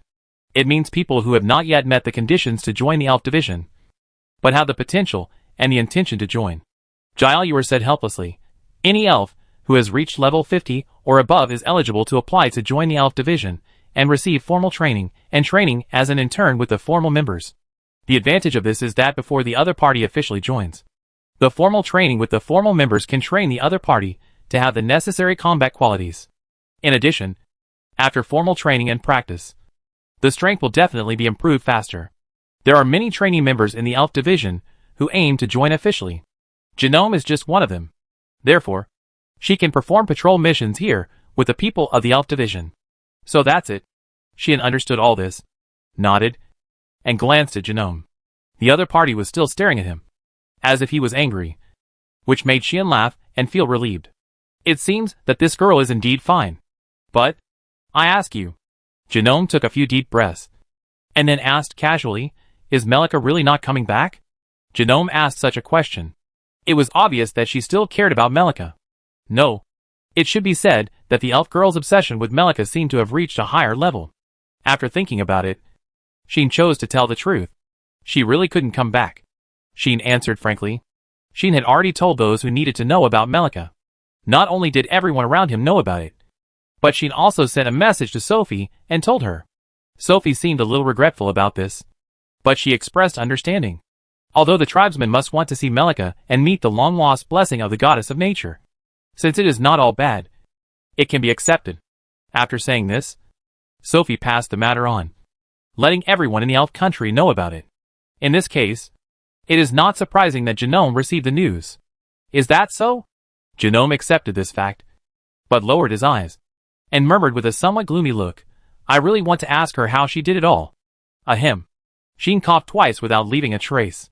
There is no way. I can't tell her that Melika can do all this because I know everything about her. Right? Then this crazy girl will be hit hard on the spot, and will burn herself and the entire Elfland at all costs. Or freeze into ice. It's better to keep a low profile. It's not like she won't come back. Sheen said this in a roundabout way. It's just that we need to deal with some more troublesome problems. It won't be long before the girl will come back alive and kicking. Right? This sentence can't comfort Jeonam at all. Because, by then, you won't be here. Right? Jeonam glanced at Sheen and said uninterestedly, then Melika will definitely go directly to you, and won't go back to the Elfland first. Oh! Sean wanted to ask, and said, how can you be so sure? Of course I am sure, Jeonam said self-deprecatingly. Every elf who falls in love with a man of a different race is like this. The only thing in their eyes is that man, and they wish they could stay with him forever. Even if they just watch him silently in secret, they will be satisfied. Such a Melika will definitely go to Sean first. Jeonam was so sure. Sean didn't know what to say. The elves led by Jaehyur were also silent. Rosie rubbed her cheeks on the side, and she quite agreed with what Jeonam said. After all, if it was her, she would do the same. If someone had told Rosie before that she would be obsessed with a man, with only the other person in her eyes, and wishing to stay with him forever, then Rosie would definitely sneer. But if you really fall in love, you will understand that many things are beyond your control. In Sheen's words. If not, how do you think those bloody love stories and heartbreaking Korean dramas can be filmed for hundreds of episodes? Love makes people blind. This sentence is not just a casual remark. Only bystanders and people who have nothing to do with it can look at a relationship with so-called reason and rationality. And insiders, even if they see clearly, they will choose to throw themselves into the fire. Although, Luo she didn't know what the so-called Korean drama was. Just when everyone was speechless, Jeonam suddenly spoke. Let me make it clear to you first. I am against you and Melika being together. When saying this, Jeonam was not as impulsive and reckless as usual, but used a very calm tone. I believe you also know that the love between elves and alien men will only end in tragedy and cannot end well. So I will oppose your affairs. Genome turned around. In order to persuade Melika one day, I have to improve myself. Genome set such a goal for himself. Then, sooner or later, I will challenge you and defeat you openly. Not in a farce like last time. Leaving such words, Genome trotted away. Jiaoyuer and others watched all this silently, and then left with him. That's what they said. Luoshi came to Xian and said with a smile, "What are you going to do?" Xian rolled his eyes. What to do? Cold scrambled eggs? Still defeating myself? Opposing what happened between me and Melika? If she dares to come, I dare to beat her ass. Xian snorted and left. TSK. Luoshi pouted, but followed honestly. The peace festival is still going on. Chapter 564. At that moment, he realized. After that, Xian did not do anything else. As if he was an ordinary human being, and spent all his time in the elf country playing with the girls around him. Sometimes, he would take everyone in the family out to the street, buy things, eat food, or watch some performances during the festival, and have fun with everyone. Sometimes, he would take someone alone to play together. Last time, it was because of this that Xian took Luo Shi to the street alone. After all, she was his wife, who was about to be married. Xian would not be so ecculous that he would take a large number of women to the street all day, resulting in no experience of going out on the street with Luo Shi. This princess has been looking forward to the peace festival for a long time. Xian must have fun with her to prevent this girl from getting resentful. Facts have proved that Xian's approach is right. At least, after that, Luo Shi was no longer as weird and nagging as before. Obviously, the jealousy of this princess has passed, and she is also satisfied with what Xian did. After all, later on, Xian began to buy things for Luo Shi, gave her gifts, and even prepared a lot of exquisite accessories made by the elves for her. Not only did they have the effect of magic props, but they were also very beautiful, which made this princess love them very much. Thanks to this, the princess's resentment was calmed, and the look she gave Xian was much gentler than before. The loving sight made Xian feel hot all over, and his heart was beating abnormally. And since he was moved, he naturally needed to take action. At this time, the benefits of pleasing the princess came out. Well, specifically, the two of them unlocked many achievements. So happy. Of course, Sean not only accompanied Roxy on the street, but sometimes he would also take Lilith to the street alone, which made the girl very happy and excited. During this visit to the elves' land, Lilith's performances made Sean feel what it meant to be touched. So Sean would naturally not treat this girl badly. During the festival, he tried his best to pamper her, satisfy her various wishes, give her some small gifts, feed her some good food, and make this girl very happy. Later, Sean even went to the street with Laxia and Yulin. However, with these two, the style of painting changed. Taking Yulin to the street was naturally not a date. In order to reward this loyal dragon girl who provided Sean with various businesses in disguise during this period, Sean deliberately found Jiaoyuer and paid a small price to let her order a large number of meat dishes in the name of the elf division, so that Yulin could eat well during the festival. Under such circumstances, some of Yolin's previous resentment disappeared. As for Laxia, it is better to say that it was not so much that Xian asked her out for a date, but that this elder sister took him out to make money. Are you short of money? This sentence was suddenly said by Laxia at the beginning of the festival, when she saw that Xian was short of money and could not buy as much as Roxy. Then, this maid opened a store in the elf town, selling her own cooking and handmade jewelry. Then, the matter got out of control. Anyway, Xian felt that after the maid store in this bunker opened, the street where her store was located was full of the aroma of her cooking, and her handmade jewelry was so exquisite and beautiful that it crushed the high-priced luxury goods designed by countless top jewelry designers in the previous life. That day, the street was out of control. It is said that all the goods in Laxia's store were sold out in less than a few minutes, especially those handmade jewelry, which were snapped up by noble ladies from all over the world, and sold at sky-high prices. A piece of dragon scale must be very expensive, right?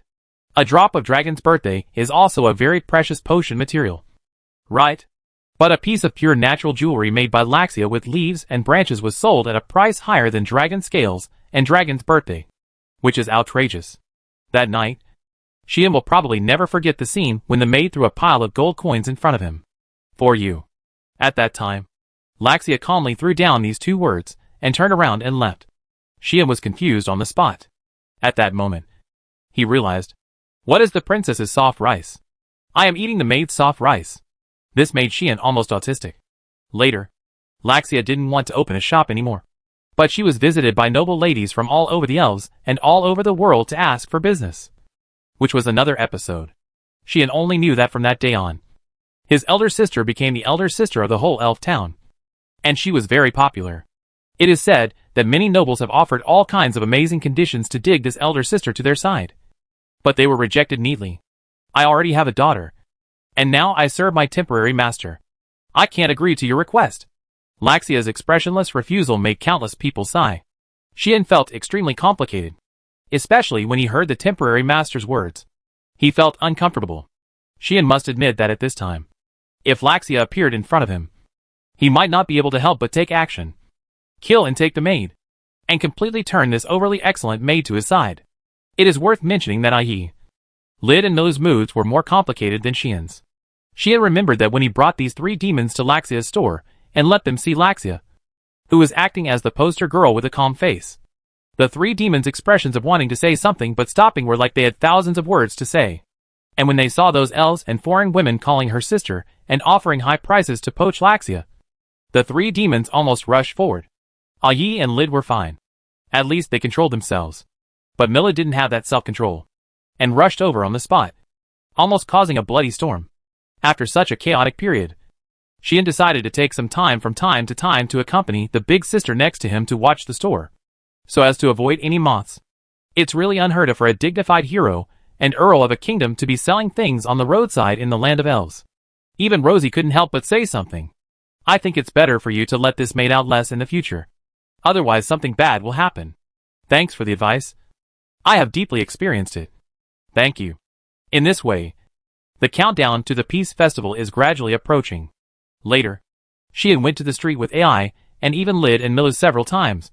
But I don't know if it counts as a date. This trip was not in vain for everyone. Apart from the various disturbances at the beginning, Xian and his party spent a very leisurely and beautiful time in the land of elves. Rosie was satisfied. Lilith was satisfied. Yulin was satisfied. Laxa, well, left a legend. Even Mila had a great time, running around in the Elfland all day long. Fortunately, Laxia and Lilith were watching over them. Otherwise there might be some trouble. On the contrary, Yi and Lid had no interest in the festival. They were either sleeping or drinking tea, living like centenarians. As for Xian himself, he also had a great time. Right? Thinking of this trip to the Elfland, not only did he enjoy the festival with the girls around him, but he also made a breakthrough with Melika. Melika also became the blessing of the goddess of nature, and was about to be reborn. Xian was also satisfied. It's a pity that under this peace and harvest, some things that surfaced also brought some haze. The apostle of the old demon clan original demon appeared in front of people for the first time, which made many people who knew the inside story start to worry. Over the past 1,000 years, this oldest and most mysterious old demon clan has always been very low-key and secretive, and has never been directly exposed. This time, not only did an apostle appear, but the apostle was also attacked. This is certainly a good thing. But there is also a feeling that a storm is coming. After all, the original demon has begun to emerge. Then, it will definitely not be too peaceful next time. Right? For this reason, Lid has already intended to return to the demon world to discuss this matter with her sisters. Sophie also plans to contact the leaders of the major forces of the human race regarding this matter.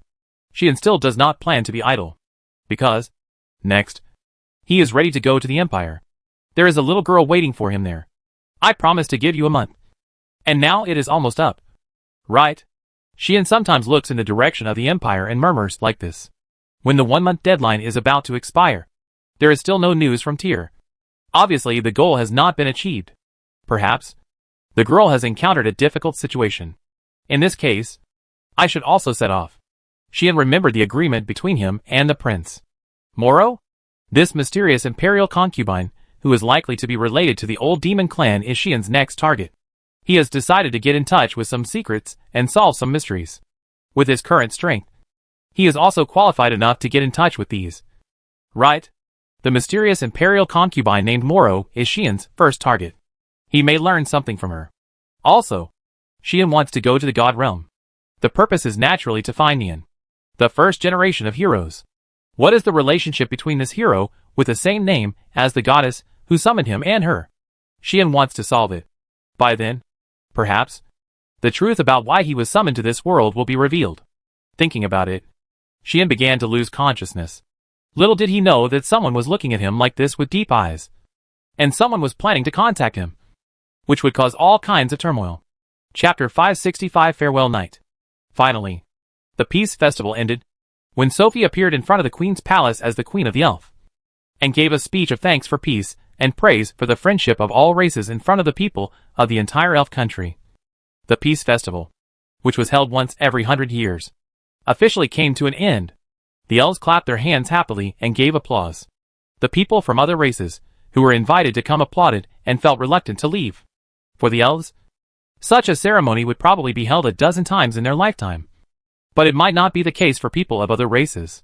For humans, 100 years often means a lifetime has passed. Therefore, for humans, this Peace Festival, which is held once every 100 years, may only be attended once in their lifetime. It is natural that people will feel emotional. Even Xian felt that he didn't know if he would have the opportunity to attend the second Peace Festival. After all, who knows what will happen 100 years later? He has only lived for a little over 20 years. It would be too difficult for him to think about what will happen 100 years later. Luoshi also thought so.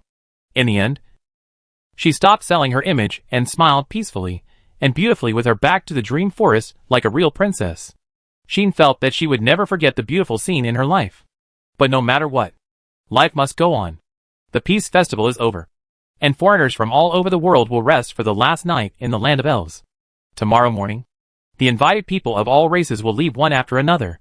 Xian and others also plan to leave tomorrow and not stay any longer. Tomorrow, Xian will bid farewell to the land of elves and go to the Empire to meet Tyr. However, Xian did not expect that the itinerary of others was different from his. For example, Yi, are you going back to the demon world? When Xian proposed to leave tomorrow in the tree house and go to the Empire, Yi's words stunned him. That's right. Yi didn't seem very happy either, and said unhappily, Sister Lid said that she would go back to report the official emergence of the original demon this time. At that time, the 6 of us sisters may have to hold a meeting, and I'd better go back with them. Hearing this, Xian couldn't help but look at Lid. Don't look at me like that. Lid was lying on the table, feeling Xian's sight, and immediately said, the demons have been paying attention to the original demon for a long time, and they are eager to get rid of these old demon factions. Now that the other party has finally shown signs of surfacing, we, as the leaders of the demons, must of course discuss how to deal with it. Yeah. Millen nodded seriously on the side, and I don't know if she understood it. In other words, Xian blinked his eyes and said uncertainly, are you 3 going back to the demon world? That's right. Lid nodded. That's right. Millen nodded again seriously. Ai was a little reluctant, even a little resistant. In fact, Xian also felt a little overwhelmed. You know, since he and Ai met, they have never been apart, except for living under the same roof. Ai would always be the one to accompany him when he went out. Ai accompanied him to the Atla Canyon that time. Ai also accompanied him to the Duke of Stringham that time. The same is true for this trip to the land of elves. Ai has always been with Xian in the place closest to him, and has been with him longer than anyone else. Now, Xian carefully calculated and found that the person who has been with him the longest since he came to this world is Ai. It has only been nearly half a year since Xian was summoned to this world. He met Ai when he just entered the capital. At that time, it had only been about a month since he came to this world. After that, whenever he went on a long journey, this girl would accompany him by his side. Naturally, she was the one who stayed with Xian the longest. Now, this girl is leaving? Xian was really a little uncomfortable. Ai seemed to see through this. However, she opened her mouth and didn't know what to say. How could she be willing? In the past, Ai rarely stayed with a person for a long time like this, although she has lived for more than 10,000 years. As a dragon, Ai basically spent most of her time sleeping in the past. For Ai, who could sleep for hundreds of years, it can be said that there is no experience of waking up almost every day, staying with a person, and talking and laughing with him. Even when the Demon King was still alive, Ai had never woken up so frequently and accompanied him. But this time, she met someone who deserved it. At first, it was just to observe him. Later, this idea of observation gradually turned into appreciation and admiration for him. When Ai reacted, She realized that she had become very close to Xian without realizing it. He dared to humiliate her in front of her without any hesitation. He dared to treat her as a doll, hug her whenever he wanted, and hold her whenever he wanted, without any sense of formality. He even dared to climb onto her bed and sleep with her, and dared to do everything he could to oppose her, not only wanting to ride on her, but also wanting to see the scenery under her pillow. If it were someone else, even if the other party dared to do this, she would make the other party disappear in an instant, without even a trace of ashes left. Only this man, this brave warrior who suits her taste very well, has done this. But I have to leave him. Thinking of this, Ai felt a sense of anxiety for no reason, which made her want to tell Lid that she didn't want to go back. But Lid took the initiative.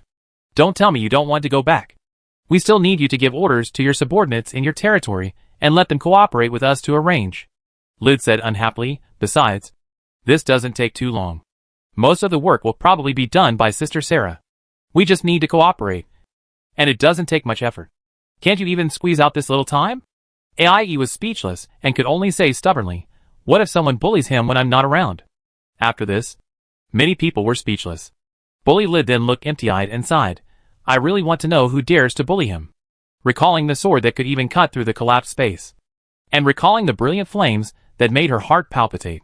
To be honest, Lid really wanted to know who dared to bully this kid now. With his strength, I don't think that except for the few people in our field, who else can bully him? Lid pouted and said, besides, doesn't he have the evil god Lilith on his side? This sentence made Lilith nod repeatedly and hurriedly show her presence. Now, Ai had nothing to say. Seeing this, Xian also knew that this matter was settled. Okay. Xian could only accept this fact helplessly. However, at this time, Luo Shi, who had been quietly listening to the conversation of everyone, raised her hand. I should also go back to the capital first. And I guess I won't go to the Empire with you, Roxy said so coldly. You? Xian looked at Roxy in astonishment. Don't look at me like that. Roxy smiled bitterly and said, I am the princess of the Mitra kingdom after all. Without a formal name. I just broke into the capital of the old rival Ragnar Empire. What do you think the people of the Empire will react? Is there any need to say that? They must be taking advantage of the situation. Or even taking the opportunity to target Roxy. It would be best if they could keep Roxy, the treasure of the kingdom, forever.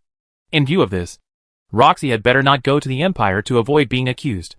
At that time, Xian would not be afraid. But there would definitely be all kinds of troubles in the kingdom. Besides, I have something to do in a hurry, Roxy said to herself, otherwise, I will be completely thrown away by you. What to throw away? Xian did not understand the meaning of this sentence. Nothing. Luo Shi shook her head, smiled and said, in short, I definitely can't go with you on the trip to the Empire. You don't want me, such an obvious target, to cause you trouble. Right? The Empire is different from the land of elves. It is not only the kingdom's rival country, but also an outside world with various positions and desires. As the most beautiful woman in the human race, even without considering her status as a princess of the kingdom, her beauty alone would only cause all kinds of commotion if she appeared in the Empire. It would be difficult for Xian to plan anything if she became like that. In this case, Rosie felt that she might as well not go at all. You can take Lilith and Laxia with you. Rosie shook Xian's hand and said to him, remember to bring Tyr back. I don't want to lose her yet. Obviously, Rosie has made up her mind. This is nothing. Xian became unhappy. There was nothing he could do about it. When he came, his group was neat and tidy, and there were quite a few people, which was extremely lively. But now, Melika has gone to the god realm. Ai is about to return to the demon realm. And even Luo Shi is going back to the capital, which makes Xian feel very unhappy. This is not willful and unreasonable, but simply feeling bad. And for some reason, seeing Xian unhappy about the departure of himself and others, Luo Shi and Ai's faces softened. Don't worry, Ai said without hesitation. I will come back to you as soon as I finish my work here. This is the promise of the dragon demon. Moreover, it is a promise that others cannot ask for. No one else can have it except Xian. I will wait for your good news in the capital. Luo Shi smiled and said meaningfully, when you come back, I may be able to give you a surprise. What surprise?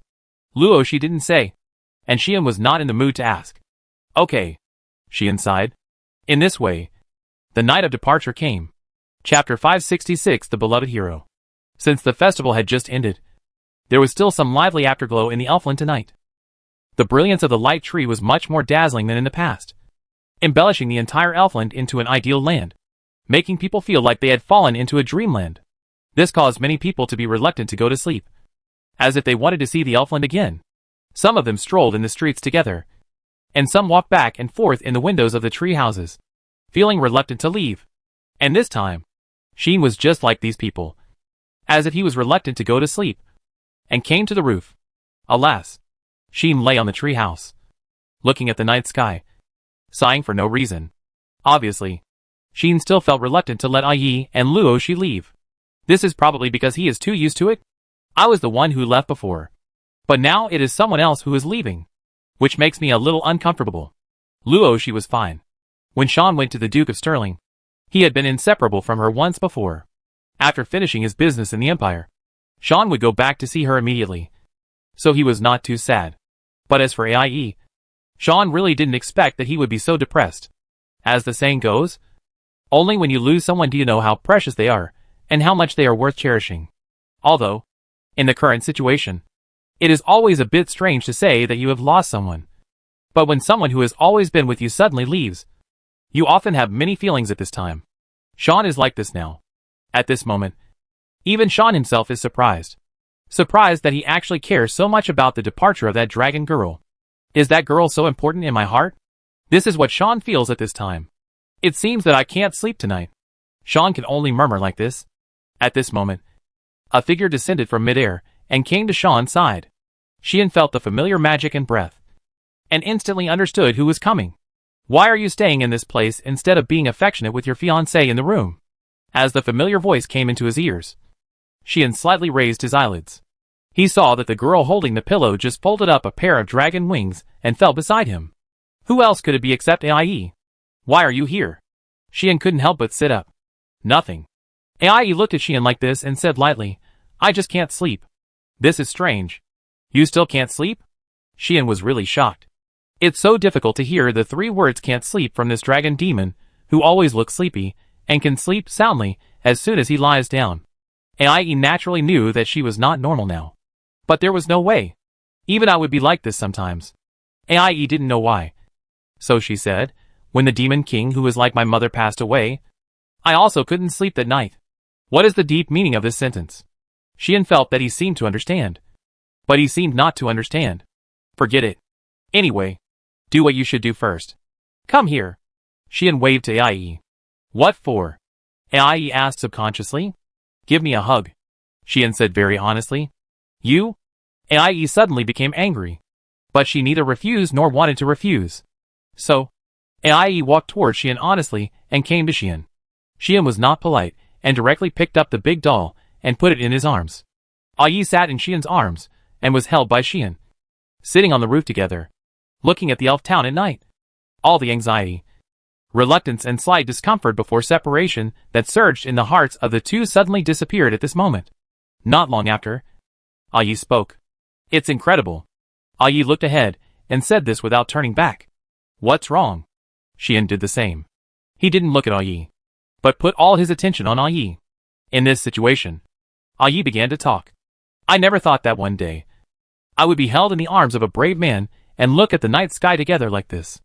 Ai said in a somewhat ethereal voice, obviously, the hero is our natural enemy, the object of our hostility and hatred, and the murderer of the demon king who is like our mother. But I am so close to you as a hero. Isn't it incredible? Indeed, this is a very incredible thing. At least, it is so for the demons. But Sheen doesn't think so. If you say it's incredible, then all my experiences are incredible. Okay? Sheen shrugged and said, obviously, we are all people who have died once. But we are suddenly given a second life inexplicably. And we are summoned to a completely unfamiliar world as a hero. And we have met the existence of the princess. And we are hanging out with big guys like you all day long.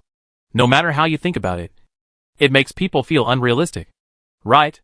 Many novels in previous lives describe the experience of time travel as being so good and so exciting. As if traveling through time was like encountering a golden opportunity. And that one would definitely be the protagonist. The master of the future. Destined to excel.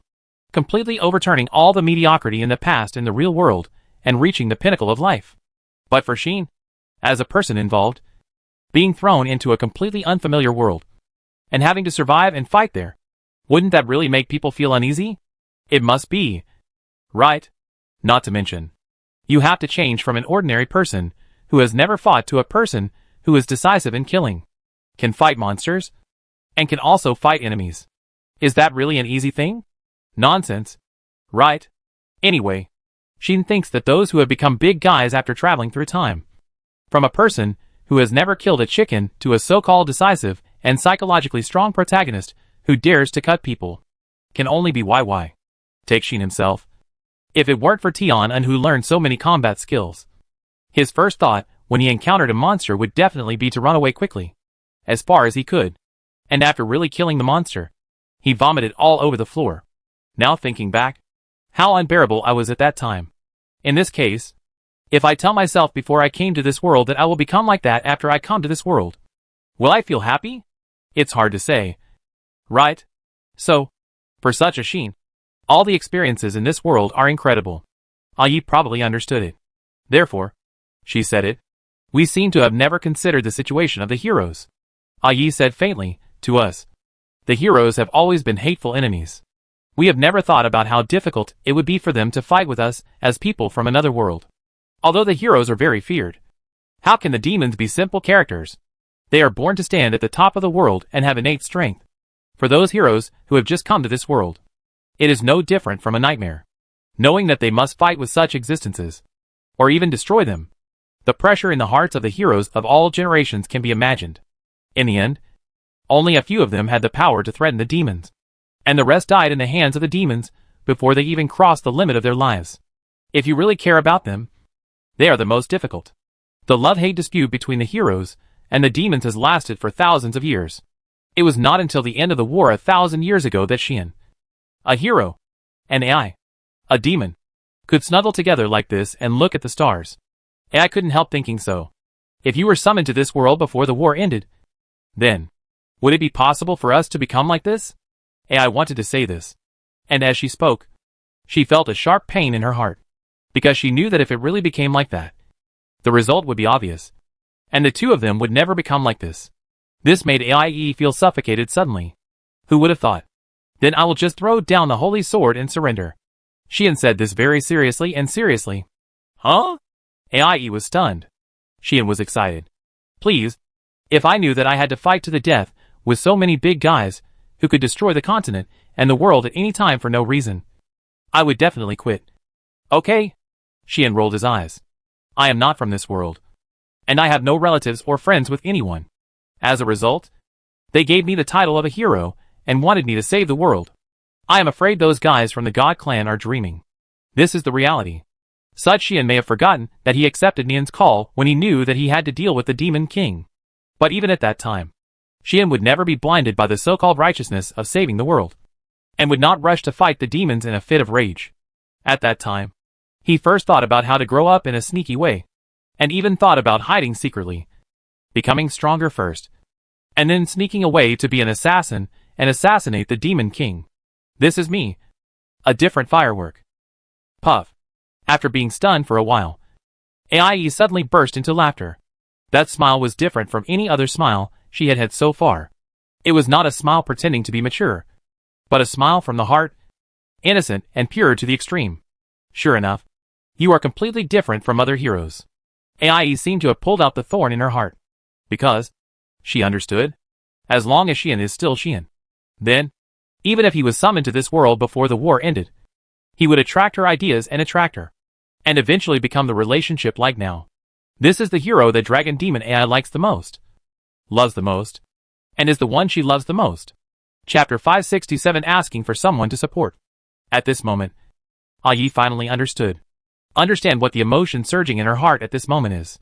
During this period of time, Yi naturally found that she had become more and more concerned about Xian. At the beginning, it should be the dream that made her feel ashamed. Right? After that, Xian's position in her heart seemed to become more and more important. If it weren't for this, she wouldn't be so angry when he was bullied. If it weren't for this, she wouldn't feel so unhappy when he made an engagement with the kingdom's treasure. Yi always thought that this was because she liked this very special hero very much and regarded him as her own. So she had such emotions.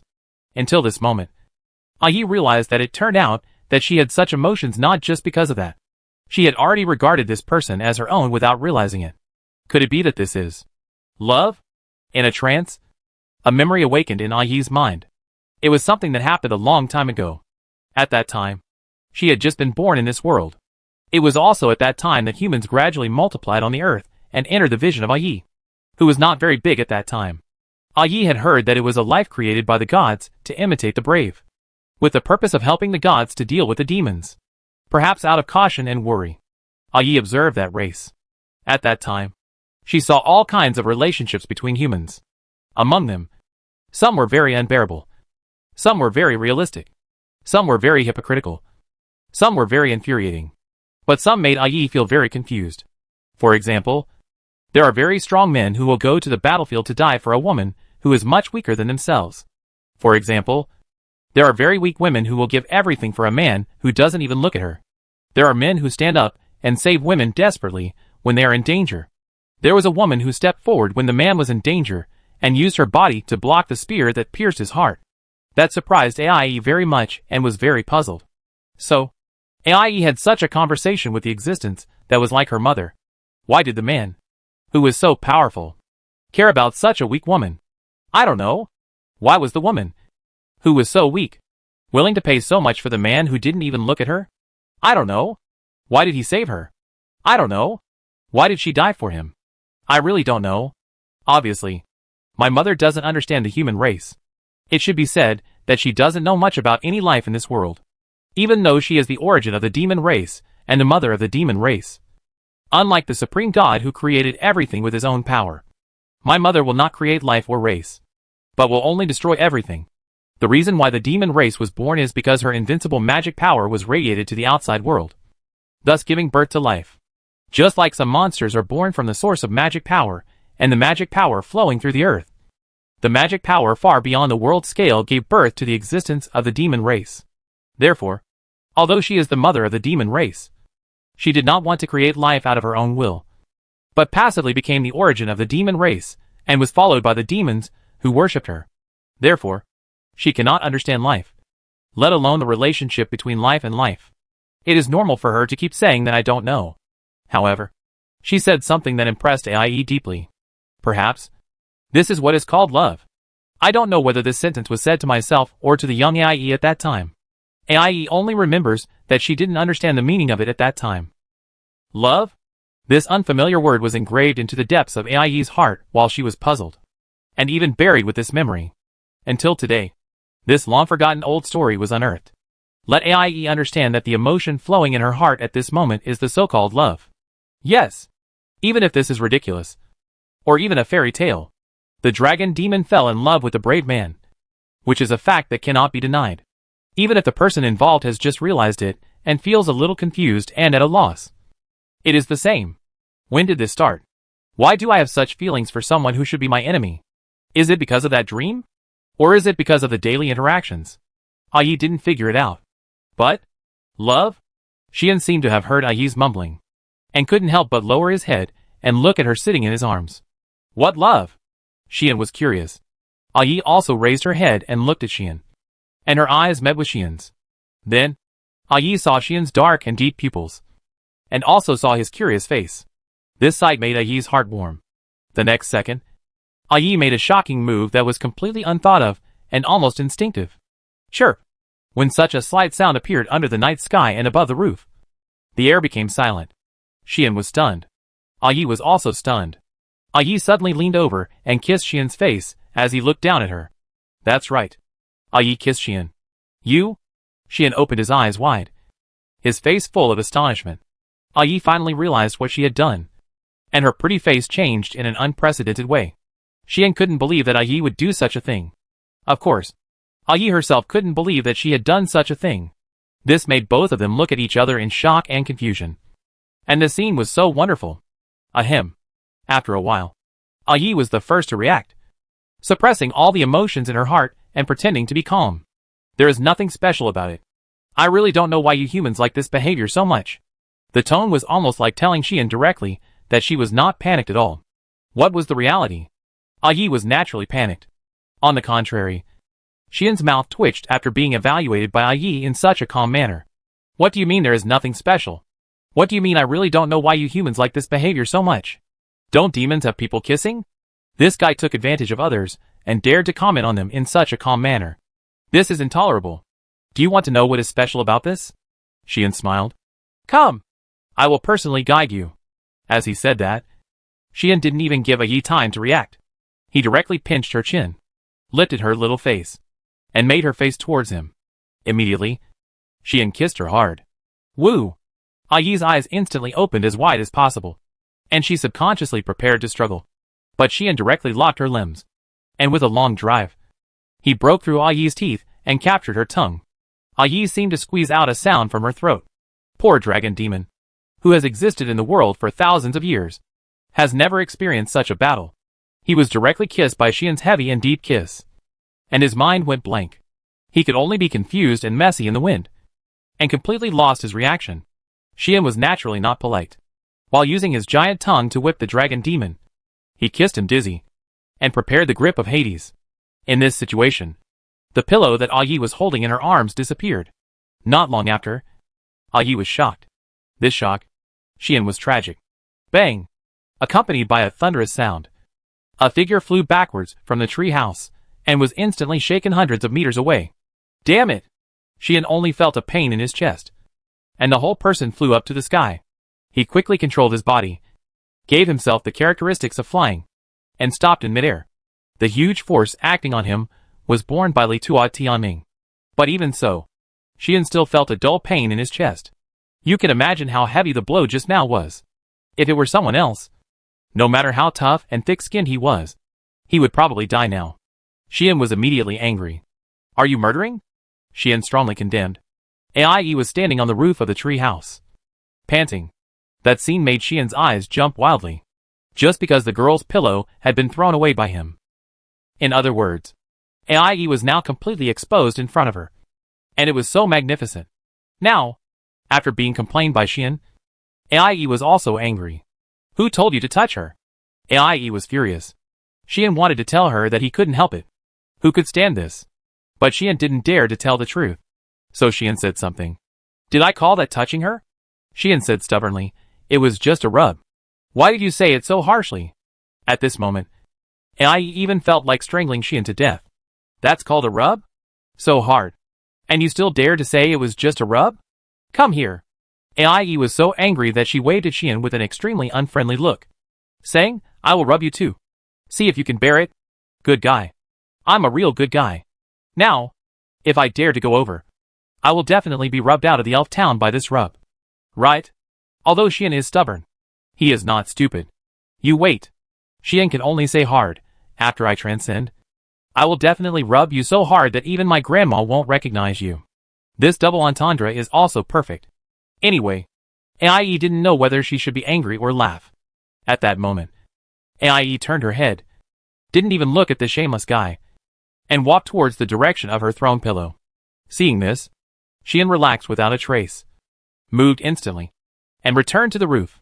Seeing Ai holding her pillow in her arms and trying to leave, Xian hurried forward and hugged the little girl again. What are you doing? Ai was angry and struggled to say, let go. No. Xian's shameless skills finally came in handy. He was unwilling to let go no matter what, and said directly, if you have the guts, shake me off again. Do you think I don't dare? Ai glared at Xian. You dare. But are you willing? Xian continued to be thick-skinned. Ai really wanted to punch him in the face. After taking a few deep breaths, the dragon demon highness held back. I warn you. Ai said viciously, don't touch me without my permission in the future. Unfortunately, this warning was exchanged for such a response. I said, it was not touching. It was just a rub. Xian's shameless statement almost made Ai go berserk. Seeing that the dragon demon highness was really going to get angry, Xian hurried to make amends. It was obviously you who kissed me first, and without my consent, I hit you back. Is it too much? Hearing this, Ai almost vomited blood. You obviously kissed me too. Ai could only protest. The implication is that Xian has already hit back. But Xian will admit it. That's just to tell you what's so special about this behavior. And you asked me for advice? So it doesn't count as a fight back. Xian's serious rebuttal made Aie want to kill more than ever before. Aie knew that she could never win over this bastard. I admit defeat. Aie could only be depressed there. However, Xian's tricks were not over yet. Since you think what I said makes sense, how about the shock that sent me flying later? Xian's serious debt collection made Aie's face darken. How do you want to settle it? Aie's voice at this time already had a hint of danger. Xian immediately became timid. Well, let's put it on the account first. Xian said weakly, how about we settle it when you come back? Aie finally couldn't help but rolled her eyes. Okay. Aie sneered. I want to see how you want to settle the score when the time comes. Xian laughed awkwardly. It seems that before this girl comes back, I have to find a way to control her. Otherwise, this account will definitely not be settled. But when he thought of the feeling just now, Xian felt that he should risk it once. At worst, I can ask someone to help me hold the line. Xian decided so. Such Xian and Aie, who was still angry, didn't realize that someone was already watching them. Really? Lid looked at Aie, who was held in Xian's arms, with a complicated expression, and sighed faintly. It seems that her rebellious sister has indeed fallen. Fallen in the hands of a human. At this time, Luoshi had fallen asleep. But in a daze, she felt someone crawling into her bed. Luoshi immediately regained consciousness, opened her eyes, and saw a smiling face appearing above her. You Wu? Luoshi was about to speak when her mouth was blocked. The poor princess was reduced to a sacrifice, and a beast was used to calm his anger for bullying the little dragon demon girl. This night was destined to be sleepless. Chapter 568 The Hot Token. The next day, as soon as the sky brightened, many people in the elf village began to get up and leave one after another. Xian and his party also set off, and all the members were present. Even I got up early. I don't know if it was because she didn't sleep last night or because she was leaving. Although she looked listless, she didn't give people a sleepy feeling. Everyone left the tree house together and came to the ground. Roar! Yulin immediately flew from the direction of the queen's palace, roaring and falling, raising a cloud of dust, causing many people to exclaim.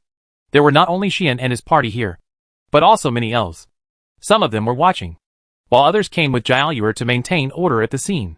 Even Sophie, the elf queen, appeared here with Leia and Nia, as if they were here to see them off. So polite? Your Majesty? Sean raised his eyebrows and spoke. Sophie seemed to have adjusted her mentality, walked out of Maggie's matter, and smiled beautifully at Sean and others. Since the princess of the kingdom and her fiancé, the evil god of the gods, and the three demons are all here, as the queen of the elves, I naturally have to come to see you off. Sophie said this first, and then said with a wry smile, moreover, my people are reluctant to part with you. Just for this reason, I have to represent my people to send blessings for your next journey. Hearing Sophie's words, Sean couldn't help but look around. I saw that many elves were indeed staring at him, showing some reluctant expressions. No, not only the elves, but even the fairies flew over in groups, surrounding Sean, as if they didn't want him to leave. One by one, they either pulled his collar or pulled his hair. It was obvious how reluctant they were. By the way, at the end of the peace festival, many elves gave Xian wreaths. This time, Luoshi was right. Many elves gave Xian wreaths, and they were obviously impressed by Xian. So, they came here. I haven't talked to him properly yet. I should have been bolder if I had known. Yes. Many elves said this. This made Xian very embarrassed. There was no way. Hum. Two cold snorts sounded from behind him. You don't need to think about who these two cold snorts came from. Or you might as well stay. Luoshi vented her dissatisfaction directly to Xian. I think it's okay. Ai also looked cold. In addition to these two people, two elves also expressed their opinions on this. I really don't know what's good about that guy. Isn't he recognized by the goddess Nadura and defeated another demon? Standing in the elf division, Jedem said this with some disbelief. The tribesmen are like this. Too naive and too simple. Jiao Luor sighed silently. Xian shut up immediately. It's not appropriate to say anything at this time. Right? It's better not to say anything. Sophie seemed to see something, smiled, and took the initiative to speak. Although a lot of things happened in Tagore Forest and the Elves' land this time, generally speaking, the peace festival was not affected and everyone was safe and sound. So there is no better ending than this. Sophie said to Xian, after this, we also realize that there is a great person like you in the human race. As the Queen of the Elves, I promise you that the Elfland will always open its doors to you and welcome you to come again. Such words made many people change their faces. The Elfland will actually open its doors to a foreign male at any time? Jenem was stunned. Jialur and others fell silent. This? Sheen and his party looked at each other. Just because. This is not a trivial matter. Is this okay? Sheen looked directly at Sophie and said, the Elfland is isolated from the world. Except for festivals such as the Peace Festival. I remember that it usually does not interact with the outside world. Right? In normal times. Let alone foreign males. Even friends of the same sex are generally not allowed to come to the Elfland. Of course. We just don't like to interact too closely with the outside world. Sophie shook her head and said, this is also to protect the innocent tribesmen and fairies. You should understand. People outside are too curious about the elves. And there are too many covetous things. Some people even want to sell elves as slave commodities. The elves must be cautious and keep enough vigilance to avoid harm. But this does not mean that the elves should be completely isolated from the outside world. We are just xenophobic. Not excluding everyone. If there are corresponding reasons, the elf village will still entertain outsiders. Such as someone who is in trouble in the Tagore forest. Or gets lost here. Or comes here for help. Depending on the situation. We will accept them. Sophie looked at Sheen and said this. As for those who are trustworthy enough, we naturally welcome them to visit at any time. In fact, some foreign friends whom the elves deeply trust would go in and out of the elf land from time to time. There were even some businesses that cooperated with the elves would come to the elf land from time to purchase magic potions, magic props and other goods, and transport them to the outside world to sell at high prices. Some foreign envoys also visit the elf country frequently, representing their countries to negotiate with the elf queen, or to have dealings with the elf division. This is why the elf division receives intelligence from the outside world from time to time. Please accept this. Sophie handed something to Sheen. It was a map rolled up into a scroll. There are some safe roads marked on this map. Following these safe roads, you can reach the elf country more quickly and safely, so as not to encounter too dangerous monsters. Sophie smiled and said, although I think that with your strength, you don't need to worry about the threat of monsters. But when you don't want to be harassed by monsters, and want to reach the elf country as soon as possible, it should still be useful. The elves have given out a lot of this map. Visitors and businesses trusted by the elves will use it to avoid many dangers and troubles. Sheen thought about it, and finally accepted it. Thank you. Sheen offered his thanks for the time being. This is what we should do. Sophie said, you are recognized by the goddess Nadira. And the tribesmen who invited you here have now become the blessing of the goddess of nature. In addition, you are all important in various tribes. If even you cannot be trusted, then there is probably no place for our elves in this world. Sophie said this, not knowing whether she was sighing or really thinking so. However, Sheen saw the purpose of this queen. In fact, it is very simple. This queen just wants to make friends with herself. After all, she is a foreign male recognized by the goddess of nature Nadira, and a friend and sweetheart of Melika, who is a blessing. In addition, she has close relations with Ai, Lilith, Luoshi and other people with great backgrounds. From the perspective of a queen, she definitely does not want to make enemies with such a person. Not to mention, when dealing with Maggie, Sheen also showed the combat power and possibility of stepping into the super level. In this situation, as long as the other party is not stupid, he will definitely be on good terms with me. Regardless of how close the relationship is. At least it should not cause me to feel bad. This is probably Sophie's purpose. Right? Then, we'll leave. Sheen didn't dwell on this matter too much and nodded to Sophie. Okay. Sophie returned a greeting and raised the scepter in her hand. The corridor of the forest. The labyrinth of the fairies. Open it under the command of the Wanderer. The familiar ancient elven language was sung fluently by Sophie. In an instant, the barrier covering the sky above the elf land began to ripple, and slowly opened. Sheen and his party immediately jumped onto Yulin's back one after another. Thank you for your hospitality, Queen. Roxy saluted Sophie on the dragon's back. See you next time. Sophie. Lid also said Lo. Ai. Milu. Lilith. Laxia and others had no intention of talking to Sophie, and just watched quietly. As for Sophie, she led all the elves present to bow to Sheen and his party, and offer a farewell gift. May the goddess of nature bless you. Sophie prayed sincerely. May the goddess of nature bless you. Leia, Nia, Jaelur and even Genome all spoke at the same time at this moment. The meaning of this ancient elven language may not be understood by Sheen and his party. But seeing the expressions and behaviors of Sophie and others, they understood that this was a blessing and a wish. So, the light trees swayed continuously, constantly emitting rainbow-like luster. The fairies also flew back and forth, reluctant to leave, and saying goodbye obediently. Only then did Sheen suddenly smile. "See you again if we are destined to meet again. Everyone." Sheen spoke loudly. "Roar!" Yulin immediately let out a howl, and made a magnificent farewell. The next second, Yulin flapped a pair of dragon wings, raising a hurricane while flying into the air. It hovered in the air for a circle, then swung its dragon head, and flew out of the elf land. The elves led by Sophie watched this scene. It was unknown how long it took before it dispersed. Tagore Forest. I don't know if it's because of the big commotion not long ago, but this ancient forest seems to be much quieter than when Sheen and others first came. Many monsters no longer wander around outside casually. Even if they do, they will be particularly cautious. They seem to have been frightened by the last evil spirit swallowing incident, and they are less fierce and more timid. Thanks to this time, no blind monsters came out to block the way, allowing Yulin to fly unimpeded in the air of Tagore Forest.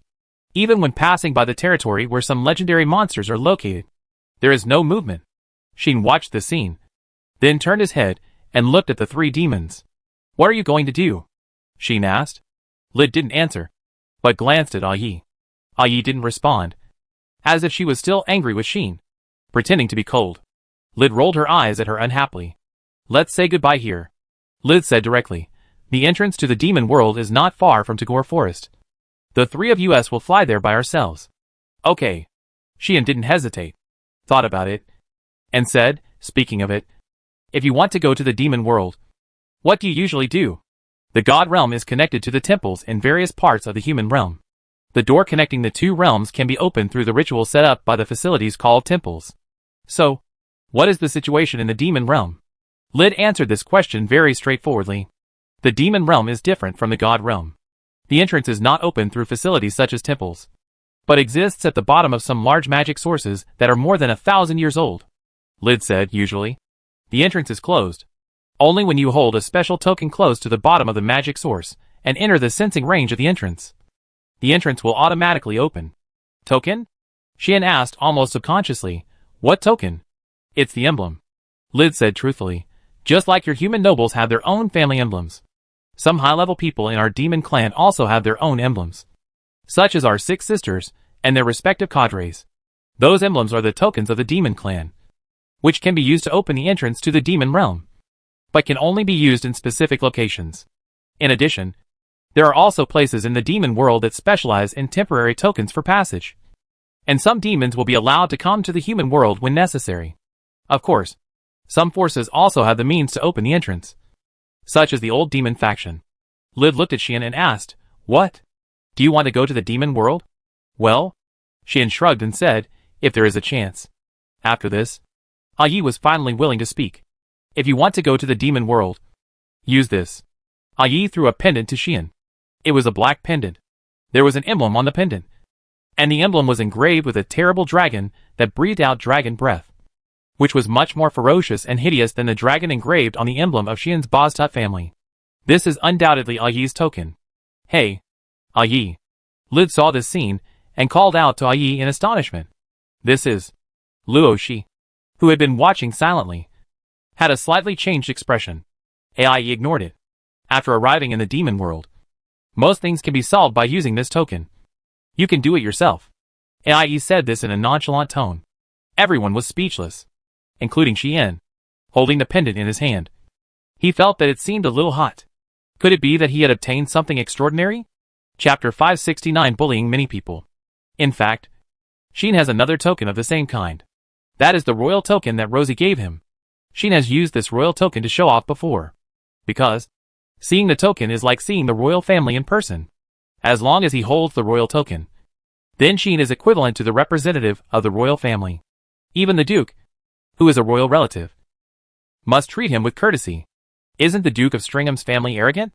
At the beginning, the entire cosmos was sealed, and no one was allowed to enter and leave freely. Even the earls, marquises, and other great nobles were not allowed. Isn't it very overbearing? But as soon as Xian took out the royal token, The knights guarding the city had to let him in obediently. If she'd only had the title of Viscount at that time, the other party would definitely not let Sheen in. From this, it can be seen how much authority this royal token represents. With this token in hand, no noble in the capital dared to show off in front of Sheen. Such a token can only be owned by the direct descendants of the royal family, and the collateral line is not even qualified to hold it. In the entire kingdom, only Anshi, Leah and Luoshi each have one. It is conceivable how precious and noble it is. Luoshi gave such a token to Sheen, intending to let Sheen protect Tyr on her behalf. If the relationship between the two had not developed to this point, Luoshi would definitely take the token back one day. But now, Sheen has become Luoshi's fiancé. The two got engaged in front of all the human high-level people in the human world, and they will definitely get married in the future. Luoshi didn't want to take back this token. Therefore, Sheen is still wearing this royal token, putting it together with his emblem as a noble, hanging it around his neck, hiding it in his clothes, and carrying it with him. Now, Ai also handed a token to Sheen and told him that in the demon world, with this token, most things can be done. What does this mean? It means that this is very likely a token symbolizing the identity of a demon.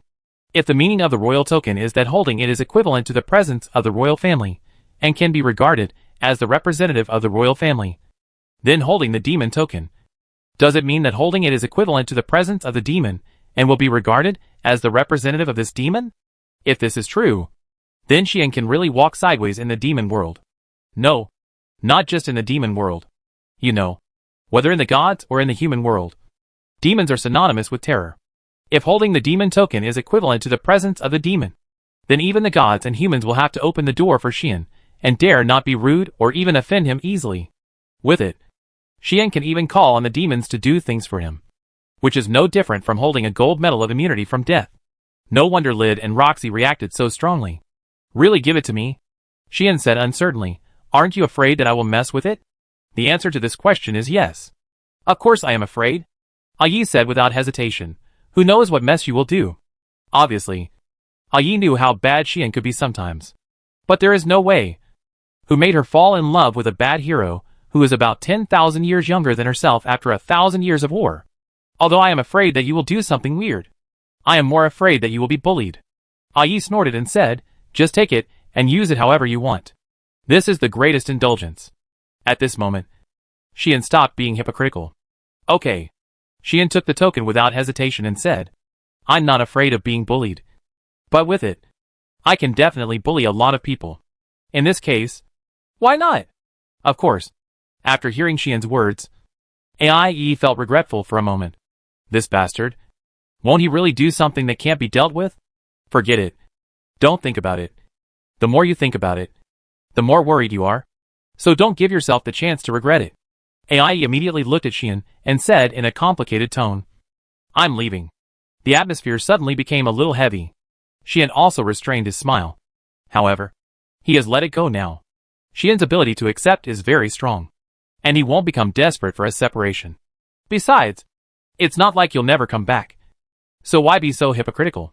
So, Sheen nodded very simply. Go, Sheen said calmly. Go early and come back early. Hearing this, Ai snorted again, but nodded. She wanted to go early and come back early without Sheen saying it. At least, she no longer wanted to stay in her own territory in the demon world, and didn't want to go back to the cold castle and sleep alone in it. She was used to Sheen annoying her and annoying her every day by her side. Not treating her as a high and mighty dragon leader, but as a girl getting close to her. This feeling made her feel a long-lost enjoyment. No longer like before. Just sleeping boringly every day. Not to mention, Sheen often brought her surprises, and also did many things that made her like and admire. Anyway, Ai felt that she had been poisoned by this brave man, and it was difficult to extricate herself. I'm not with you. So remember to keep your eyes open. If you are in danger, just run away. As long as you are alive, I will help you get your place back. Ai said this while looking at Lilith. He is in your hands. Remember to protect him. This sentence was exchanged for Lily's nod without hesitation. She would naturally protect Sheen.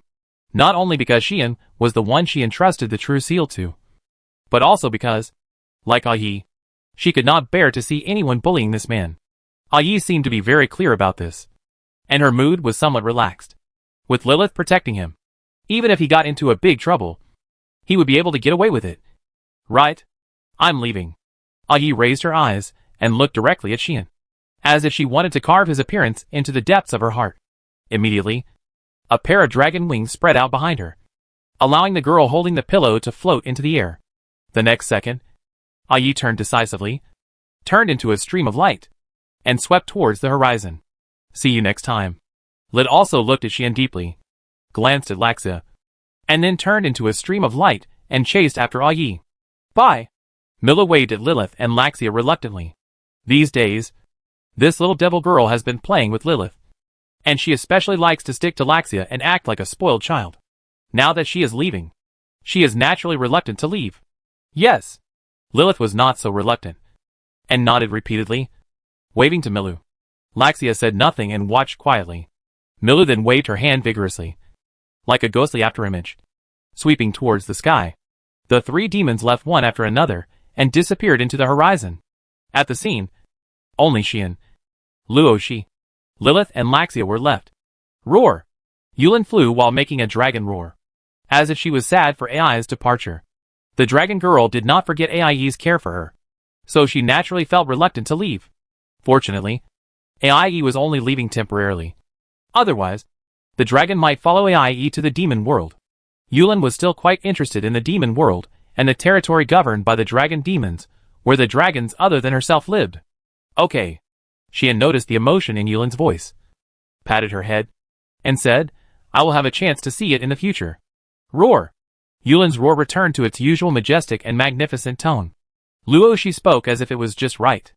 Are you going to go directly to the Empire next? Luoxi stared at Xian with a pair of beautiful big eyes. Xian wanted to. But? If you go directly to the Empire now, what will you do? Xian said unhappily. Luoxi is going to return to the kingdom. Back to the capital. Lilith will follow him and won't leave. As for Laxia, Xian asked her if she wanted to go back to Bostut's house and wait. But the big sister of the bunker didn't appreciate it. Since the eldest lady went to the imperial capital with Miss Tear, I will naturally go with her. Laxia said calmly. Besides, I am worried about Miss Lilith. Xian wanted to ask. What does this mean? Lilith is following me. You are worried? What? Can we eat Lilith? You are slandering me. I can sue you. Sister. At that time, Xian turned around and complained. But Sister Laxia had made it clear that she would go to the Empire with me. In other words, Luoxi was left alone. If Xian went directly to the Empire, then the princess would have to find a way to go back by herself. Xian was not so stupid. I will send you back to the capital first, and then set off to the Empire. Xian decided so. He bought a lot of things in the Elden Land, but he couldn't take them to the Empire, so it was necessary to go home first. Xian also bought gifts for Vivian and the others, so it would be nice to send them back first. Besides, Xian had to tell Vivian and the others about Melika. Originally, it was me who asked Melika to invite me to the Elden Land, but I came back. But Melika never came back. If I don't go back to explain, I'll really be sorry for Vivian, the dedicated captain. Even if Vivian will definitely understand. Then let's go back. Luoxi smiled and nodded. Let's go. Xian held the slender waist of the princess, giggled, and ordered Yulin. Roar. Yulin roared with full energy, flapped the dragon wings behind her, turned into a residual image, set off bursts of sonic booms, and went towards the direction of the kingdom. On this day, Xian left the land of elves. The news of his departure naturally could not escape the prying eyes of those who were interested. Some arrangements against him began to unfold at this time. Chapter 570 Past, Present, and Future. God Realm. At this time, Najula was staying in her temple, teasing a few birds while seeming to be waiting for something. Her eyes moved to the direction of the door several times, and then retracted. She was not in a hurry. Instead, she seemed to have expected to wait for a long time like this. She sat calmly with her back to a pool, and from time to time, she would throw some feed into the pool to feed a few cute little fishes.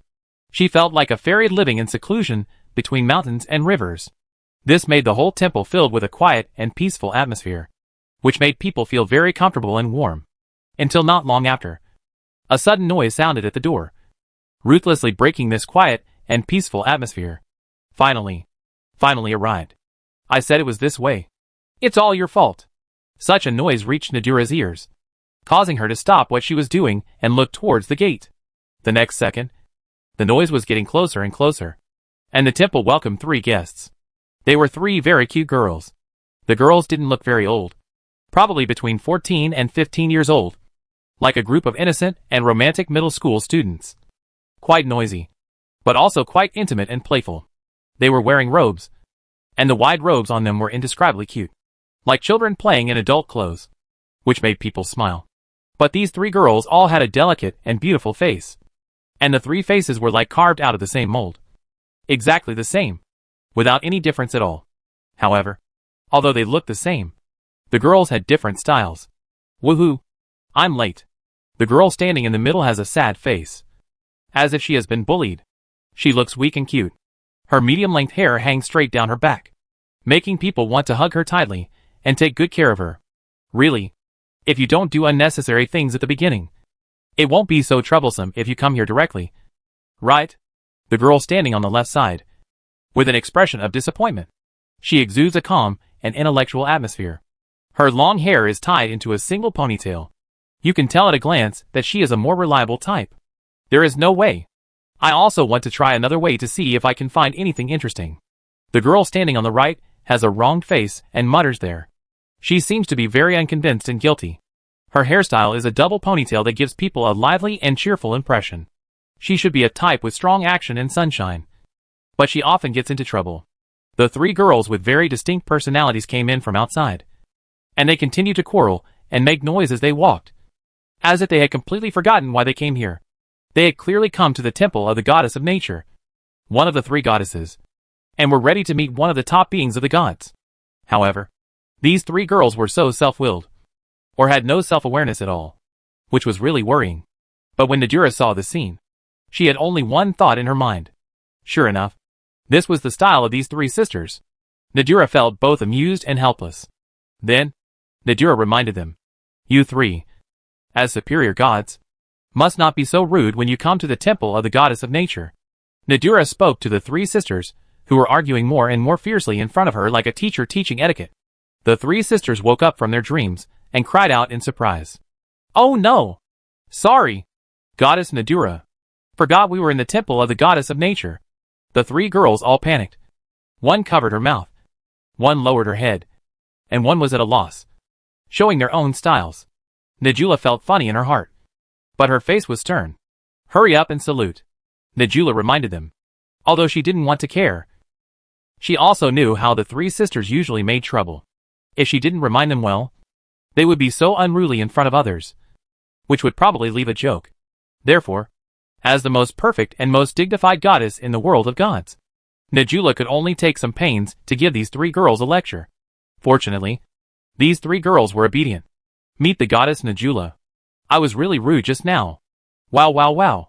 Please forgive me." The 3 sisters immediately saluted, although it was a bit hasty and reluctant, but it was also qualified.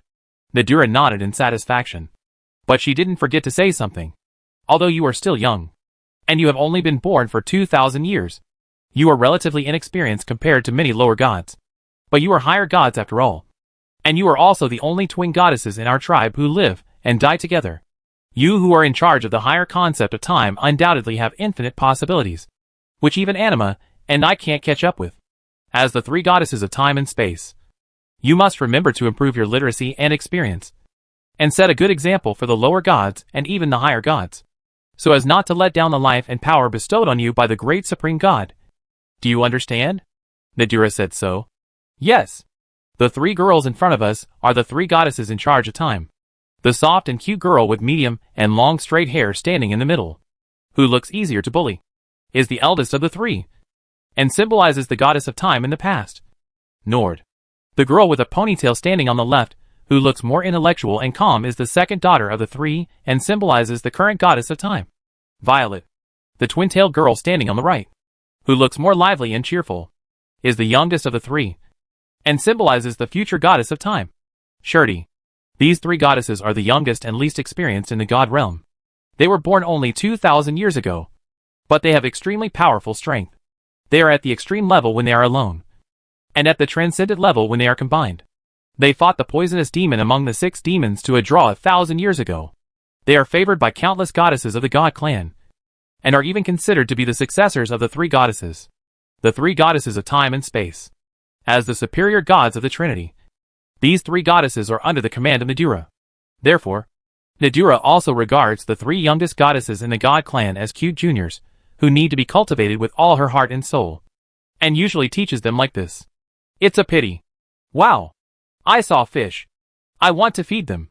Shilty, who was originally performing the salute respectfully, suddenly saw the little fish jumping out of the pool. Her eyes suddenly lit up, and she threw all the etiquette out of her mind and rushed over excitedly. Wait a minute. Shilty! No way! Seeing this, Nord couldn't help but exclaimed, and hurried forward, as if to stop his sister, without knowing that he had also fallen out of line. What are you two doing? Seeing this, Violet seemed to be angry. While yelling, she rushed over and tried to grab the collars of the two. As a result, all three of them fell out of line, and rushed to the pool one after another, either excitedly reaching their hands in the direction of the little fish, or dancing anxiously, or shouting with a lidded face, making the whole temple noisy again. The satisfied expression on Najula's face froze and collapsed. The three goddesses with the least experience started to quarrel again without paying attention to others. Alas!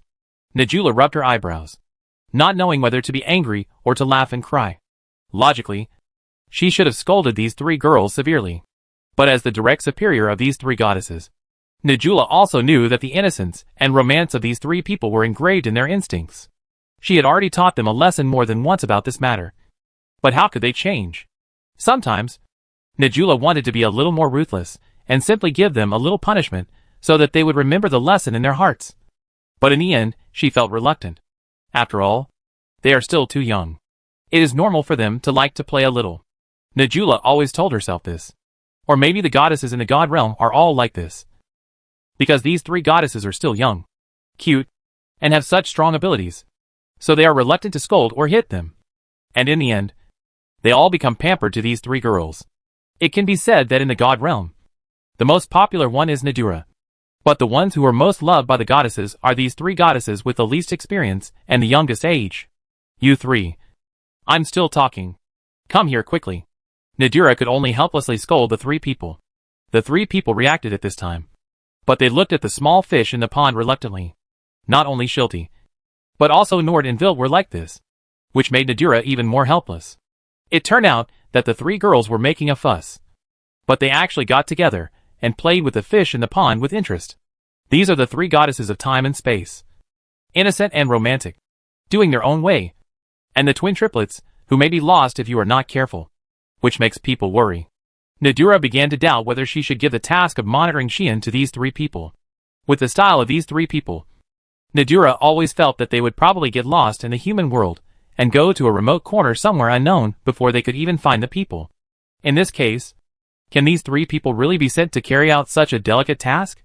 Nadura was very skeptical. Very skeptical. But there was no way. She really had no choice. So, Nadura sighed and waved to the three sisters. Come over here. I have something to say to you. Nadura's tone changed from scolding to gentle persuasion. Hearing Nadura's gentle voice, the three goddesses looked at each other in surprise, and finally came over obediently and stood in front of Nadura.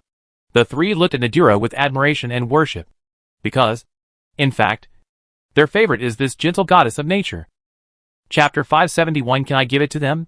Just like the demon world is divided equally by the 6 demons, each demon has his own territory, and all demons in the territory are under the jurisdiction of the demon. Although the gods do not have the concept of dividing territories, they also have class management. The three goddesses naturally manage all the gods, but they are not managed uniformly. But each has its own management scope. Just like the human race belongs to one of the three goddesses for guidance, all the upper and lower gods in the gods have their own belonging. For example, Lilith, the strongest evil god, is a superior god under the jurisdiction of the goddess of life Anima. With this relationship, Anima will deliberately let the Beastman tribe supervise the temple that seals Lilith. When there is a problem with Lilith's seal, Anima is the first to react and take action. This is because of this relationship. The goddess of justice opposite to Lilith is under the jurisdiction of the goddess of fate Letas, which can be said to be a clear division of labor. Of course, because the three goddesses are very united, These affiliations are actually just for the convenience of governing the gods, not for each of them to form a small group. Therefore, although the goddesses of the gods usually only obey the orders of the three goddesses they belong to, they will also obey when the other two goddesses have orders. In the final analysis, the true hierarchy of the gods has long been clear. The top is the three goddesses, then the upper gods, and then the lower gods. The lower gods must obey the upper gods, and the upper gods must obey the three goddesses. This is an eternal hierarchy. Therefore, the goddesses' affiliation is really just for the convenience of governance and command. Unlike the demons, they have a clear sense of territory, and will only be loyal to the lords they belong to, the lords of other territories, even if the other party is the sister of their own lord. The strongest and most invincible demons in the demons, they actually have no reason to obey them in terms of position and obligation. Because of this, once there is something that requires the entire demon clan to take action, all the demons must usually be gathered, and then the demons will return to their own territories to issue orders and give orders, so as to achieve the purpose of mutual cooperation. In view of this time, AI had to go back.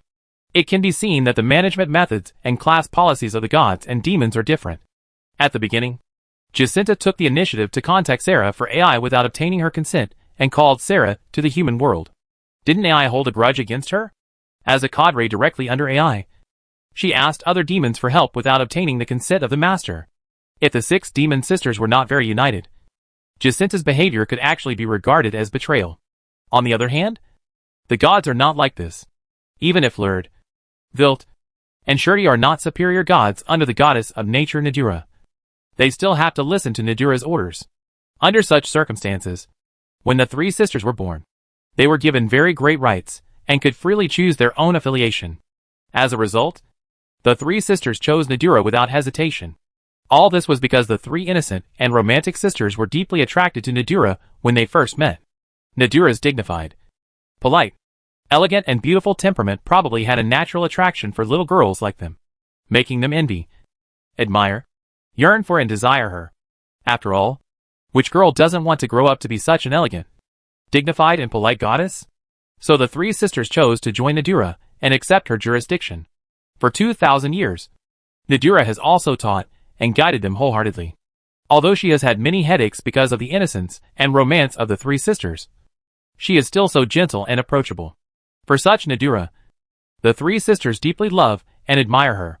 Now, Nadura looks at them with a gentle gaze, and they naturally become extremely well-behaved. Even the most lively and active Shilti calmed down, and even looked up at Nadura, her expression full of joy. Is there anything you want us to do? Goddess Nadura, Shilti spoke with full energy. Please tell us what to do. Violet also tried to speak politely and calmly, although we may not be able to do it well. As long as it is your order, we will definitely try our best, Lurd said with a blushing face. But the other 2 were a little dissatisfied with Lurd's speech. What do you mean by not being able to do it well? Lurd.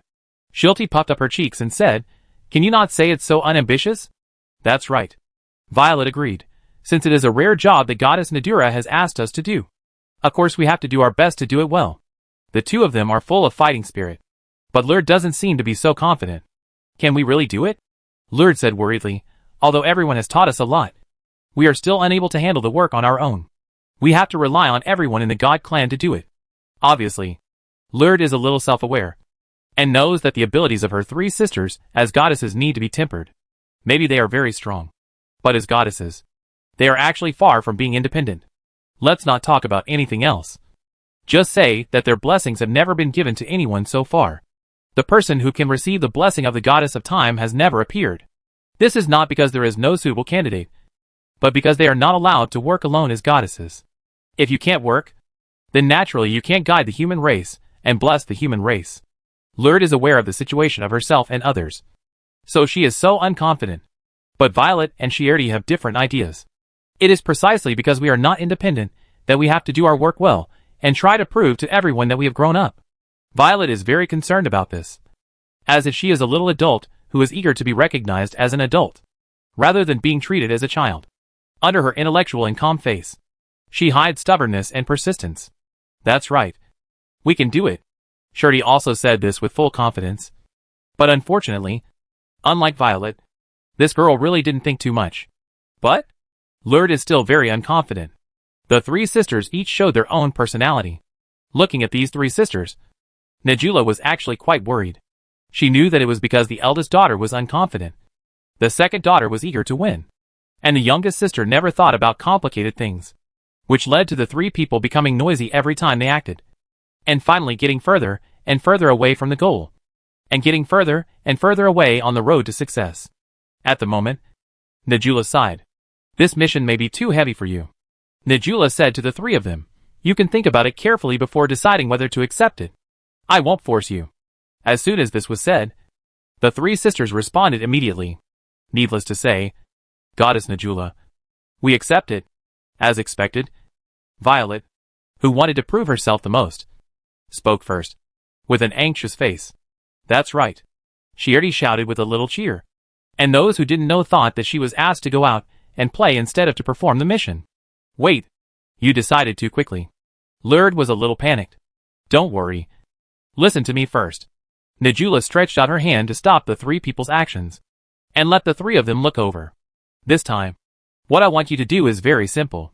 Just want you to monitor one person. Najula finally explained the whole story. The three sisters were stunned. Monitor. A person? Lurd, Violet, and Shirley blinked their eyes one after another, looking confused. Yes, Najula said seriously, this person is very important. His every move and even existence may have an impact on the world. And he seems to have a very big secret. Hearing this, the three sisters showed different reactions. Secret? Shirley's eyes lit up. And she seemed to have a strong interest in this so-called secret. Someone who may have an impact on the world. Violet felt that she and others had finally encountered a heavy responsibility. And her eyes lit up in another aspect. Let us monitor such an important person. Lurd was even more worried. Obviously afraid that she and others would not be able to carry out such an important task. I know this is a task you have never done before. It must be a headache. Nadira sighed again and said, I have no choice. There are demons around that person. And even the evil god Lilith is with him. If you want to monitor such a person, you can't achieve your goal without sending you who can compete with him. The three sisters were immediately shocked. There are demons around that person.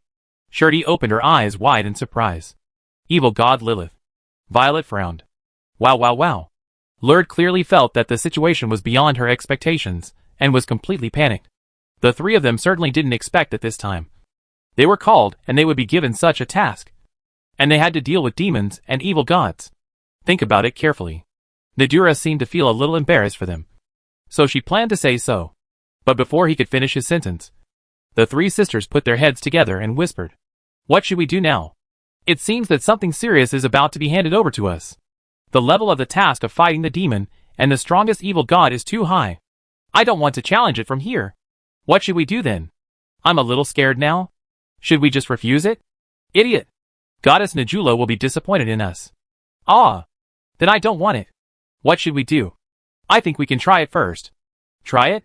How? How to try it? Just take the task and try it. Anyway, it's just surveillance. It's not for us to fight with demons and evil gods. What are we afraid of? Yes, you are right. Moreover, even if we fight with demons and evil gods, we are not afraid if we three join forces. The three of them discussed it without hiding anything, which made Najula laugh and cry. Finally, the three sisters seemed to have finally made up their minds. Then let's give it a try. Of course, we must complete the task. Then let's decide. After coming to this conclusion, the three sisters raised their heads together and looked at Najula. In that sight, there was a timidity, a courage, and an eagerness to try. Najula couldn't help but doubt again. Can it really be handed over to them? I really hope nothing goes wrong. Chapter 572 Ragna Empire. This is a very powerful military country. Like its neighboring Mitra Kingdom. It was founded by a former brave man, but it has existed for much longer than Mitra Kingdom. And its foundation is also very profound. It once declined.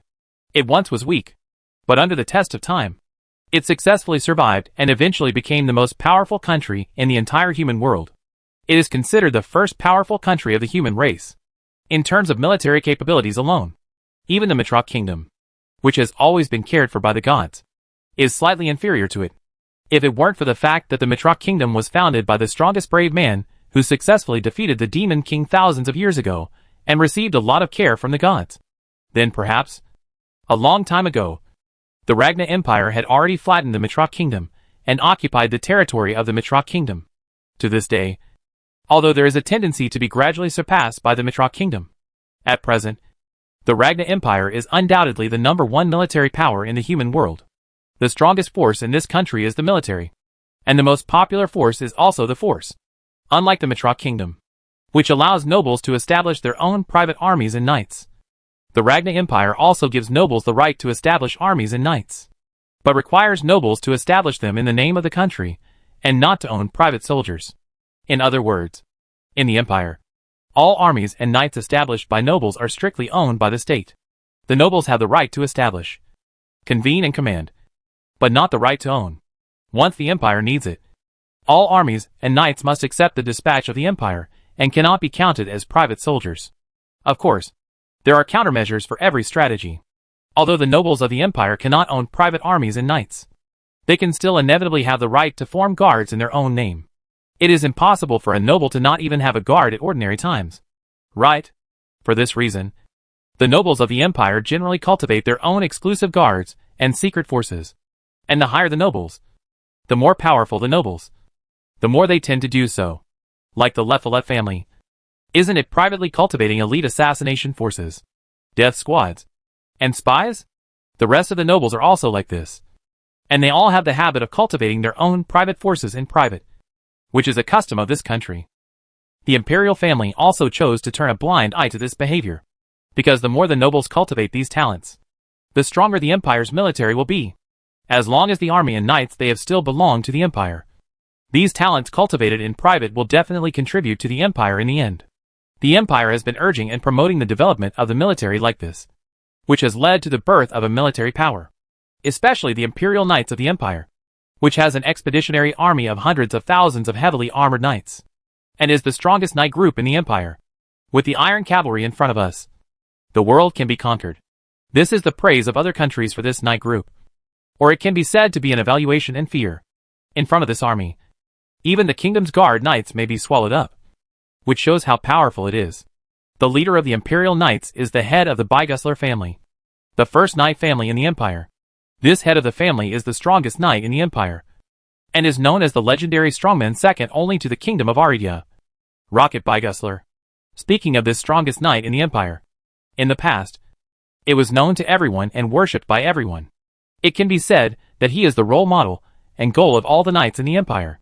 But since the kingdom of Arida Elbion became famous, this strongest knight in the empire is no longer the strongest, and has been questioned by many people, especially recently. Rumors about this strongest knight in the empire have gradually spread in the imperial capital. Have you heard? The knight commander of the Bygusler family seems to be suspected of treason. It is said that someone found letters in his room that were closely related to the nobles of the kingdom. Is this true or false? I don't know. Anyway, many people are talking about it. Haven't many people come out of the palace recently and have been going in and out of the Bygusler family? It seems that they are visiting frequently to collect evidence of the knight commander's treason. Now, even the imperial knights have begun to have many doubts. Alas, what is this? The strongest knight of the empire actually colluded with the kingdom and treasoned. It's really a nightmare. The one of the Renitera family has been building momentum for himself, saying that it is impossible to hand over the strongest military force of the empire to a traitor who may be treasonous. He has repeatedly spoken in the knights and the palace, saying that Sir Bygusler should resign from the position of knight commander. This is not surprising at all. Originally, the head of the Renitera family was very dissatisfied with Lord Bygusler, and had proposed many times that their family should be the leader of the knights, who made that person also a legendary strongman. It is normal to be dissatisfied with Lord Bygusler. In the streets and alleys of the empire, similar discussions often appear, making the entire imperial capital feel like a storm is coming. Of course, what happened in the imperial capital is not just that. That strange thief has not appeared much recently. It is true that I haven't heard any news about this for a long time. Should he be scared? After all, the palace has sent out the royal knights because of the rampant thief. That is the same as the kingdom's guard knights, directly under the royal family, and only accepts royal dispatches. Every royal knight is at least level 70. Since they are out, the thieves won't dare to act rashly. Right? Yes. This is a hot topic in the imperial capital. It's still better now. When the thieves first appeared some time ago, It was a hot topic. Now, the thief has disappeared for a while, and his popularity has naturally been suppressed by other rumors. Compared with the matter of a thief, the rumor that the strongest knight family in the empire may have betrayed the country is more concerned. However, in recent times, some rumors have begun to prevail. For example, Prince Havis seems to have received advice from many nobles. The nobles all suspect that the prince may also have close contacts with the kingdom. Some time ago, didn't Prince Havis actively go to the kingdom to marry the princess of the kingdom? Sir Bygusler is also a supporter of Prince Havis. If Sir Bygusler is a traitor who collaborates with the enemy and betrays the country, then what about Prince Havis? A while ago, the prince stayed in the kingdom for almost a month. Such a long time is enough to do a lot of things, right? In addition, the Leffelet family has been claiming recently that when they were in the kingdom, Prince Havis had secretly attacked them, causing them to lose an elite force. Why would they attack the nobles of their own country on the territory of the enemy country? It's terrifying to think about it. Such rumors have gradually replaced the previous hot discussions and spread among the people of the imperial capital. Under such circumstances, the people of the imperial capital are in a state of panic all day long. And I don't know how sad they are. The inexplicable thief appeared in the imperial capital and secretly sneaked into the homes of the nobles. The first knight of the empire is suspected of treason and is currently under investigation by the palace. The Renitera family also took the opportunity to add insult to injury and attempted to seize the position of the leader of the imperial knights. Even the prince of the empire is suspected, and seems to have an inexplicable relationship and connection with the kingdom. All of this is telling the people of the imperial capital that the recent situation in the empire is very turbulent. Coupled with the disappearance of the second Princess Capelin, who is regarded as the pillar of the empire's future and is known as the Valkyrie. The empire has faced more and more problems recently. The people are all hoping that the royal family can do something and quickly calm it all down. Little do they know that behind all this, there is a hand manipulating it. Ha ha. Ha. Ha. In one of the alleys of the empire, a violent gasp was rising and falling. A girl ran in this alley in a panic, with several guards around her. But they were all running like fleeing. I can't run anymore. The girl cried out as if she was about to cry. The guards around her immediately shouted anxiously, "Please hold on a little longer. Miss Lenny! They are coming! Quick! Get out of here! It's dangerous here!" The guards wanted to take the girl away immediately. Unfortunately, whoosh! With a sound of breaking through the air, an arrow cut through the atmosphere, passed through the darkness of the alley, and shot out. Puff! With a tearing sound, the arrow pierced the neck of a guard who was standing behind the girl, causing blood to spurt from his throat and fall to the ground. Whoosh! Whoosh! Whoosh! Arrows shot one after another, hitting the guards one by one. Ah! No! Run away! Miss! The guards were already exhausted, facing this sudden arrow attack. They had no power to fight back. They could only scream and fall into a pool of blood as the arrows pierced their bodies one by one. Ah! The girl looked at all this. Her legs were exhausted and terrified and finally couldn't support her anymore. She collapsed to the ground. No! No! In fear and despair, the girl could only shake her head and resist reality while sobbing. Of course, this could not win the enemy's mercy and sympathy. Whoosh! The next second, an arrow broke through the air and shot at the girl's forehead without mercy. Just as the girl was about to die, a figure suddenly appeared. Chapter 573. Well, I am offended. Time went back to yesterday. On this day, the imperial capital was also full of rumors. This is the current situation of the imperial capital, and it is not an atmosphere that can be changed in just 1 or 2 days. People dare not talk about things that have not been confirmed and are just rumors. They can only discuss with each other in secret. But it still brings a lot of heavy and depressing atmosphere to the imperial capital. Under such circumstances, even the guards of the imperial capital seem a little absent-minded. Whether it is the gatekeepers or the patrolling guards on the city wall, they all have a sense of sluggishness that they did not have in the past. Thanks to this, no one noticed that today, a black dragon appeared in the sky above the imperial capital. It shuttled back and forth in the clouds, looking like a huge black shadow. It overlooked everything from high in the sky, and its eyes looking at the imperial capital below seemed a little fierce. If it was an ownerless monster, it would most likely swoop down and launch a surprise attack on the capital of the Ragnar Empire. Even if the opponent is the #1 military power in the human world, the capital is also surrounded by a very high-level barrier in front of the dragon breath that can ignore all defenses. It is still very easy for the Black Dragon to rush into the capital. Of course, rushing in is easy, but it is difficult to get out. You, a female Tyrannosaurus, really want to rush into the capital and make a fuss? On the dragon's back, a very unpleasant voice suddenly sounded. The Black Dragon is naturally Yulin. And who else could have spoken on Yulin's dragon's back except Xian? I saw that Xian was standing on Yulin's back, holding Lilith in one hand and Laxia in the other, looking down at the capital below. After a few days, Xian finally brought Lilith and Laxia together, riding on Yulin, and arrived at the capital of the Ragnar Empire. At this time, Xian looked at Yulin, who was eager to rush down, and scolded with a smile.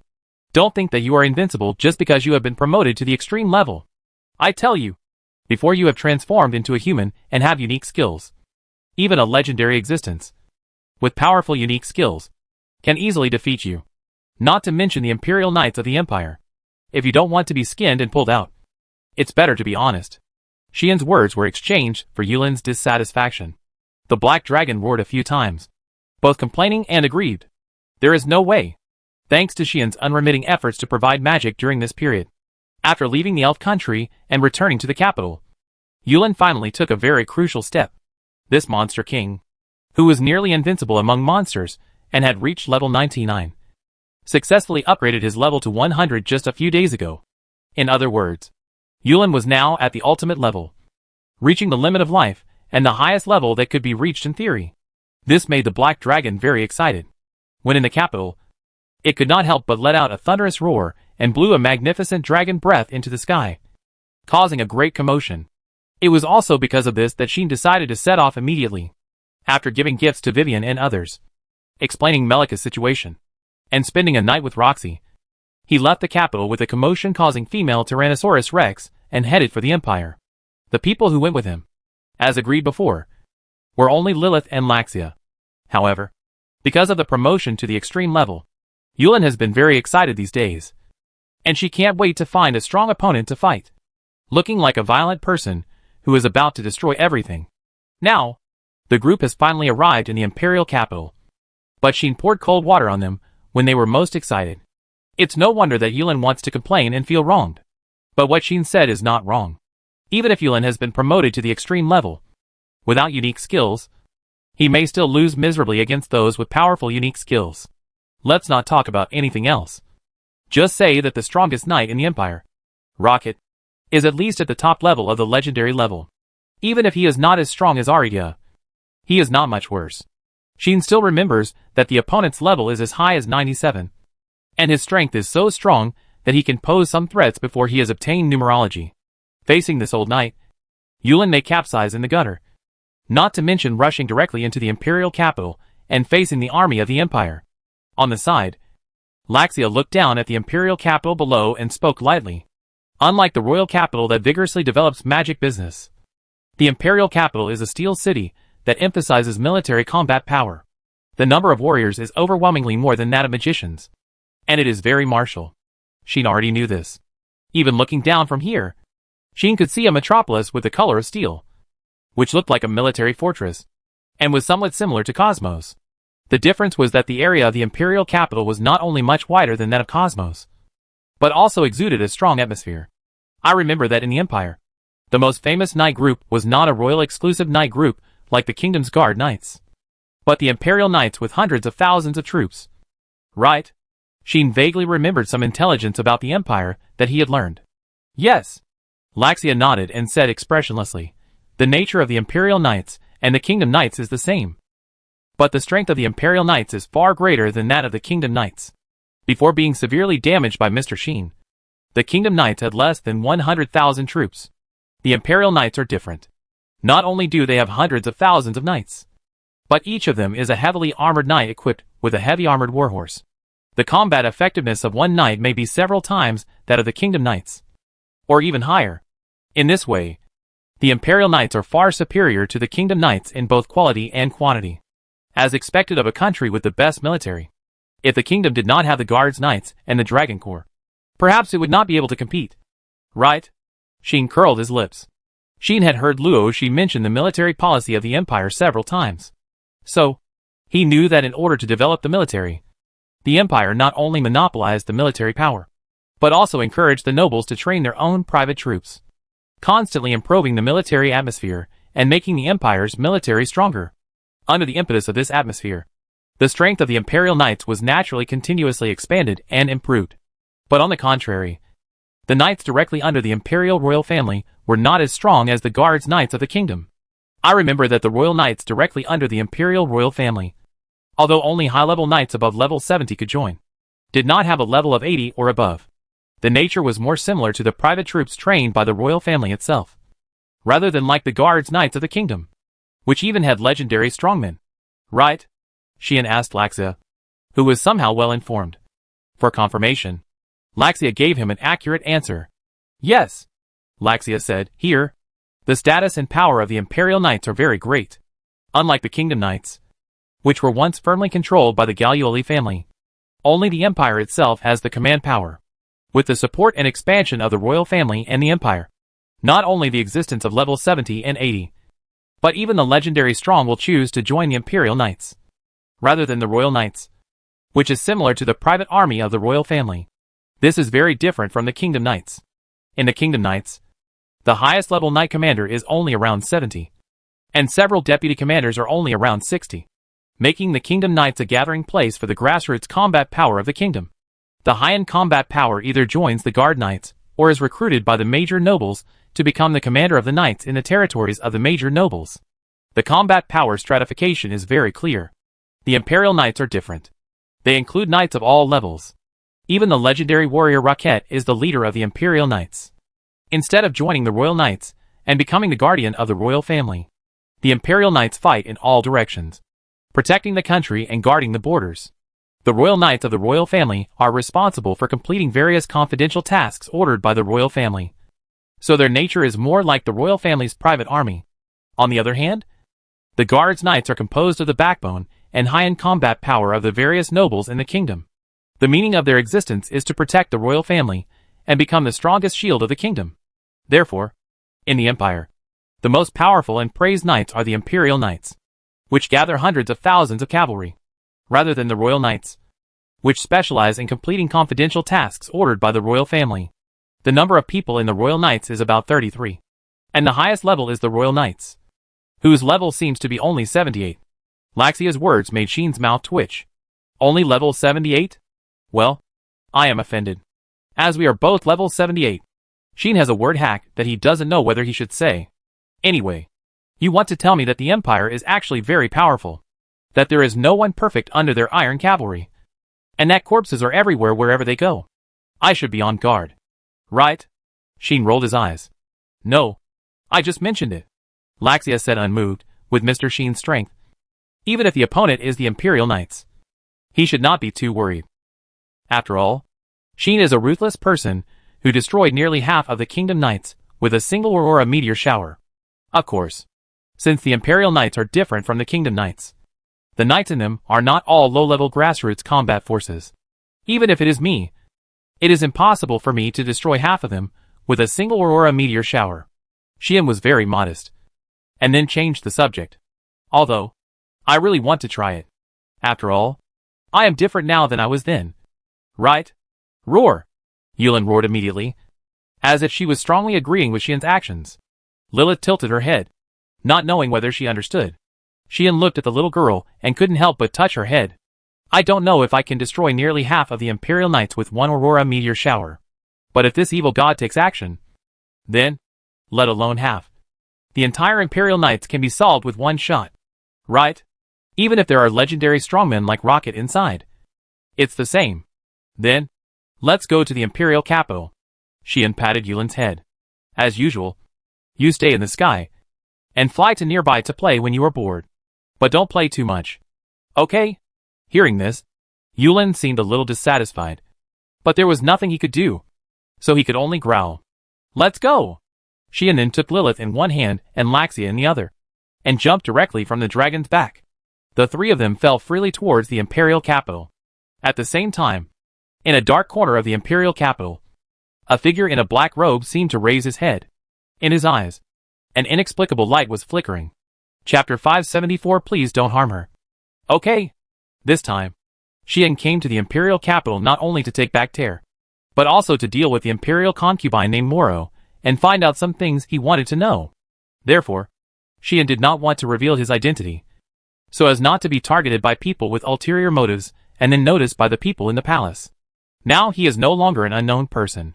Once he reports his name and lets others know that he is the Count of Boztut of the kingdom, the fiancé of the kingdom's treasure, and the demons and gods are standing behind him, then the palace will definitely take corresponding actions. Havis also reminded Xian that if he came to the imperial capital, it would be better not to reveal his identity casually, so as not to attract Moro's attention and vigilance. Therefore, Xian did not enter the imperial capital as a noble of the kingdom, but took out the identity of an adventurer that he had not used for a long time. Are you an adventurer of the first class of black iron? Outside the east gate of the imperial capital, a guard looked at the adventurer's medal presented to him by Xian, and looked at Xian with a rather strange expression. There was no way. This was the first time I had seen a novice adventurer with such a beautiful maid and such a cute little girl. Another guard at the side glanced at Laxia, who was expressionless, and Lilith, who was looking around, and said this sentence, not knowing whether it was ironic or jealous. People coming in and out of the surroundings also looked over here from time to time, proving that Xian and his party had attracted attention. Xian smiled on his face, but he didn't know whether to say MFP in his heart. His original intention was to be low-key and not to attract the attention of others. So he entered the city as an adventurer. But he ignored that the two girls beside him would become the focus. Lilith was delicate and cute, not to mention men. Even women would not be able to help but look at her. How could she not attract the attention of others? Let alone Laxia. Although she was wearing a maid uniform, her appearance was simply a peerless beauty that could not be found in a million miles. How could she not attract attention in such a busy metropolis? Because he had been in the elf country for a while, and there were high-level beauties coming and going around him. Xian accidentally forgot this point. Fortunately, this is the Empire, not the kingdom. Otherwise, Laxia's appearance is exactly the same as that of Lexia, and the guards may even find that she is related to the most wanted criminal, which will cause a huge commotion. If I had known earlier, I would have just teleported in and directly passed through the barrier to enter the imperial capital. Why go through the city gate? Xian cursed inwardly after realizing it a little bit, but he also wanted to be on the safe side, so as not to trigger any defense mechanism when passing through the barrier, causing people to discover his whereabouts. All I can say is that after staying in the land of elves for too long recently, he really neglected the kind of commotion that the beautiful women around him would cause in this secular world. Therefore, he had to take the blame himself. So, Xian spoke innocently, I have no choice. My family is worried that I might not be able to take care of myself when I am an adventurer outside. They insisted that I bring a maid with me. I had to do it. Xian's expression was helpless, and his eyes were sincere, as if all this was true. Of course, this made the guards dislike him even more. It seems that he is still a young master. The guard said in amazement, Young master, it's okay for you to bring a maid to take care of yourself.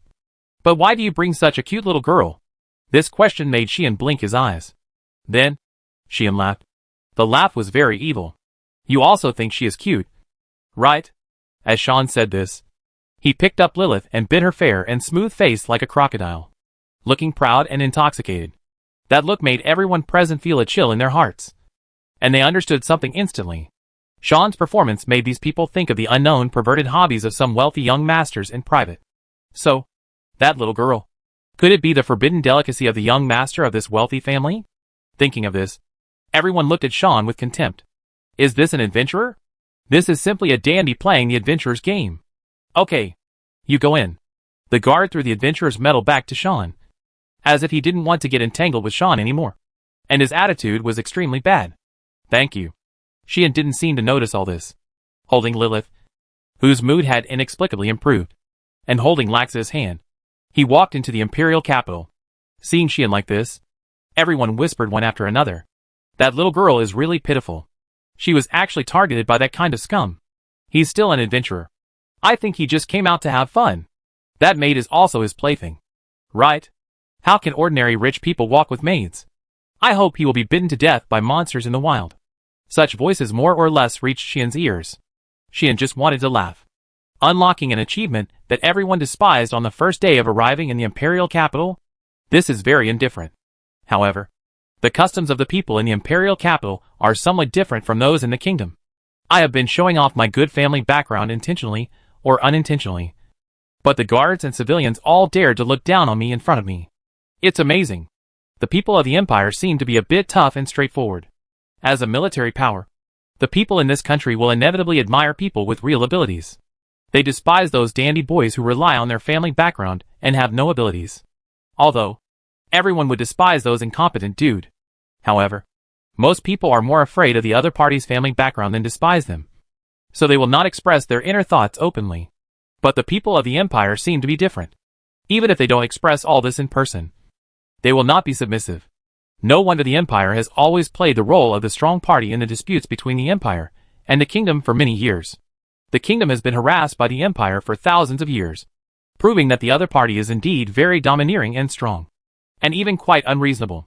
In the empire, if you want to be admired by others, you have to rely on your own real ability. Otherwise, you may be able to convince people verbally, but you will never be able to convince people in their hearts. Anyway, I finally got away with it. Sheen is still in a good mood. It's just that, Mr. Sheen, Laxia suddenly said, Lilith is still young. Please don't harm her. Okay. As I said before, I have a sentence in my heart that I don't know whether to say it or not. After learning from this lesson, the first thing Sean did when he entered the imperial capital was to buy a few cloaks with hoods that could cover his appearance to some extent. He gave one cloak to Laxia and one to Lilith, and asked them to wear them to cover the two faces that were somewhat harmful to the country and the people. Sean also wore one himself. He also needed to cover up, not only to prevent people who knew him from recognizing him, but also to avoid appearing abrupt. If he was the only one who didn't wear a cloak among the three, wouldn't it be very unique? Therefore, the three of them put on cloaks and hoods, and instantly turned into a group of suspicious people. Fortunately, there is also an adventurers guild in the imperial capital.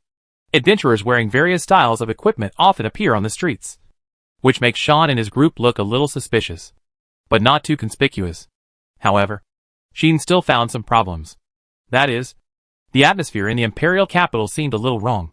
Why do people here seem a little nervous? Sheen thought. Along the way, Sheen found that many people would gather together from time to time, whispering and discussing something, creating a somewhat dull atmosphere. This made Sheen want to find out. But the people around him seemed to have some concerns. After a trip, they just talked about something else and didn't talk about anything at all, which made Sheen frown a little. With the five senses enhanced by external awareness destiny, Sheen heard some words more or less. Phantom Thief, Bygusler family, Prince, treason, the Knight Commander is about to resign. Sheen heard words like this. Laxia seemed to have discovered it, too. Do you need me to ask about it, Mr. Sheen? Laxia said this lightly. With the ability of this maid in the bunker, she should be able to investigate something silently. Right? Sheen thought about it, and finally shook his head. Let's go, and meet up with the prince first. I'm sure he will tell me what happened in the imperial capital. It's not that he doesn't believe in Laxia's ability, but he thinks that if he meets up with Havis, his questions will naturally be answered. In this case, there is no need to deliberately ask. How should we meet up with Prince Havis? Laxia didn't seem to care, and her tone was still so calm. Sheen was also happy to say a few more words to this maid. The prince said that after arriving in the imperial capital, we can go directly to Bygusler's house to find Rocket, and Rocket will help us arrange everything. Sheen took out a piece of parchment from his arms, looked at the address marked on it, and smiled. In this case, let's go directly to the Knight Commander. I believe that Rocket will also tell him what happened in the imperial capital.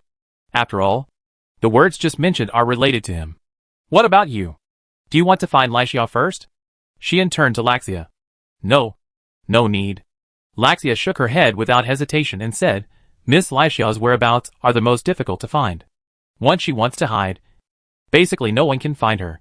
When she finds us, she will naturally come to us. Okay. Sheen nodded and said, then let's go to Bygusler's house first. Laxia did not express any more opinions, and Laxia had no opinions, and Lilith would have no opinions. The three of them set off directly, and went to Bygusler's house. Little did they know that there was a trouble waiting for them there. Chapter 575 Bygusler under surveillance. In the imperial capital, there is also a noble district. However, unlike the royal capital with distinct regions, the noble district of the imperial capital is actually a group of high-end buildings around the imperial palace. The nobles' mansions are all built around the imperial palace, which makes that area into a noble district. Outside is the commercial district, then the civilian residential area, and then the night camp such as the military training ground. Beyond the night camp, that is where the city wall of the imperial capital is located. Therefore, unlike the royal capital with distinct regions, the imperial capital is a ring-shaped class decline. The closer to the city wall, the lower the social status. The only exception is the night camp, which is stationed near the city wall for the convenience of guarding the city and dispatching. It is usually surrounded by a fortress-like regional wall. It is considered a military stronghold. No one is allowed to enter except the regular knights. In this case, the location of Bygusler's family is naturally in the noble district near the center of the imperial capital, not far from the imperial palace. After Sheen and his party entered the noble district, they found that the number of people coming and going here was gradually decreasing. Most of them were patrolling knights and carriages running back and forth, and there were not many people walking on the street. But the security here was strict, and there were fully armed knights patrolling everywhere, and the knights were very vigilant. Sheen and his party were just wearing cloaks covering their faces, but they attracted a lot of vigilant and suspicious eyes. They were also stopped by several knight groups on the road and asked to take off their hoods and show their full appearance. The scene was so heavy and solemn that it seemed like a city search. People who didn't know thought they were arresting wanted criminals. Sheen would cooperate at the beginning, but later, the same situation became more and more, and he was annoyed. So, Sheen simply pulled Laxia and Lilith into a hidden state, activated the stealth effect of Li Ju Tianming, and transformed into a man in black that no one could detect, and shuttled through the alleys of the noble district. As a result, even after all this, Sheen still found traces of the knights several times. They seemed to be searching for something, and they were everywhere, even in the alleys. A group of knights would occasionally patrol with vigilance and seriousness. They were really on high alert. What on earth was going on? At this point, Sheen also found something wrong. Such a strict security was a bit unusual. It would be fine if this happened in the palace, but there was such a strict security in the entire noble district. Sheen would never believe that this would be a daily routine in the noble district. Could it be? Sheen's eyes turned, and he didn't know what he thought of, and he began to think about it. However, Sheen did nothing. According to the original plan, he brought Laxia and Lilith to Bygusler's house. However, when he arrived at Bygusler's house, Sheen found something wrong again. Why are there so many people staring at this place? In a shadow, Sheen led Laxia and Lilith, looking ahead with a frown. I saw that in a square in front of me, a luxurious mansion was located. The mansion was not too magnificent, and it was even decorated a bit cold and old-fashioned, like a small chalk castle, giving people a serious feeling. At first glance, there seemed to be nothing strange about the mansion. Unfortunately, Sheen's external destiny was not a decoration. The enhanced sixth senses and various perception abilities told Sheen that there were many pairs of eyes staring at the mansion. A series of obscure magic reactions appeared around the Bygusler family, but none of them appeared openly in the open. But like Sheen, they hid in the dark, as if observing something. This did not look like the guards of the Bygusler family, but rather a bit like a secret force secretly monitoring the Bygusler family. Sheen noticed this. Lilith seemed to have noticed it too, and her eyes were cast on Sheen, as if asking Sheen whether he wanted to take action. Laxia didn't notice anything, but she was still so calm and indifferent. She was quietly led by Sheen, without making any noise or words, and left everything to Sheen. Sheen touched Lilith's head, said nothing, and did nothing. It was not difficult to deal with those who were secretly monitoring, but Sheen wanted to know what happened that caused the Bygusler family to be monitored like this. Could something have happened? Sheen suspected this. In the Empire, Havis and Rocket had enemies. That was the imperial concubine Moro, who had confused the current emperor and was powerful in the court.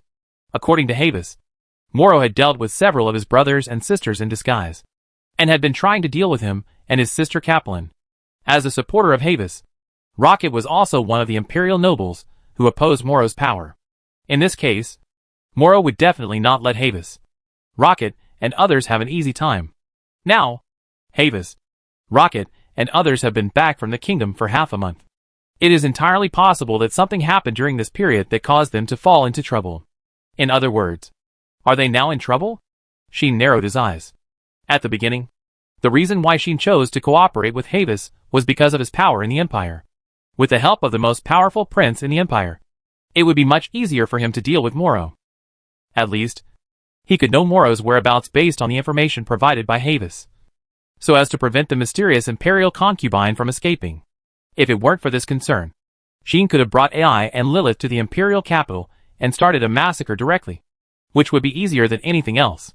If Havis himself could not protect himself and could not provide him with this kind of assistance, then he would have no reason to cooperate with the prince. In the final analysis, Havis was originally the weaker party in this cooperation, because he could not deal with Moro himself. So he wanted to seek the help of Sheen, and use Sheen's power to drive his father, who was confused, off the throne and seize the throne of the Empire. For this reason, he also volunteered to help Sheen deal with the Lephalet family, which was the prince's pledge of allegiance. But in the end, Havis still let Valian run away. In this way, if he still could not provide him with any assistance, then Sheen naturally had no reason to help him usurp the throne and let him sit back and enjoy the fruits of his labor and take the throne. Of course, it is not the time to make this conclusion yet. Whether the other party is in danger of protecting himself or not is still up for discussion. After thinking about it, Sheen made some plans. Lilith. Sheen lowered his voice and said to Lilith, "You take Laxia to hide here. I will go in first." Hearing this, Lilith blinked her big eyes, as if she wanted to go in with Sheen. "It's okay. I just sneak in to see the situation. Maybe I will leave directly after confirming the situation at Bygusler's house. In that case, we don't need to go in," Sheen said, "so, you and Laxia wait for my news here. Don't be discovered by those mice." Hearing Sheen's words, Lilith thought about it and nodded in agreement. Laxia had no opinion at all and didn't speak from beginning to end. "So good." Sheen kissed Lilith's little face, making her smile, and then looked at Laxia and said, "Wait for my news." "Yes." Laxia nodded expressionlessly, seeing the maid calm and composed, as if she had completely left herself out of the matter and didn't care about anything. Sheen raised his eyebrows and suddenly kissed the maid's delicate face. The touch was so pleasant and elegant. Laxia seemed to have not expected this situation and was stunned for a moment. But at this moment, Sheen had already flashed and disappeared, no longer staying in the same place. Laxia was silent. In her heart, some ripples that she herself might not have noticed were rising. At the same time, Sheen used the ability of instant teleportation to directly enter the Bygusler family. He was still in a hidden state, and no one found him. At this time, Sheen appeared on the branch of a tree in a back garden. He closed his eyes and concentrated his mind. At this moment, the perception ability from external awareness of destiny was spread out. It instantly enveloped the entire Bygusler family and reported the entire Bygusler family's situation to Sheen. Sheen could sense that there seemed to be some disturbance in the Bygusler family at this time. In addition to the servants being noisy, there seemed to be some quarrel in a hall on the top floor of the mansion. Sheen sensed the magic of Rocket, and also sensed that another similar magic appeared beside Rocket, and the reaction of the magic was quite good.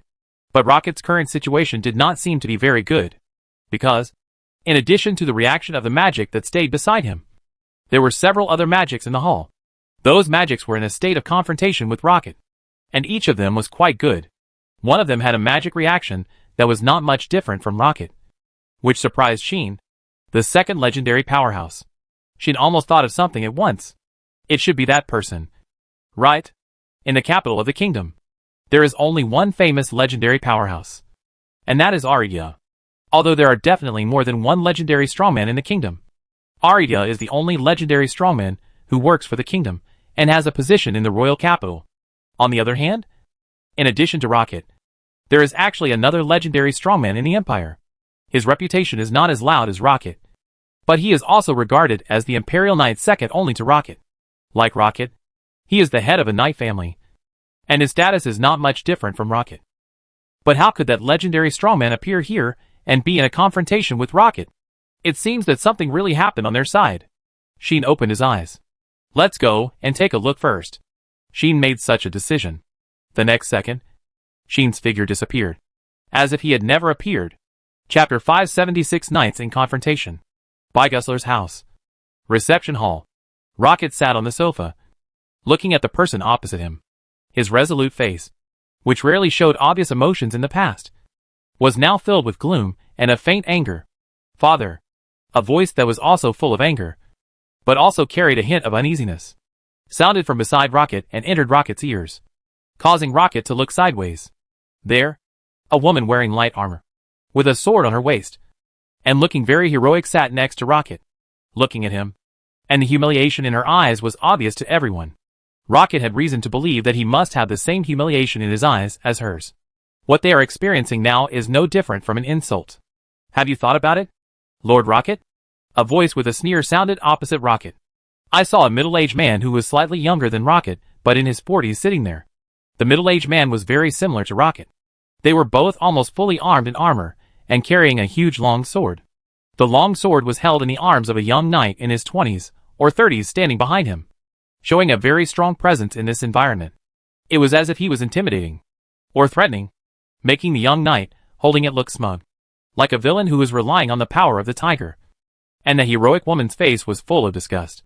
In addition to the young knight holding the sword, there were several knights of advanced age behind the middle-aged man. The aura of these knights was not bad, and each of them exuded an extraordinary sense of presence, proving their strength. But such a group of knights, facing the middle-aged man, only had respect in their expressions. It was not only because of the status of the middle-aged man, but also because of the strength of the middle-aged man, which they could only look up to. The middle-aged man led such a group of knights to confront Rocket. Obviously this is the Bygusler family, and they are also guests. But they are suppressing Rocket like the host. No wonder Rocket and the heroic woman beside him feel angry and humiliated. Of course, this is not the most important problem. The most important problem is that these people are here just to bully others. The middle-aged man spoke. Now, the Empire no longer trusts you. If you know what's good for you, you can take the initiative to resign and hand over the position of the Knights leader, so that things won't be too ugly. The middle-aged man said leisurely, if you don't know what's good for you, wait until you are convicted of being a traitor. Then at that time, not only will the position of the Knights leader leave you, but the Bygusler family will also be finished. Hearing this, Rocket laughed in anger. Stop making trouble for me, Solaro. Rocket said coldly, I have said many times that I am not a traitor, and there is no reason to resign voluntarily. On the side, the heroic woman also spoke. As the head of the Renitra family, the deputy leader of the Imperial Knights, and a famous legendary strongman, have you already gone to the trouble to seize the position of the leader of the Knights? The heroic woman said angrily, where is your conscience as a knight, Lord Solaro Renitra? The heroic woman's questioning did not make the middle-aged man named Solaro speak, but made the sword-holding knight of the same age speak. You are slandering. The young knight smugly scolded, watch your attitude. Tilly, don't forget, you are also a member of the Imperial Knights. Being so disrespectful to the deputy leader is a violation of the superiors. The young knight's words not only failed to show his own momentum, but also seemed to be a fox pretending to be powerful. The disgust on the face of the heroic woman called Tilly suddenly became stronger. On the other hand, Solaro's expression did not change at all. Don't be rude, Gino. Solaro waved his hand and said, after all, we are in front of the captain, and you have no right to speak here. This seems to be a reprimand for the young knight named Gino. But in fact it is just a hint that Tilly has no rules. You? Tilly was so excited that she almost stood up on the spot. Rocket stretched out his hand, pressed Tilly's shoulder, and stopped her. What do you want? Rocket stared at Solaro straight. His eyes were as sharp as a blade, piercing people's skin. The knights behind Solaro changed their faces, and Gino's face turned pale, and he almost fell to the ground. The might of a legendary warrior with a level of 97 is not something that these people can bear. Only Solaro not only withstood Rocket's gaze, but also straightened his back, as if he was standing against Rocket, and his gaze became cruel. You know what I want, Rocket. Solaro no longer concealed his desire, and said with a grin, I'm tired of you showing off your power over me. He came here to force the palace, force Rocket to hand over the position of Knight Leader, and force the Bygusler family to hand over the title of the Empire's #1 Knight family. You have been the leader for 20 years, and I have been the deputy leader for 20 years.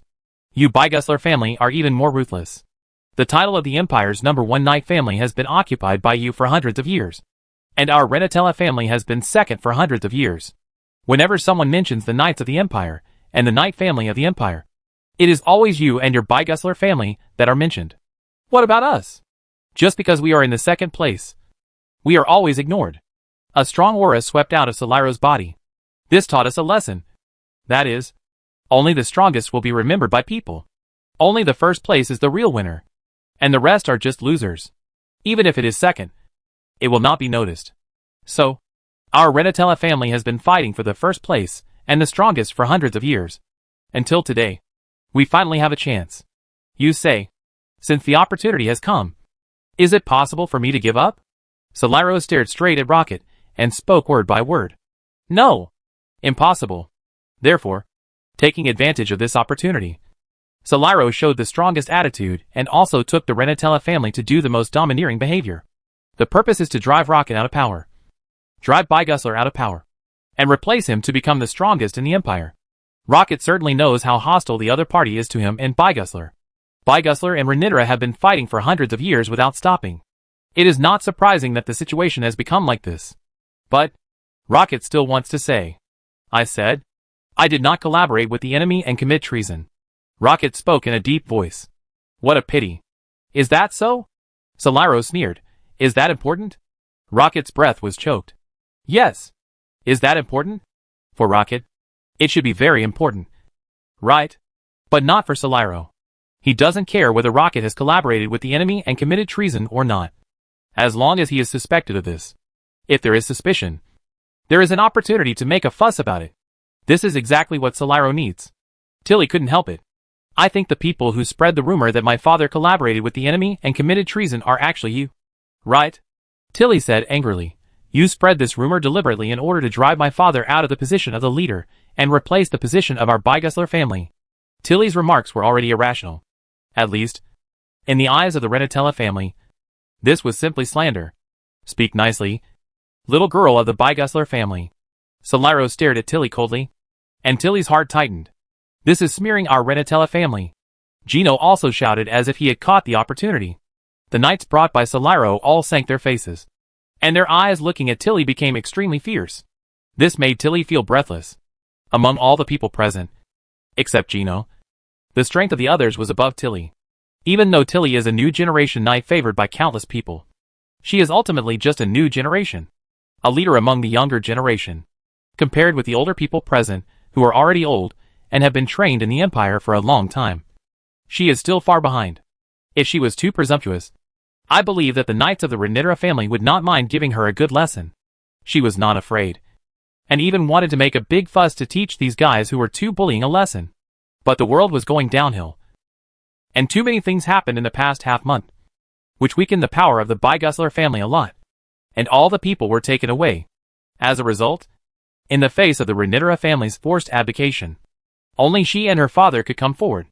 This made Tilly a little sad and furious. Especially Gino. This waste who couldn't even raise his head in front of her in the past, now dared to pretend to be powerful in front of her, with a smug look on his face, as if he had won himself, which really made Tilly feel angry. In fact, isn't Rocket the same? He has fought with Solaro for decades, and this is the first time he has been oppressed to this extent by the other party. But he is not a vegetarian. I say it again.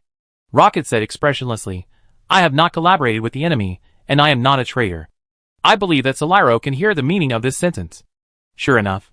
So, you don't want to compromise? Solaro's tone finally carried a hint of anger. Rocket's face was cold. Since I am innocent, why should I resign with a crime? Once these words came out, the attitude of Rocket and the Bygusler family was clearly expressed. The atmosphere in the entire reception hall suddenly became extremely sinister. Chapter 577, Battle. Imminent. In the vast reception hall, the suffocating pressure began to dissipate. Rocket and Solaro stared at each other, and a terrible aura gradually took shape. Rocket wanted to use his aura as a legendary master to intimidate Solaro. But Solaro was the head of the Renitra family, born in the second largest knight family in the Empire, and was also the deputy leader of the Imperial Knights. He was a legendary master himself. Even though he was not as famous as Rocket, Solaro's strength was unquestionable. His level was as high as 96. Only a little behind Rocket. In terms of his own strength, he would never be much behind Rocket. If it were not for Rocket's status and the power of the Bygusler family, which posed a great threat to him, he would never be willing to be the second. It is precisely because of this that the Bygusler family is now in decline. And Rocket is also suspected by the Empire. Not only was he ordered to temporarily leave the Imperial Knights, but even a group of knights in the family, big and small, were suspected of treason, resulting in the detention of most of the Bygusler family. For a while, The glory was gone, and Solaro took the opportunity to show his power and force Rocket to step down. Rocket naturally would not let him do what he wanted. But Solaro would not let this opportunity go easily.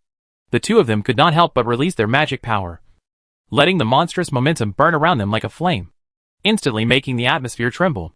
"Father!" This is Gino's cry. This knight, who had a smug look on his face before, was trembling all over at this moment. His face was ashen, and he felt the momentum of Rocket and Solaro from the closest distance. He was oppressed and couldn't breathe at all, and almost fell down. Beside him, the knights also looked heavy-faced and sweaty, obviously under great pressure. Woo!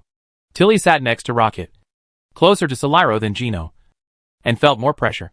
But she bit her lips tightly, clenched her fists, and endured it desperately.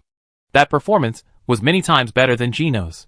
Seeing this scene, Solaro's expression became not very good, and he was very dissatisfied with Gino, and his heart was full of regret.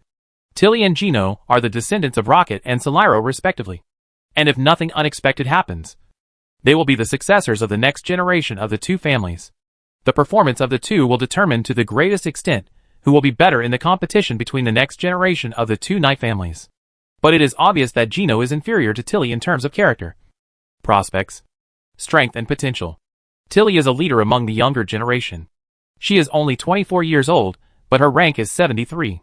In addition, she is beautiful and heroic, as capable as any man, and her family background is impeccable. In the martial empire, she has countless suitors.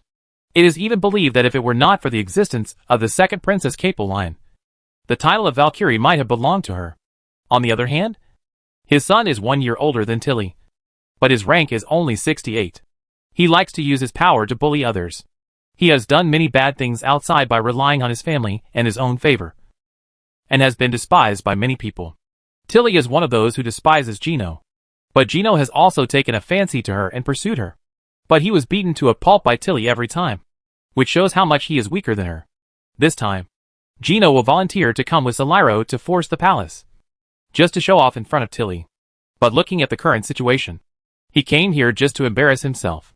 In the future, if the Renitera family is handed over to him, it will definitely be impossible to fight against the Bygusler family. Under such circumstances, Solaro has also thought about changing the heir several times. However, among all his children, Gino has the best talent. The others have good character or smart brains, but their strength and potential are not as good as Gino. This makes Solaro dare not replace the heir easily. In the empire where strength is everything, weakness is the original sin. The head of the Renitera family can be unintelligent, but he must be strong enough to control everyone. Even Gino, who has the best talent and potential, is not as good as Tilly of the Bygusler family. This makes Solaro worried. This time, he will be determined to force Rocket to step down at all costs, just to prevent the family from being completely defeated in the next generation's competition. He wants to get rid of Rocket and the Bygusler family at once before he and Rocket retire. In this way, the Renitera family can sit firmly in the strongest position in the empire. Thinking of this, Solaro looked at Rocket with murderous eyes. This made Rocket's heart tighten. "Do you want to do it?" Rocket questioned in a deep voice. Solaro smiled. It was a ruthless and cruel smile. "As long as he can defeat you. You, the leader of the knights who are suspected of treason, will have to step down. Right?" Obviously, Solaro is ready to use tough measures. In the past, he would have been cautious. But now, the Bygusler family has been investigated, and Rocket is also suspected by the empire. Some powerful figures in the palace have expressed that they will support Solaro to a certain extent. So Solaro will naturally not be polite. You can only blame yourself for offending too many people. In the past, many people did not dare to touch you, the strongest knight in the empire. But now, you followed His Highness Havis, which is the biggest mistake you made. Solaro's words finally changed Rocket's expression. So, you were all instructed by the imperial concubine. Rocket stood up. Why was the Bygusler family suddenly suspected of treason? Why are there so many rumors about themselves in the imperial capital? All of this was revealed at this moment, because Rock chose to support Hars and rebel against the imperial concubine. He was targeted. The Renitera family obviously chose to stand on the other side, in order to pull Rock down and defeat the Bygusler family. Solaro had already stood on the side of the imperial concubine and received the support of the imperial concubine and the nobles who stood on the side of the Imperial concubine. Boom! After understanding all this, Rock no longer suppressed his emotions, and his overwhelming momentum was instantly released. However, Solaro was faster than him. Ah! Gino exclaimed. Solaro took the sword from his hand without hesitation, and while Rock released his overwhelming momentum, he decisively bullied him. Bang! The sofa where the two legendary strongmen were sitting was completely blown to pieces. Bang! The coffee table between the two also exploded. In the wood chips, two legendary masters collided fiercely. The battle was about to start. On this day, the roof of Bygusler's house exploded with a bang. Two figures rushed out of the house, came to the roof, and collided with each other. Bang bang bang bang bang bang. Accompanied by roars. They kept crossing figures and chasing each other. The giant swords in their hands kept slashing at each other with sonic booms, which aroused not the sound of metal clashing, but the movement like an explosion. The outbreak and battle of the two legendary masters instantly turned into the most terrifying confrontation, which attracted many people's attention. Is that the direction of Bygusler's house? What happened? One by one, the nobles or those who were interested were paying attention to the scene. Some looked at each other. Some were surprised. And some were thoughtful. Of course, the people who were watching outside the Bygusler family also noticed the huge movement. But they exchanged glances with each other, said nothing, and continued to watch silently. Even, there were people who heard the news and were expelled by these people who were watching in secret in various ways. Obviously, they were either from the Renitra family or the supporters of the Imperial concubine in the palace. They had colluded with Solaro, and naturally would not let a third party do bad things. In this way, Rocket and Solaro entered into a fierce battle, setting off bursts of explosions, like thunder constantly bombarding, which was terrifying. And in the mansion, Tilly was also besieged. Take her down. After Gino reacted, as if he had been waiting for this moment for a long time, he shouted at the knights around him, staring at Tilly with burning eyes, and the desire in his eyes was undoubtedly revealed. Although the knights were disdainful of Gino's performance, they were not indifferent. Before coming, Solaro had already given them orders to take down Tilly when they took action. In this way, Rock would be cautious and would lose 20% of his 100% strength. This was what Solaro wanted to see. Otherwise, although he was not afraid of Rock, his overall strength was still slightly inferior to Rock. In a head-on confrontation, he would definitely not be able to defeat Rock. If he had a way to defeat Rock, the position of the Knight Commander would have been his long ago. So why would he need to go through so much trouble? Therefore, in order to take down Rock, Solaro did not mind using some extraordinary means. Clang! Clang! Clang! At that moment, the knights drew their long swords at their waists without hesitation and rushed towards Tilly. Shameless! Tilly was furious, but she did not dare to be careless at all. She also drew the knight's sword at her waist and chose to fight. Clang clang clang clang. The sound of metal clashing rang out, and sparks flew. Tilly was besieged by several knights. Although she fought bravely, she could not beat four hands with two fists. She fought very reluctantly and retreated step by step. Those knights were guard knights trained privately by the Renitra family. Their levels were close to 80, and none of them was weaker than Tilly. Tilly was still young and talented, but she suffered from the time she spent growing up. She was beaten by those knights and had little power to fight back. Ha ha! Seeing this scene, Gino was very excited. This woman who had made him suffer countless times was finally going to be defeated by him. Gino had thought of countless ways to torture her, and he was trembling with excitement. And all of this, of course, fell into the eyes of one person. Is this a good show? Sheen stood on the branch of a tree, watching all this, and raised his eyebrows. There was amusement in his eyes. Chapter 578. The battle situation changes in an instant. To be honest, Sheen still doesn't know what happened to the Bygusler family.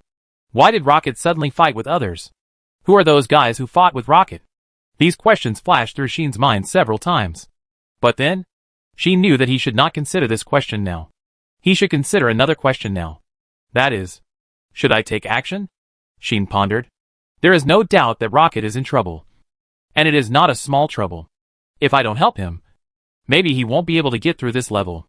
Although, with Sheen's eyesight, he can naturally see that Rocket is not only not suppressed now, but also has a slight advantage.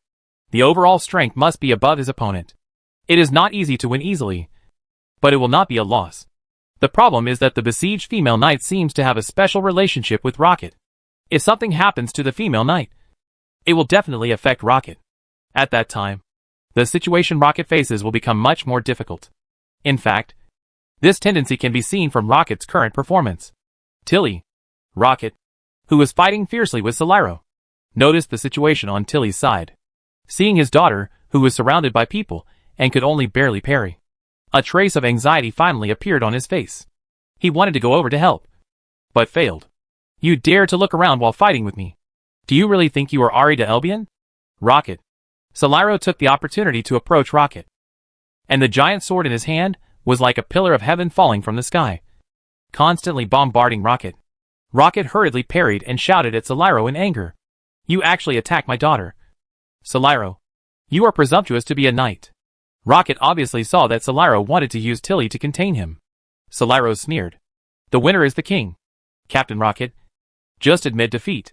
As he said that, Solaro swung the giant sword in his hand again, raising hurricane-like air waves, and constantly slashed at Rocket. He did not dare to use the magic sword to deal with Rocket, because he knew very well the ability of this opponent who had been riding on his head for 20 years. Rocket's unique skills may not be clear to others, but Solaro knew it very well. That is a unique skill that can cut off magic power. Cut off magic. And forcibly cut off all the power that requires magic power to exert hand-to-hand combat. As the name suggests, it is a unique skill that can force the opponent to fight only with hand-to-hand combat. With this unique skill, Rocket can even cut off the most powerful advanced magic. Therefore, Rocket is a well-known magic nemesis in the human world, and even a magic nemesis. If the opponent is a magician, there is absolutely no possibility of defeat. Using the magic sword to attack such a Rocket is just a way to death. However, on the other hand, as long as you don't use attacks with magic, Rocket's unique skills will be useless. Therefore, Solaro plans to crush Rocket with the most powerful close combat. You're done.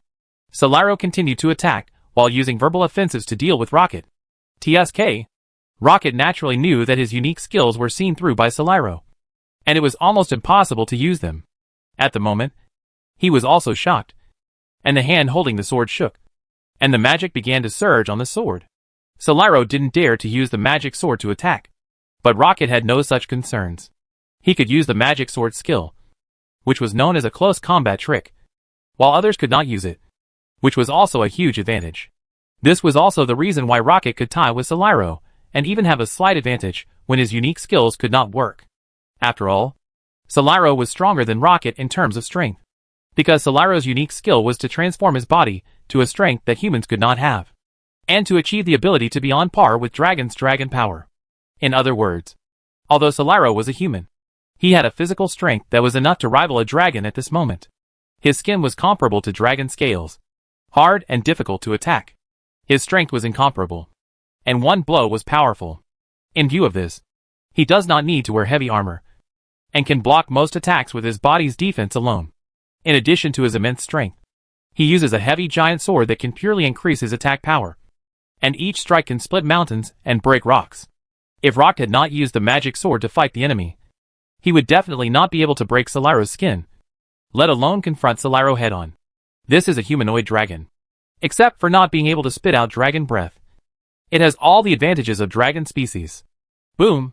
The next second, Rock's magic sword and Solaro's dragon slash collided again, and it also caused an explosion again. One side is a magic slash, and the other side is a slash containing dragon power. The collision of the two caused such an explosion, and there was no sound of metal clashing at all. Tilly's side was constantly clashing. The daughter of the Bygusler family has already used the magic sword skill, allowing the crimson magic blade to sweep with the sword light, constantly deflecting the incoming attacks. Gino was jealous. After all, he has not yet learned such a domineering skill as the magic sword. This skill is a special move for melee combat. It is only possible for ordinary people to learn it when they reach level 70. If the magic power is too low and the talent is not good, it is impossible to learn it even at level 70. In Omnipotenton, whether or not one has learned the magic sword skill is a dividing line between the strong and the weak. Only by learning the magic sword skill can one be called a strong person in the melee combat system and be recognized by others. In the Empire, once one has learned the magic sword skill, he will be recruited by the Imperial Knights immediately. And at worst, he can become a knight captain commanding 10,000 people. Tilly was a little genius who learned the magic sword skill at level 66. At that time, it also caused a small sensation. The next day, he was brought into the Imperial Knights by his father and became a knight captain. And what about Gino? Although he was 1 year older than the other person, his level was much lower than the other person. His father had also given him some special treatment in private, trying his best to let him learn the magic sword skill. But he just couldn't succeed. As a result, Tilly was the captain of the knights, who commanded 10,000 people, while Gino was only a captain of the knights, who commanded 1,000 people, and was suppressed by Tilly. Now, seeing Tilly actually use the magic sword to deal with the guard knights trained by the family, fighting against several opponents with higher levels than herself alone. Although it was very reluctant, but she didn't show any signs of defeat. How jealous Gino was. It is conceivable. It's just a woman. How can she have such talent? Gino shouted angrily. You guys hurry up and take her down. Quick! The young master of the Renitera family was there outputting crazily. But unfortunately, he could only use his mouth. The guard knights looked at each other, did not reply, but still took action. Buzz! Buzz! Buzz! Suddenly, in the tremors of the air, these guard knights also used the magic sword skill. Damn! Tilly's face changed slightly. Be careful. Seeing this, Rocket got anxious. Solaro sneered instead. Unfortunately, Rocket, Solaro said shamelessly, this is the fate of those who resisted Princess Moro. Solaro felt that he had won. He had no idea that his words would change the next development, because the person he mentioned was exactly the one someone was going to deal with. In this case, there was no need to consider whether to take action. Just as the guard knights holding the magic sword rushed towards Tilly, and Tilly was mentally prepared for a desperate battle, a strange phenomenon suddenly appeared. Whoosh whoosh whoosh whoosh. A shower of flying stars suddenly fell from the sky, like a shower of tiny meteors that covered the sky. They turned into streaks of light with dazzling brilliance and blasted towards the escort knights. Bang! Bang! Bang! Amid the explosion, the flying stars hit the guard knights one by one, causing gusts of blast. Ah! What? Gwa! The guard knights screamed and cried out on the spot. They were hit all over by the sudden attack, as if they were hit by invisible heavy hammers one after another. Their bodies shook, and they were blown away and fell to the ground. That was originally a celestial magic specially used to suppress the enemy and make the enemy die. Hit by this magic, all the guard knights died instantly, fainted on the ground, and completely lost consciousness. This, seeing a group of knights who were all higher than her level being solved in one move. Tilly was stunned. What? Gino also opened his eyes wide and screamed. Flying stars? Rocket was stunned there. Solaro's face darkened, and he was furious. Who? Solaro roared. Who dares to ruin my good deeds? Solaro's roar resounded through the sky. In return, he was met with a faint sneer. Of course, it was your grandfather. As soon as the voice fell, a figure suddenly appeared in front of Solaro. Like a ghost. No, that's not right. I don't have such an unfilial grandson as you. Saying this, the intervener, who was wearing a cloak and whose appearance was completely unclear, kicked Solaro, whose pupils shrank sharply. Mercilessly. Bang! A strong wind suddenly appeared, and the sound of collision rose with the wind. Solaro, who was originally arrogant and showed great power, was kicked away by a kick, flying down from the roof and hitting the ground. The ground suddenly exploded as if it had been hit hard. Smoke and dust rose up and spread everywhere, causing gravel and rocks to fly. Solaro was buried by countless gravel and disappeared. The battle situation changed in an instant. Chapter 579 give you a chance. Father! In Bygusler's house. Gino's screams were so clear and loud, and even the panic inside was fully displayed without any residue. Tilly opened her eyes wide and looked at the mysterious man in a cloak on the roof, her expression full of surprise.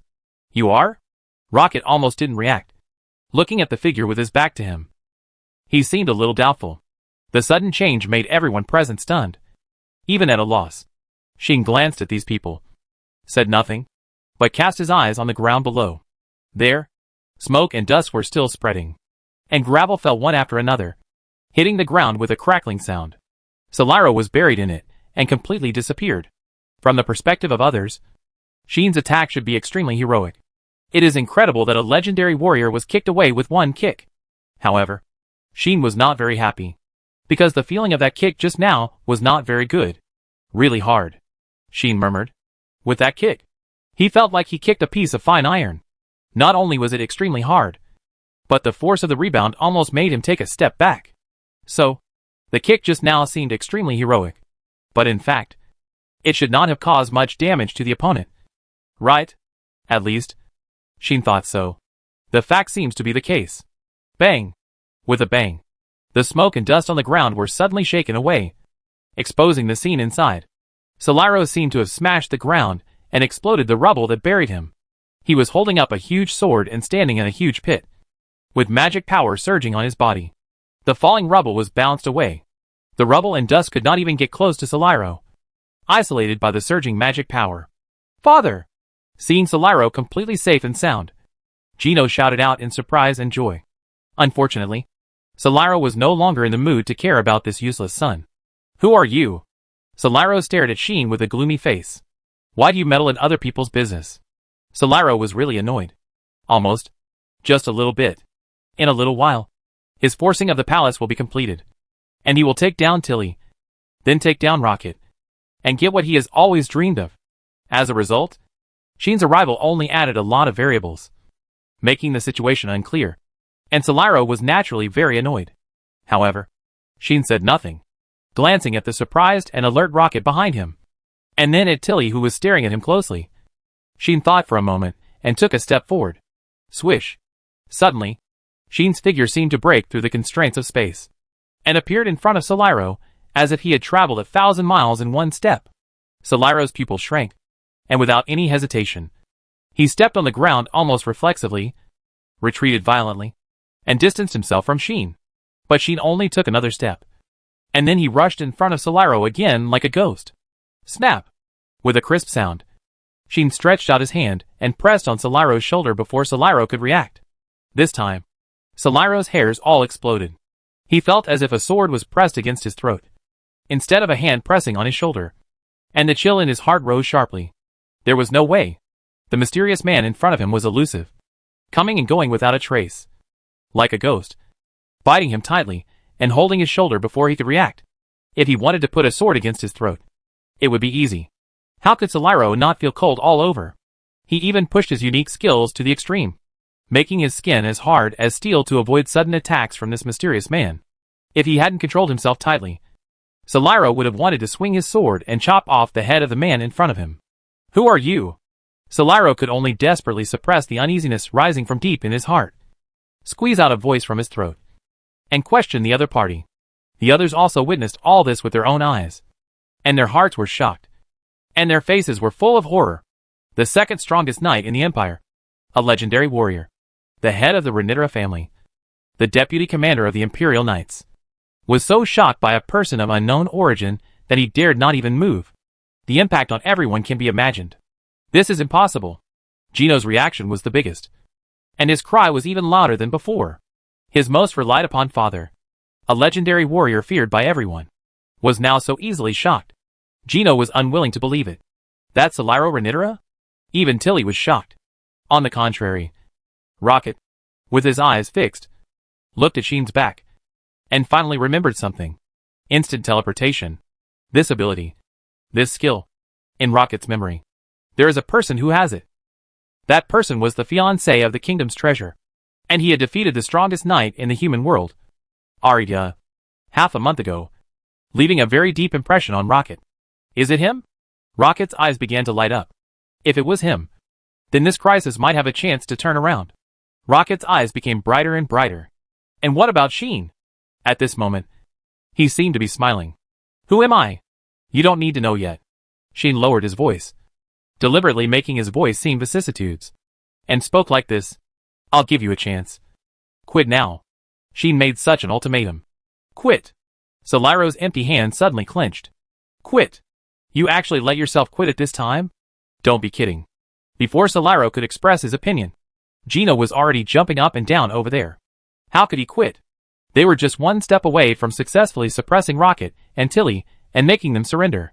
By that time, the Renitra family will not only be able to replace the Bygusler family, but Tilly will also become a puppet at his disposal. This is the opportunity that Gino has been waiting for a long time. How could he give up here? However, did I let you speak? Rubbish. Sheen turned his head and looked at Gino, sneering while releasing amazing magic power, instantly covering the whole scene. Everyone present gasped, and their faces turned pale, including Rocket and Solaro, who felt the magic of Sheen. Their faces also changed suddenly. It was not only because the magic released by Sheen was extremely huge, but also because the oppression carried in this magic was so terrible that even they felt a heavy chest and almost couldn't breathe. This is also natural. You know, Sheen's original oppression skill has been integrated into Satomi's destiny, and has become a part of this destiny skill. In this case, Sheen only needs to manipulate his magic power. Use the unmatched magic power operability to change the nature of the magic power, and let the magic power carry a sense of oppression.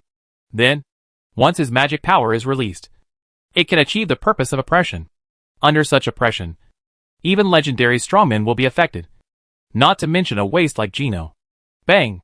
The eldest son of the Renitera family collapsed on the ground on the spot, his face full of horror. Woo! Tilly was also affected. Her pretty face turned pale, and she almost collapsed to the ground like Gino. So scary. Tilly cast a horrified look at Sheen. This person is definitely stronger than his father and Solaro. And much stronger. Who is this?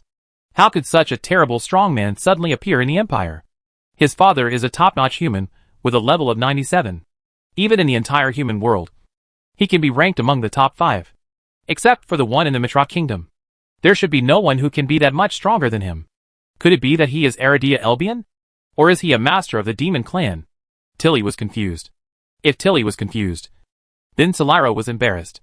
This sudden master not only disrupted his plan, but also made him feel afraid. If he didn't retreat here, he would be embarrassed in the end. I'll give you another chance. Sheen retracted his gaze and looked at Solaro again. Now, retreat. This is an ultimatum. Damn it! Solaro gritted his teeth. His anger was hard to dissipate. As the second strongest man in the Empire, a legendary existence, who dared to talk to him like this? If he didn't know the other party's strength and identity, Solaro would definitely go all out. But now, the opponent has shown overwhelming strength, and there is Rocket on the side. If these two people join forces, I am afraid that I will not even have a chance to retreat. So, Solaro gritted his teeth and said, "Good." With a low roar, Solaro turned around and retreated towards the door. Under him, the floor was crushed step by him. It can be imagined how aggrieved he was at this moment. Remember it. Solaro roared in his heart. Obviously, he remembered the shame thoroughly. Father! Gino reacted at this time and hurriedly chased after him. As for the guards, they were left here and no one cared. Solaro retreated like this. At the scene, only Sheen, Rocket and Tilly were left. Sheen slowly withdrew his magic power and calmed everything down. Rocket quickly jumped down from the roof and came behind Sheen. Father! Tilly came to Rocket and opened her mouth, wanting to say something, but Rocket raised his hand to stop her. Rocket stared at Sheen's back, hesitated for a moment, and spoke in a low voice. Is it you? Chapter 580 can't afford to offend him. Is it you? When this sentence sounded from Rocket's mouth and reached the ears of the two people present, Sean was not mentioned, and Tilly was stunned there, listening to the tone of her father. It seems that he knows this mysterious strong man? Tilly's mind was full of thoughts. Sean smiled slightly, but did not hide it. It's me. Sean no longer lowered his voice and admitted it openly. But when she heard Sean's voice, Tilly couldn't help but be stunned again. The reason is nothing else. Just because this voice is too young. A person who can easily repel a legendary strongman of level 96, in Tilly's view, must be an old man of the same age as her father, or even older than her father. But now it seems that this mysterious strongman does not seem to be old at all, and even looks very young. Of course, this does not prove anything. Having a young voice and appearance does not mean that the other party is really young. There are still some magic potions in this world that can make people look young, but they are very expensive and precious. Few modern potion masters can make them. Even if they can, they cannot find the precious materials used to make potions. As a result, this kind of potion is generally monopolized by the royal families of various countries, and even the nobles find it difficult to find a dose. The other party is likely to have used this kind of magic potion. His appearance or voice may be very young, but he may actually be hundreds of years old. Furthermore, If the other party is a demon, it is normal for his appearance to be different from his real age. The demons are different from humans and gods. They will not only live for 100 years, nor will they be immortal. It depends on the individual situation. Like the dragons under AI's jurisdiction, some of them have turned into humans, while others have not. However, the lifespan of dragons is very long. Some special individuals even have a longer lifespan than the elves. It is not uncommon for dragons that look only 20 or 30 years old to have lived for thousands of years. This is the case with Jacinta. He looks much younger than Ansi and Aradia. But he is a demon master who participated in the war thousands of years ago. Just like Sophie, Leia and Nia. Needless to say, AI looks like a minor. But he has lived for at least 10,000 years. The same is true for the rest of the demons. Some have long lifespans, while others have short lifespans. However, as a race that is a collection of power, the demons all have one characteristic. That is, the higher the level and the stronger the magic power, the more amazing the lifespan will be. If the mysterious strongman in front of him is a demon, then with the strength he has shown, it is no big deal for him to survive for 1,800 years. It is not a strange thing that he looks so young with his slow growth. As for the elves, well, the other party should not be an elf. As we all know, there are only women in the elves, and they are all magicians. The other party is obviously a man, and he is a close combat expert who can kick Solaro away. It is impossible to be an elf. Thinking of this, Tilly calmed down. However, she can calm down, but Rocket can't calm down. You are finally here. Rocket said this to Sean's back as if he had been waiting for Sean for a long time. As if relieved and with mixed feelings. It shouldn't be considered late, right? Sean turned around. His eyes under the hood stared at Rocket, and said with a smile, "You don't seem to be living a good life." "I guess so." Rocket calmed down and said, "Not only me. His Highness Havis is also living a bad life." "That's really unfortunate." Sean curled his lips, but didn't continue to ask, "Because this is not the place to talk. Let's deal with your situation first." Sheen said to Rocket, "I'll come back later." After that, Sheen didn't give Rocket a chance to reply, and disappeared in a flash. Rocket looked at this scene, without much reaction, just took a deep breath, and completely adjusted his mentality. "Tilly," Rocket said expressionlessly, "let the servants come over. Tidy up here, and throw all the dogs of the Renatella family into the dungeon." Tilly nodded, and took on the task. However, she did not have no questions. "Father." Tilly looked at Rocket and said, "Who is he?" Rocket did not answer at the first time. Tilly was not in a hurry, and looked at Rocket steadily, waiting for his response. There was no way. She wanted to figure out this question. The reason was very simple. Is he a member of the kingdom? Tilly couldn't help but say, "Are you really colluding with the kingdom?" "Father!" This is what Tilly urgently wants to know. Tilly originally didn't believe that Rocket had treasoned. She thought she knew Rocket, and knew how much her father, who was cold on the outside but warm on the inside, had contributed to the Empire, and how strong his self-esteem was. He was a knight who knew that Aradia Elbian of the kingdom was stronger than him. But he was still unwilling to be lonely. He practiced hard every day and improved himself, hoping to fight with the other party one day in the future, and defeat the other party and stand at the top of the human race. He was competitive, warlike, and strong. Under his resolute and cold face, there was a heart that longed to fight against strong enemies. He was a person who constantly took becoming stronger as his goal, and made steady progress every moment. Such a man was undoubtedly a father that Tilly was proud of. The Empire was martial, and Tilly was no exception. She liked to fight against strong enemies. Although she would not look down on the weak, she would respect the strong. Therefore, in the eyes of such Tilly, her father was undoubtedly a perfect role model for knights. Such a father would never betray the Empire and collude with the kingdom. He was slandered. The Bygusler family was framed. This is what Tilly has always thought. And it is also the reason why she dares to confront a legendary strongman like Solaro head-on. But now, a mysterious strongman suddenly appeared in the Bygusler family. And her father seemed to know this strongman. How could Tilly not doubt that if the other party was from the kingdom? Then did her father really collude with the other party? Thinking of that possibility, Tilly's heart was shaken. However, her father, who was not good at eloquence, was silent for a while and said lightly, "He is indeed from the kingdom." One sentence made Tilly's face change instantly. But at this moment, Rocket spoke again. However, I did not collude with him. Rocket said in a deep voice. It's just because His Highness Havis has cooperated with him. So I have some dealings with him. These words made Tilly stunned for the nth time. Cooperation? Tilly was surprised. That's right. Rocket glanced at Tilly and said, the specific situation. His Highness did not allow me to tell anyone. So I won't tell you. You just need to know that everything we do is to rescue this empire that is gradually falling into the quagmire and going astray. Of course, you can choose not to believe it. If you think that I really colluded with the kingdom and prepared to betray the country, then you can leave at any time and don't get involved in the next thing. Hearing this, Tilly was silent. Rocket didn't say anything else. Turned around and prepared to leave here. Seeing this, Tilly reacted and asked quickly, who is he? When did such a young legendary strongman appear in the kingdom? As the captain of the Knights of the Imperial Knights and the heir of the Bygusler family, Tilly naturally knows something about the rival kingdom of Mitra. According to reports so far, the kingdom of Mitra has 3 legendary masters. These 3 legendary masters are the leader of the Guard Knights, the head of the Elbian family, the orthodox descendant of the brave, and the strongest knight in the human world today, Arida Elbian, the Pope of the Temple, the spokesperson of the God Realm, who had risen to level 90 before Aridia was born. Yule, the highest level adventurer, Keverdell, who belongs to the headquarters of the Adventurers Guild, resides in the kingdom, and is employed as a guest by the Razahad family that dominates the Adventurers Guild. These are the legendary masters of the kingdom of Mitra. But among these 3 legendary strongmen, except Arida Elbian, who is the guardian of the kingdom and works for the kingdom, the other 2 are one who is the person in charge of the temple and will not interfere in the fights between humans. The other one is hired by the Lazahad family.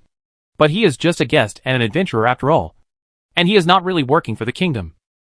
Otherwise, he would have been knighted long ago. The characteristics of these 3 people do not match the mysterious strongman just now. Aridia is already in her 40s this year. Keverdell is also not young. A little older than Aridia. Needless to say, Yule is more than 90 years old, if not over 100 years old. The conditions of these 3 people obviously cannot match the young man just now. In this case, who is the other party? When did such a powerful legendary existence appear in the kingdom?